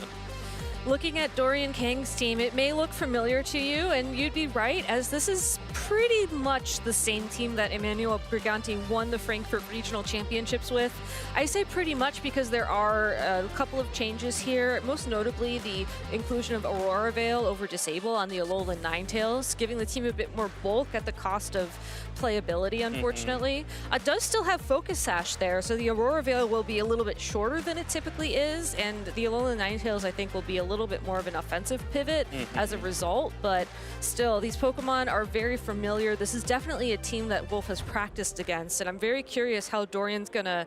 You have to assume that going into this match, right? Yeah. And how do you play this team in a way that would catch someone like Wolf Glick off guard? I mean, that's the number one thing when you're going into this turn 0 into team preview. It's not just, what are the Pokemon that give me the best options? It's also like, do I like, do I think that Wolf is going to bring the Zoroark? Like, what does it mean? Like, what is the most disruptive way that Wolf could choose to mess with my plans? And I think that the Aurora Veil actually helps Dorian a little bit here because it gives you a little bit more of a wiggle room if you get something wrong. It gives you more some time. Very good job there. I do also want to take a moment to explain Illusion a little bit more for anybody at home who's curious.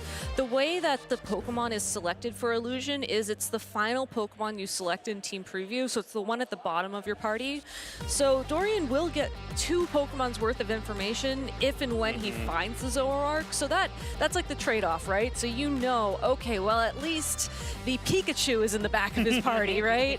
But you do have to get to the point where you find it, at which point, how much did it take? All right, here comes Incineroar and Sneasler for Dorian, as well as the Whimsicott and Golden Go. Of course, that is not actually Whimsicott. It is wearing a costume itself that is Zoroark. And I love having the Zoroark disguised as Whimsicott because your techs against Whimsicott are so different from the ones against Zoroark. They are. It's worth noting that the Whimsicott is holding a covert cloak, so it's very unlikely it would have been flinched by a fake out to begin with.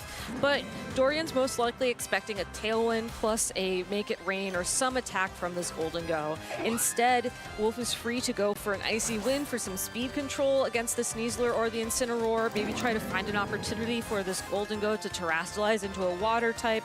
Nasty Plot, buy himself some setup time here. There's a lot of options, and I'm very curious how he sets the pace of play, knowing that it's the Zoroark here, and it looks like he's going to give up the ghost, as it were, right to begin with. Yeah, there's only so much you can do to protect the identity of your Zoroark, as Golden Go will go ahead and terrestrialize into that water typing, trying to avoid super effective knockout damage. Dorian, though, will go ahead and protect the Sneasler, playing a little bit defensively as Whimsicott, aka Zoroark, reveals Bitter Malice to reduce the attack of Incineroar, which makes this Golden Go even safer to go for this Nasty Plot. So getting the attack drop onto the Incineroar means that this knockoff plus the Terra does basically no damage to that Pokemon and a free Nasty Plot.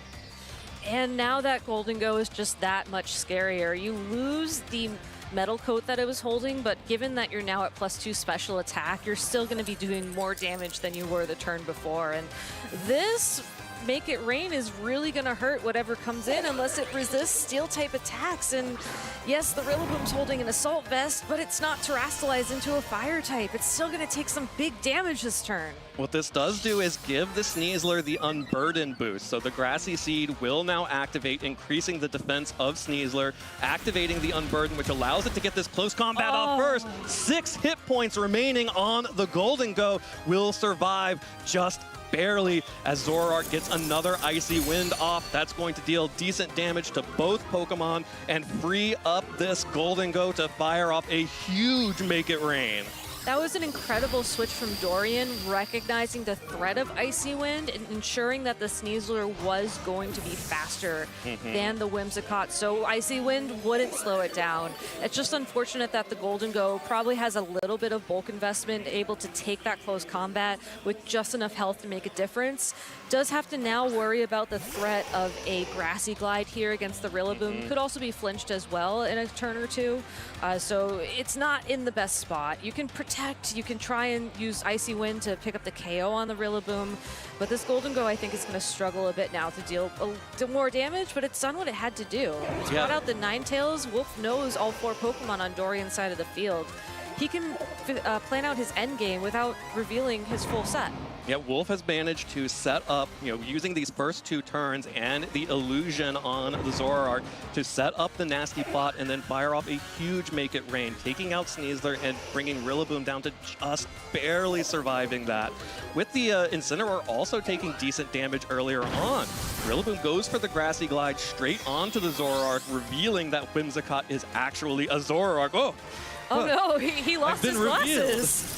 But the Icy Wind will still connect onto both the Ninetales and the Rillaboom, picks up the KO onto Rillaboom, breaks the Focus Sash on Ninetales, and drops the speed. And that's going to be really important because that could allow Golden Go to go first, knocking out the Ninetales with a huge Make It Rain once again. And now it is just Incineroar against Wolf's lead Pokemon. That turn could have gone very differently, though, had the Grassy Glide targeted into the Golden Go and picked up the KO. So Dorian had an out there, didn't necessarily explore it. I think getting confirmation that the Grassy Glide does not pick up the KO on the Zoroark is really good information. You are going to need those 2 hits regardless of the Focus Sash or not. He's going to have to bring that into game number 2. Also, the speed between the Alolan Ninetales and the Golden Go, like you called out, that's all information that he needs to plan out his game plan moving forwards. The only other bit of info he can get at this point would be what is that 4th Pokemon, because you know there's Whimsicott, there's the Zoroark, and the Golden Go. If you can figure out that last Pokemon, you can start planning your game plan, you know, pretty solidly. Like, chances are you have to play will they, won't they Zoroark edition, but the special attackers and the physical attackers that Wolf brought probably won't change given how, you know, the team that Dorian's running operates. So you just have to figure out that game plan. And the time that you have at the end of game 1 is so critical for that thinking. Well, Zoroark will indeed get more time for Wolf to plan out a game 2 as it will protect itself as well as the Golden Go. So no fake out pressure onto the Golden Go as well. No damage will be traded here from the Incineroar. That means that there is another turn for Wolf to plan out game 2 as well another turn for Dorian to plan out a game 2. And you know, Wolf made that really aggressive play to not protect the Golden Go. Dorian went for the Grassy Glide on the Zoroark instead of potentially whipping into the Golden Go. And that's just something that you see because, you know, Wolf was so far ahead that the Golden Go could go down there, and he just gained so much from making that aggressive play. Exactly, and recognizing that as well, I think, is one of the skills that Wolf has. You know, he's just very comfortable recognizing when it's safe to take those big risks, and that's, I mean, I'd be shaking in my boots personally. This is a win in it. You know, there is a lot on the line. And while you're certainly not out of the competition if you lose this game or this match, you still want to have as much momentum moving forwards. And the Wolf just has all of that on his side and more even now with that attack drop. Yep, the Bitter Malice is really doing a number on this Incineroar. Of course, it is able to survive these Make It Rains, which is going to be really important for Dorian in a game 2. The Citrus Berry also activating to heal Incineroar right back up. You know, making sure that Dorian is able to survive multiple Make It Rains is going to be the most important thing that Dorian can do for game 2. 100%, and Incineroar is going to be key to that strategy, and then you have to look at the rest of the team and figure out, well, how can I best support Incineroar in this strategy? Bring Rillaboom so that you can hit it super effectively if it does decide to Terastallize. You can maybe try to set an Aurora Veil up if you think you're not going to get Icy Winded or be slower thanks to a Tailwind. But we do get confirmation of Wolf's final Pokemon, and it is going to be the special attacker Ursaluna. So at this point in time, I think Dorian will either forfeit or we'll probably see, you know, an Earth Power. I think just one. Yeah, just one will do it. Just one will do it. But he maximized his information in this game 1, and I think that was a very smart thing to do. Absolutely, and I think there are a number of things that Dorian can do heading into a game 2. You know, making sure that the you know, Incineroar remains healthy, being able to threaten fake out pressure. What we saw was that Dorian just wasn't able to do anything really with the Sneasler alongside the Incineroar. Yeah. So I think a new partner is going to be necessary for Dorian to make something happen here.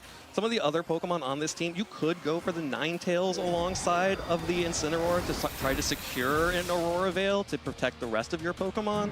You also could, you know, go for your leftovers Terra Electric Ursaluna Blood Moon in the back as well. You could, and then you could also be relying on Yawn, and that would force some more switching on Wolf's side of the field, which would give you more opportunities to attack. Or Wolf just has to choose to let a Pokemon fall asleep after a turn, and then that will also give you more opportunities to attack. So that would open up, I think, the game for Dorian a bit more. Part of me also has to wonder what if Dorian would just lead the Rillaboom side by side with the Sneasler, because then you get the Unburden boost up immediately. Yeah. You're probably going to be faster than the Hisuian Zoroark at that point in time, and you will be able to hit it with an attack, and then maybe that's how you sort of start turning things into your favor a little bit more. but it's tough to say. It's a very tough matchup to play into. And if, hypothetically speaking, we see Whimsicott and Golden Go lead again for Wolf, is it a Whimsicott or is it a Zoroark? I don't know. Yeah, because if it is a Whimsicott instead of the Zoroark, then you have the ability to threaten with, the priority Tailwind. And, what are you going to do from that? Like, that plays entirely differently. The counters to that would be entirely different than the ones to the disguised Zoroark. Exactly. It's a call you have to make during team preview, which I think is the beauty of this team that Wolf built. There's a lot of pressure here. You don't have the benefit of seeing the leads and sort of seeing how your opponent's playing it out. You have to make just a very hard read while this clock is ticking down, and it's a tough play. I don't think Dorian necessarily has any Pokemon on his team that could cover both, like a possible Whimsicott or a Zoroark lead. Maybe fake out Aurora Veil is probably the safest start you can have, and then like you were saying pre-game, you have the shields up and then you start taking less damage and you can buy yourself some more time that way. But even then, it's a very tough spot to be in.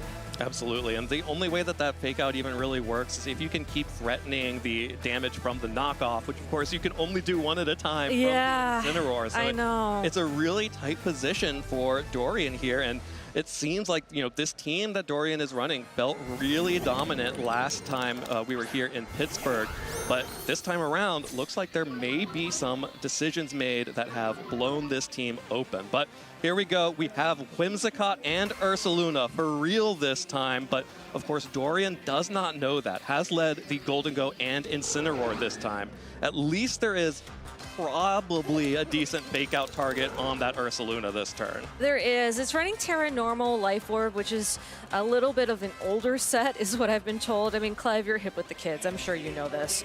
But it does a lot of damage. It does a lot of power, and that's exactly what Wolf needs on this team. It's not the Yawn Terra Electric variant that Dorian is running on his own team. And I think being able to start off the match for Wolf with the threat of a Tailwind plus an Earth Power into the Golden Go or into the Incineroar, that's going to force a potential Terastallization from Dorian turn 1, or it's going to force a Pokemon off the field. And it looks like, at least for now, Dorian is opting to switch out the Incineroar. All right, switching out Incineroar for Rillaboom gets that Pokemon out on the field to threaten damage onto the Ursaluna, as well as potentially taking more damage much more easily. Of course, no damage out on the field this time around from Wolf. That's just going to be a Protect and Tailwind. So Wolf at least showing that the Whimsicott is actually a Whimsicott here with that Tailwind, as Golden Go will fire back and make it rain. No damage dealt to the Blood Moon Ursaluna, but Dorian does pick up a one-hit KO onto the Whimsicott. But Wolf traded the Tailwind for a free switch in. I was going to say, Whimsicott did its job. I hate to say it. I love Whimsicott as a Pokemon, but sometimes in these matchups where you want to have your offense on the field as quickly as possible, you want Whimsicott to get out of the way as quickly as possible. Now, we're in an interesting board state with Wolf. I don't know if it'll come into play, so we can talk about that a little bit later. For now, Golden Go and Ursaluna have the great opportunity to just start dealing damage after damage. I like that Wolf is considering to use Nasty Plot to get Golden Go set up for later on in the match. While there isn't necessarily anything that threatens it super well right now on the field, but still, he has the momentum on his side. He has those turns of Tailwind to outspeed Dorian to go on the offense, and Dorian really needs to find a way to sort of flip that on its side. Yeah, and more than anything, Dorian needs information, because Dorian would love to target down that Golden Go with a Shadow Ball, but if it is in fact Zoroark and not Golden Go, you will have just whiffed an entire attack into that Pokemon, and then you probably give up one of your most powerful, one of your most important Pokemon on the team. Will be double Terastallizations here, as the Terra Normal will come out onto the Ursaluna, while Dorian goes ahead and Terastallizes into the Water typing on the Golden Go, protecting itself from Earth Power or from a Shadow Ball from Wolf. That Grassy Glide, though, will connect onto Ursaluna, deal a decent amount of damage, while Wolf shows the Nasty Plot, and Dorian now knows that both of these Pokemon are what they say they are. Ursaluna, with the power of a Terra Normal Blood Moon, connects onto Rillaboom, and that is a Pokemon with an Assault Vest that still gets one-hit KO'd. It's absolutely an insane amount of damage, and you can see why Wolf opted to bring it to this matchup. Oh, and Dorian goes for it, gets the Shadow Ball onto Golden Go, realizes that he has to make a play. There is no safe play here that doesn't leave him very far behind. Had to go for that Shadow Ball into the Golden Go. Deals good damage to that Pokemon. And now Wolf is on a timer with these Tailwind turns. He is on a timer, and you also have to wonder just how the speeds of these Pokemon are going to match up, knowing that there's also the Unburdened Sneasler now in the mix. Golden Go is at such low health, and Sneasler just got a nice attack boost to its acrobatics since it used the Grassy Seed, and that should do enough damage to pick up the Golden Go from that low of a range. You still have to worry about the Ursaluna, and without any Nasty Plot boosts on the Dorian's own Golden Go, that's going to be a really tough knockout to find. But if you can predict how Wolf is going to play through this turn and maybe catch the Ursaluna off guard, catch the Golden Go protecting perhaps, you can find your way back into this match. It's not necessarily over for Dorian, but he has to make every single turn count, and he has to call this right. Well, we're going to have to see if Dorian can do it and keep his hopes alive of going into Phase 2 undefeated after winning the win and end here in round 6. Sneasler just going to protect, trying to stall out some turns of this Tailwind, making sure that Sneasler stays healthy as well as the Golden Go. So on Wolf's side, so both of those Pokemon protecting themselves. Golden Go on Dorian's side also protecting itself. Only the Ursaluna going for an attack here, and that just means one more turn of Tailwind is down. But some great information. We saw Sneasler protect first despite the Tailwind. That means it's the fastest thing on the field right now, at least relative to the opposing Golden Go. So that's something that Dorian now knows for certain. He knows that he can try and target down that Pokemon with the Sneasler if he opts to it. But you also have to wonder, what if there's a switch? What if something else happens? Again, there's so much in play for Wolf right now. He has such an advantage with the Nasty Plot and the Ursaluna threatening so much damage. He can make a switch here if he wants to. He can try and catch something off guard, and even if he loses the Pokemon in the process of that switch, I think as long as you're buying time for Ursaluna to get some good chip damage down, and then maybe you close the game out with Golden Go, you're still in a very comfortable position. Yeah, if I'm Wolf, though, I'm starting to worry about what happens after this turn. Dorian still has Incineroar in the back, and both the Golden Go and Sneasler are threatening big damage onto any of Wolf's current Pokemon. Wolf will just go ahead and switch in the Zoroark, of course, with no Pokemon in the back to disguise itself as. It's just going to take this close combat from the Sneasler. That means Wolf gets to fire off a boosted, Nasty Plot boosted Make It Rain, picks up a one-hit KO on the Sneasler, and now it is down to this Golden Go. Is Golden Go on Dorian's side going to be able to pick up damage? No, just going for the plot boosts. A great Nasty Plot there. Dorian needed that to happen, but unfortunately he also needed that close combat to land into the Ursaluna. Now that Zoroark is on the field and it can't be flinched by the Incineroar thanks to that Ghost Normal typing, it's going to be the fastest Pokemon on the field. It can go for an Icy Wind here, guarantee that Wolf's own Golden Go will be faster, and then all of a sudden you're in a spot where you can pick up the KO very comfortably, and now you have 3v1 against the opposing Incineroar. And Incineroar has done a lot of great things in its history as a VGC Pokemon, but I don't think this 1v3, especially knowing that there is the Life Orb Ursaluna Blood Moon in the back, I don't think it's necessarily it. Yeah, and this, undisguised Zoroark is actually exerting quite a bit of pressure here. Just the idea of an Icy Wind connecting onto Dorian's Golden Go is terrifying, because that means that Wolf will be able to actually deal the damage with his own Golden Go. You can see Wolf trying to scout out here, going for a double protect as Dorian goes for that Make It Rain, trying to take the damage to both of Wolf's Pokemon here, instead just whiffing into the protect. I actually really like this play from Wolf. It's a very safe play. You seem like you have the game locked, and I think a lot of people, myself included, would be tempted to go for that play. You know you're safe from fake outs. Everything's fine, right? But you have the double protect available to you. There's really nothing too different about the board state in this position compared to the previous turn, but you can get confirmation of what your opponent is thinking. And I think that is what separates a Phase 1 player from a Phase 2 player, the world champion from the regional winner. And it's great to see Wolf thinking about that even now.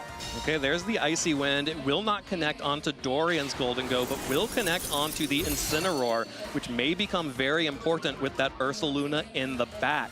There's the speed drop onto Incineroar, as now Wolf will fire off a Make It Rain and will only target down the Incineroar. That's okay damage. Actually, it may just have avoided activating the Citrus Berry there, so like, actually that is the best possible damage roll for Wolf there, keeping the Incineroar at as low health as possible. But Dorian gets the knockout on Golden Go in return. So now the Ursaluna is going to be forced back out onto the field. And it's getting closer for Dorian. It's not quite there yet. You still have to contend with this Ursaluna. And it looks like Wolf is still playing very, very safe here moving forwards. But it's closer. It's definitely closer.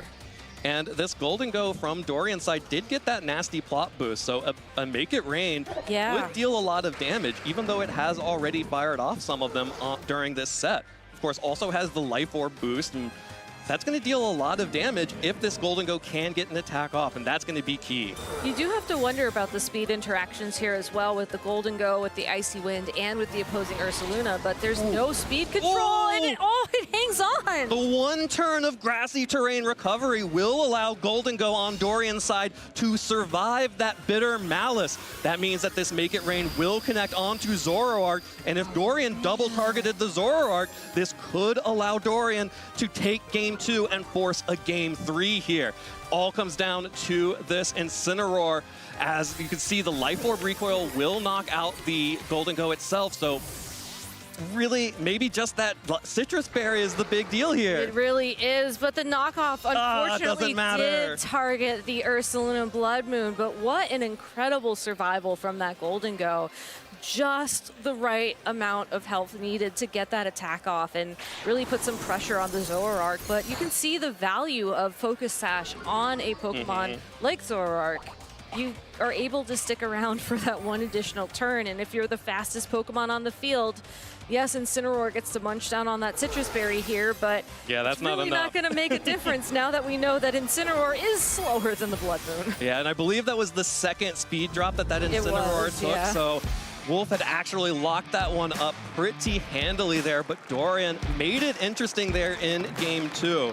Definitely showed why Dorian has made it undefeated this far, and of course we will be excited to see how Dorian does for the rest of the tournament. He is not eliminated, not by any definition of the term, only has to win one more battle to make it into phase 2.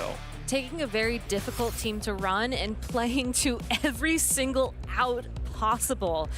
That is such a skill to have with this pressure of being on stream, with the pressure of playing a former world champion. Being able to recognize, well, if I somehow survive this, well, if I'm able to outspeed, if I'm able to sneak in this nasty plot. There were so many things that went right for Dorian in that game number 2, and had he just, recognized the board state and just kind of, I hate to say it, but given up early, it wouldn't have been as close as that was. And I really got to respect the fact that he was able to play to those outs, and I think that's a skill that can get you into phase 2. Absolutely, definitely.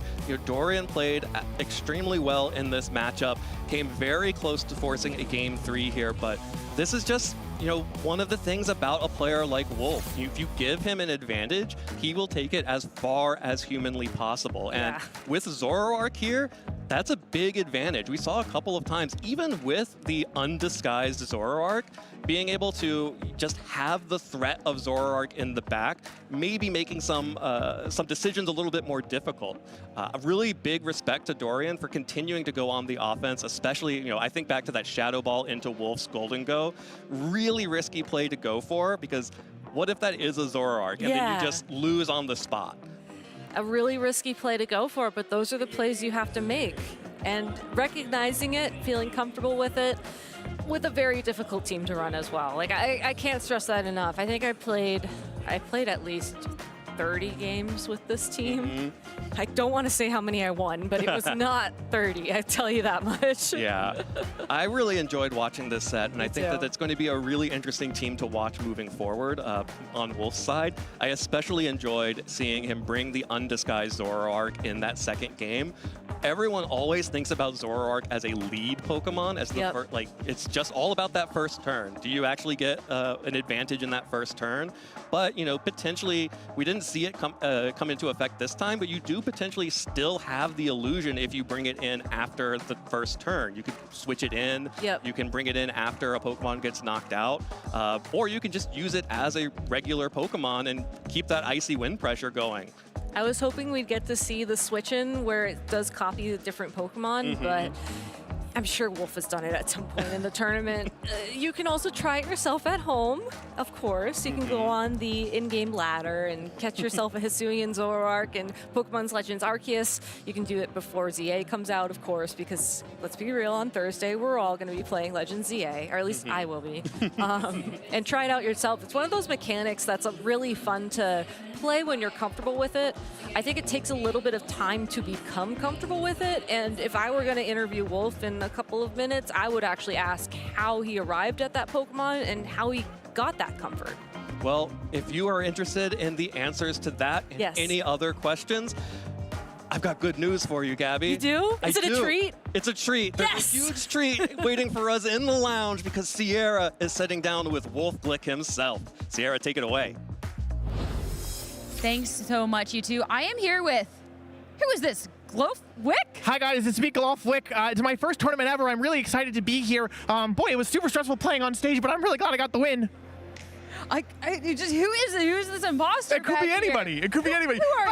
My illusion. It was broken. Hey, it was me all along. What can I say? Wolf Glick. Oh my goodness. What are you doing here? How did I end up here? Championships. I don't know. I was just, in my home lying in bed, and all of a sudden I'm here. I mean, Kazoo and Zoroark. Let's start there because this Pokemon is crazy. One that we've maybe sometimes seen, but like not to this extent. Yeah, it was interesting. I was working with my good friend, Dr. Aaron Trailer, for this event. It's the first time we've worked together on the same team for quite a while. And, I had a bunch of ideas. I kept trying to make Hisuian Braviary work. I had this weird Dragapult set. Nothing was really working. And Aaron was like, listen, dude, I think that of all the good Pokemon right now, I think that Hisuian Zoroark is the most underrated. And so I was like, oh, okay, I'll give it a shot. And what I learned is that building around this Pokemon is incredibly difficult. I think it's probably the single hardest Pokemon I've ever tried to build around before. And I kept trying teams and they kept not working. And I was getting really frustrated. And I was like, Aaron, I don't know. And he was like, no, dude, trust me, it can work. And so kept pushing and ended up at a team that I think is really strong. So how long did that process take between figuring out okay, we're going to go with this route, trying everything else, maybe it doesn't work, to then finding this team that's now 6-0? I think probably there was about 2 weeks of iteration where it didn't work, and then about a week and a half ago, it all kind of came together. We were gradually getting closer. I think what makes Zoroark really tricky is you have to keep in mind which Pokemon you can disguise Zoroark as. That's already kind of tough. But then also, if you put Zoroark on the field next to certain Pokemon, it doesn't do anything. Zoroark Incineroar is not a very good board position, is something that I learned. Or yeah, there's a bunch of kind of messy board positions, and you have to do something with what you're disguised as or with your partner Pokemon that makes it so that they can't just protect both their Pokemon to figure out if you're Zoroark or not. So you have to have some kind of punish for that, which is why we ended up on Encore Whimsicott and Nasty Block Goldango, Pokemon where you can't afford to play passive or you might just get blown up. And so we were kind of gradually getting closer. It was we knew we wanted Zoroark, and eventually I was okay, it has to be Zoroark Whims. And then it was okay, it has to be Zoroark Whims Ursaluna. So it was kind of a gradual process of one Pokemon at a time. But I would say the final team about a week and a half ago all came together. It is a really cool team to see, and I love hearing that process along and all the different punishes, because it never would have occurred to me about you can't have these two next to each other, right? And I want to know then, going on into this tournament, because we had spoken a little bit yesterday, talking about a team that's being fun, right? And not knowing what to expect. You're phase 2 now, the teams seems to be running pretty good. I'm really happy. I think that a lot of my games have been pretty close. To be honest, I've played a bunch of good opponents today, but yeah, I mean, I would not have been surprised at all if I went out day one. I think in part, not because the team is bad, but because this actually isn't really a play style. Excuse me, oh my goodness, that was Golfwick trying to get out again. But I would say that this isn't really a playstyle that I'm super comfortable with. I think this team is really more about offensive positioning, getting your big attackers when you have speed control with Icy Wind or Tailwind. And while I certainly can play it, it's not the style that I'm most comfortable with. I like having more defensive tools. And before the tournament, my friends and I sat down and we're okay, guys, when you go out there, I want to see some offense. And if I see defense, something has gone really wrong. There's not much defense here at all. And so, because of that, I definitely wouldn't have been surprised if I went out day one. But to make it to phase 2 of the tournament, I'm quite excited about. And then I want to talk about that too, because you're happy with how the team's operating, talking about that offense, defense. Has it been a little bit tricky throughout the day, have you found? Because the fact that you locked the team and figured it out like a week and a half ago, like I still feel like there's a lot to discover. Yeah, that's a great point. Yeah, and that's actually part of the reason why I didn't feel so confident is because I identified that the team was good enough. I was like, this team could have a deep run for sure, but I didn't feel like I could have a deep run with the team because I was kind of, the way that I felt was I got the team to a point, or I should say we got the team to a point where like it was like as good as it was going to get, and we liked the concept and we thought it was fun, but I felt like going in, either I was going to figure out how to use the team during the tournament because I've been quite busy the last couple weeks, or I was going to go out day one. And so I think I'm kind of in the middle. Like I've made it to day 2, but I still feel like I'm figuring it out as I go. So yeah, I mean, I'm quite excited, but it is really difficult to pilot, and a lot of my opponents have been making it even harder.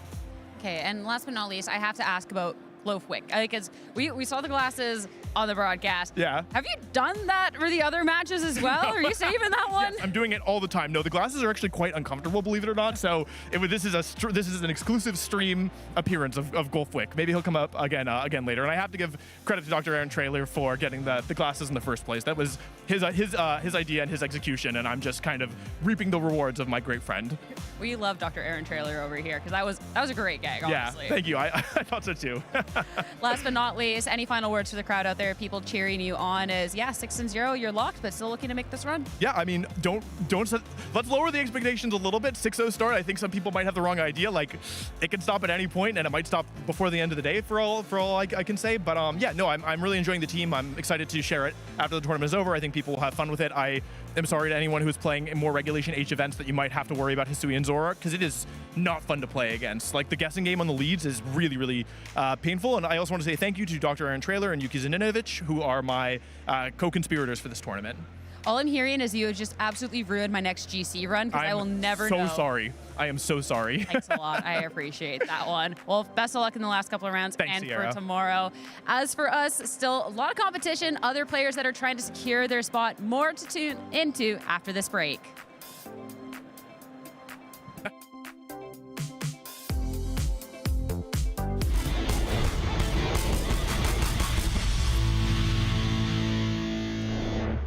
We are still at the Milwaukee Regional Championships. It is still spooky season, and I am here with one of the spookiest VGC players to go up against. It is Wolf Glick. Wolf, welcome to the Spooky Lounge. How are you feeling going into this weekend? I'm feeling a little spooky myself, Sierra, I'd say. Okay. I mean, going into this event too, obviously, for Regulation H, you ended off with a tremendous win. I want to know then, going into Regulation H once again, how confident are you heading into this? I'm confident that I will play day one. After that, I'm not entirely sure. This is one of the least prepared, or practiced, I should say, that I've been for a tournament in probably almost all of Scarlet and Violet. I can only think of one other tournament where I was a little bit less experienced with my team, but I like my team a lot. I think it's a lot of fun, and I think that the team itself is strong. I think that if I figure out how to play it during the tournament, I could have, you know, a decent run, but this is one that I would be surprised if I won. Okay. So I'm getting a lot of context clues that we're not seeing a run back of WolfieCon Parish. What happened to the Polytoad? You know, it was just such a high note to end on that first of all, I didn't want to, like, you know, kind of soil the team by running it back and having a disappointing finish, especially with, you know, so many people now being familiar with the team and how it plays. And also, I just think Regulation H is a really fun and interesting format, and I kind of wanted to use it to try out other fun Pokemon and fun strategies that I hadn't necessarily used as much, rather than, you know, just playing maximum seriousness to get as many points as possible. Spare, is that going to be kind of a theme for the year, or just kind of as like to end off this Regulation H? You know, I don't know necessarily what my involvement with, I don't know how many tournaments I'm going to go to this year. I think I'm at a point in my life where I need to do some reevaluating in terms of, yeah, just how many tournaments I attend and whether I continue competing going forward. But I think that for now, like, I'm taking it one event at a time. I still love competing. I'm still really happy to be here in Milwaukee, which is one of my favorite cities in the world. And I feel like I'll take it one event at a time and then kind of go from there. I'm hopeful that this weekend will be a positive experience. And yeah, that you know, I'll be excited to play more going forward. Well, I'm definitely excited to see the team. I'm excited we get to see you day one. I'm hoping we get to see you day two as well. I wouldn't bet on it, but you never know. I mean, it's Pokemon; anything could happen. And yeah, I think it'll be interesting for me playing. You know, my last event being Regulation I, and now going back to Regulation H. I think I'll probably experience a little whiplash tomorrow. I mean, today when we're playing, this is today right now. Yeah. Yeah, 100%. He ran back. Yeah, 100%. But Wolf, best of luck going on in the tournament. As for us, time to see how it's all going to be shaking up as we get back to the action. Singing in eerie voices, Gourgeist wanders town streets on the night of a new moon. Anyone who hears their song is cursed. Small Gourgeists pretend to be children to fool adults, with large Gourgeists put on the guise of adults, taking the hands of children to lead them to the afterlife. It's getting spooky over here in Milwaukee, and what better way to celebrate than some scary ghost stories or some scary VGC stories. We all have a scary match that we've played once. Marcus, what is the scariest VGC match you've ever played? Well, once upon a time, in this very convention hall in Milwaukee, Wisconsin, I was 6-2, playing my win-in into day 2. And to my horror, I pull Colin higher in the win-in. But it's okay. I played him at the last tournament. The matchup's good. We're playing on stream. Okay, my stream results. Not great so far at that point. But it's fine. It's fine. He has a Pelipper. Pelipper. The bane of my existence. I've lost so many tournaments to this Pokemon. I just want to get rid of it. Game 1. Game 1 cleanly goes to Colin higher. Game 2. Game 2 goes to myself. We're in a Game 3 situation. And there's this Pelipper on the field, and I tunnel vision. I see the Pelipper. I think I need to get rid of it. And so I double target the Pelipper with both of my Pokemon, and it protects. It protects on that turn. And it was the only way I could lose the game. If I made any other play, I automatically win. To this day, people will say, Marcus Dion doubled the Pelipper on stream. I can't get away from it. Sorry, I got lost in thought there. I can't speak about this anymore, I'm sorry. What a tragic story. One of the scariest stories that I've heard out here. It's getting too spooky here. We have to get back to our competition now. Be wary of nights when starlight is bright. It's said that when the star shines in the night sky, the Pokemon will spirit away sleeping children. Some call it the Witch of Punishment. It is unknown just what link Gothorita has to the greater universe.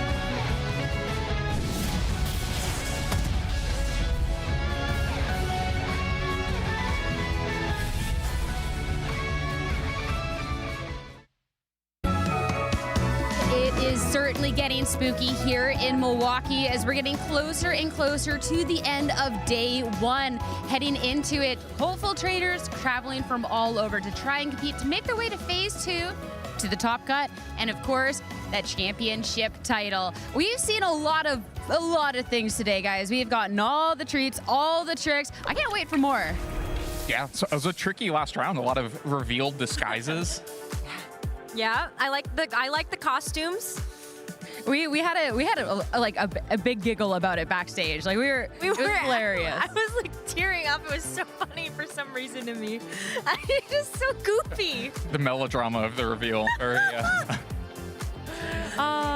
love Halloween time. I love the shenanigans. I mean, for us, the players definitely put in a little bit of a trick on us as, yep, you've guessed it. We are waiting for some players to finish their matches out in the field. But figured we would chat a little bit about everything we've seen today, because we are getting to that point of the competition now where it's just as spooky for our competitors because they're close to locking up that phase 2.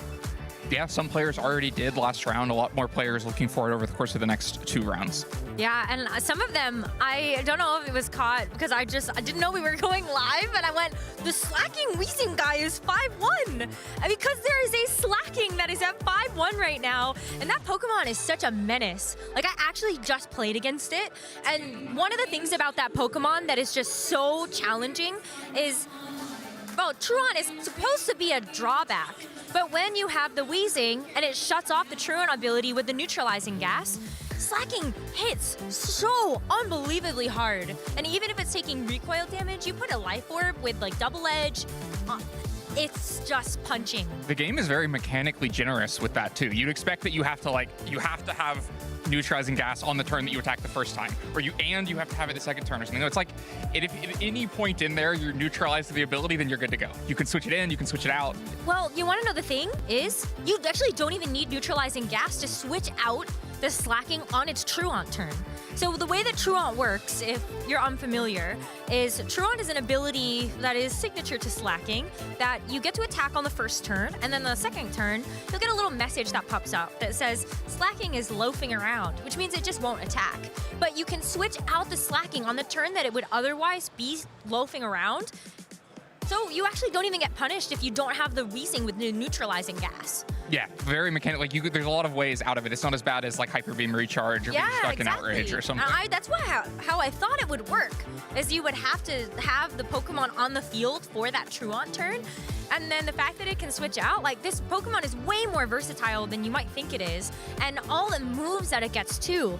It actually learns a move of every single type in the game.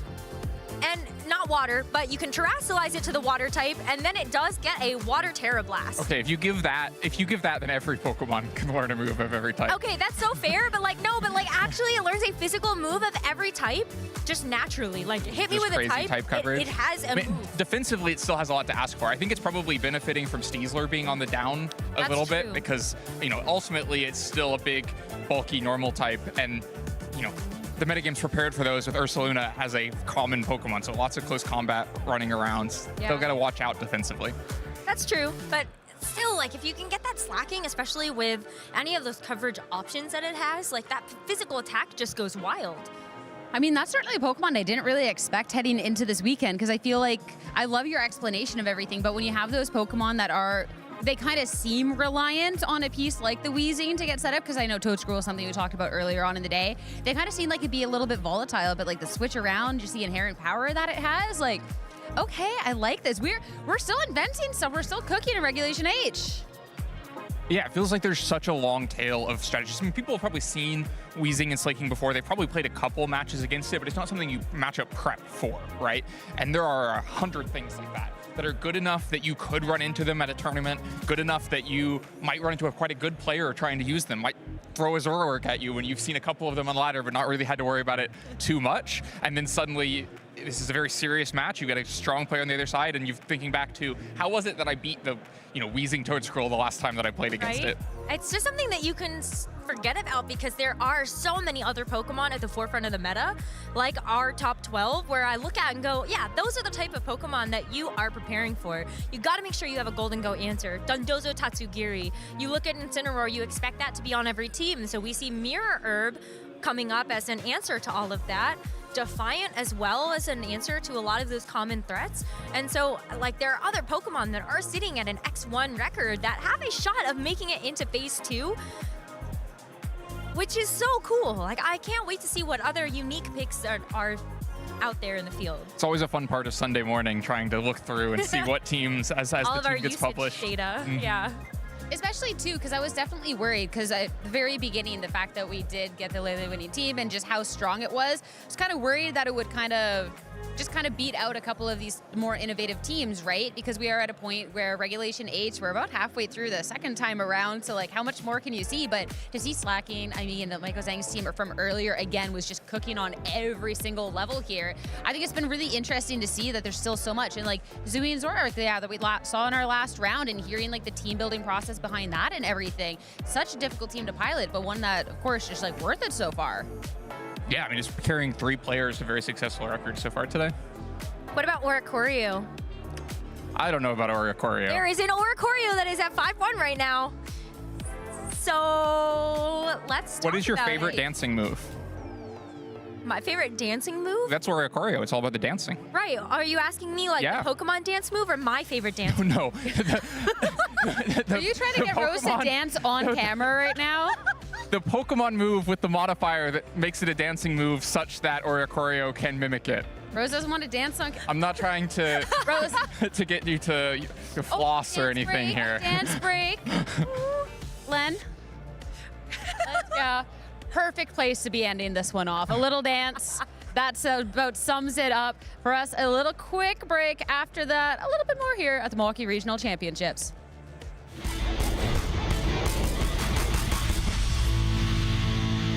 Hey Pokemon trainers, welcome to Pokemon Championships History, a series where we showcase important matches throughout the history of competitive Pokemon. It's time to flash back to Championship Sunday at the 2023 North America International Championships. Welcome to the finals in the junior division of the Pokemon video game. Most iconic moments in Pokemon come from trainers in the Masters division, but this time around, the juniors stole the show in Columbus. The trainers in the juniors division often show the purest form of passion for the game of Pokemon. I've just got a couple questions about the championship. I've never been to a championship. Oh, this is a national. Whatever. Avery's energy made him an immediate fan favorite. We got Avery from the United States and Takumi from Australia. I am enchanted with these trainers. Avery made it to the finals with the help of his hard Trick Room team. Trick Room can be a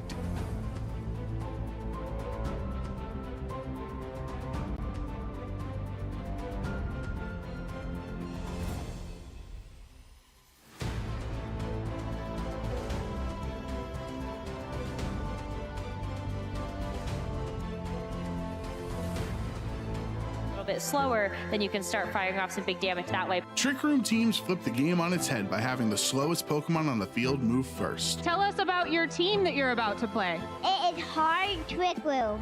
Hard Trick Room game plans can even be difficult for Masters Division trainers to pilot, but Avery was ready to show the world that juniors are wise well beyond their years. For his strategy to work, Avery's Oranguru would need to twist the dimensions. We're going all in with a terastallization on the Oranguru. Well, the game plan is being executed for Avery very, very quickly here. With Iron Hands going down, Avery brings Torkoal onto the field for free.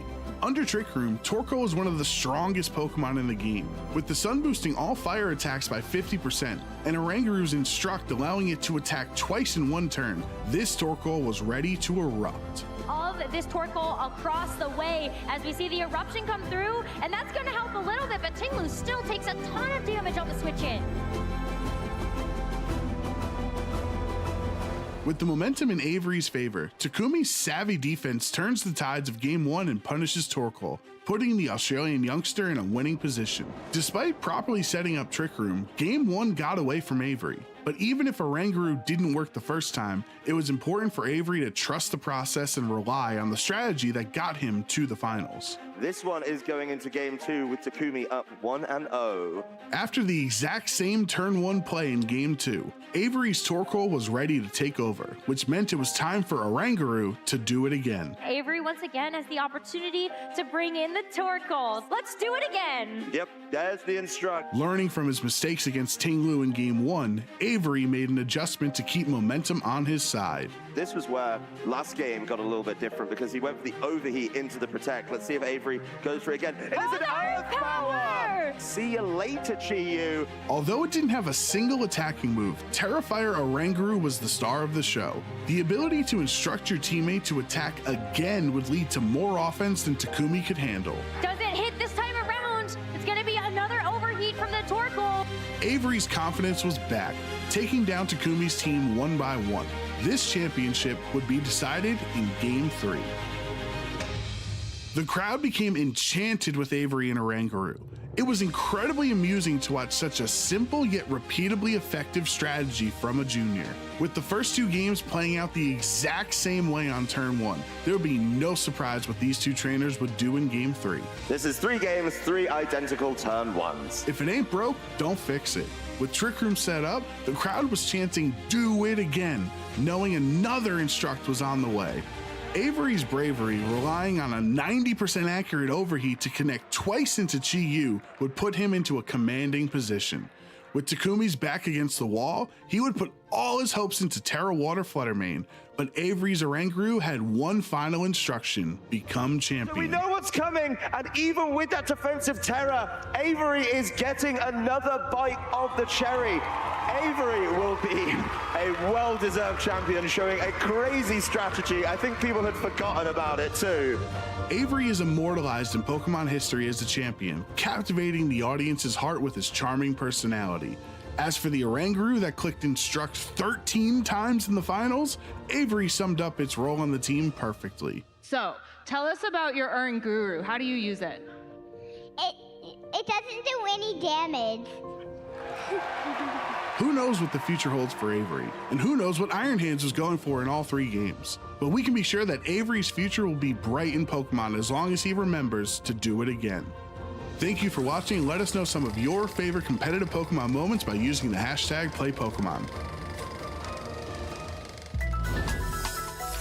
There's a lot of great things about Pokemon, one of those things being the friends you meet along the way, but for some, it is family that they get to see at these events, play Pokemon with, and all compete together. I am here with family. We have Chris Hahn, we have Chandler Coe, and we have Kevin Hahn. The 3 of you, all phenomenal trainers. I mean, Chris, first off, we had spoken to you earlier on the day. You're still winning out, you got 5-1. How does it feel to just not be winning, but winning with family too? Like, what's this experience like? Yeah, it's really crazy. Like, I'm so proud of both of them to start, like, for going undefeated in their age divisions, #1 seed, you know. They put in so much work and effort, and you can really tell it pays off, you know, so. It's really inspirational, and I love to hear that. And Chandler, I'm so excited to hear that you're here, undefeated here, juniors. Like, how are you feeling about the tournament? I'm just, like, I never expected any of this, like, maybe like 3 wins, but to have a clean streak, this is phenomenal, and I'm just glad I'm going to day 2. And as well, when me and Chris were talking earlier, he talked too about, like, guys playing some Pokemon together. So did these 2 help you a lot getting ready for this tournament, or? Yeah, they've always been coaching me in the past, and they've always been a big help, and without them, I definitely couldn't have gone undefeated today. That's really, really sweet to hear. And Kevin, also undefeated on today. Like, you're the reigning world champion, 2-time world champion. Like, how are you feeling about the tournament, everything so far? I feel pretty surprised because with this regulation and, like, my team is pretty volatile too. So I wasn't expecting to go undefeated. I was expecting maybe a couple losses. But yeah, this event has been, like, so great for me so far. Love to hear that. And I want to hear from you too as well, because obviously we've got to see you at competitions with Chris, but here with Chandler too. Yeah. Previously at Pittsburgh, Chandler also came with us and he made finals, which was insane. And it's been so much fun traveling with him, because not only is he, like, a really good friend to us, he's also our cousin, so yeah. And Chandler, you got 2nd at Pittsburgh. Are you going to win here at Milwaukee? Hopefully. Hope to see it as well. The 3 of you, best of luck going on forward. Hope to see one, if not all of you guys, in the finals of your respective divisions. As for us, we still have to figure out who is making their way on to phase 2 as we head back over to our casters. Thanks, Sierra. What an incredible wealth of talent in one family. And I hate to say it, but Chris, you're only 5-1. You got to step it up, buddy. I know, talk about tough competition. I'd hate to be the sibling rivalry there. It must be very unique. But, you know, it must be nice as well to have a practice partner that pushes you to those heights, you know? I mean, we've seen so many times juniors and seniors level up into the Masters division, or sometimes just compete against Masters at locals, at online tours, and just do well, if not better than a majority of the field. And it just goes to show you age isn't really a thing in Pokemon. Absolutely. Talent is what talent is. Exactly. And these players have it. And these players are going to need every ounce of talent that they have because they are competing for so much in prizing right now. Of course, we are heading into our 7th round of Swiss, which means we are one step closer to our second phase, which is the 2nd round of Swiss and then our top cut matches. Of course, once you make it into that asymmetric top cut, once you're in that top 16, you are guaranteed at least $750 and 72 boosters. And it goes all the way up to that $6,000 grand prize, plus the automatic invitation to the World Championships, that direct invite, as well as, you know, bragging rights and becoming a regional champion. You get one of those medals, you get to see, you know, your face on our graphic for the rest of the season. You get to do one of those cool interviews that they always seem to film secretly somewhere. I don't really know where. Like, it's such an honor to be crowned a regional champion. And I feel like, yeah, the prizing is great. And I would love $6,000. Thank you very much. But there really is a lot of prestige to it. And I know that we've heard a lot of first-time, second-time regional champions just be like, you know, this was the dream. This is what I wanted. And you really respect the title, and you have to see why. There's Absolutely. so many trainers competing here this weekend. It's such a difficult competition. You have to earn that prize. Yeah, and in addition to the cash prizing, players are competing for championship points, which even if you have already qualified for the World Championships through one of those direct invitations, you are still competing for the travel prizing. Of course, if you are out of region, if you are over 18, that is $3,500 that you can get for a travel award to the next international championship. If you're under 18, that's $5,000. So there's a lot of really important matches on the line here as players are continuing their quest not just to qualify for the World Championships, but qualifying in each of these individual sections for their invitation, for that travel award to the international championships as well. I also have to say, priority registration. Did you mention that already? I did not. Okay, good, because that's also just a very nice thing to have. As somebody who's been sweating a little bit trying to register for tournaments as of late, being able to get the nice email and tell you, you know, you have days to register for this tournament. Makes you feel bad if you miss that, don't get me wrong, but it is nice to know that you have a seat reserved for you at a tournament coming up, especially when maybe you have other things going on in your life and maybe you don't want to stay up till 11 o'clock at night to register for a tournament in Las Vegas or something. That wouldn't be me, of course not. No, of course not. No, of course not. How could it be? It would never be you. No, it's never me. Never me. But it's also, I think, an accomplishment in and of its own to be on the top of the championship points leaderboard, to have that prestige. I think a lot of times players look to championship points as a measurement of how strong you are as a trainer. I don't think I agree with that personally, but I think it is a good indication of like consistency. If you have a lot of points, you've been doing well at a lot of tournaments, or you've been doing well at the right tournaments, let's say, and because of that, you're towards the top and you can reap those rewards time and time again. Absolutely, and getting that priority registration is key to maintaining your status at the top of the leaderboards. We are getting ready for our 7th round, but if you are at home and you are hankering for some more competitive Pokemon action, you can find a Pokemon League near you. Scan that QR code right there to find your closest Pokemon League, and that's where you're going to be able to compete in challenges, compete in cups, and meet up with all of your local community who are just as excited about playing Pokemon as you are. Shout outs to my Cheese League gamers out there. You're having a challenge right now.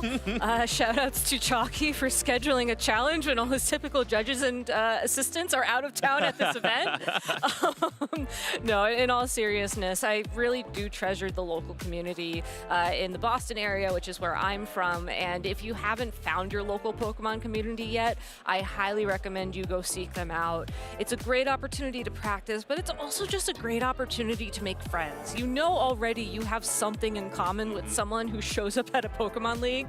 You're both crazy enough to show up at a Pokemon League, and you're going to talk about Pokemon, and Pokemon's great. And I know I'm sounding a little bit crazy myself here, but as someone who, when I was younger, had trouble making friends and finding commonalities, just knowing that we had one thing that we could definitely talk about just took so much pressure off and just allowed me to be myself. Absolutely, and that's the most important thing possible, just being yourself, being around your community and the people that are going to support you and are going to be there for you during this intense competition and for outside of competition, just in life. Nothing more important than that. Well, we do also have a tournament here to get back into, and here are our top players. You can see we now have 11 undefeated players. That includes Wolf Glick, or Wolf Lick, who we just saw win his win-and-end match, yes, in our last round, but that also includes Yuki Zaninovich, who Wolf shouted out in his interview as well. Other players here, I like to shout out Leonard Kraft III. Always exciting to see him, one of the most informed and dedicated players on the mechanical side of Pokemon. So excited to see him at 6-0 as well. And of course, you can see all the way here on our left side, the other 8 players who are 6-0. This will start be whittling down, but also I love seeing players like Aaron Clemens still here, still competing, was a really dominant force in the early Scarlet and Violet metagame, still here and competing at the highest level. And of course, Michael Deng, who we did already see on stream earlier today with that extremely unique team. And a couple of newer names mixed in as well, which I love to see because it means that we're growing. And at the end of the day, if we get more people excited about VGC, I think we're all winners. Absolutely, 100%. Let's take a look at some of the notable matchups as well as the match that we are going to be watching here, Noah Smith versus Leonard Kraft III. I am very excited about this matchup. I think we're going to see some very interesting teams here, as well as a new archetype that we have not quite seen yet, as well as if you see a name that you don't quite recognize, that means they are 5-1 and competing in their win-and-end. Exactly. I want to give a couple of special shout-outs here. Paro Sen is currently 5-1, and she was actually a finalist back at the Journey Across America Tour in 2006, which Evan and I both attended, I think. I did not attend that one. Which I Gabby attended the mall tour. Which Gabby attended. So shout-outs to Paro. She'll be playing Eric Holmstrom. Liz Gutierrez is playing Michael Zhang. Liz, they are a traditional Psy-Spam player, and that's been doing them very well, so I wish them luck in this round. And Elise Johnson, she'll be playing Bukumbi, or Oyewole, who is an incredible accomplished player that we've been seeing start to bubble up into these late phase 1, early phase 2 placements. Absolutely, and they will all be playing for their win-and-end into phase 2. But of course, we have the matter in front of us. We have Noah versus Leonard. Both of these players will be looking to continue their undefeated streak, and that's incredibly important because these records will carry over to phase 2 tomorrow morning. And every win here is another win that gets you even closer to that top cut berth. As we saw, that's where you start getting that pricing at $750 up, plus those championship points that continue to qualify you for those travel awards. And it also means that you may get a bye in the first round of the asymmetrical top cut, which means you can rest, you can relax, you get one free win closer to some of that prizing. And I think when you are at this phase of phase 1 as an undefeated trainer, that is the prize. You want to take as few losses into phase 2 as possible. So even though you're not playing with your tournament life on the line, you kind of still are. We don't reset Swiss into phase 2 anymore. Absolutely. It's going to be, the records will carry over, and as you saw on the previous graphic, there are 11 players that are currently undefeated. After this round, there will be 5 or 6 players that are undefeated, and after the next round, we will have 2 or 3 players that are undefeated going into phase 2 tomorrow. That keeps whittling down, and those players at the top of the leaderboards, like you mentioned, getting that bye is so important. We have seen so many cases where players have a great run on phase 1, they go 6-0, but then they lose their next couple of matches and are just sort of fighting from behind, starting from the beginning of the next day. And that's a really hard place to be, because that means you're going into tomorrow desperate. And not only that, if you're looking at what did well in the tournament the previous day, if you're preparing for phase 2 after phase 1, maybe you ran something that people weren't familiar with. That's what they're going to prepare for tonight, and you're just putting yourself on that much more of a back foot. So I don't think we're going to get too many surprises in this matchup. I think we're going to see some old friends in new ways, especially from Noah over there on the left-hand side of your screen. But Leonard Kraft III, I'm so glad we get to feature him on stream, as he is one of, like you just mentioned, he's one of the mechanically knowledgeable Pokemon trainers out there, and I feel like he's also the one who tries to figure stuff out as well, because I constantly see his posts where he's like, well, I decided to test this really obscure thing, and here's the video footage of what happened. Absolutely. And the thing about that is it's an incredibly important service to the community to figure out some of these niche interactions. But as a result, I feel like Leonard just does not get the credit he deserves as a competitor. He's sort of known as the mechanics guy, as opposed to someone who can threaten to go deep in a tournament and potentially win the whole dang thing. But of course, to do so, he'll have to get through Noah Smith, which I love that cardigan. Incredible cardigan there from Noah, who is going to be running an alternate version of Sand. We've seen a little bit of this version that includes the Scarf Male Indeedee, but this is the first time we have seen Sand here in Milwaukee, and being at 6-0, proving that Tyranitar and Excadrill can still hang. They're best buddies, you know, maybe they went on a little bit of a break for a couple of years, but they're back and everything's fine. But no, looking at Noah's team, you have the synergy between the Corviknight and the Tyranitar, the Bulk Up, the Brave Bird, the Roost. It does what it does best. It really only does that thing, but it's so good at it. You have the synergy between the Sneasler, the Unburdened Psychic Seed, the Male Indeedee with Choice Scarf and Trick. And then you have the Annihilate and the Excadrill, your real heavy hitters of this game. And I really love how the Annihilate is running both Safety Goggles, Final Gambit, Taunt. Like, yes, this Annihilate isn't going to be as fast as one of the Choice Scarf Final Gambit Pokemon, but it's still going to be able to provide the threat that it brings. And I think that Leonard Kraft really has to figure out how his opponent is going to play this, because there's just so many different modes. Absolutely, and I really enjoy this Final Gambit Annihilate. We've seen this sort of start to pick up outside of just the Choice Scarf Annihilate, and that's a huge result of how slow this meta has gotten. Players are slowing things down. We have incredibly bulky Pokemon that, you know, really the speed tier to hit is outspeeding Golden Go. And a lot of players are underspeeding Golden Go. You know, one of the things that we saw in that last matchup was that Hisuian Zoroark outspeeds Ninetales by a single point. And that was a huge deal. And that just means that Annihilate, with that Final Gambit, can continue to have other options like the Rage Fist, Close Combat, and crucially that Taunt as well. Leonard, on the other hand, is running a bit more of a traditional team, does have the Citrus Berry on the Annihilate, where no Final Gambit will be running Protect in that slot instead. Rillaboom has the Meadow Plate, not a Seed Gamer. That's interesting. Yeah, Same Plate effect. Gaming. Same effect. He would know that. But no, I like this team because it kind of balances the Annihilate Mousehold mode of the team. You still have the Dragonite, the Golden Go, the Rillaboom, and Blood Moon Ursaluna, which really feels like the core of what the metagame is right now. And I think Leonard has gotten this far in the tournament because he's comfortable with the mechanics of this team. He's comfortable with the positioning and with how it plays. I don't think he's necessarily trying to catch anybody off guard. And I like that. I think if you have the confidence to play what's good and you have the confidence to know when to make the plays you need to make, of course you should run in the good Pokemon. Yeah, if the Pokemon are good, why would you use a worse Pokemon? Exactly. Well, I'm going to be really excited to see how this team matches up against Noah's Sand and Psychic Terrain and the Expanding Forest from the Male Indeedee. So that's kind of a little bit of a micro team core that we've started seeing is the Sand plus Psy-Spam, Psy-Sand. So you have the ability to threaten with really big, powerful psychic damage, which can immediately threaten that Annihilate. But you also have the really bulky Sand mode with the Excadrill, the Tyranitar, and Corviknight, which matches up really well if you can start taking out some of these special attacking Pokemon. If you can prevent that Golden Go from getting boost, Corviknight can kind of wall a lot of these Pokemon, especially with the Assault Vest Ursaluna losing a lot of power.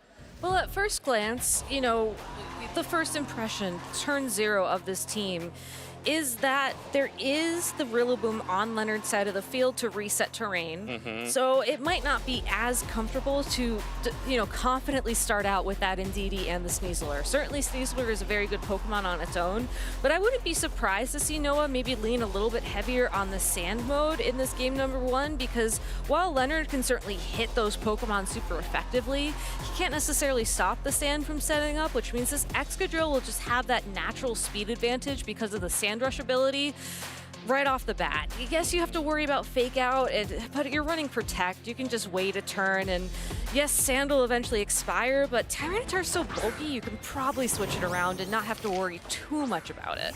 Yeah, ask Len about if Tyranitar can survive a few turns here.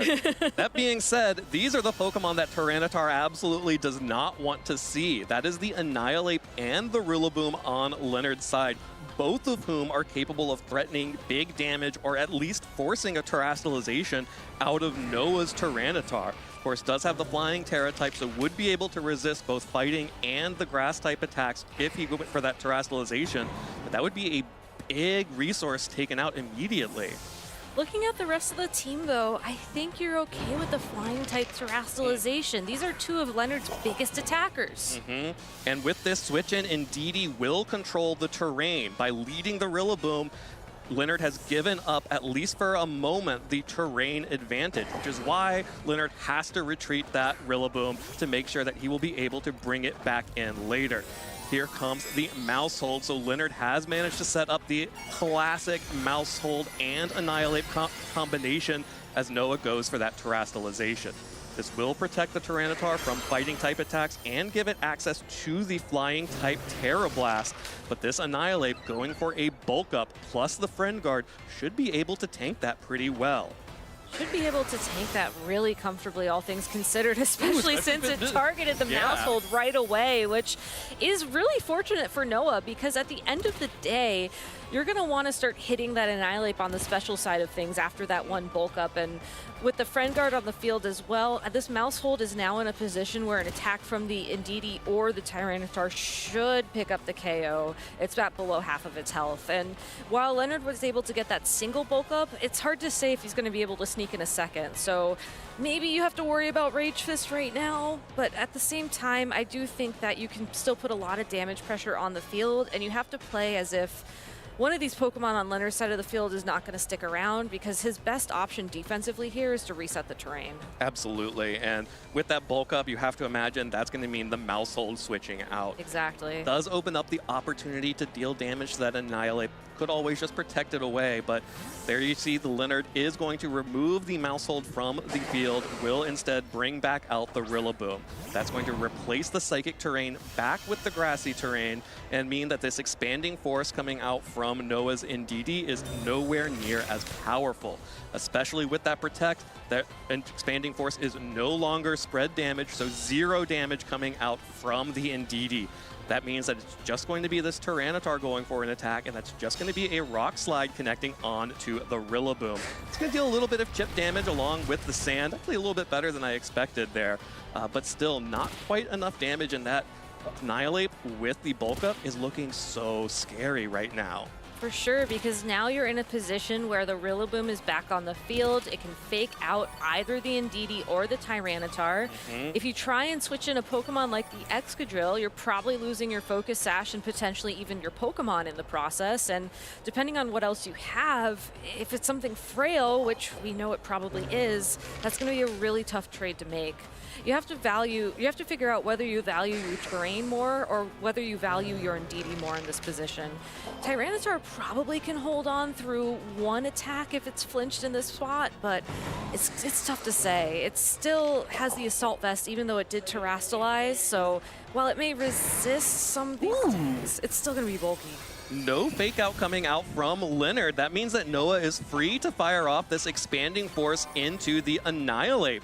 No protect or anything to prevent that damage, which means that it goes down to its Citrus Berry, and Leonard went for a second bulk up. Getting a little bit greedy there, Leonard. That was an aggressive play, especially with this Terra Blast to follow up off of the expanding force that will just connect onto the Rillaboom and pick up the KO. That means that if Noah wants to, he can always switch out the Indeedee and regain control of the terrain for the rest of this match. A +2 Annihilate, though. That's pretty scary to be staring down. We do know that it's going to be slower than the Indeedee, and I think you just go for it at this point. You're going to be faster. We know that a single expanding force, single target even, should be enough to pick up the KO on the Annihilate. Maybe after another turn of grassy terrain recovery, it might be able to hold on. Certainly with Friend Guard, it'll be able to hold on. But you have the option now to remove the mouse hold kind of comfortably if Leonard decides to protect for the turn. There's only so many options he has at this point, and you have to wonder what that final Pokemon is, because that's really going to determine his endgame. Yeah, the final Pokemon could be the Golden Go, could be the Ursaluna, could also be could be the Dragonite as well. Most likely one of those two special attackers, however. But here comes the Excadrill going to switch in for the Indeedee so that Noah can regain control of the terrain, as Mousehold will just protect its partner Annihilate from any damage with that Follow Me.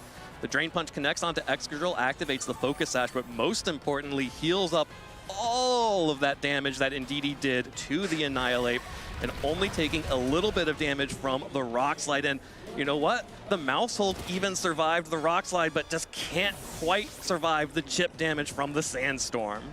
It would have been very unfortunate if the Mousehold was still around after the chip from the Sandstorm.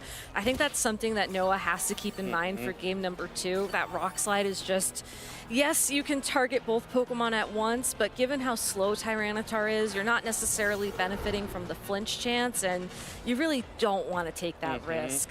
Looking at the Ursaluna on Leonard's side of the field, it is that Assault Vest Vacuum Wave variety, so this Excadrill is in a lot of danger right now, assuming we don't see Psychic Terrain make a return to the field. So Noah could decide to switch that in if he thinks that is going to be the play.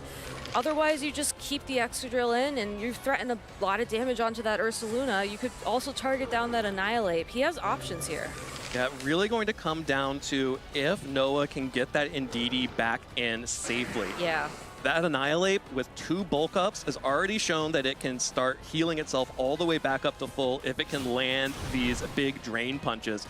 So Noah's just going to go on the offensive, a high horsepower into the Annihilate, boosting that Rage Fist once again and bringing down the Tyranitar. That's going to knock out that Pokemon, but crucially offer Noah a free switch in. Exactly, and with this Excadrill getting KO'd by the Hyper Voice, now it's the perfect opportunity to send not only the Indeedee back out onto the field, but it's going to be the Psychic Seed Sneasler taking the field with it. So you get both of these Pokemon on the field with no chip damage. Thanks to the Unburdened and the Choice Scarf, your Pokemon are going to be faster than the opposing Pokemon on the other side of the field. And now all of a sudden, it's a completely different game. Yeah, and there's just a super safe double up here with the Expanding Force and a close combat into that Ursaluna. Very little that Leonard can do about this. Does still have Terastallization available, but I just don't know that it's going to be able to save either Pokemon from these double big hits.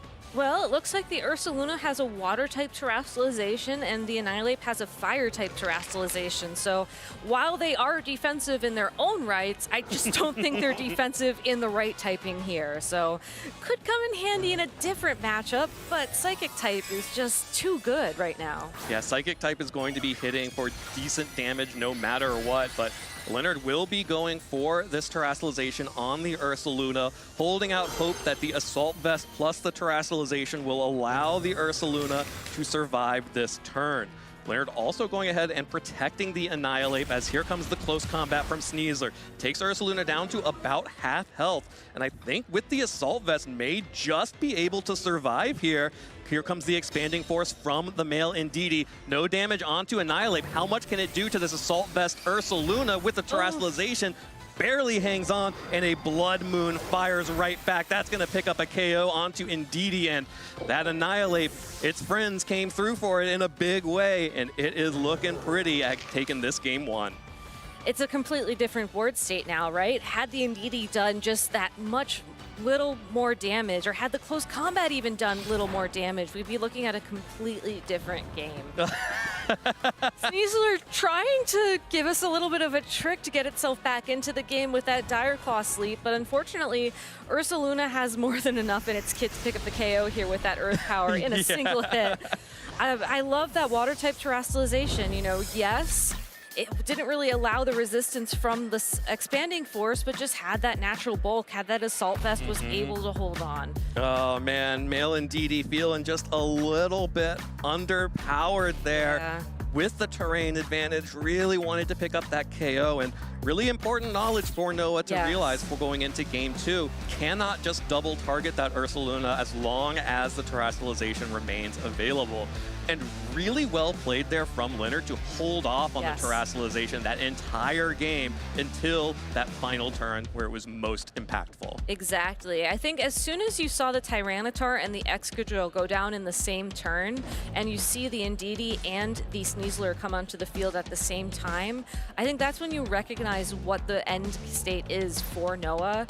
And I wouldn't be surprised if that was when Leonard decided, I will Terra Water my Blood Moon Ursaluna. It's just a matter of when. And I think he did a fantastic job of timing that Terrestrialization, and going into game number 2, I wouldn't be surprised if we see that Terra Water again, but I think it will be a very late game Terrestrialization so we can adapt to Noah's playstyle. Yeah, and I think Noah really may want to protect the Tyranitar from having to Terrestrialize immediately, just like it did in that first game. That being said, we have the Tyranitar again immediately threatened with big fighting type damage, as it's just the Mousehold and the Annihilate this time. Rillaboom presumably in the back, not being led this time on Leonard's side. So now you've said you have to protect the Tyranitar from Terrestrialization. How can you best do that in this board state? You have the Annihilate, it has bulk up, it hasn't used it yet at least. You have the Friend Guard protection as well. We do see a Terrestrialization from Leonard, or excuse me, from Noah. It's gonna be that flying type Terrestrialization. Once again, you've already burned that resource. Yeah, still burned that resource, and that Focus Sash on the Mousehold means that Excadrill really needs to get a flinch here, even if it... Ooh, I'm sorry. Right. I'm sorry, Leonard. I shouldn't have said anything. That gets the flinch onto the Mousehold, and Tyranitar will be able now to fire back with a Terra Blast onto the Mousehold. That's a big deal, because that means there will no longer be the threat of beat up from that Mousehold onto the Annihilate, and that means that this Terrestrialization now looks really good. Exactly. It's incredible how it's just that thin of a margin of error, My right? bad, Leonard. He still has options to recover, though. With the Ursaluna now out on the field, you do have to be a little bit careful about this board state, but you do still have the Terra Water. You do still have the opportunity to have that bulk if you are expecting the Psychic-type Indeedee in the back of Noah's party once again. And if it's the Rillaboom as well in the back, you have that fake-out option available to you. So you could decide to protect the Annihilate, switch in the Rillaboom here. You could try and maybe just go on the offense to pick up some momentum that you've lost. The Excadrill also could just take a Vacuum Wave this turn. Absolutely. But the important thing here is that this Ursaluna will take damage this turn if Noah wants to deal damage to the Ursaluna. There's the bulk up from the Annihilate. Any little bit of damage is going to be really important on this Blood Moon Ursaluna, because we saw just how little the Ursaluna was able to hang on in that first game, and critically now, no more Assault Vest. I was going to say, you're absolutely right that any amount of damage matters, but also you can just remove the Assault Vest, and I love that play from Noah. I think you could have also thrown a Terra Blast into the Annihilate and just tried to go for that knockout, and I think that would have honestly been very tempting if I was in Noah's shoes, because that Pokemon can be so frustrating to deal with, knowing how tempting the Vacuum Wave could have been into the Excadrill from Leonard's side of the field, and then you just worry about the Ursaluna later. But I think that Noah's doing a fantastic job of taking what happened in Game 1 and now adapting it into Game 2. Yeah, and you can see just how little damage the Ursaluna does with the Assault Vest compared to some of the other Ursaluna we've been seeing. That Tyranitar shrugging off a Blood Moon there as Noah switches in the Indeedee, blocking the Vacuum Wave from the Excadrill, but not blocking the side Vacuum Wave onto the Annihilate. That will boost the stage of Rage Fist by 1, but a great switch in there from Noah, bringing that Indeedee in, the normal typing, making it completely immune, and now Noah is completely in the driver's seat.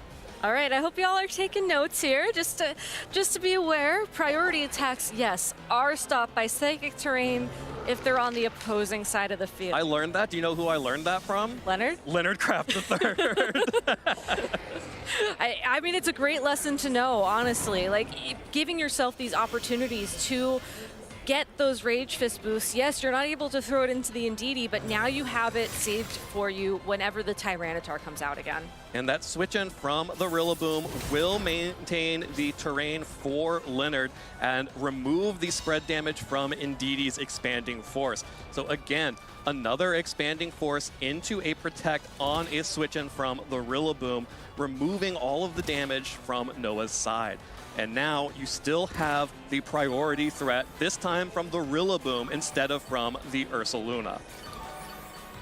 You have to wonder, though, if you are the Rillaboom, do you try and attack the Indeedee? Or do you thinking it's going to turn into the Tyranitar, or thinking that you're going to be able to get some really good damage on it?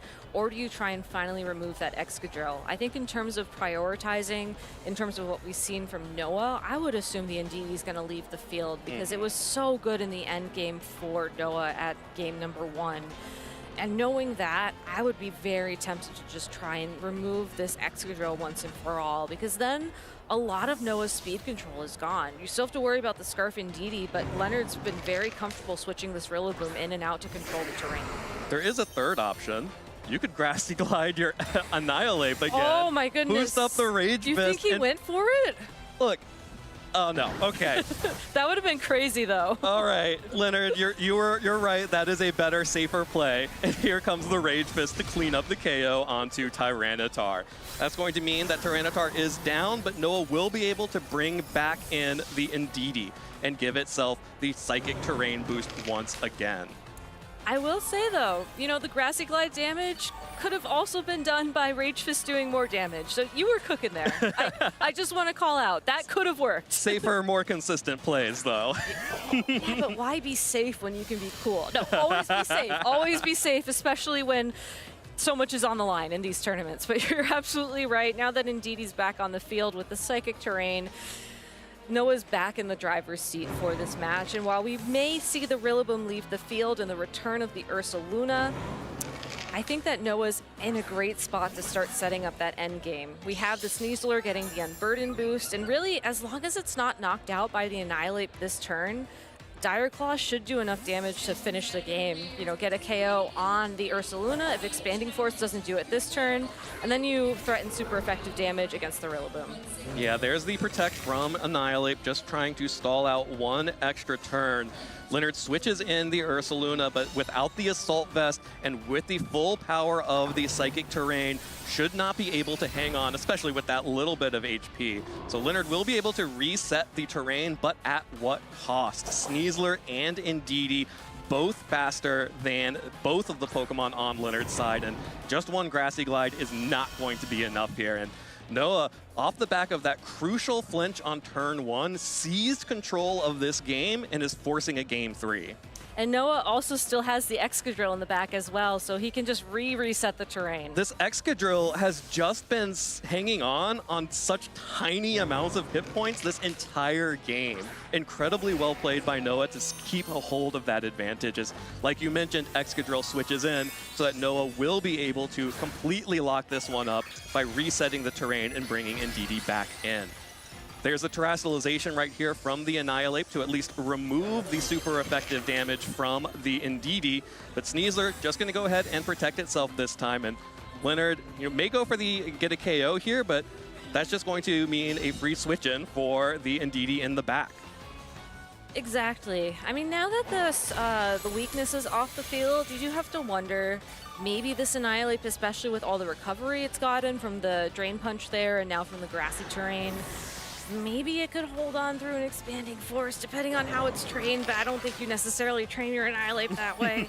And this also isn't the Assault Vest Rillaboom, so still going to be threatened with big damage from the Indeedee's expanding force. So for sure, yeah. I could see a world where maybe the Annihilate tries to stick around for a turn, and Drain Punch could be a little bit shenanigan-y, but I think overall Noah's done a great job of adapting how he played this team, preserving the terrain a lot more, and like you called out, especially keeping that Excadrill around as a final terrain switch to ensure that he had this board state at the end, like he wanted in Game 1. Well, there's the Dire Claw connecting onto Rillaboom, picking up the KO there and turning this expanding force from a spread attack into a hyper-powered single target damage onto this Annihilate. Manages to hang on with just a little bit of hit points, which will activate the Citrus Berry. Indeedee is just not dealing the damage for Noah here. That Drain Punch will be plenty to pick up the KO, and all of a sudden, Annihilate's doing it. He trained his Annihilate to take that. Trained Annihilate to take that, and by doubling up onto the Rillaboom, missed out potentially.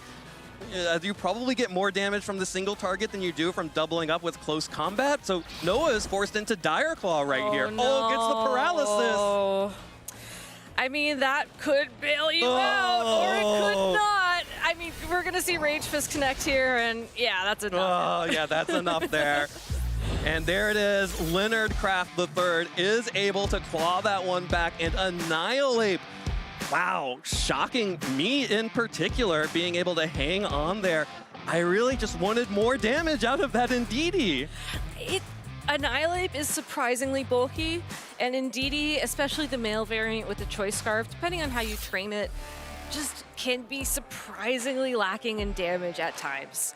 I feel like if you're targeting down the Pokemon with the super effective, bonus, if you will, it can find those KOs when you need it, but especially after the Terastallization into the Fire type, Annihilate just had enough.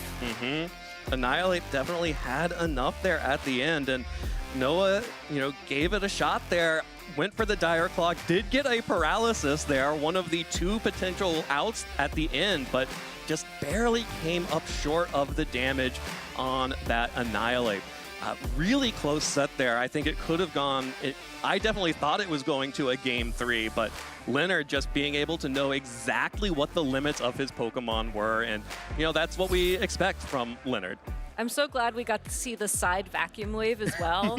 I love it when players... terrain. Yeah, I love when players attack their own Pokemon because it's always in these really niche situations, and it's so cool to see the benefit from it. We see the Rage Fist boost in this game. I've seen players heal themselves up or give themselves attack boosts depending on what kind of water absorb or what have you. It's just so fun. Yeah, absolutely. And Leonard really showing off the importance of getting those boosts, was able to then threaten KOs on everything with Rage Fist. Those add up over time and they don't go away. And really well played there from Leonard. And this is a really fun setup because it's another one of those. I loved having this with the sand and the psychic terrain versus the grassy terrain on Rillaboom. It made for those pivot moments, made them a little bit more interesting and more risky each time they were coming in. And I really enjoyed watching that set. And congratulations to Leonard, who is now 7-0 heading into our final round of the day. Congratulations to Noah too. I mean, 6-1, excuse me, is still very good. Yeah. And to be running a sand team like he is just a lot of fun. I think that Excadrill is one of those Pokemon that you kind of count out sometimes, and it can be very fast and powerful, especially in the right situations. Maybe you force a Fairy-type Terastallization on a Dragonite, and then you get to Iron Head it. That's pretty great. It's a really fun team to play, and I'm glad to see that people are kind of going back to these more rare combinations of Pokemon, for lack of a better way to put it. Shiny comps. Shiny comps. I mean, they were also shiny, yes. No, it's just really fun to see. Yeah, absolutely. And what is even more fun to see is even more fun to hear about, because we have Sierra and Leonard, the mechanics master himself, in the lounge. Sierra, go ahead, take it away. Let's hear from the winner. Thank you so much, you two. I am here with Leonard Kraft III, aka they called you the Mechanics Master. Ooh. So first I want your take on that, because like that is pretty true. Like you do know like every interaction in this game. It's really helpful in general, when you're playing VGC, it's very, very advantageous to know what your moves are going to do at any given time and what your opponent's moves are going to be able to do. And that takes out a lot of the guesswork. When you kind of just know in advance how interactions are going to work, it means that you can focus instead on player tendencies or focusing on the long-term game. And so having an advantage with that is definitely helpful. And there's one in particular I want to talk about. I know you know I'm going to talk about the side vacuum wave in the psychic terrain, because I can't recall ever really seeing that, right? So like, is that one that you've used before? Like, I believe this is the first time I've done it with the team, but I knew that it works. The vacuum wave, although it is normally blocked by the opponent's psychic terrain, doesn't get stopped when you use it on an ally. Think about like how Helping Hand would work on an ally. Presumably the developers didn't want to make it so Helping Hand failed in psychic terrain, so similar practice was implemented for the rest of the moves. And so doing that was useful to increase the power of Annihilape's Rage Fist and making it more of a threat in the middle of the game. and I want to talk a little bit more about that game too, because it was pretty close game, like all things considered. So I want to know how you navigate that game to get yourself in a winning position. It was pretty tricky. I expected after seeing the leads that it would be a back of Indeedee and Sneasler. Indeedee is really, really good in Psychic Terrain at pressuring the Annihilate, but it's really, really bad outside of Psychic Terrain, especially versus the Ursaluna Blood Moon, especially versus the Rillaboom. Rillaboom with the Meadow Plate, its Grassy Glide will do heavy damage to Indeedee unless it's invested a little bit in its bulk, and typically those Choice Scarf ones don't invest very much. So even that little bit of Sand Tick I knew would be enough to have Grassy Glide pressure a KO. So it was basically a big terrain war, and Annihilape's got to get a bulk up in there somehow. And so hadn't played that particular Sand Side Spam matchup before, but Rillaboom, Annihilate, and Blood Moon really carried, and Mousehold helped too. Mousehold's there too. Mousehold's trying its best. Now, with that victory, I mean, you're 7-0 on the day. Like, this is a phenomenal day. Like, how are you feeling with this team and just overall with this Milwaukee run ahead? It's really, really humbling to be able to go into any regional and do well. It just feels great. And prior to the start of this tournament, I was like, I don't know what I want to use. Thankfully, this team is pretty well established. It has ideas that I've used before. The Mousehold Annihilate combo was something that I used at the North American International Championships in 2023, and the fundamentals from that have carried me a long way. And you said you didn't know quite what to use going into this weekend. So I want to talk about the GC, because I saw you use a Terra Ice Dondozo. I know, right? Tell me more about this team. Why was not this team for the event? Like, how do you do the GC with the team? Because it is crazy. The Dondozo is very fun for the Global Challenge. Players who are matched up against it will have no fun at all. Most Dondozo are traditionally a Wave Crash, Order Up, Earthquake, Protect set with leftovers. Mine has none of those things. Instead, it's a special attacking Dondozo with Surf, Terra Blast, Terra Ice in order to one-shot Dragonite, which otherwise would try to haze you. Haze. We're trying to use haze in the GC. Where are you? Come on. And so then the last two moves are Rest and Sleep Talk. Potentially you can get more moves off that way. And it's also holding the Covert Cloak item to be able to block the flinch. So a lot of those techs are not nearly as effective in a best of 3 environment in person. Your opponent is probably not going to give you their Dragonite for free if they see, they've got a Terra Ice, Terra Blast on this team sheet. But in the Global Challenge, I think between the one that happened this month and the one that happened previously, I think I nailed every single Dragonite that I hit with it. People just don't think to terrestrialize, and why would you? A single one. Yep. So both finishes were unfortunately just outside of what I was aiming for. Both were 17th place, but it's okay. I'm happy with how the Milwaukee run is going. I'm just glad I'm playing the GC. Last year I had no fun with it, but this year with Dondozo Blast, as I like to call it, I had a lot more fun. I want to know your take. We called it Donfrozo. Donfrozo? I quite like that. That's approved. I quite like that, yeah. I mean, I'll let you get rested up, but you still have another one for the day. You're looking great towards going into this phase 2. Before, though, any last words for the people watching out there? Absolutely. I'd like to give some shout outs to, of course, Shohei Kimura for showcasing this team. I don't think Shohei was the one who built it, but the team is very strong, and it's been wonderful team to use. Shout outs to my friends who are from St. Louis and Kansas City area. My friend Charlie was up late last night getting me a shiny Dragonite, getting me ready to go in an older generation game so I could give it Dragonite the Living Legend. He didn't get to show off in the stream, but that was really appreciated. And also to my other folks I'm staying with, Mason and Brandon too. So thank you guys.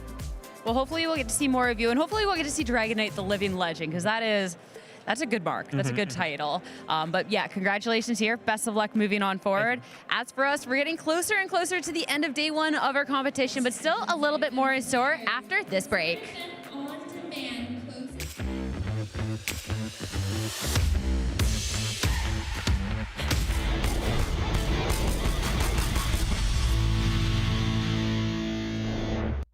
Hello, everyone. I am here with top trainer Sebastian Rodriguez, traveling far and wide to come out here till Milwaukee. First off, thank you for being here. How was the travel? Because that's a long ways. It's a long way from Peru. It's so many hours, but I'm so happy to be here. And why make such a long travel out? I think I want to give a message to all Latin America players that here in North America, we are all welcome to play. It feels really nice to be here and have this chance to be interviewed and also to play this big regional. We're definitely excited to have you here as well, and I'm really excited to see how you perform throughout the weekend. And I want to talk about the performance upcoming. Regulation H, how confident are you going into the event? I would personally say that Reg H is my best regulation. I got over 1,400 championship points in the previous Regulation H, and now I have 3 consecutive day 2, and I hope this is my 4th one. But I mean, I have a bittersweet result in Monterrey, so I did prep hard for this tournament, and I am very confident about it. You talk about that bittersweet result and that prep that you're doing going into this. What was that prep like? Well, we reunited with some friends, with Sebastián Escalante, Sebastián Bisbal. We are all named Sebastián. That's funny. And Gabriel Rigo, and we practiced together, and we managed to get a team that I think it suits the meta game very well. So I think we are pretty confident. They are bringing it to Belo Horizonte. Okay, best of luck to them as well. That's super exciting. And of course, with making the journey out here, do you feel extra pressure here knowing that you're the LATAM representation to try and make sure that you can represent well? For sure, I feel so much pressure, but I think a strong player needs to play under pressure and do well. So I'm taking it as a motivation. Well, best of luck to you, Sebastian, throughout the weekend. Thank you so much. Thank you. As for us, back to the competition. Fear and loathed by many, it is believed to bring misfortune to all those who see it at night. It is said that when chased, it lures attackers onto the dark mountain trails where the foe will get lost. Here at Milwaukee, we are definitely feeling the festivities, and it is time for none other than the Halloween Pokemon VGC Costume Showcase. Buenas! I'm Nimona, and will you be my rival? I'm Arvin, and I love my Mobostiff. Hi, I'm Penny. Please use 2-factor authentication to secure your accounts. Hey, fellow students, I'm Clive. Let's have a chuggy time today. It's me, Professor Sada, and I really like Koraidon. As for us, we're your Pokemon video game crew for Milwaukee, and we hope you enjoy the competition. Please battle me!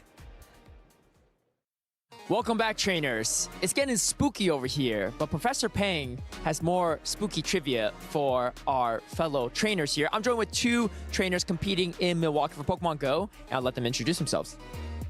Dr. Roastbeef. Hello. Ogun Hyuga. All right, and we're gonna have a fun little trivia segment. If you're familiar with the Pokedex, then this might be your kind of game, but it is the spooky season, so these Pokemon will be mostly ghost Pokemon, dark Pokemon, maybe some cats, stuff like that. And first to get 3 points will win the special prize we got today. All right, you guys ready? All right, let's go. Let's start with maybe an easier one.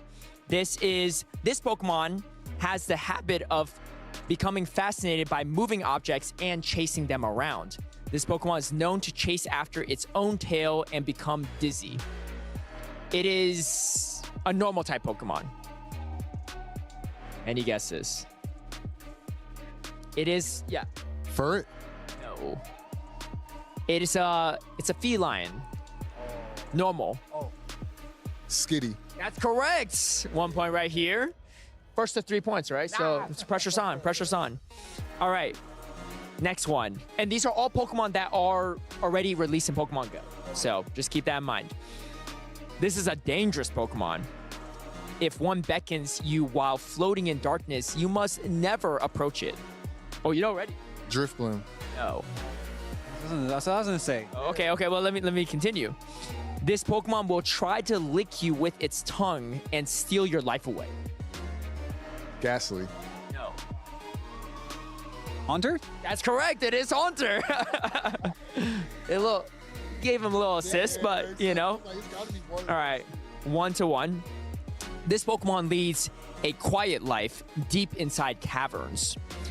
They are feared, however, because these Pokemon are thought to steal the spirits of people when their eyes burn with a sinister glow in the darkness. Yamask? No. It is a ghost Pokemon, though. Misdreavus? No. It's also a dark Pokemon. Sableye. That's correct. It is Sableye. You know, gotta raise the hand faster. All right, match point. So, gotta kick it in high gear. Watch your step when wandering areas oceans once covered. What looks like a stone could be this Pokemon. Corsola. Galarian Corsola. That's right. Correct. One answer. Yes. Well. When you said watch you step in the ocean, I was like, it's gotta be Galarian Corsola. Gotta be. All right. Well, congratulations on your win, and you know you get a special prize too. It is a spooky season, so I got a nice little pumpkin for you. Pumpkin Boo. That's right. Any plans for the pumpkin after this? I'm sharing an Airbnb with roast beef, so I'm gonna see if he can cook this. Yeah, all right. You're on chef duties after this. Can you cook pumpkin? You sure can. All right. Well, thank you for participating, and let's get back to the Pokemon action.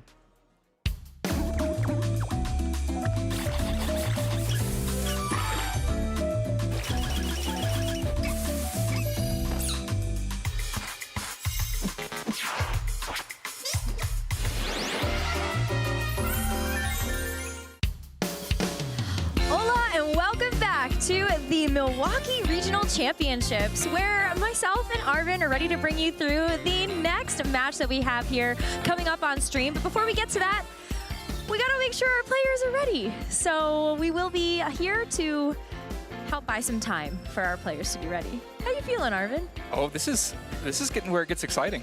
Everything on the line, a lot of players out there at X&2 trying to get that last win they need to go from 5-2 to 6-2 and make it into day 2. Other players already having a strong day, looking ahead towards Top Cut tomorrow, trying to get that one extra win in. This is where it matters the most. Yeah, for sure. I mean, those win-loss records carry over. So that's why we are looking at which of our players are still undefeated, which are sitting at that 6-1 record. And then the more you do today, the less you have to do tomorrow. It's still cutthroat since we do cut our players down as well as we enter into phase 2 of our competition. But even that one extra win might be the difference between you making Top Cut and not. Right, yeah, if you are X&2 today, you make it into the second day, but you're on the brink that entire time. One more loss eliminates you from the tournament. So you definitely want to go in with that little bit of wiggle room by going X&1 or X&0 today. For sure. Let's take a look at our meta, though, for what our trainers have brought to Milwaukee for at least day number 1. We can take a look back at our top 12, and these are a lot of the Pokemon that we've already seen on stream. I mean, how many Blood Mooner, Saluna, Dragonite, Rillaboom, Incineroar, Golden Go have we seen already? Just saw an Annihilate crush it. And that's another Pokemon that everybody has to think about when prepping for this weekend. Yeah, it feels like it's had a really strong impact on this tournament so far. Golden Go Pokemon we almost take for granted. It feels like every team has some variation of it. We haven't seen many Choice Scarf ones today like we were seeing a couple weeks ago, but plenty of Choice Specs and definitely plenty of Life Orb and Metal Coat.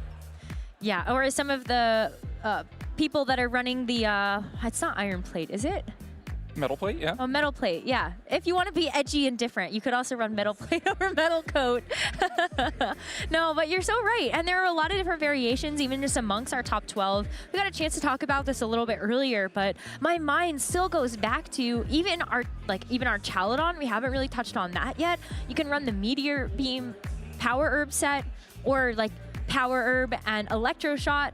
Either one is going to accomplish kind of like the same goal of being able to just use that Power Herb to get those moves that would otherwise need a turn to actually charge up to fire off right away. Or you could just go with like an Assault Vest. We've also seen players just lean into a little bit more of the offense. I've seen like Life Orb Archaladon if you have Rain.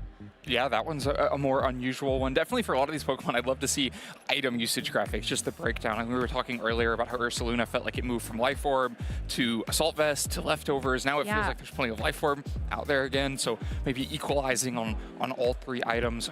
Sneasler running so many different items. It's a big part of the diversity of these Pokemon is that even when you see, 40% have a Golden Go or 36% have a Sneasler, how they're using those Pokemon are so distinct from each other. What about Basculegion? That was a Pokemon that we often saw on Rain teams. But now, even as we look at last weekend, or not just last weekend, but like the last regional for North America and EMEA, we just have Basculegion by itself on these teams. You don't need the Rain to make it a strong Pokemon. Yeah, you can see that Basculegion usage is up higher than Pelipper's, and I can promise you that Politoed is not filling the difference between 21% and 18.7. So definitely some teams out there that are opting to just have Basculegion on its own. It does what a few of these other Pokemon up here do, like Annihilate and Golden Go, which is as a ghost type, get away from those fake outs that are in the second and third and sometimes fourth spot up there that are so impactful.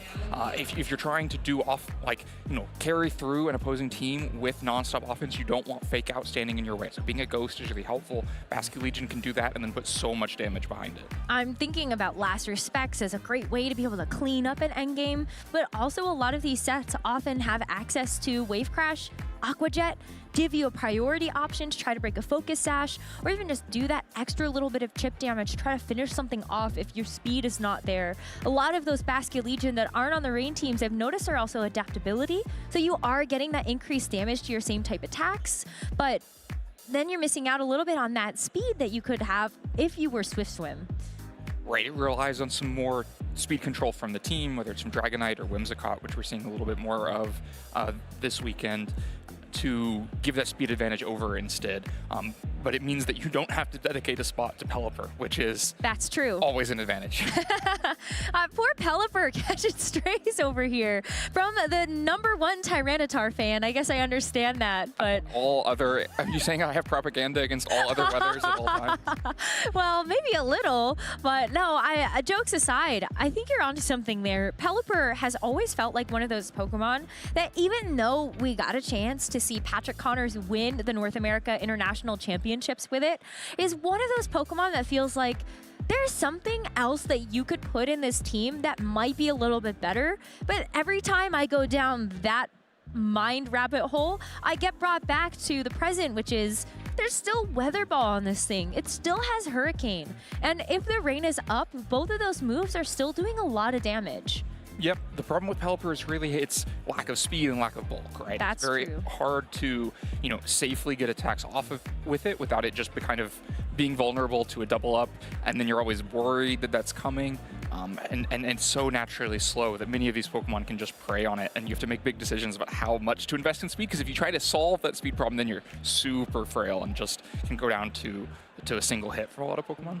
And I know when I'm in the team builder, I am thinking about Pelipper as one of those speed benchmark Pokemon.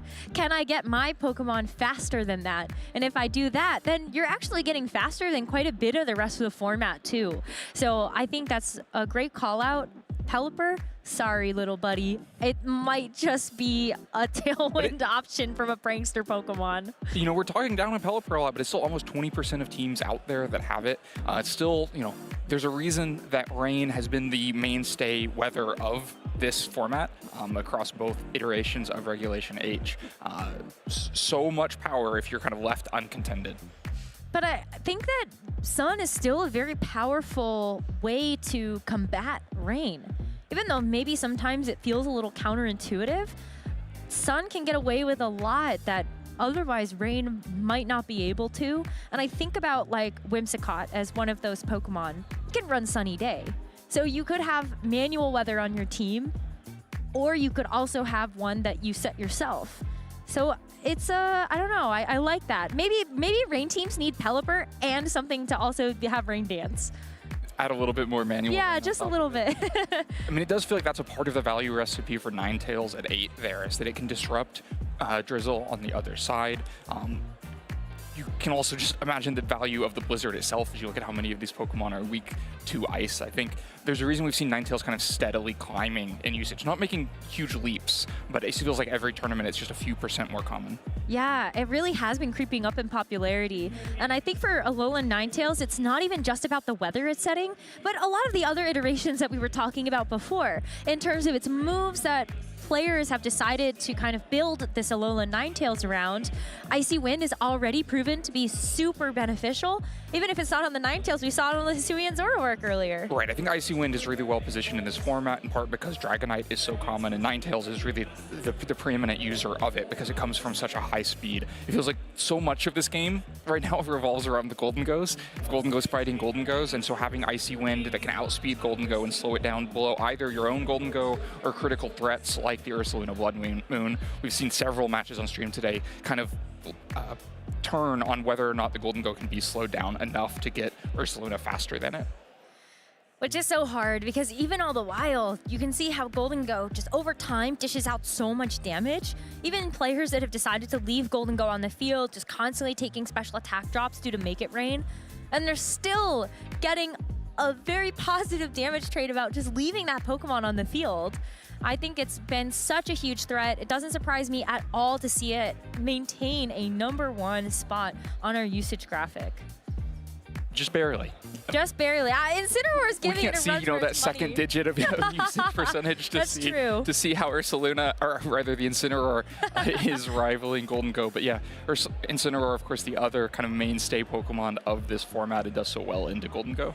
It does well into a lot of things here. I mean, I feel like predominantly we've really seen the power of Incineroar come in from its Intimidate ability. You've got Fake Out as well as Knock Off, just being such a strong move to get rid of one of those items. But Flare Blitz is still super powerful into a lot of these Pokemon. I mean, neutral damage or just super effective damage into the Golden Go, the Rillaboom, the Alolan Ninetales. It's a very powerful Pokemon, but we don't usually see Incineroar having a multitude of moves unless it's something like AV or you really are trying to like have U-turn on it or something. It does feel like in this format we generally do have both offensive moves. In some formats you start dropping them for Taunt or Will-O-Wisp or something. You know, maybe Flare Blitz a little bit more common in this format. Because like you said, between Knockoff and Flare Blitz, it can be a pretty meaningful damage threat in some matchups.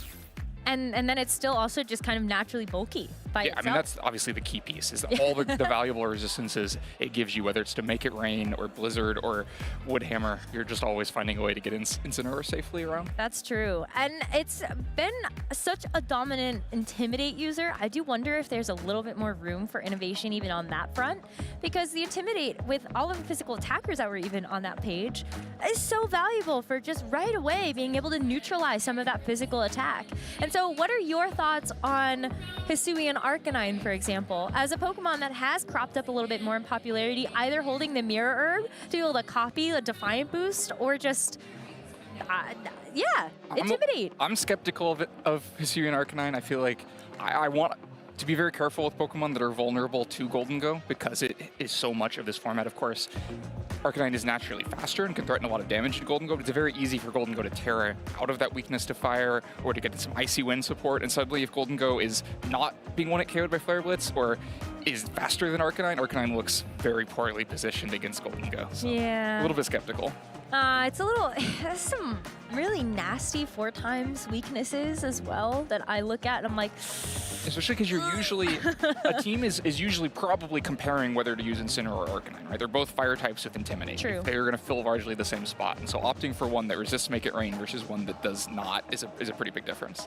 The alternative that I'm seeing, though, is that the fact that you get some rock-type offense with Hisuian Arcanine is one of the biggest benefits that I can see.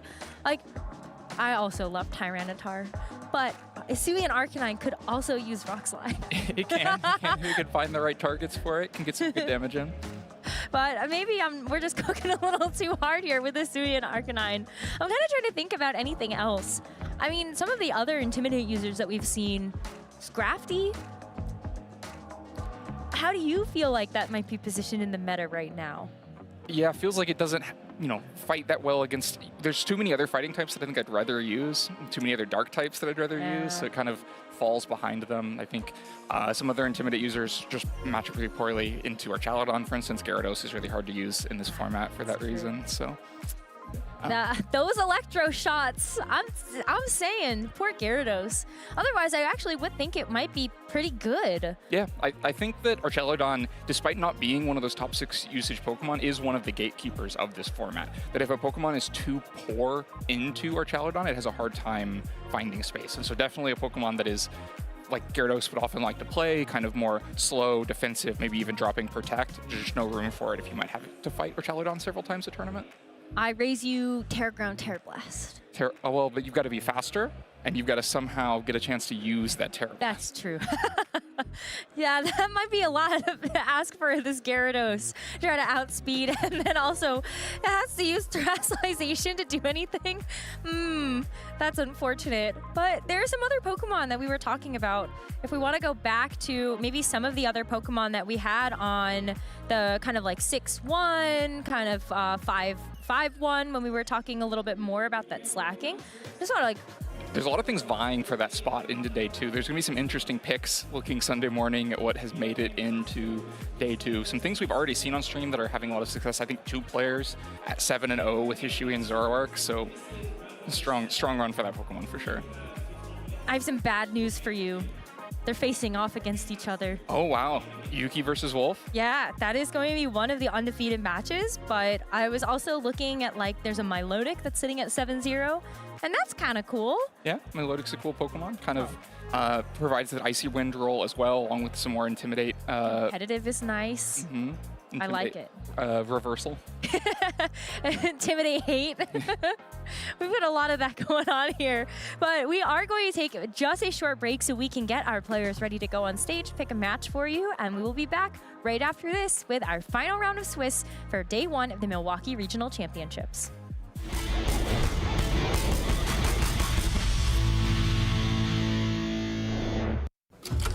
Hey Pokemon trainers, welcome to Pokémon Championships History, a series where we showcase important moments throughout the history of competitive Pokemon. I'm Jake Muller, and I'd love to take you back to the World Championships in 2015, the year Mega Kangaskhan claimed her biggest victory. But first, we need to go back one more year to 2014. Pokémon X and Pokémon Y introduced Mega Evolutions to competitive Pokémon, and Mega Kangaskhan dominated the metagame throughout the entire season. However, when the 2014 World Championships rolled around, Mega Kangaskhan fell to the wayside, failing to make a single appearance in top 8. Although Mega Kangaskhan surged back into the metagame as we moved into the 2015 season, its place at the top became crowded thanks to the introduction of even more Mega Evolutions from Pokémon Omega Ruby and Pokémon Alpha Sapphire. As the World Championships loomed, the community wondered whether Mega Kangaskhan would once again be pushed out of the metagame by a high presence of Pokémon that could counter it. Anticipating this, many players from Europe and North America opted not to include Mega Kangaskhan on their teams, fearing history would repeat itself. Japan, however, had something else in mind. Just 2 months prior at the Japan National Championships, Shoma Honami claimed first place with an early version of a team structure that would come to be known as Chalk, which featured Cresselia, Heatran, Amoonguss, Landorus Therian, and Mega Kangaskhan. This team composition boasted an unmatched combination of power and flexibility, leading Shoma and many other Japanese players to ride the Mega Kangaskhan wave all the way to Boston. As the 2015 World Championships progressed, it became clear that Chalk was the team to beat. even though the competition was full of teams with outside Mega Evolution picks, like Mega Mawile, does connect with the Garchomp and does pick up the knockout. Mega Charizard X, We go for the Flare Blitz here on the Thunderous. Mega Salamence, The Hyper Voice. and Mega Charizard Y. Go for the Flamethrower here. 6 of the top 8 players used teams that followed the Chalk guidelines, including Shoma Honami himself. While the extraordinary success of this team composition at the biggest event of the season was astounding, even more interesting was the variation seen within Chalk, just inside this top 8. While all 6 teams had both Mega Kangaskhan and Landorus Therian, many players opted for some alternate options for the remaining Pokemon. Heatran was substituted for a different Fire-type Pokemon on 2 occasions, with one player using Entei and one choosing Volcarona. The 6th Pokemon on the team ranged from Thundurus to Aegislash to Tyranitar to Scrafty. Sylveon made an appearance in place of Cresselia in one instance, and one player even gave up Amoonguss to run both Aegislash and Thundurus. The 2 teams in top 8 at the World Championships that did not make use of Mega Kangaskhan were both defeated in the quarterfinals, meaning that Mega Kangaskhan was guaranteed to have her day in the sun. Players shake hands, knowing that the game is over. Rotom Wash falls, and the crowd reacts, ladies and gentlemen. Yosuke advancing. We've seen him. This is the 2nd time on stream, playing incredibly well. After taking down Naoto Mizobushi in top 4, Shoma Honami would be met in the finals by fellow Japanese player Hideyuki Taida, whose Volcarona set him apart from the rest of the field. Oh my God. He's done. We get a medic in the field. The championship match was a back-and-forth affair. Shoma won game 1 thanks to consistent damage output from his Landorus Therian and clever use of disruptive attacks like Thunder Wave and Swagger. And here we go. Will it be able to hit through Confusion is the question. No, it hits itself. Huge. Shoma very excited. But Hideyuki turned the tides and even the score at 1 game all after his Pokemon broke through Confusion on crucial turns. A lot on the line for these 2 trainers. Almost $20,000 in prizing here as it hits through with a big Shadow Sneak, and I think that will pick up the feint here on the Thundurus. It is definitely at this point looking like Hideyuki's taking it to a game 3. In the deciding game, Shoma made expert use of Heatran's defensive utility and offensive power, proving that the original Chalk Fire-type Pokemon was still number 1. Should do a ton here. Oh my gosh, picking up the feint on Hideyuki's Pokemon, as well as catching the burn, activating the weakness policy there, but the burn is absolutely huge, and it's only a matter of protects before this one is over. Fittingly, Mega Kangaskhan re-entered the field right before Hideyuki conceded defeat. Shoma's decision to stay true to his run to the Japan Nationals title with the original components of the Chalk team composition paid off as he became the 2015 Pokémon World Champion. Shoma Honami is your 2015 Pokémon Video Game World Champion.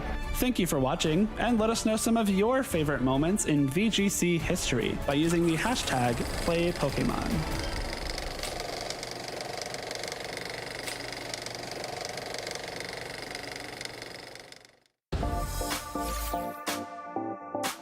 The furthest I've traveled for a Pokemon event is Yokohama, Japan.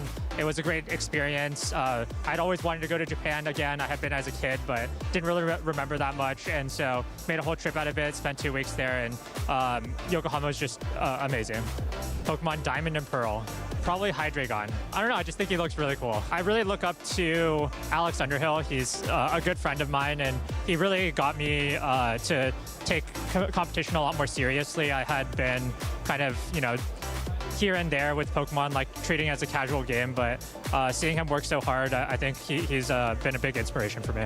I guess it would probably be Cynthia, because I respect her. I love trying the local cuisines anywhere I go. I think Pokemon events are a great excuse to travel, so having the ability to try a bunch of different things is what I enjoy about traveling. I like fruit the most, probably. I don't really like sweets that much in general, but I like, after dinner, just having a nice piece of fruit, and it's just, refreshing and a little bit healthier. Peaches are my favorite. but they're a little bit, they only are in season during the winter. So I think for sure it would be Yokohama in Japan. But I think New Orleans has been a great city. Last year at NAIC, the food in New Orleans was amazing, and that was a highlight of the trip for me. I listen to a lot of J-pop for the most part, so probably my favorite artist right now is Otto. In general, I've been most partial to the fire types, but I've switched between them. Just depends on the generation. I've liked all 3 types of starters.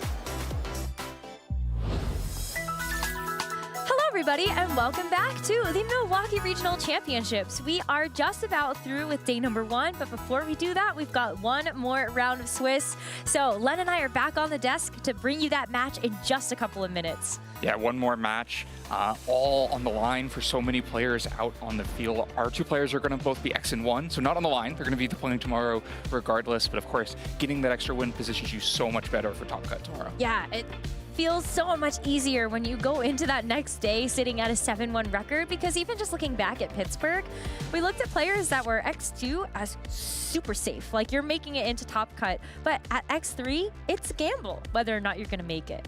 You won't make it in at X and 3, and so you're going to need to be X and 2 to qualify into that smaller asymmetrical Top Cut this season. That's true. It is smaller than last season. So if you're just tuning in for the first time to our video game championship series here, we have made the Top Cut just a little bit smaller.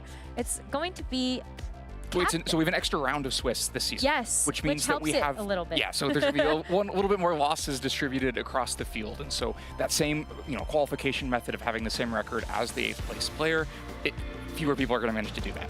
Yeah, well, we won't have over 20 people Top Cuts anymore. I think it's like 16.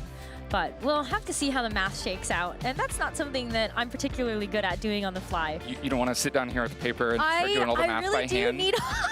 That is my preferred method of doing math. If we got a whiteboard up behind us, we could try to do it. We could do it. I believe in you. Maybe a chalkboard? Really give you the classroom vibes. But one thing's for sure, we do have one more match, and this one's really exciting to me because I think these are 2 pretty relatively new players that we get a chance to showcase on the stream. And so I'm really excited to be able to dig into that, and also the fact that they've got some very interesting teams. Yeah, I think we're going to see some cool moves, some cool mechanics that'll be fun to show off. We have been able to get so many amazing mechanical things on our stream today, and I really hope we get a chance to feature even more of that, because there are a lot of intricacies that we sometimes don't get a chance to see. Like, tell me your Ditto story again. Oh, about... Just that one mechanic, because that was something that I didn't even know worked. I was teaching a friend how to use a team with Ditto on it. I thought I taught them all of the Ditto mechanics, and that's how I was confidently like, go, enjoy your Ditto. And then we got paired in this local, and I had a substitute up, and they confidently switched in their Ditto to transform, and Imposter failed into substitute. And it was maybe a little bit suspicious that I'd forgotten to teach that one mechanic. Right, but there's so many that it's really hard to keep track of everything. So even if you thought you covered everything, I bet you there were probably 5 more things about Ditto that It's definitely a learning curve to pick up all these different little categories, and we saw soundproof come into play earlier in the day, and you got to remember, okay, which moves are actually sound moves, which one aren't. We saw Perish Song, not affect a soundproof Pokemon. That was pretty cool. That was awesome. And then to be able to see the side vacuum wave as well on psychic terrain, you're like, what? That has priority? What's going on here? That's just really cool stuff. So hopefully we get a chance to show you one more very cool thing that we will explain to you in just a little bit. But before we get into that, I'm very, very excited to be able to talk about our 2 players here, Elise Johnson versus Sierra Elsbecker. Yeah, it should be a pretty good match. Elise has the only Oricorio in the entire field and has piloted that only Oricorio in the entire field to a 6-1 record and 1 win away from 7-1 going into day 2. Regardless, there will be 1 Oricorio in day 2, and it will be this one. Of course, Oricorio has the ability Dancer. That means that it copies and immediately uses any dance move that is used on the field. Looking at this team, the important one, the only one, is going to be Quiver Dance on the Volcarona. So if Volcarona Quiver Dances, Oricorio will also immediately immediately Quiver Dance, completely separately from its own action. So it'll still take its action for the turn, but it'll get to Quiver Dance on top of that. The other interesting mechanic here, to get even more multiplicative value on those Quiver Dances, is going to be Simple Beam on the Golduck. Simple Beam changes the ability to Simple, and Simple is an ability that doubles boosts from boosting moves. So if you can Quiver Dance, you can Simple Beam your Volcarona before it attacks, then you can go for a Quiver Dance that gets double boosts. Then you also have Fiery Dance that Dancer can copy, and that Simple Beam would mean you get double boosts from if you're getting special attack boosts from Fiery Dance. I would love to be able to see whether or not that actually comes to the fold, because I know you're asking me about one of my favorite dance moves. I think Quiver Dance would have been my answer there. And so the fact that it's on this Volcarona or Choreo could copy that, it's just very cool to think about the interaction we could see. And this is a very bulky team. You have dual screens from Grimmsnarl, and then you also have 3 healing items, the Citrus Berry, the Leftovers, and the Guava Berry. And so a lot of ability to just stay on the field, especially once those Quiver Dances start stacking up, whether they're on both Oricorio and Volcarona, or they're doubled on Volcarona. Either way, it's going to make Volcarona difficult to take off the field. And there aren't like the right physical attackers necessarily on the other side to deal with the Oricorio. The Volcarona looks a little bit more vulnerable. Sneasler on the other side is the Acrobatics Flying Terra version. That means it can hit into Volcarona both before and after Terastallization. This team seems very focused on using Volcarona, whether it's Oricorio copying it or Golduck doubling the boosts. And so that Sneasler seems like it's going to be a real threat to deal with, and that's where things like Incineroar with Intimidate come into play or Fake Out from Sneasler on the other side, kind of hold back that Sneasler and stop it from landing these giant acrobatics. So when you take a look at Sierra's team, what's sticking out to you in terms of the best ways to be able to combat what Elise has? Well, definitely the Sneasler. The acrobatics is going to be so much damage. I think the Ursaluna also impactful because Yawn can be really disruptive to this type of team that wants to set up boosts and stay on the field. You know, if you're trying to accumulate, you know, +2/+2/+2 from a Quiver Dance and you get Yawned on that turn, well, that's bad news, right? And so the Ursaluna are going to be difficult to take off the field between Leftovers and grassy terrain, and then can be really disruptive with Yawn. I love some of the Pokemon that are here. I feel like it's kind of a throwback to some of the earlier days of Regulation H, taking a look at the Primarina. And the fact that it has Haze is one of those moves that you look at and go, well, that also might be kind of a great answer to all of these boosts. Yeah, I mean, if you're all about just getting as many boosts and as many extra value off those boosts as possible, then being able to just haze them away could be quite valuable. Now, it does have to watch out for the fact that the Volcarona on the other side has Giga Drain, and so Primarina more vulnerable if it stays a water type and can also just be like a full heal for that Volcarona, but a Poison Terastallization could help keep it around through that, so definitely some ways to disrupt it. I think Electabuzz also could be kind of a thorn in the side. Electroweb can try to slow things back down as you're trying to get those Quiver Dance speed boosts, or Follow Me can be really, really disruptive to, you know, single targeting offense on the other side, where you're trying to get a Giga Drain in on Primarina, or, you know, an Air Slash out of Oricorio.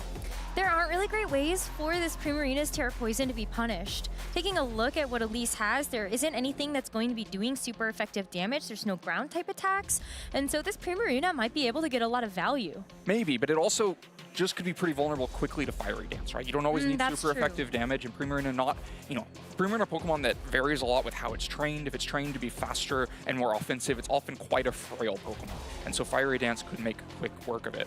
I think we talked about Oricorio, but the other mode that's apparent on this team is that Golduck with Simple Beam. And I think Rillaboom could be a big problem for that. You have multiple priority options between Grassy Glide and Extreme Speed on the Dragonite that could really just dispatch Golduck before it has a chance to attack. Well, as we get into this first game, it is so awesome to be able to celebrate that both of our trainers are at 6-1, and Elise is using one of the coolest Pokemon that I have seen in her second ever tournament, that Oricorio. It is not going to be hitting the field at this moment, but for Elise it will be the Grimmsnarl and Volcarona, and Sierra has got that Primarina and Dragonite.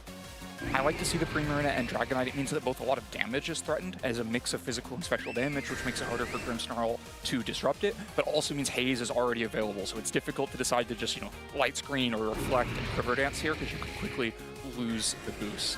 Meanwhile, though, Dragonite might have a little bit of difficulty finding the damage. Obviously can't go into Grimmsnarl at all. Volcarona might just protect itself to let a first screen go up, and so, but what Dragonite can do is go for Tailwind to get up past the speed of Volcarona, even if it gets one Quiver Dance. Well, for now, it's going to be a terrestrialization onto the Volcarona, so that tool is going to be expended immediately. And as we look at the Primarina with Hyper Voice, that is going to be something with that Liquid Voice would turn into a Water-type move. So now this Volcarona is going to resist it, and Sierra's still going to go all out on the offense here. Not really going to stray away after even seeing this Grimmsnarl use that first screen, but take a look at how much better that Volcarona is going to take that Hyper Voice at this point in time. But the Primarina just got a special attack boost thanks to that Throat Spray, but Volcarona gets this Quiver Dance. Yeah, a nice combination to use the Reflect to mitigate the Scale Shot from the Dragonite while using the Grass Crystallization to make sure there wasn't too much threat from the Primarina on the other side. Important to reveal that the Dragonite is going to move faster than Volcarona when they both have the same speed. Both Pokemon, of course, capable of boosting their speed, so they can go back and forth. Now Volcarona will have the advantage after that Quiver Dance, but it meant that that Tailwind would have elevated the Hyper Voice to before the Quiver Dance, and before the Quiver Dance could lower the damage coming in, so the Grass Crystallization really helpful there. Now Volcarona starts to look like it's pretty intimidating. It's got that +1/+1/+1, it's got already Reflect Up, Light Screen available this turn, and with Primarina switching out, no Haze threat either.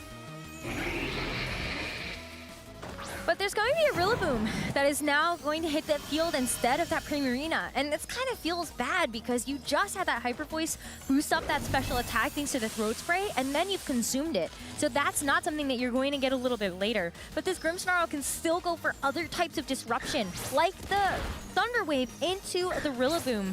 Volcarona behind this screen, though, takes these Scale Shots super nicely and will be able to fire off an attack after this. It's still doing quite a bit of damage despite the Reflect. I mean, more than half of Volcarona's health bar. The Rillaboom coming in is going to boost Giga Drain, but resisting it probably mitigates the recovery you're going to get from the Giga Drain. Both targets on the other side now resisting it means Volcarona's stuck a little bit more with the health balance. That's still actually a pretty good amount of damage regardless. And of course, the Assault Vest is going to be mitigating a bit of that special attack, but I feel like this Volcarona is still in a spot where, hey, you've got Flame Body. If you just get faked out by this Rillaboom, what if you accidentally burn it? That's a really big risk. Oh, but it's paralyzed. Don't have to worry about that. But yeah, I think at least you can't stack the status conditions. Between the Giga Drain, the Leftovers, and the Grassy Train, Volcarona recovers quite a bit that turn. Definitely out of KO range for a Scale Shot and likely any kind of double up from the Rillaboom as well, which only has Grass and Ground offense to swing into Volcarona with. And that gives room for Grimmsnarl as well to spread even more paralysis. It's easy to just Thunder Wave the Dragonite now and continue to kind of slow down the other side, not just with the amount of damage they're able to put out when they attack, but by, forcing skipped turns, which can let Volcarona, go back to boosting if it'd like to in this position. We could also just go for a Protect if you really feel like you need that extra little bit of recovery, right? Do you need it, though? I mean, it feels like this Volcarona is just really well positioned. The Rillaboom, though, worried about Fiery Dance from the other side, and so is going to use Fire Terastallization to turn that into a resistance. Really great defensive Terra for Sierra to opt into in this game number 1, but Volcarona does go for the Protect to get a little bit more of that HP recovery, but also keep itself a bit more safe. This Rillaboom goes for the fake out into the Grimmsnarl instead, but because this Volcarona protected, this Dragonite isn't able to get that damage down with a Scale Shot or that speed boost. Right. Dragonite stays at the speed it has now, only at +1, which matches the Volcarona, but of course, if the Thunder Wave lands, it'll mean that Volcarona moves before Dragonite. Terastallization now burnt from Sierra's side, but to pretty good value. Fire Terastallization always helpful against Volcarona, which can't swing for anything but resisted damage into a fire type. Grimmsnarl's kind of trying to do what it can, but it has kind of diminishing returns. Grimmsnarl, the longer it stays on the field, those first 2 turns are really valuable with screens. You start Thunder Waving Pokemon, but then what do you do afterwards is the question. And so Grimmsnarl, if it isn't accomplishing much, and Volcarona has trouble accomplishing much against these 2 Pokemon that both resist fire and grass, then you're not making a lot of forward progress, but the same is true for Sierra. With so much defense, there's just not much forward progress being made. I wonder if you ever lean into the fact that this Grimmsnarl has foul play. You've got 2 physical attackers in front of you, so that might have been nice, but it's going to be the Oricorio that hits the field instead. Lucky for it, it's going to be the Volcarona that takes this first attack in the Scale Shot from this Dragonite, but what is the Rillaboom going to do to follow that up? any amount of damage is still going to start to add up. And so Sierra being able to get this one scale shot in, she gets a nice speed boost to this Dragonite, but then this Rillaboom can also get some damage down. This Volcarona goes for the Quiver Dance, so that's going to be another boost. And this Oricorio's on the field next to it this time. And not often you see a Pokemon switch in on the exact same turn it switched in, get to attack, but there we go. Oricorio using its Dancer ability to get a Quiver Dance of its own. And that's at least going to help give it that extra bit of speed for later on. But the Rillaboom goes for drum beating into that spot. And so Oricorio resisting that is still going to take a little bit, but you do lose that speed boost that you just got from the Quiver Dance from Volcarona. Yeah, complicated speed interactions all around. So Volcarona now at +2 speed, Dragonite also at +2 speed, and then Oricorio temporarily had +1 but is back down to +1, and now Tailwind has expired, and so we're back to neutral speed there, but we saw Dragonite move before Volcarona when they all had the same speed on turn 1, so that should mean that Dragonite's still moving before any other Pokemon on this turn, and that damage is starting to mount against Volcarona. Definitely can't take many more attacks. Even something like a Grassy Glide Scale Shot double up might be enough to take the KO, and which would leave Oricorio as like the only beneficiary of all of the Quiver Dancing that's happened so far.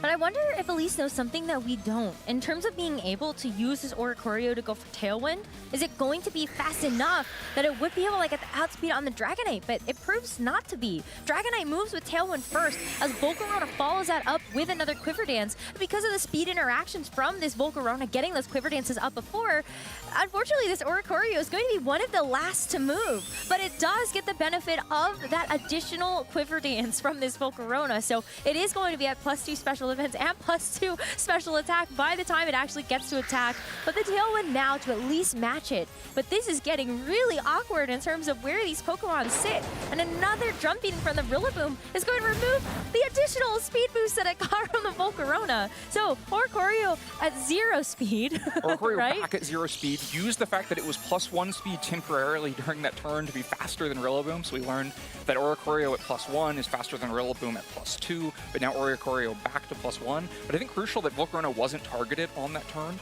means that it recovered a decent amount of health and is probably back outside of KO range and has really accumulated a lot of boosts at this point. It starts to not really matter what type the Pokemon are on the other side if you get this many boosts. And the Oricorio similarly up to +2 special attack. It hasn't been accumulating speed boosts because of the drum beating on the other side, but it still has been accumulating special attack boosts that mean it can swing out for pretty big damage with Revelation Dance and Air Slash, 2 moves that aren't resisted by the other side and still are going to threaten that full neutral same type attack boosted damage.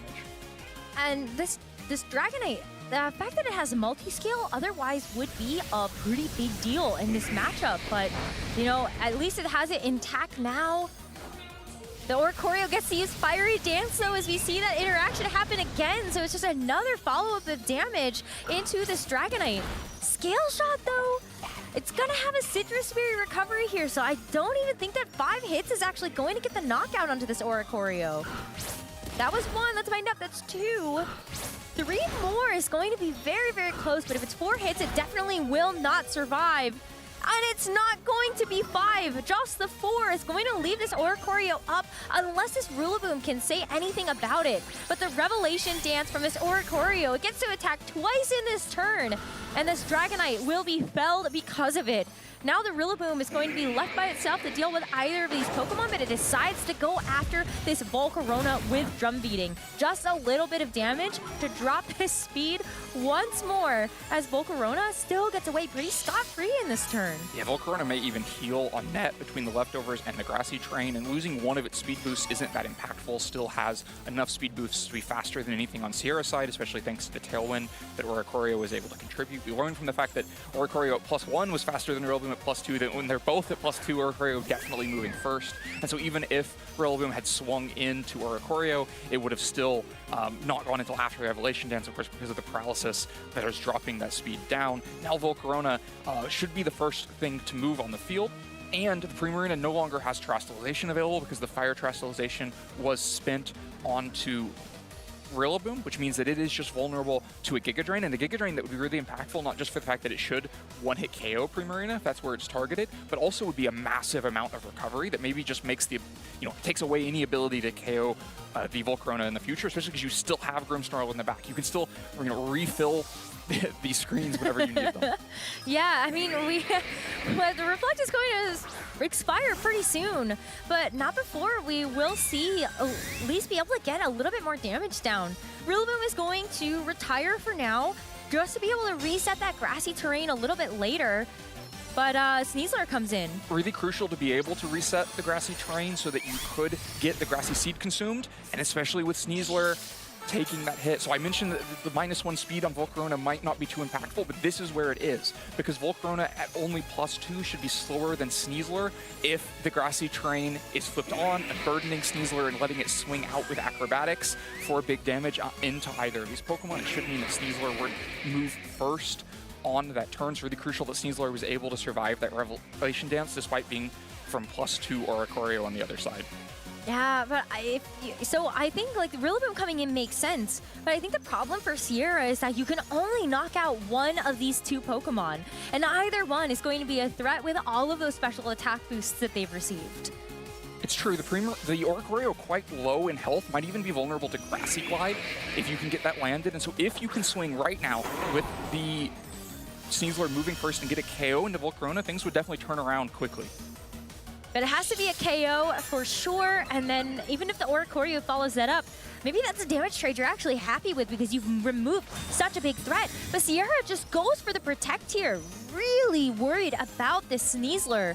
And so it's going to keep itself safe from the Fiery Dance, from the Volcarona, but even if it doesn't actually... Oh, and the Oricorio too. I was going to say, if it doesn't land the attack, it shouldn't activate the Dancer ability. That's correct. Yeah, if the move lands only into protecting targets, then Dancer does not activate, so it wouldn't have been a Fiery Dance there. Of course, it would have just targeted into the Protect, even if mechanically that's how it worked.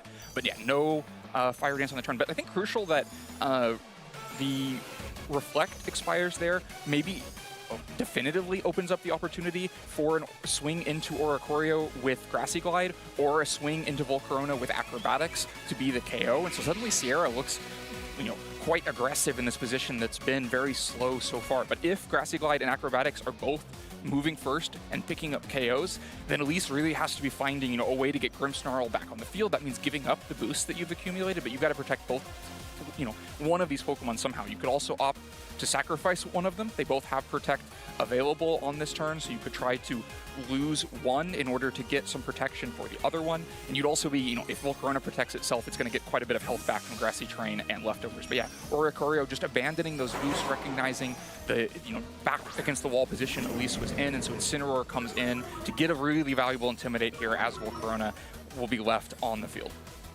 It is really hard to balance out whether or not that's a play you want to go for, but without being able to safely get the Grimmsnarl back in on the field, I think having that immediate Intimidate is a much better option. We do see the full paralysis though from the Rillaboom, so it's not able to attack this turn.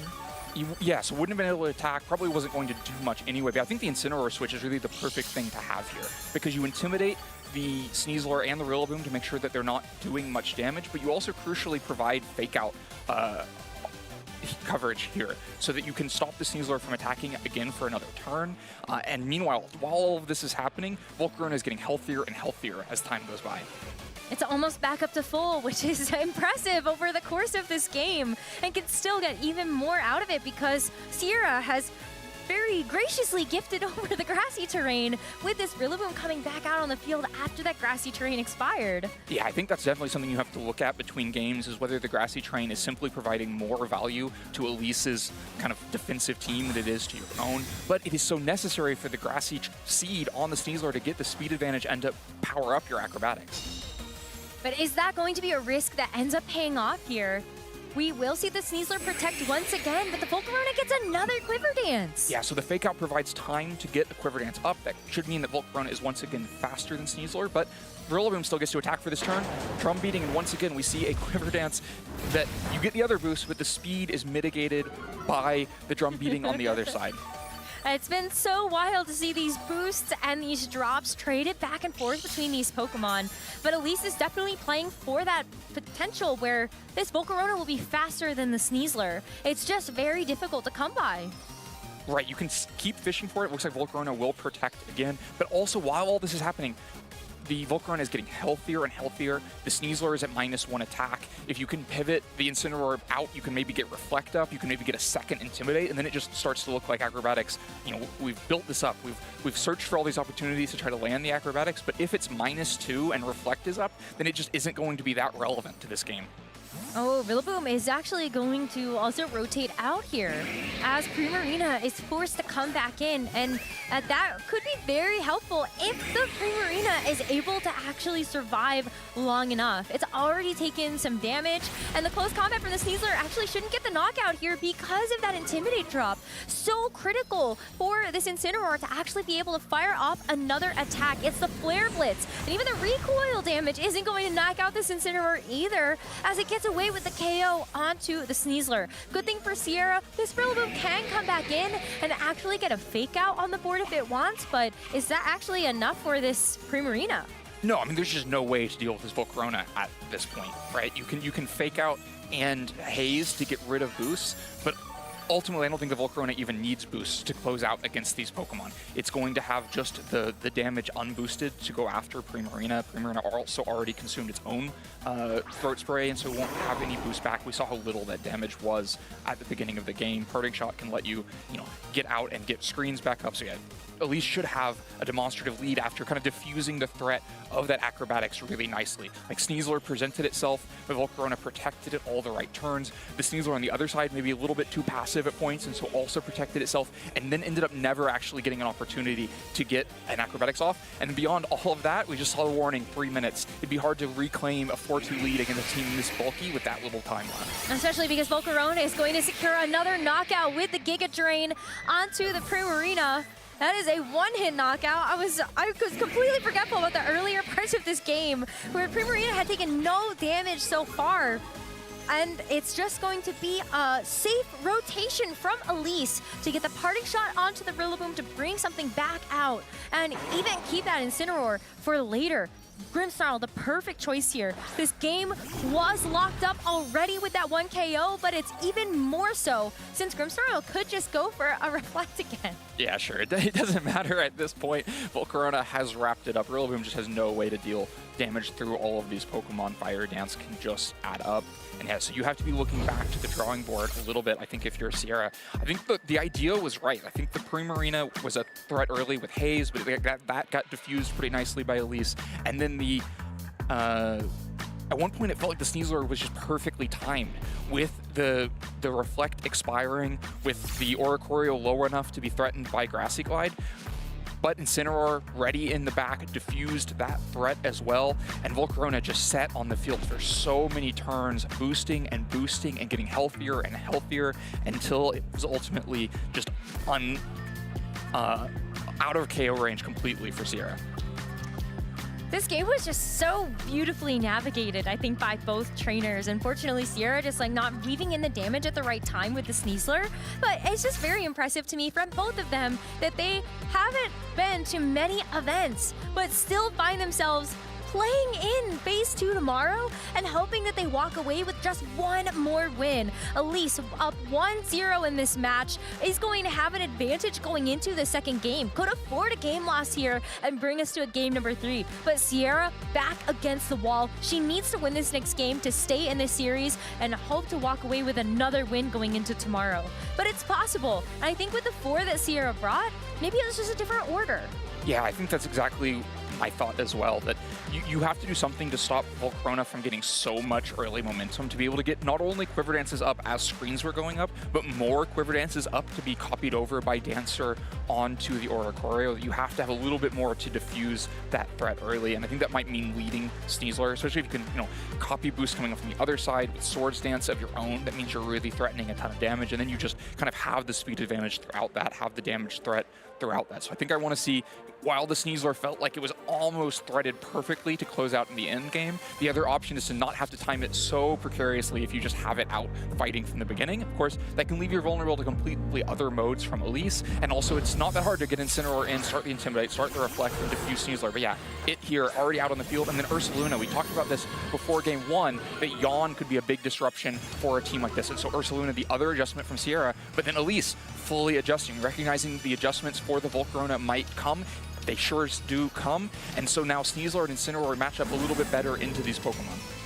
And the Incineroar is kind of perfect here. With the Fake Out, you will be able to at least Fake Out one of these Pokemon, and then hopefully you're able to maybe, I don't know, get the close combat into this Blood Moon and actually KO it. Elise also has Fake Out available on both Pokemon, so you can opt for Fake Out from Sneasler if you just want to try to get Parting Shot off the field. Of course, the thing to watch out for is that the Earth Power from Ursaluna quite a big threat into both of these Pokemon right now. It doesn't want to get close combated though, especially not like a Fake Out close combat, which keeps it from moving.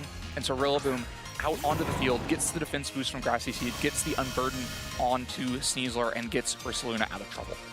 But that's something that this Sneasler on Elise's side can still leverage. That Focus Sash allows you to stay around for one more turn.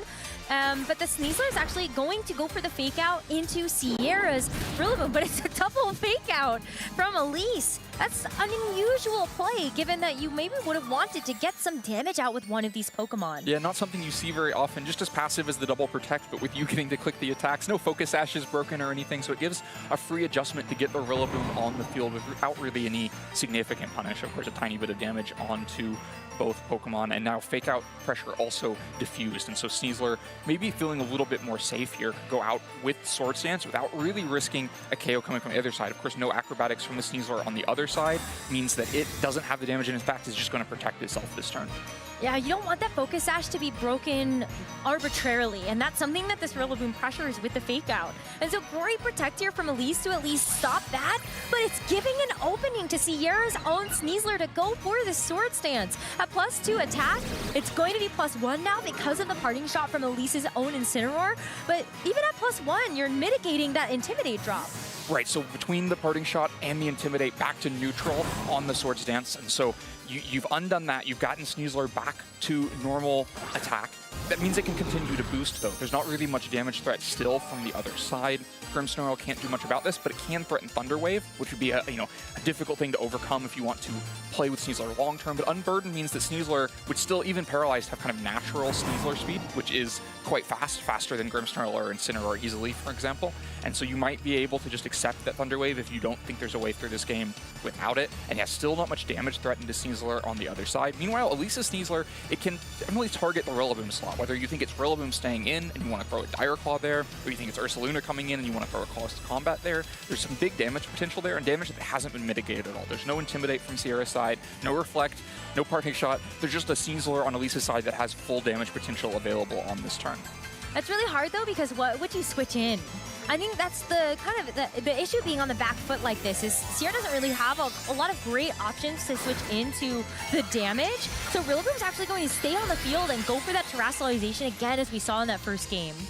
Yeah, wants to make sure it isn't under threat from Dire Claw, and so uses the Fire Terrestrialization. But yeah, this is where Thunder Wave just has to be accepted by the Sneasler on the other side. That could also mean that Drum Beating into the Sneasler on Elise's side could mean the Sneasler on Sierra's side is faster again. And yeah, Dire Claw doing less than 50%, but also getting a paralysis of her own with the Dire Claw into the Rillaboom, and one more Swords Dance. No Oricorio on the field to copy it with Dancer, just +2 attack from Sneasler on that side. Yeah, but the high horsepower, it is actually going to do quite a bit to the Sneasler. Doesn't bring it down to a Focus Sash, but basically does the same thing of bringing it down to a sliver of HP. Actually more, but this one's Poison Touch, and so wouldn't have been unburdened anyway, but sometimes you can get that nice advantage from not activating the Focus Sash. Instead here, the two Sneaslers probably sitting at the same speed now. One unburdened and paralyzed, the other one no unburdened but not paralyzed. And so that's where Drum Beating or Grassy Glide can finish up that KO and make them not have to fight in speed against each other. But for now, Sneasler just protecting itself from that threat while Reflect goes up from Grimmsnarl to mitigate the damage from these two physical attackers on the other side. It's tough because Sierra's Sneasler is at +2 now. After the first Sword Stance, it was able to get a second one after going back to neutral. This Acrobatics is actually not doing as much as maybe you would have liked to see into the Grimmsnarl. Yeah, +2, but now with Reflect up means that you still have less damage than a +2 would ordinarily be, despite having clicked Swords Dance twice already. Two paralyzed Pokemon on the other side, but still plenty of damage potential, right? The Grimmsnarl isn't doing that much back. Grassy Glide's still probably threatening a KO into Sneasler on this side, and so, you know, you don't need to get it all at once. You can get it slowly, and that acrobatics is great progress in the Grimmsnarl on Elisa's side. Now, of course, Incineroar is in the back. Incineroar will come back in at some point, intimidate away one of those attack boosts on the Sneasler, and also mitigate damage coming from Rillaboom on the other side. Wouldn't be surprised to see that right now with the Sneasler needing to leave the field. So yeah, Incineroar right back in at full health to get 2 really nice intimidate. Grimmsnarl only has Foul Play, though, as its attacking option, and because both of these Pokemon are paralyzed, I kind of wonder what else this Grimmsnarl can do outside of setting up another screen. Maybe you decide to go for Light Screen because there is that Blood Moon or Saluna that you know is in the back, but Foul Play is at least able to help you chip away at both of these physical attackers. Might even actually do some pretty considerable damage to the Sneasler on the other side, because it got another Swords Dance boost. Yeah, Sneasler now at +3. Even resisting Foul Play, it might start to take some significant damage. Rillaboom, the -1 attack means that Foul Play actually does less damage there, so isn't quickly adding up to a KO onto Rillaboom. The Sneasler continues to be a bigger and bigger threat. It was -1, then it was +1 and back to neutral, then it was +2, now +3. You know, at some point Elise has to actually threaten a KO against it, or it's just going to run out of control. At +3, it might already be threatening an Acrobatics KO into Grimmsnarl that would deny you that Foul Play option, but for now has to worry about Fake Out coming from Elisa's side, and so Rillaboom going to switch out into the back, wants to preserve Grassy Terrain for the future, and wants to provide some redirection support next to Sneasler and get Electabuzz on the field. Oh, but I thought this might be a big opportunity for the Sneasler to actually just go for a Protect, so it doesn't need all this damage. Foul Play isn't enough to pick up the knockout, though, so that's kind of a big deal, but even with this Follow Me, this Sneasler is kind of on last life with that little HP left. Yeah, Sneasler will go down to the next thing that hits it, but you've got to first deal with Electabuzz if that next thing that hits it is not a spread move. And of course, Incineroar nor Grimmsnarl have access to a spread move, so it's going to be kind of more slow going against Electabuzz. The other thing Follow Me can help you with is that you won't get parting shotted and lose an attack boost that way. So Sneasler has the +3, has some protection for that +3, and can swing out for damage into either the Incineroar with close combat or into the Grimmsnarl with either close combat or acrobatics. It's getting really tense now as the Electabuzz just has to help its ally, redirecting away that attention so the Sneasler might be able to get one more move off. Maybe as Grimmsnarl's last move, it's going to have the Light Screen up now, but the close combat is plenty to pick up this Incineroar. A one-hit knockout. Doesn't even get a chance to use that Pinch Berry and get that HP recovery back. So really great job here by Sierra to get that first knockout and maybe even close out this game. Yeah, I think a really crucial moment in this game that Incineroar was allowed to just go down. Right? You could have imagined a world where it switched out into the back, either by sacrificing Sneasler here or taking Volcarona into the resisted close combat, and then was able to intimidate again in the future. But that's the path through this game where you think you can mitigate damage from Sneasler again. The other path is the damage mitigation is done, Incineroar needs to go down, and we need to do some damage of our own. Because Elise has to find a way through these 4 Pokemon. Has done significant damage to Rillaboom, significant damage into Sneasler, but hasn't taken a KO yet, and Electabuzz still looks so healthy on the other side. Well, she locked into this very quickly. The Stellar Terrestrialization onto the Sneasler is going to give a bit of a boost of damage to that close combat. But Sneasler going for the Protect, at least will keep itself safe this turn, but at least still has an opportunity here to get in a big chunk of damage. Dire Claw is also going to get boosted by the Stellar Terra, and it gets the critical hit as well, just through those defenses. But Electabuzz goes for the Electro Web. Very smart choice here from Sierra to make sure that you're going to lower the speeds of both this Grimmsnarl and the Sneasler. Unfortunately, you're not able to get the KO onto Elisa's Sneasler, though. Maybe something you would have liked to see from that spread damage. So Electro Web, very helpful for the speed drop in Sneasler, like you mentioned, doesn't pick up the KO. The Light Screen from a moment ago probably doing enough to stop that KO, but it does mean that the Sneasler on Sierra's side should be moving first because of Unburden despite the paralysis, and so the Sneasler on Elisa's side needs to get out into the back, get its speed reset. That brings Volcarona at full health back onto the field, but oh, this is the crucial fully paralysis. This is what the risk was in accepting the Thunder Wave so many turns ago. The Sneasler doesn't move, and Electabuzz just goes for a Electro Web into both of these Pokemon. Grimmsnarl is going to get a chance to Foul Play. And that Foul Play will be enough to knock out Sierra's Sneasler after so much effort to keep it in the game. With this Electabuzz alongside of it, it is going to go down and leave Sierra with 3 Pokemon. At least we're tied up in the Pokemon count for this game, but I'm starting to wonder whether or not Elise might have the better position now with this almost full HP Volcarona. Yeah, I think surely she does, right? You still have the Ursaluna that can yawn and disrupt. You still have the Rillaboom with the Fire Terastallization, but also the Rillaboom that's going to provide even more recovery to this Volcarona. We saw the difficulty in ever finding the damage into the Volcarona in Game 1, and now you've lost Sneasler. You've lost the biggest damage potential against Volcarona. We can kind of go back to where we were in Game 1 here, where despite how low Elise's side is, you can still start Quiver Dancing. You have to, worry about getting yawned and eventually sleeping. But for now, the option is there to get some boosts. Otherwise, Blood Moon will do significant damage even with Light Screen, much less than from like a Life Orb, Terra Normal Ursaluna like we've seen, but maybe enough to be a big threat. And so Volcarona, for now, going to just switch out and bring the Sneasler back in for this turn. Sneasler comes in with only just a little bit of HP remaining, but maybe in the perfect moment. Sierra goes for a Protect onto the Blood Moon Ursaluna, but Electabuzz is still going to be faster after all of those Electro Web drops to Grimmsnarl's speed. Unfortunately, Sneasler comes in and sacrifices itself to get that Volcarona back out onto the field. But I don't even know if this foul play is actually going to be enough to knock out this Electabuzz. Okay, it does get the job done, but I was a little worried for a second there since Electabuzz doesn't usually have very good attack. Yeah, so gets the KO on Electabuzz, spends a pretty valuable resource in Sneasler, but it was going to be difficult to find an opportunity for Sneasler. With Grassy Glide available from Rillaboom, you're going to have to do some weaving to ever get an attack off. So maybe that was your way to one-shot Ursaluna at the end of this game. The Stellar Boost for fighting hadn't actually been used yet, and so you could have gotten a big close combat into Ursaluna. Now it's going to be all about Volcarona and Grimmsnarl up against Rillaboom and Ursaluna. Two very bulky Pokemon, both of which have leftovers plus Grassy Terrain. None of this is going to end that quickly. It feels like the Volcarona probably has the advantage because it can Quiver Dance and because it has Light Screen. But Fake Out can disrupt that, so you've got to Protect on this first turn, and that leaves Grimmsnarl very vulnerable on this turn. Yeah, oh, but Ursaluna actually does go for a yawn into the Volcarona, so maybe just a little bit more wiggle room here for Elise to work with.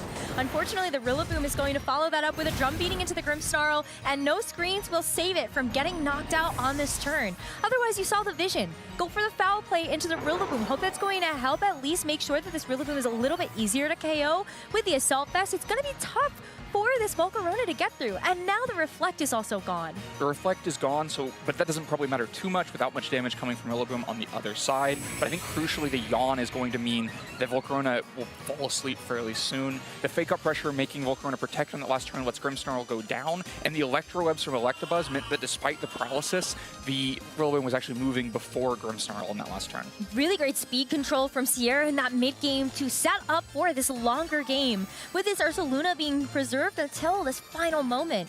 So despite getting this Quiver Dance boost, I mean, it's actually kind of okay for Elise to get another one. Yeah, I mean, I think this is the problem. Like, you can get it put to sleep, but it's going to be +2, +2, +2 by the time that it falls asleep. And then where is the damage against it? The Rillaboom on the other side can swing out with a neutral high horsepower. You can use Blood Moons from a not very offensive Ursaluna into special defense boosted Volcarona, but it's getting this Grassy Terrain and leftovers recovery, so it might be able to go through these sleep turns, especially depending on how long they are. I think that could be the crucial decider here. Volcarona has not spent any turns of sleep. Somewhere between 1 and 3 turns, it's going to skip now. How much can Sierra get done during those up to 3 turns that Volcarona is asleep? There's the first one. That's the guaranteed one. We knew this one was coming. How much damage is coming out? Wow, but I mean, the Ursaluna has the perfect opportunity to go for Blood Moon, but look at those +2 special defense boosts. Really making sure that this Volcarona can actually stick around, but it's looking quite tight. Grassy Terrain recovery and the leftovers brings it back up to about 50%. The risk here is that if it wakes up, it will wake into Giga Drain probably onto Ursaluna, with Grassy Terrain and the +2 will just be a KO and a full recovery. And so it's got to sleep, but it doesn't sleep. It wakes up. It woke up to get the Giga Drain into 1 and knockout into the Ursaluna. And even though the light screen has expired and would have allowed this Ursaluna to do just a little bit more damage, that is a big amount of HP recovery for this Volcarona to have gotten back. Can this Rillaboom actually get through it now? High horsepower is going to look like about a 6-hit knockout. I think Volcarona has done it. Yeah, there's no way for Rillaboom to get through this now. I mean, the Volcarona can protect itself to get extra leftovers recovery. You don't have to worry about Yawn anymore. Volcarona has won it. It's got the only 1-turn sleep. It got the big damage into the Ursaluna on the other side, and the Ursaluna on the other side just didn't have the bulkiness to take a Giga Drain, didn't have the offense to get it done with Blood Moon, and so Volcarona comes out on top despite the Yawn. it's still gonna have to whittle away at this Rillaboom, and so where there's a will, sometimes there is a way, but the Rillaboom gets paralyzed. Insult to injury here as this Volcarona takes a victory lap across this Rillaboom. Yeah, even with critical hits, the high horsepowers just aren't going to add up fast enough, and so yeah, there's the concession. Sierra recognizes what is there, and Elise wins it 2-0.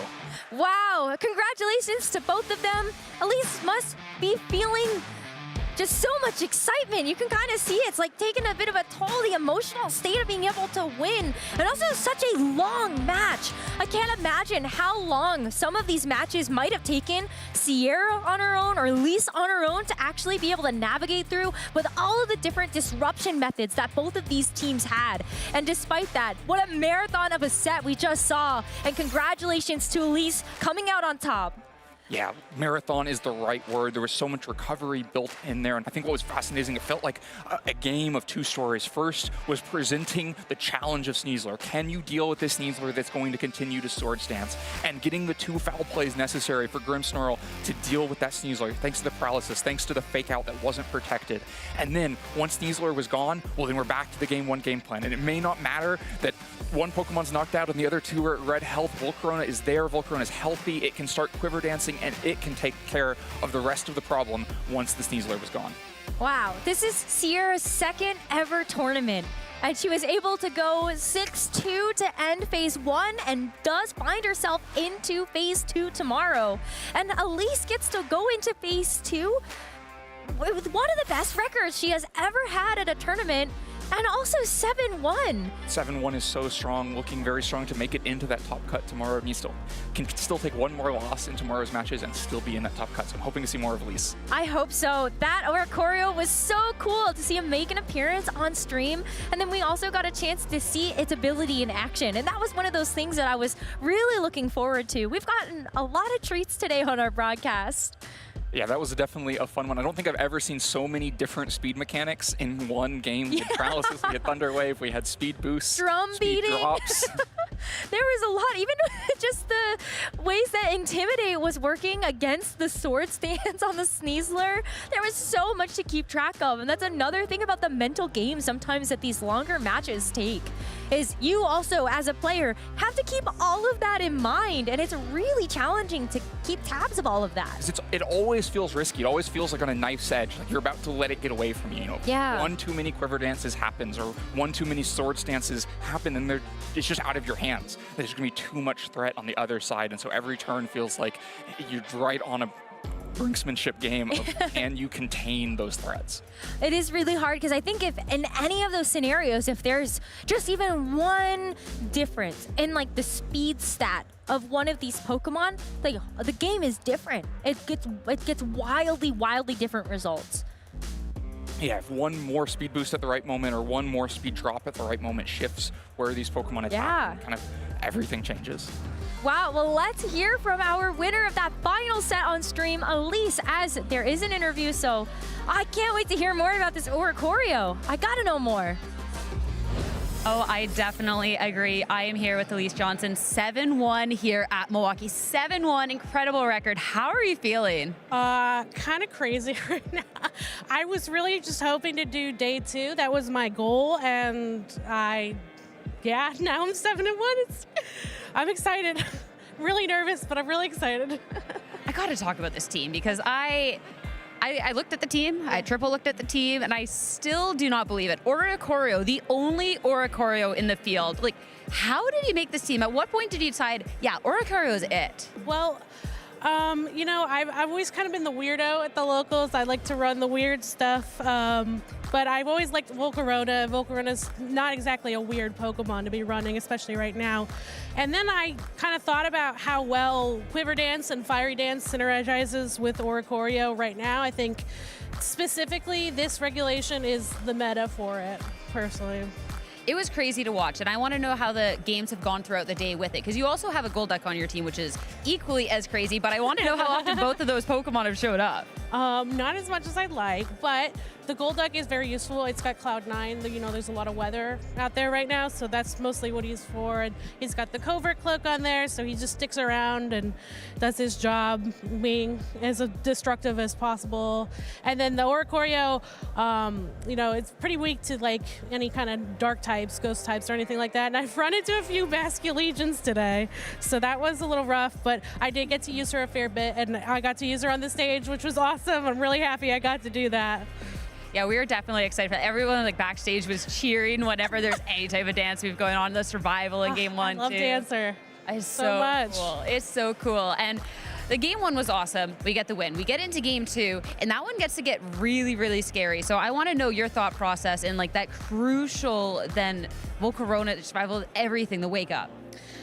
I was just praying to get as early awake as possible, because I knew if I just, not so much the Ursa Luna, I wasn't really worried about that. It was the high horsepower coming from the Rillaboom at a certain point was starting to really, you know, beat down, and he's not Terrifier, so you can't get burned. I don't have Reflect Up, so I'm just like, please, I'll take turn two. I'll take turn two. But the turn one wake up I mean, that's like a miracle. I only think that happened because I was on stage, to be honest with you. One of those just meant to be Exactly, exactly. Now, something you said at the beginning was playing at your locals and stuff, and that was something too that we learned from TJ backstage. Like, oh yeah, TJ, he's the best. Yeah, so I want to know a little bit more about like you going to locals and just like your history as a Pokemon player. Okay, well, I started actually, my first ever tournament was the Orlando Regional a couple years ago. And I got recommended, hey, you do have locals in your area. You don't have to just go straight to the big leagues immediately. And so I've been playing. I'm in South Florida. I play in the Fort Lauderdale, Miami area. And I'll take the Bright Line, which is the train there. I'll take it up to Orlando, and I'll play. That's where TJ usually is. So I've been grinding at it last couple of years. I've been doing it casually, but I decided this year, you know what, let's go hard, and here I am. So yeah, it's work that's definitely proving already, which is so exciting to see. Before I let you go off, celebrate anything else, I want to give you the opportunity for any shout outs or anyone you want to thank, or just final words for those watching. I want to thank the Florida VGC group, the Discord. They are the best. They have been, you know, supporting me and kind of helping me along the way. I want to thank my family, and I want to thank my girlfriend, Charlie. She's the world to me. She supports me even when I'm down. And that's about it. Thanks, everyone. Best of luck going on within day two tomorrow. Thank you so much, Sierra. It's been so great talking to you. Thank you. Hopefully you and Oricorio dance your way to top 5. I hope so.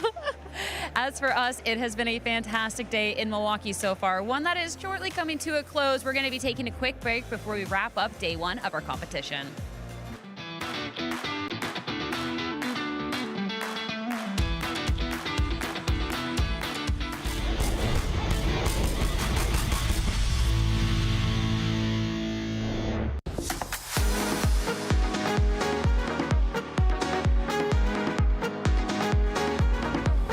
The best way to test your team is to get a group of friends together and hold a tournament. Check your show 6, pick 3, and learn how to work your way out of situations, tough situations, easy situations. So when I'm preparing for a regional, what I usually do is I play a lot of live, and I have a spreadsheet next to me with like every single deck I play, what deck I'm playing against, whether or not I went first or second, and then every single mistake I made, and whether just like everything that I could get from a single game, and that helps me just like condense all my knowledge and get better at my deck as quickly as possible. I think it's very important that you never cut out your team or a team member too early. You need a few games to determine, okay, this isn't gonna work. You know, just testing so many games over the past like 2 months. That's how I ended up with the 6 that I have here today. Some unconventional, but sometimes if it fits for your team, that's what you need to go with. Practice with, I'd say, the Great League or the Ultra League.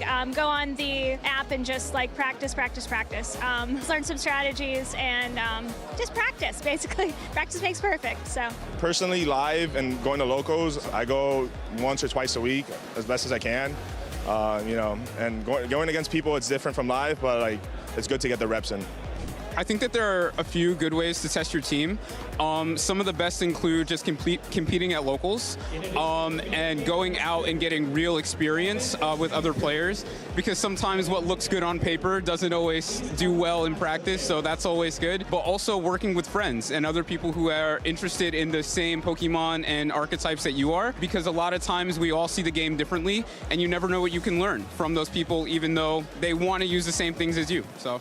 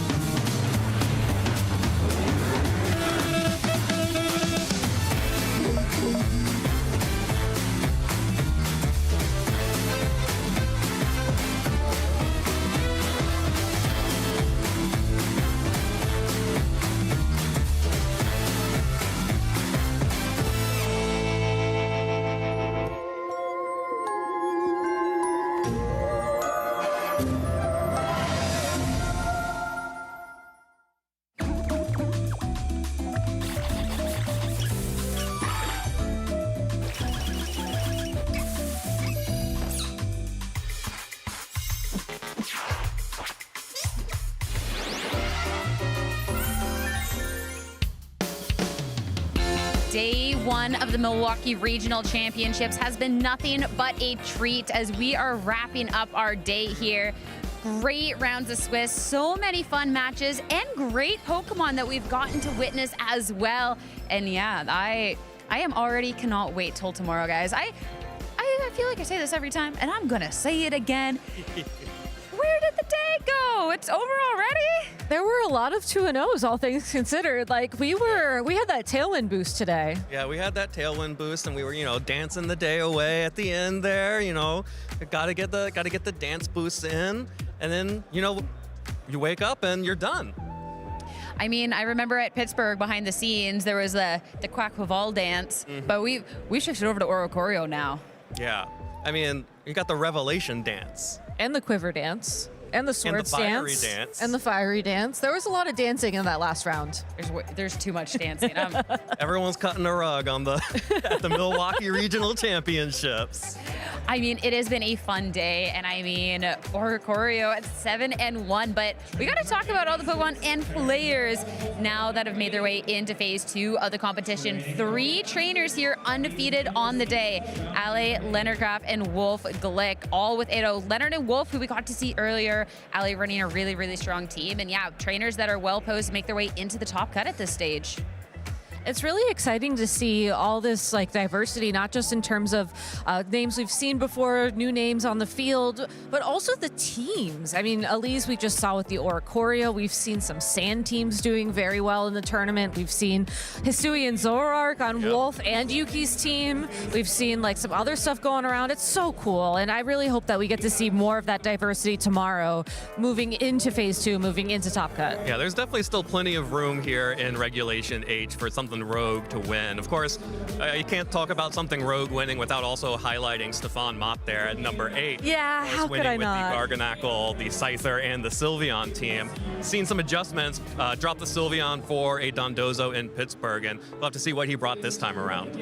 It is crazy. I will tell you that. It is crazy. Something you'll have to wait for tomorrow. But these are just the top trainers heading into Phase 2 of the competition. We fit as many names as we could on the screen. There is a couple more as well, but congratulations to these trainers. We will expect you bright and early tomorrow for some more Pokemon. Get some good sleep tonight, stay hydrated, get a good dinner, and then wait for the teams to drop and then start doing matchup prep, right? Yeah, definitely. Yeah. You're going to want to do some matchup prep with some of these rogue teams that we saw today. Definitely some people. I bet there are going to be some trainers out there running scrims against Hisui and Zoroark that they never thought they'd have to before, or potentially even the Dancer Oricorio. But I do want to highlight a couple names on here. In particular, those last two, Joshua Lorsey and Jeremy Cote. Of course, both of them made top cut at the Pittsburgh Regional Championships, and both continuing to play extremely well, making it here into Phase 2. Joshua, I know, was 7-1. I did not quite catch Jeremy's record before we went on camera, but definitely some players that are being very consistent here in the start of the season.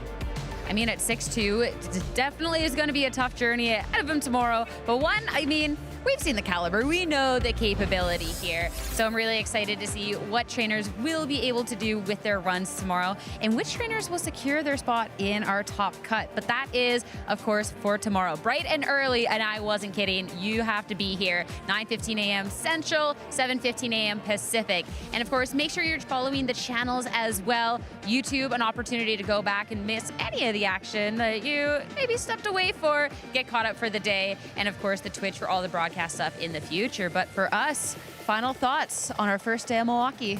I think that there's a lot of room for creativity in Regulation H. You know, I don't think you can go full on creative. You can't just, throw a bunch of crazy things together on a team and hope it works out. But I think trainers like Stefan and like Elise have shown us that if you can find the opportunities for innovation and support it with some of the more tried and true Pokemon, there is a perfect opportunity to let those Pokemon shine.